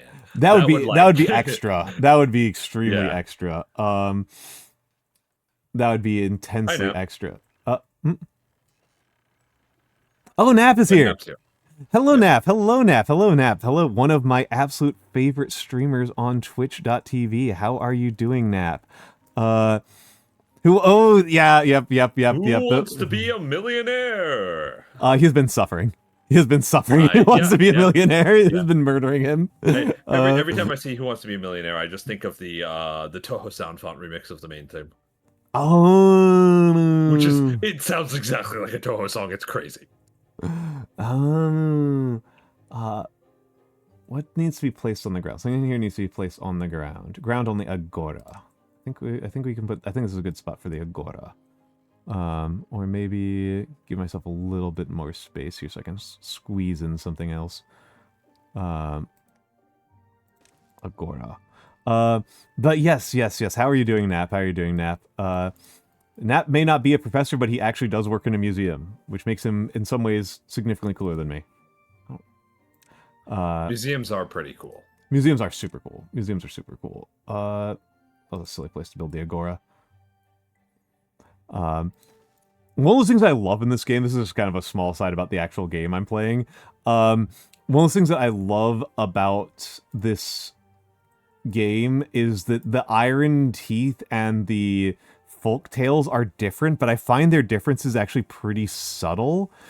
And like not outside of the gameplay, outside of like the pure mechanical stuff, but like what are their forms of entertainment? And for the folk tales, it's because like the way that they cast it at the start of the game is such a good name. Yeah, it's cute. The way they cast it at the start of the game is that like the folk tales are like they're relaxing. They just are here to like eat lots of food and not work very hard. And the Iron Teeth are like industrious and mechanical and all stuff. And that's actually that doesn't ring super true to me. The folk tales work their asses off. What rings really true to me is that the forms of entertainment that they do, the forms of entertainment that the folk tales are into. Let's look at them. It's the contemplation spots, the sauna, the agora, the carousel, right? A garden. These are the ones that are unique to them. Whereas for the ones that are unique to the Iron Teeth are like the gym and the movie theater. And it's a difference. It like they don't feel like they're strictly so the like more tales are Finnish, is what you're telling me. I read them as Midwestern and the Iron Teeth as like New York in the 1980s. The Sonic the sauna is particularly the sauna is very Finnish. Yeah, the Finns love those saunas. Very, very Finnish. the Finns love their saunas. Good old Sauna 2000.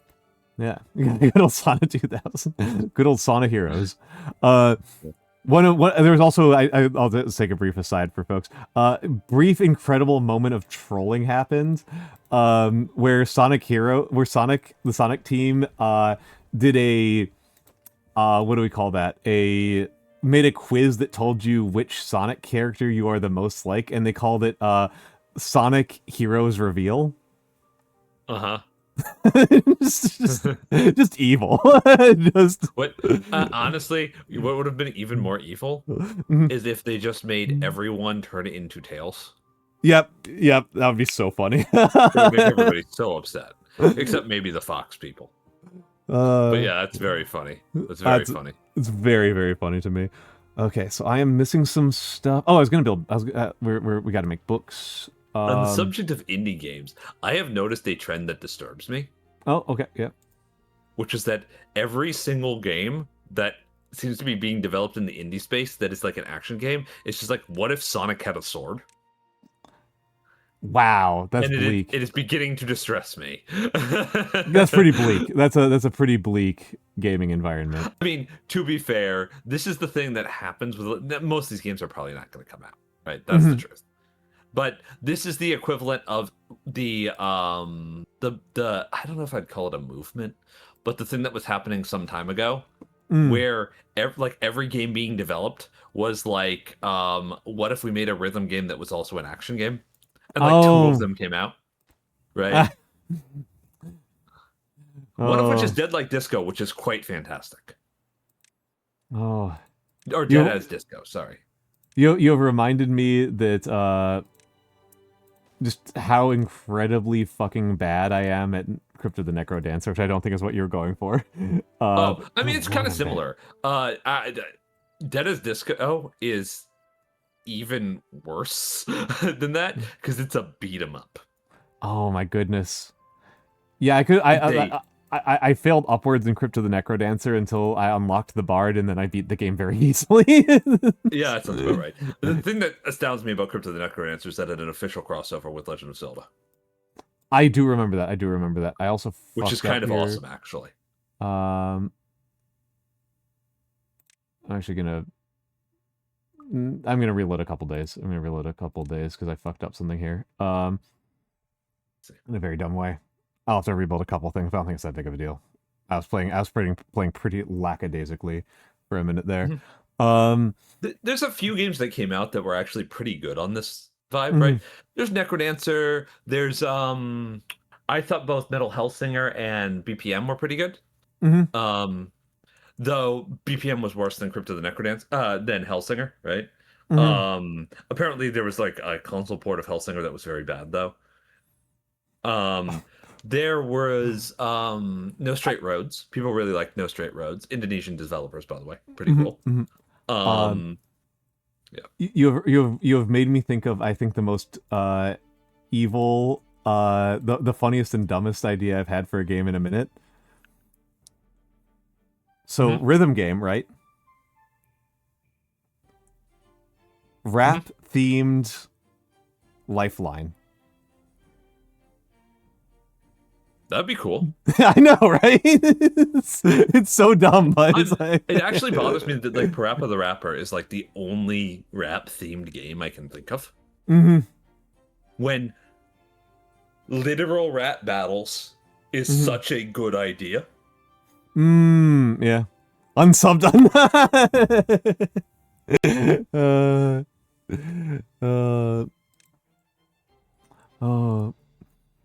but yeah, my favorite thing about Hi-Fi Rush, by the way, which is a pretty good game, honestly. Like, I think you, like me, would find it a little underwhelming because it's mostly like goofy Saturday morning cartoon. Yeah. It is genuinely funny, I will say. That's always a good sign. To be honest, like that's like the biggest like trick to a lot of these kinds of games is like you need to actually make it funny. Like you can't half-ass that part. I genuinely love the villain. Because he's just a business guy. That's it. Right? He's pretty evil, but he's evil in such a oh my fucking god, this is so stupid, why can't we just make money sort of way. He's like almost endearing. He's just like he's almost endearing. I mean, the actual thing that happens towards the end of the game is he gets really mad at a robot for bringing him the wrong latte. Okay.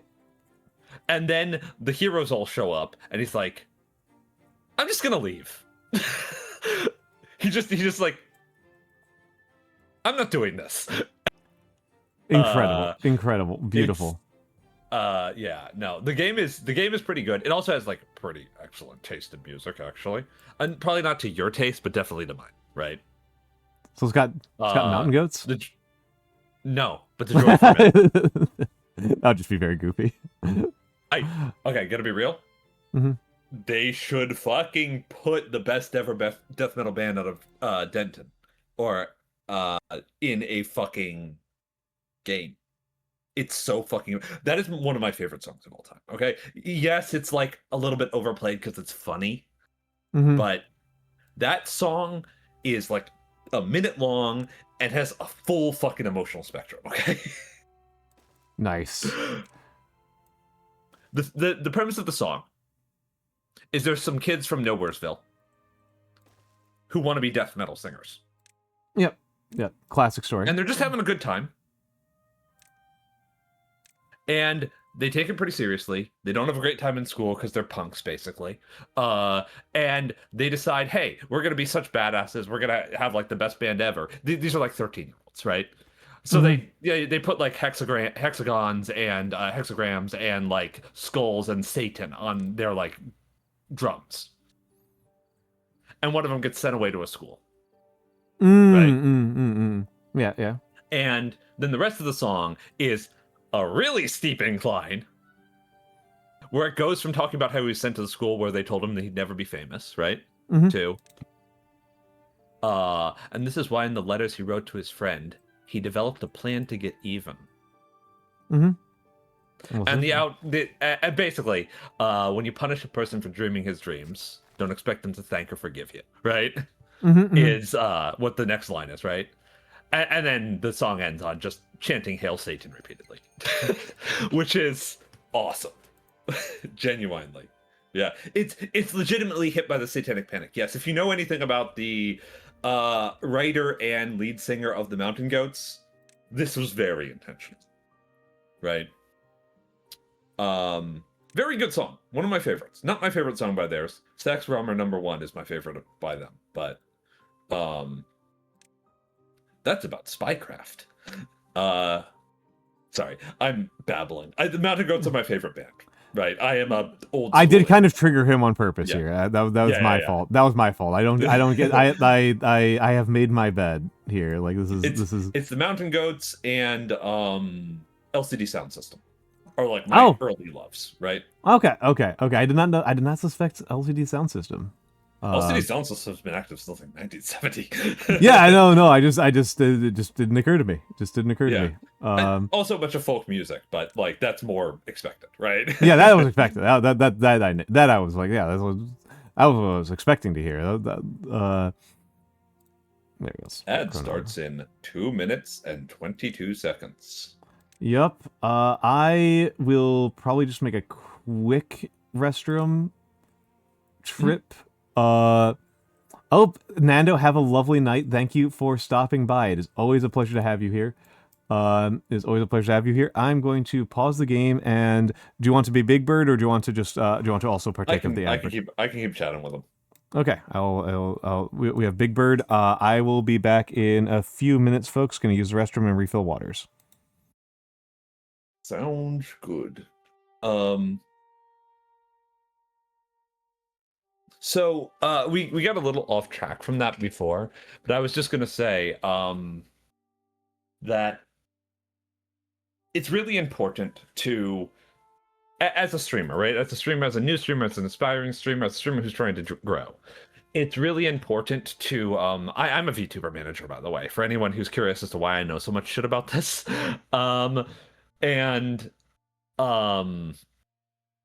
The truth is that one of the most important factors in anything is to give a performance that you can be proud of, right? To do something that you feel like it's doing good, because your community, people will pick up on your energy, that you're enjoying yourself, and that matters a lot because most people come to streams, especially VTuber streams, to decompress, to relax a little, right? McDonald's commercials. Yeah. I'm very glad to hear that you're enjoying yourself here, Sogo. And I'm glad to hear that I am at least a part of that. I will give most of the credit to Al, but he is very good at guiding the conversation. But I'm always very flattered to hear that people find the discussions that I have appealing, right?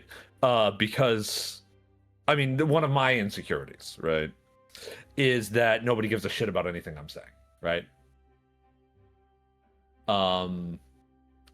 Not so much because I think that what I'm saying doesn't matter to anybody, but it's more that I have a long history of losing people about 20 seconds into an explanation about a subject. So it's always something that I'm a little cautious about. I think I've gotten a lot better over the last 5 years or so, but I've been doing a lot more public speaking than I have since I was about 22. So when I was, doing the aforementioned Cap USA organization.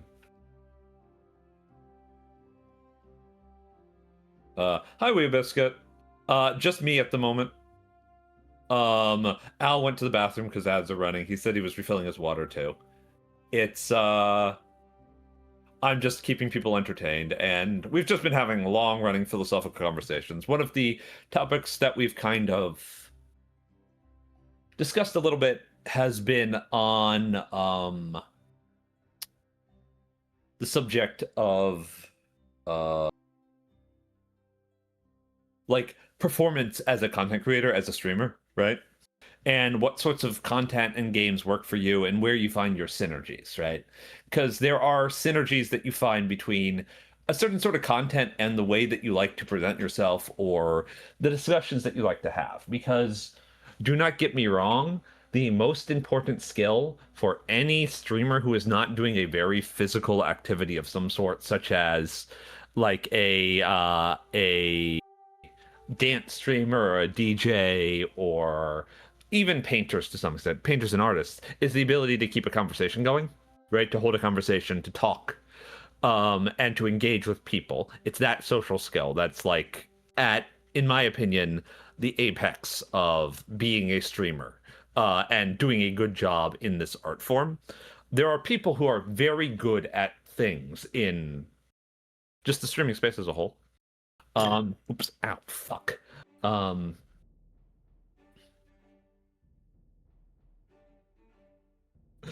That's pretty flattering, Rexy. Though this season ain't the best. I mean, there's some good stuff this season, but I'm liking what's the fucking title of the spring one?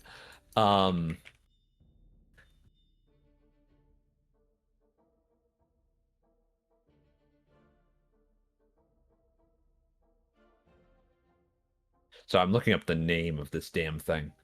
It's one of the anime originals for the season. Hello. Hi, welcome back. I'm trying to remember the name of this goddamn thing. Haru no Mai. Haru no Mai? Haru no Mai. Shunkashuto Dai Kosha Haru no Mai, right, is one of the anime that I'm enjoying this season, right? Oh, okay. Yes. It's very aggressively Nor coded. I don't know if she's watching it yet, but she really should be. I might take some recommendations from you because my anime club, we're finishing up Free Ren, and then we're gonna watch Witch Hat Atelier. Which I enjoy Witch Hat Atelier. I suspect I will. I suspect I'll enjoy it more than Free Ren. It's better than Free Ren. Yeah. I will just say outright. I will say I think the anime loses a little because the manga is actually beautiful. I have read some of the manga. I've read the first maybe 10 chapters of the manga. It's a strikingly beautiful manga. It's a strikingly beautiful manga. I mean, okay, so at some point we're going to get the new Pat Labor series, which I will suggest that you watch because it's a Pat Labor series. And I love Pat literally Labor. the exact It's thing so that you funny. want, right? I love Pat Labor. It's so funny. It's so good, folks. Yeah. We love Pat Labor in this house. Hello, good morning, Weeabiscuit. Welcome back. Yeah, Welcome back. just came back like before. Welcome back. Like right after you left, actually. Oh wait, I need to make the bird normal size again. I'm very large. Yeah, the huge Be bird. intimidated. In case people haven't kind of caught on to the subtext, this entire week I was planning on making this a really, really long stream. This specific stream, a very long stream, and the logic there is that I have to like catch a bus in like not long from now, so I want to do the stream that I was going to do for forever and wouldn't make me too damn tired, so that I could participate in travel. Yep.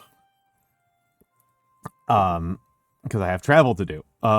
Which will be fine. It's no big. I'll be all right. I'm going to reiterate my recommendation. So I don't know about what your anime club likes, right? I don't know what their like general genre preferences are. It seems like fantasy is a big one, though. Fantasy is a big one. There's a bit of a comedy to the preferences where there is one person who is overwhelmingly likely to drive the conversation, and their preferences are really, really built around like surface level aesthetic.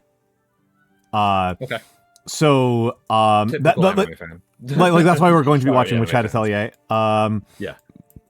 Oh, son of a bitch. I screwed up in the exact same way as I did last time. I'm just gonna roll with it. I'm just gonna roll with it. Which is I forgot to back up the dam. The reservoir while the water was still flowing. We'll get like 1 day of backflow, but it should have been like 2.5 days. You enjoyed Nakamura-kun? Nakamura-kun is pretty good. Yeah. Mm-hmm. So I will once again recommend the show that I have to recommend to everybody. I am contractually obligated to recommend this show, right? Yushabakahatsu Bang Braver. Oh yeah, you like Bang Braver a lot. It's 13 episodes long. It's really funny. The action is great. It knows exactly what it is, and it is not afraid of it at all. And it's also incredibly queer. And the music is great. If you like, if you like me, have the genre preference of 1970s super robot anime opening.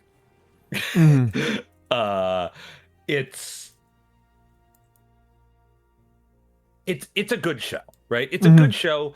Also, I think you would particularly get something out of it because a bunch of the show's premise is making fun of movies made during the global war on terror.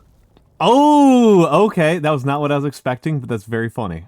That's very, very funny. This is a huge element of like the DNA of the show is making fun of the super badass military anti-terrorism crack task force is one of the things. The funny thing is it's kind of loving. The show in general just kind of loves being what it is. And every element, it never is like mean. It's not a mean show, right? It does not have a mean bone in its body. It's here to have a lot of fun, right? Really good show, really good character designs, made literally specifically exactly for me and me alone. But I like to suggest it because I really think there's a lot of people who will like it. Another show that I will recommend along the same regard is Samurai Flamenco. Longer show, completely fucking wild. I will give you the basic premise, which is what if Kick-Ass was anime? Okay, that's a pretty interesting, Please understand that this is the basic premise and not the longer premise, which involves about 56 other comic books. Of course. I cannot tell anyone anything about this show without spoiling them on it. All I can really say is give it some time. Okay. It starts pretty strong, but very character-focused and a little bit cringe comedy, right? It does not stay like that for the entire show. It picks up, right? It goes places. And once the roller coaster starts, it does not stop. Excellent. Watching that show week to week was wild. So it's a really good anime club sort of experience in that regard, right? These are also both pretty silly shows that when they are not lighthearted, it is mostly because they are dealing with character conflict rather than because they are dealing with like fucked up shit happening because of the nature of the world or whatever, right? They're not depressing, is how I would put it, right? By any measure. I'll think about what else I'd recommend because, like, I really liked Hikaru Gashin Danatsu. Okay. But again, this is yet another really gay show. Really Like, gay is fine. explicitly. Really gay is Yeah. fine. This is a pretty queer anime club. Gay is fine. Gay is good. Yeah. It is. That's good to know. There's a pretty big spread on preferences. Heavenly Delusions was popular. Heavenly Delusions. Okay, I think they'd probably like if you have not watched Hikaru Gashin Danatsu. I think you guys would probably like it. It is kind of a supernatural mystery thriller. So the premise, which is told to you within the first about 5 minutes of the show, so I'm not actually spoiling you on anything. This is actually the premise of the show. Is that the protagonist's love interest has been replaced by something else. Okay, already interesting to me. And that is nobody seems to notice except the protagonist, who is deeply suspicious of this. The protagonists are both also teenage boys in rural Japan, in a very small town. So there is some stigma around this idea of being gay, and the protagonist is also incredibly self-closeted. Right? Okay. And I can dig. Yeah. This show is dark, but not in the way you're expecting it to be, right? This is not... It is an angsty show, but it actually really has this idea of, like... This is all very tragic, but also you got to move on with your life. Right? Going on with it, right? Yeah, the summer Hikaru died. Yes, it's also got pretty gorgeous animation and a really good opening by. Okay, I think right? I think the person who is the most forceful about anime recommendations, I think that they have recommended that one. They have wanted us to watch. It's a good one. Yeah, it's a good one, right? I think you would probably enjoy what it is. Maybe not everything about it. Yeah, yep. But that happens. I think you would enjoy how much it is about awkwardness and longing. Good calls. Good calls. And about honestly self-identification. It also has some pretty fun secondary characters. Always a good sign. I like to have fun secondary characters. My favorite of which is the incredibly powerful, world-shatteringly powerful psychic medium who's not interested in being a psychic medium and is just a housewife. Oh hell yeah! She's also looks like a roughly 45-year-old housewife. She is not like some sort of supermodel disguised as a housewife. She's actually like a relatively like portly older woman who's very kindly. I like her a lot. She's my favorite character. Excellent. Yeah. She's also not flawless. She has character flaws. Everybody in this show does, right? It's pretty good. Yeah, she's awesome. She's really cool, right? A feminist icon, in my opinion. Feminist icon. But good show, really good opening. Spooky is a way I would put it, right? It is spooky. It is a spooky horror show, but it's not like scares you or gory. It's just spooky. It's eerie. I can dig. I like eerie. I tend to like eerie myself at a personal level. So once we get through Which Had to Tell You, which I don't think is super long, I will probably recommend that. I think a lot of the other shows I'd recommend are kind of niche. Yeah. To a much greater extent than like Bang Braveheart is niche, but it's also really funny, so it gets away with it, right? That's like how I feel about this. I think Samurai Flamenco should be really niche, but it's actually not. Oh, okay. Interesting. What the show is actually about. What I mean is like it's weird to me that this show is like everyone who watches it seems to really like it, which is weird for a kitschy, self-referential meta superhero show. Yeah, you're expecting it to have more divisiveness. But it's so incredibly character driven that it works, I think. Mm-hmm. Right. I'll think about if there's anything else, but a lot of the other stuff that I've watched recently that I've really enjoyed, like Back Arrow, which was a few years back now, right?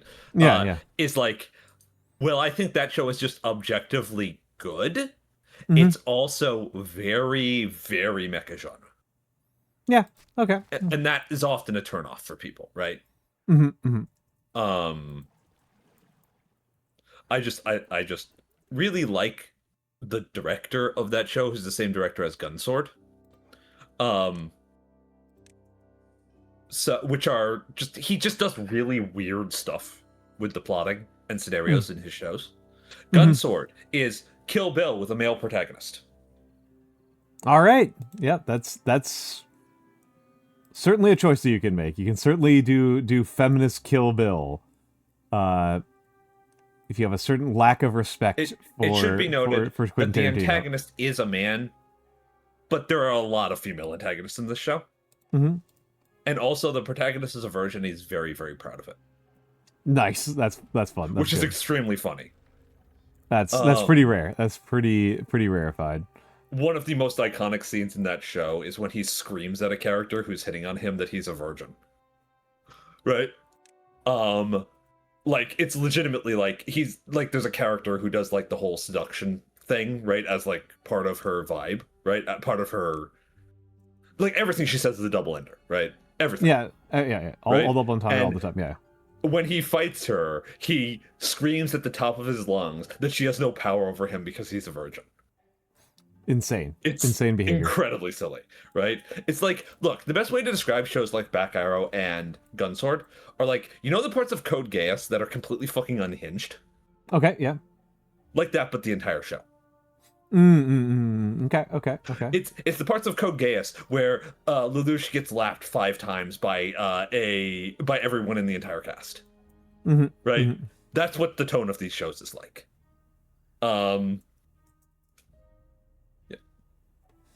Yeah, Dan of Thursday. Yes.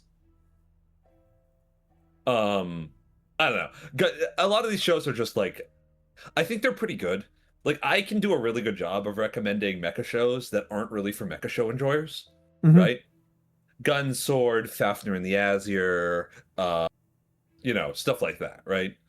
But I know that just like Giant Robot already is a bit of an ask for a lot of viewers. Yeah, yeah, it's a bit of an ask. A lot of people just don't care about it, which makes sense. I mean, it's interesting to think about, like, what are the things that people do care about and don't care about, right? Like, different people have like very different standards and expectations. I have 11 idols. What the hell? Sorry, that's a very shockingly large number for being idle.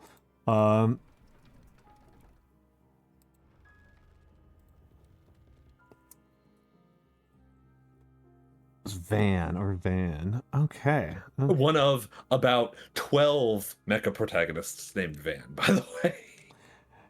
Goofy of them. Silly. Notably, the protagonist of Zoid's Chaotic Century is Van, as well. As is the protagonist of Van Dread. Van Dread. Van Dread. I liked Van Dread, actually.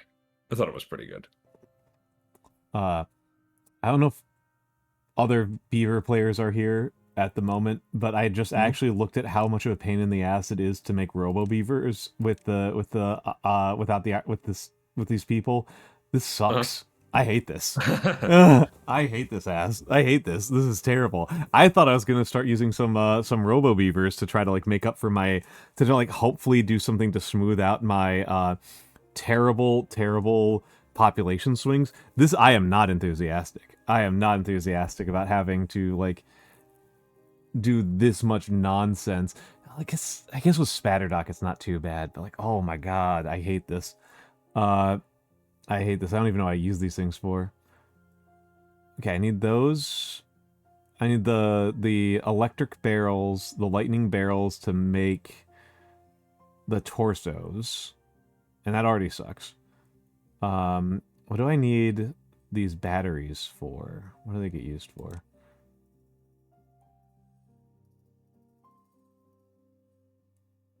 What do they even get used for? Oh, that's a question. Did you guys ever watch Mob?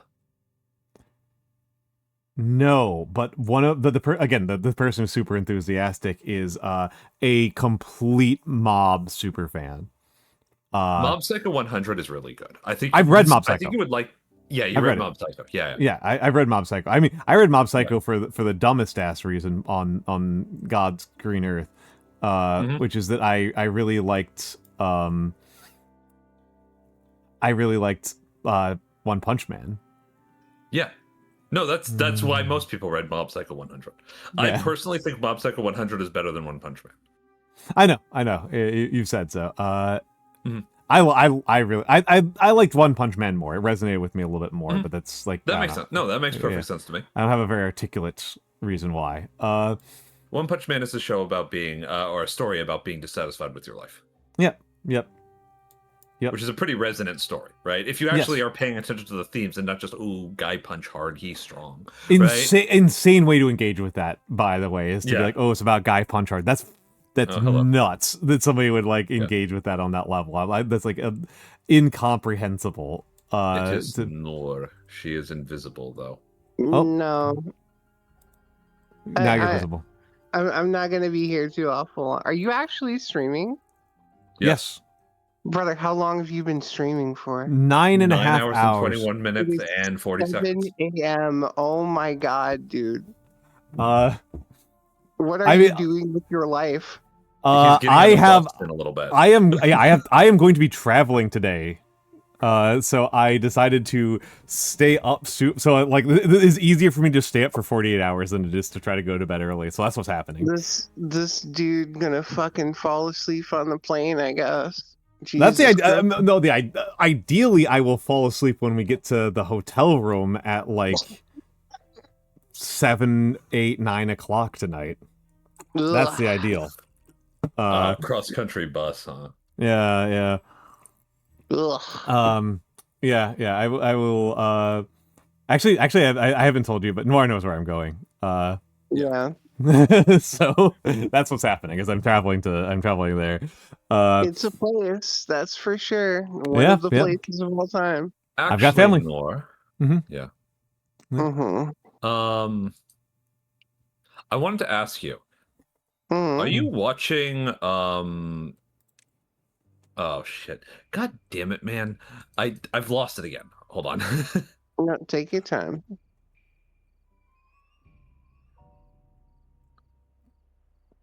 Sorry, I don't want to. I was just thinking about this earlier and I've already lost the fucking title. There's a fucking anime this season that you should be watching if you are not. Okay. It is like literally made for you.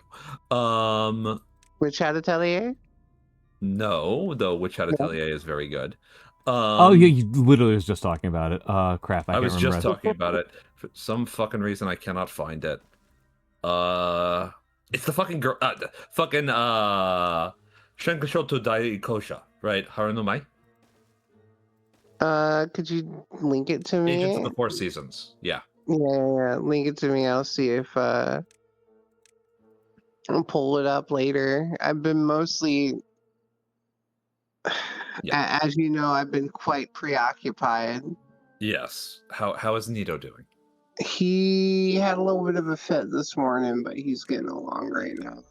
Nito is her dog, and her dog has been being a dumbass.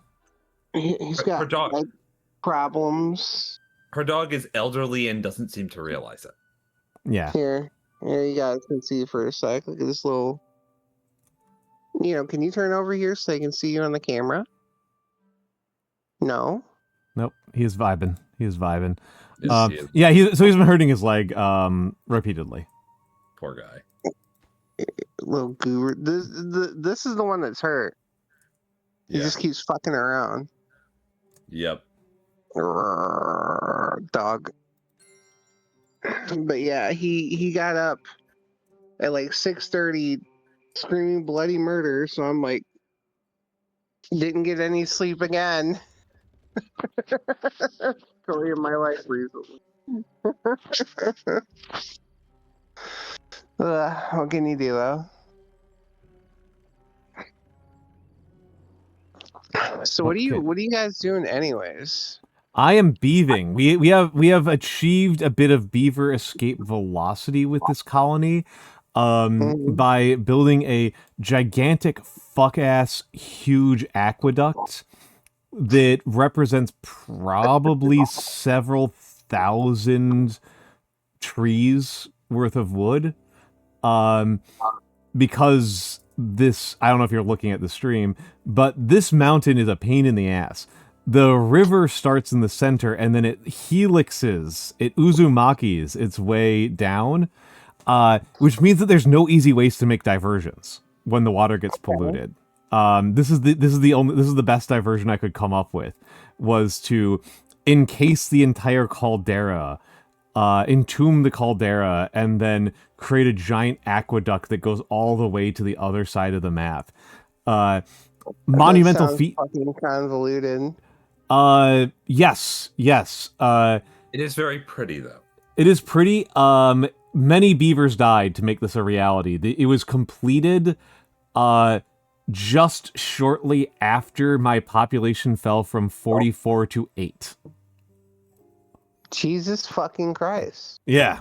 However, it has since recovered to 50. Yep. So We are at 54 total. We are at 54 total, and the only limitation is housing. The only reason why I'm not building more than that is that I don't trust my food production to stay ahead. You need to start expanding your food production I before thought you you were start gonna expanding. say you're a NIMBY, and that's why you didn't want to. No. It's food production. And honestly, I You could expand to the other side of the river, right? That's well, what you I'm need to using do. that for trees. Is what's happening here. Oh, I see. I would see. need to. There's other places I could expand. That's actually part of the reason why I'm building this dirt excavator, is that I need to create some wells for longer term irrigation if I want to really expand the land use. There's a way I could expand food production that wouldn't be particularly painful, which is I do actually have a lot of aquatic land. I could do more aquaculture. Right. But actually the biggest thing that would improve my food situation is really annoying, and I'm not going to do it right now, which is doing a whole bunch of complicated automation so that my intermediate food production buildings are actually active more often. They're idling a lot because they're sitting at capacity on specific goods. Right. It's not actually That's no good. It's not actually super duper hard, and there's two ways I could. There's a way that I could do it that I don't think works, and there's a way I can do it that works that's just kind of annoying. So, I guess that actually kind of answers the question which one I do, right? Like, I mean, the other thing, the other option that you have for expansion is to build a satellite colony, right? Yeah, I could build a satellite colony. Because the map is pretty fucking big. The map is pretty fucking big. The problem is, like, droughts are. I am at the point in the game where a drought is like 30 days long to 3 to 4 days of water. So I need to build wells and cisterns. I am going to be doing kind of the Turi preferred method, which is to use the dirt excavator, and I definitely get why he prefers it. Sarah Ewan's preference is, I always found really funny. She dynamites out cisterns underground. Awesome. Yeah, which causes the water to because like I can't farm over here because there's no water. Yeah. Right. So that's how like she expands the water use, and the soil use is by tunneling underneath. The problem with tunneling underneath is that producing explosives is a huge ask. Compared to like the dirt excavator is like building a dirt excavator is expensive, but for the amount of blocks moved is much easier. However, it doesn't really meaningfully expand the farmable land. It only does minor amount of expansion on the farmable land, but it does in terms of medium-term water storage is enormously useful, and that's also something of a limitation. That tracks. Yeah. The other method actually, which I think is deeply funny, and I am contemplating doing, is that instead of expanding the natural water storage and the above ground water storage, is water, no matter where you store it, even in a completely sealed cistern, will evaporate. Even completely sealed tunnels will evaporate, but water inside storage containers like this, despite it being open to the air, never evaporates. That doesn't make sense. Because it's being but- stored. Well, it's not. It's just It not. would be pretty rude if it evaporated, right? Yeah, they just haven't done a physics simulation that makes that happen. That's all that's happened here. This is games, baby. I don't think it's intentional. I think it's just a funny interaction. They just didn't think it through. They're like, Well, they didn't, or they didn't implement it. The game only entered 1.0 like a couple months ago. this is like Looney Tunes logic. So that's video games, baby. Ula Flaga can't be killed by an anti-colony laser because he's not a space colony. Yeah. Anyway, so the real punchline here, right, is that one of the ones that I have done in the past, because you need above ground water in order to farm. For farming, for swimming, for showers. Is to store an absolute ass load in tanks and then use water discharges to discharge as needed. And that's a much less complicated solution. Realistically speaking, that's a much less complicated solution to the problem. That said, I do need some... Oh, that's the reason why this hasn't completed. I didn't actually have the smelter running. But also, good morning, Noir. Yeah, good morning. Yeah, we're ranting and raving over here. Yeah, I've noticed. I've been here listening to it. Yeah. Thank you for listening to us. I'm so glad I got to hear you talk about your water tower. Yeah.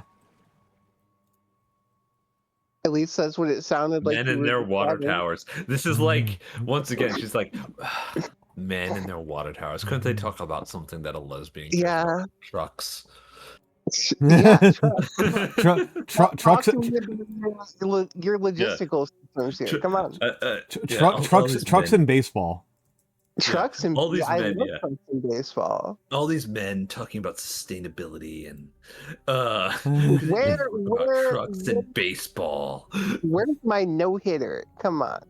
Yeah. If there's anything that lesbians don't, if there's anything that lesbians are not interested in, it's sustainability. There's nothing sustainable about being a lesbian. It's just an infinite like void of pain that you have to deal with your entire life. I feel like we might have a solution to that one. What, the infinite void of pain? Yeah. Oh, do tell. Death. Tempting. It is very funny. It is very funny how quickly you activate like impish mode as soon as Nora's around. Yeah, I know. He hates me. He wants me to die. He literally just said, "Well, you could just die," and I'm like, "Oh, why don't you?" Love you, buddy. One of those pods. Just do the deed. This motherfucker is like, I'm so glad to hear you're Chicago. Why are you still alive? That was so. I am sorry. That was one of the funniest things I've done in a while. I'm very proud of myself for that one. I knew it was coming. Like, I opened myself up to it because I knew you were going to make some stupid, dumbass comments about it the second. The second that happened. I'm like, well, how the fuck do you think I sound like I'm from Chicago? Like, because it's the cultural capital of the Midwest. Can suck my proverbial balls, okay? Like, I'm sorry. There's nothing cultural about Chicago. I'm just telling you, it's the cultural capital of the Midwest. Where Chicago goes, Michigan follows. Is there anything cultural about the Midwest? Is the real question. There we go. Yeah, we got corn. Oh, that's pretty cultural. You got corn. You got corn. You got pig. Very cool. Yeah, where's your corn, Al? I mean, I it's see it's the like point of Chicago. I was about to say I live in New York now, so it's once again it is just like when I was in when I've been in Michigan, when I was in Chicago, it's in Iowa. I Yeah, clearly have not spent a lot of time in rural Michigan. I spent a lot of time in rural Michigan. Yeah, There's cherries there.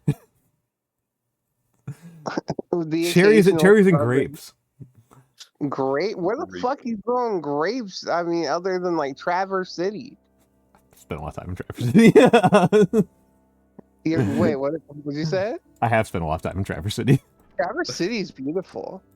Yeah. The wine is immaculate. Yeah, that's where the grapes are. Hmm. All right. On that extremely stupid note, it is almost 7:30, which means that I am down to the time where it is time for a final time for shower and packing. Okay, I'm going to be sadder than I was when I entered.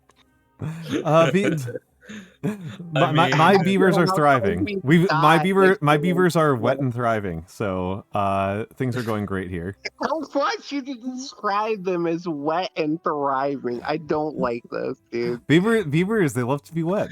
I thought you were a lesbian. Yeah. Yeah, I just don't want to hear a man talk about it like that. You just don't want to hear a man talk. True. So You added too many sentences there, like too many words to your sentence there, hon. Well, I'm trying to give you like a little bit so that way you don't feel like I completely hate you for no reason. I am in your head. She's inviting me. She's inviting me to hurt her more. Is what is happening here, and I am accepting the invitation. I'm gonna fucking really do it this time, dude. I'm just saying, when my obituary pops up, Al, I want you to remember that's your fault, and you will feel nothing. You'll probably snicker a little bit to yourself. That sense, that feeling you get when you throw a basketball and there's nothing but net. Yeah.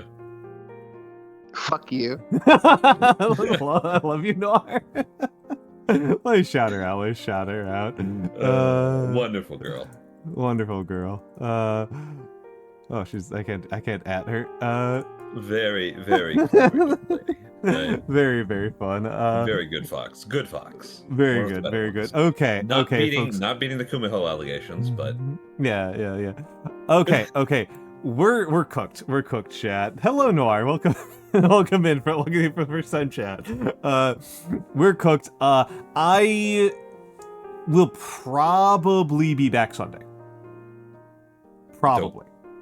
Not 100%. Probably back Sunday. Okay, fine. I'll do a workout time. Fine, I'll do that.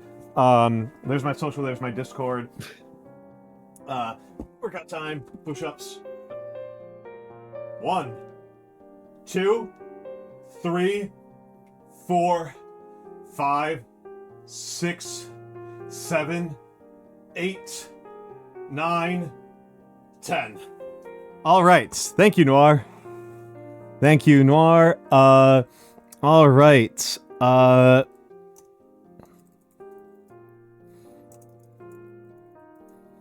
right. There we go. And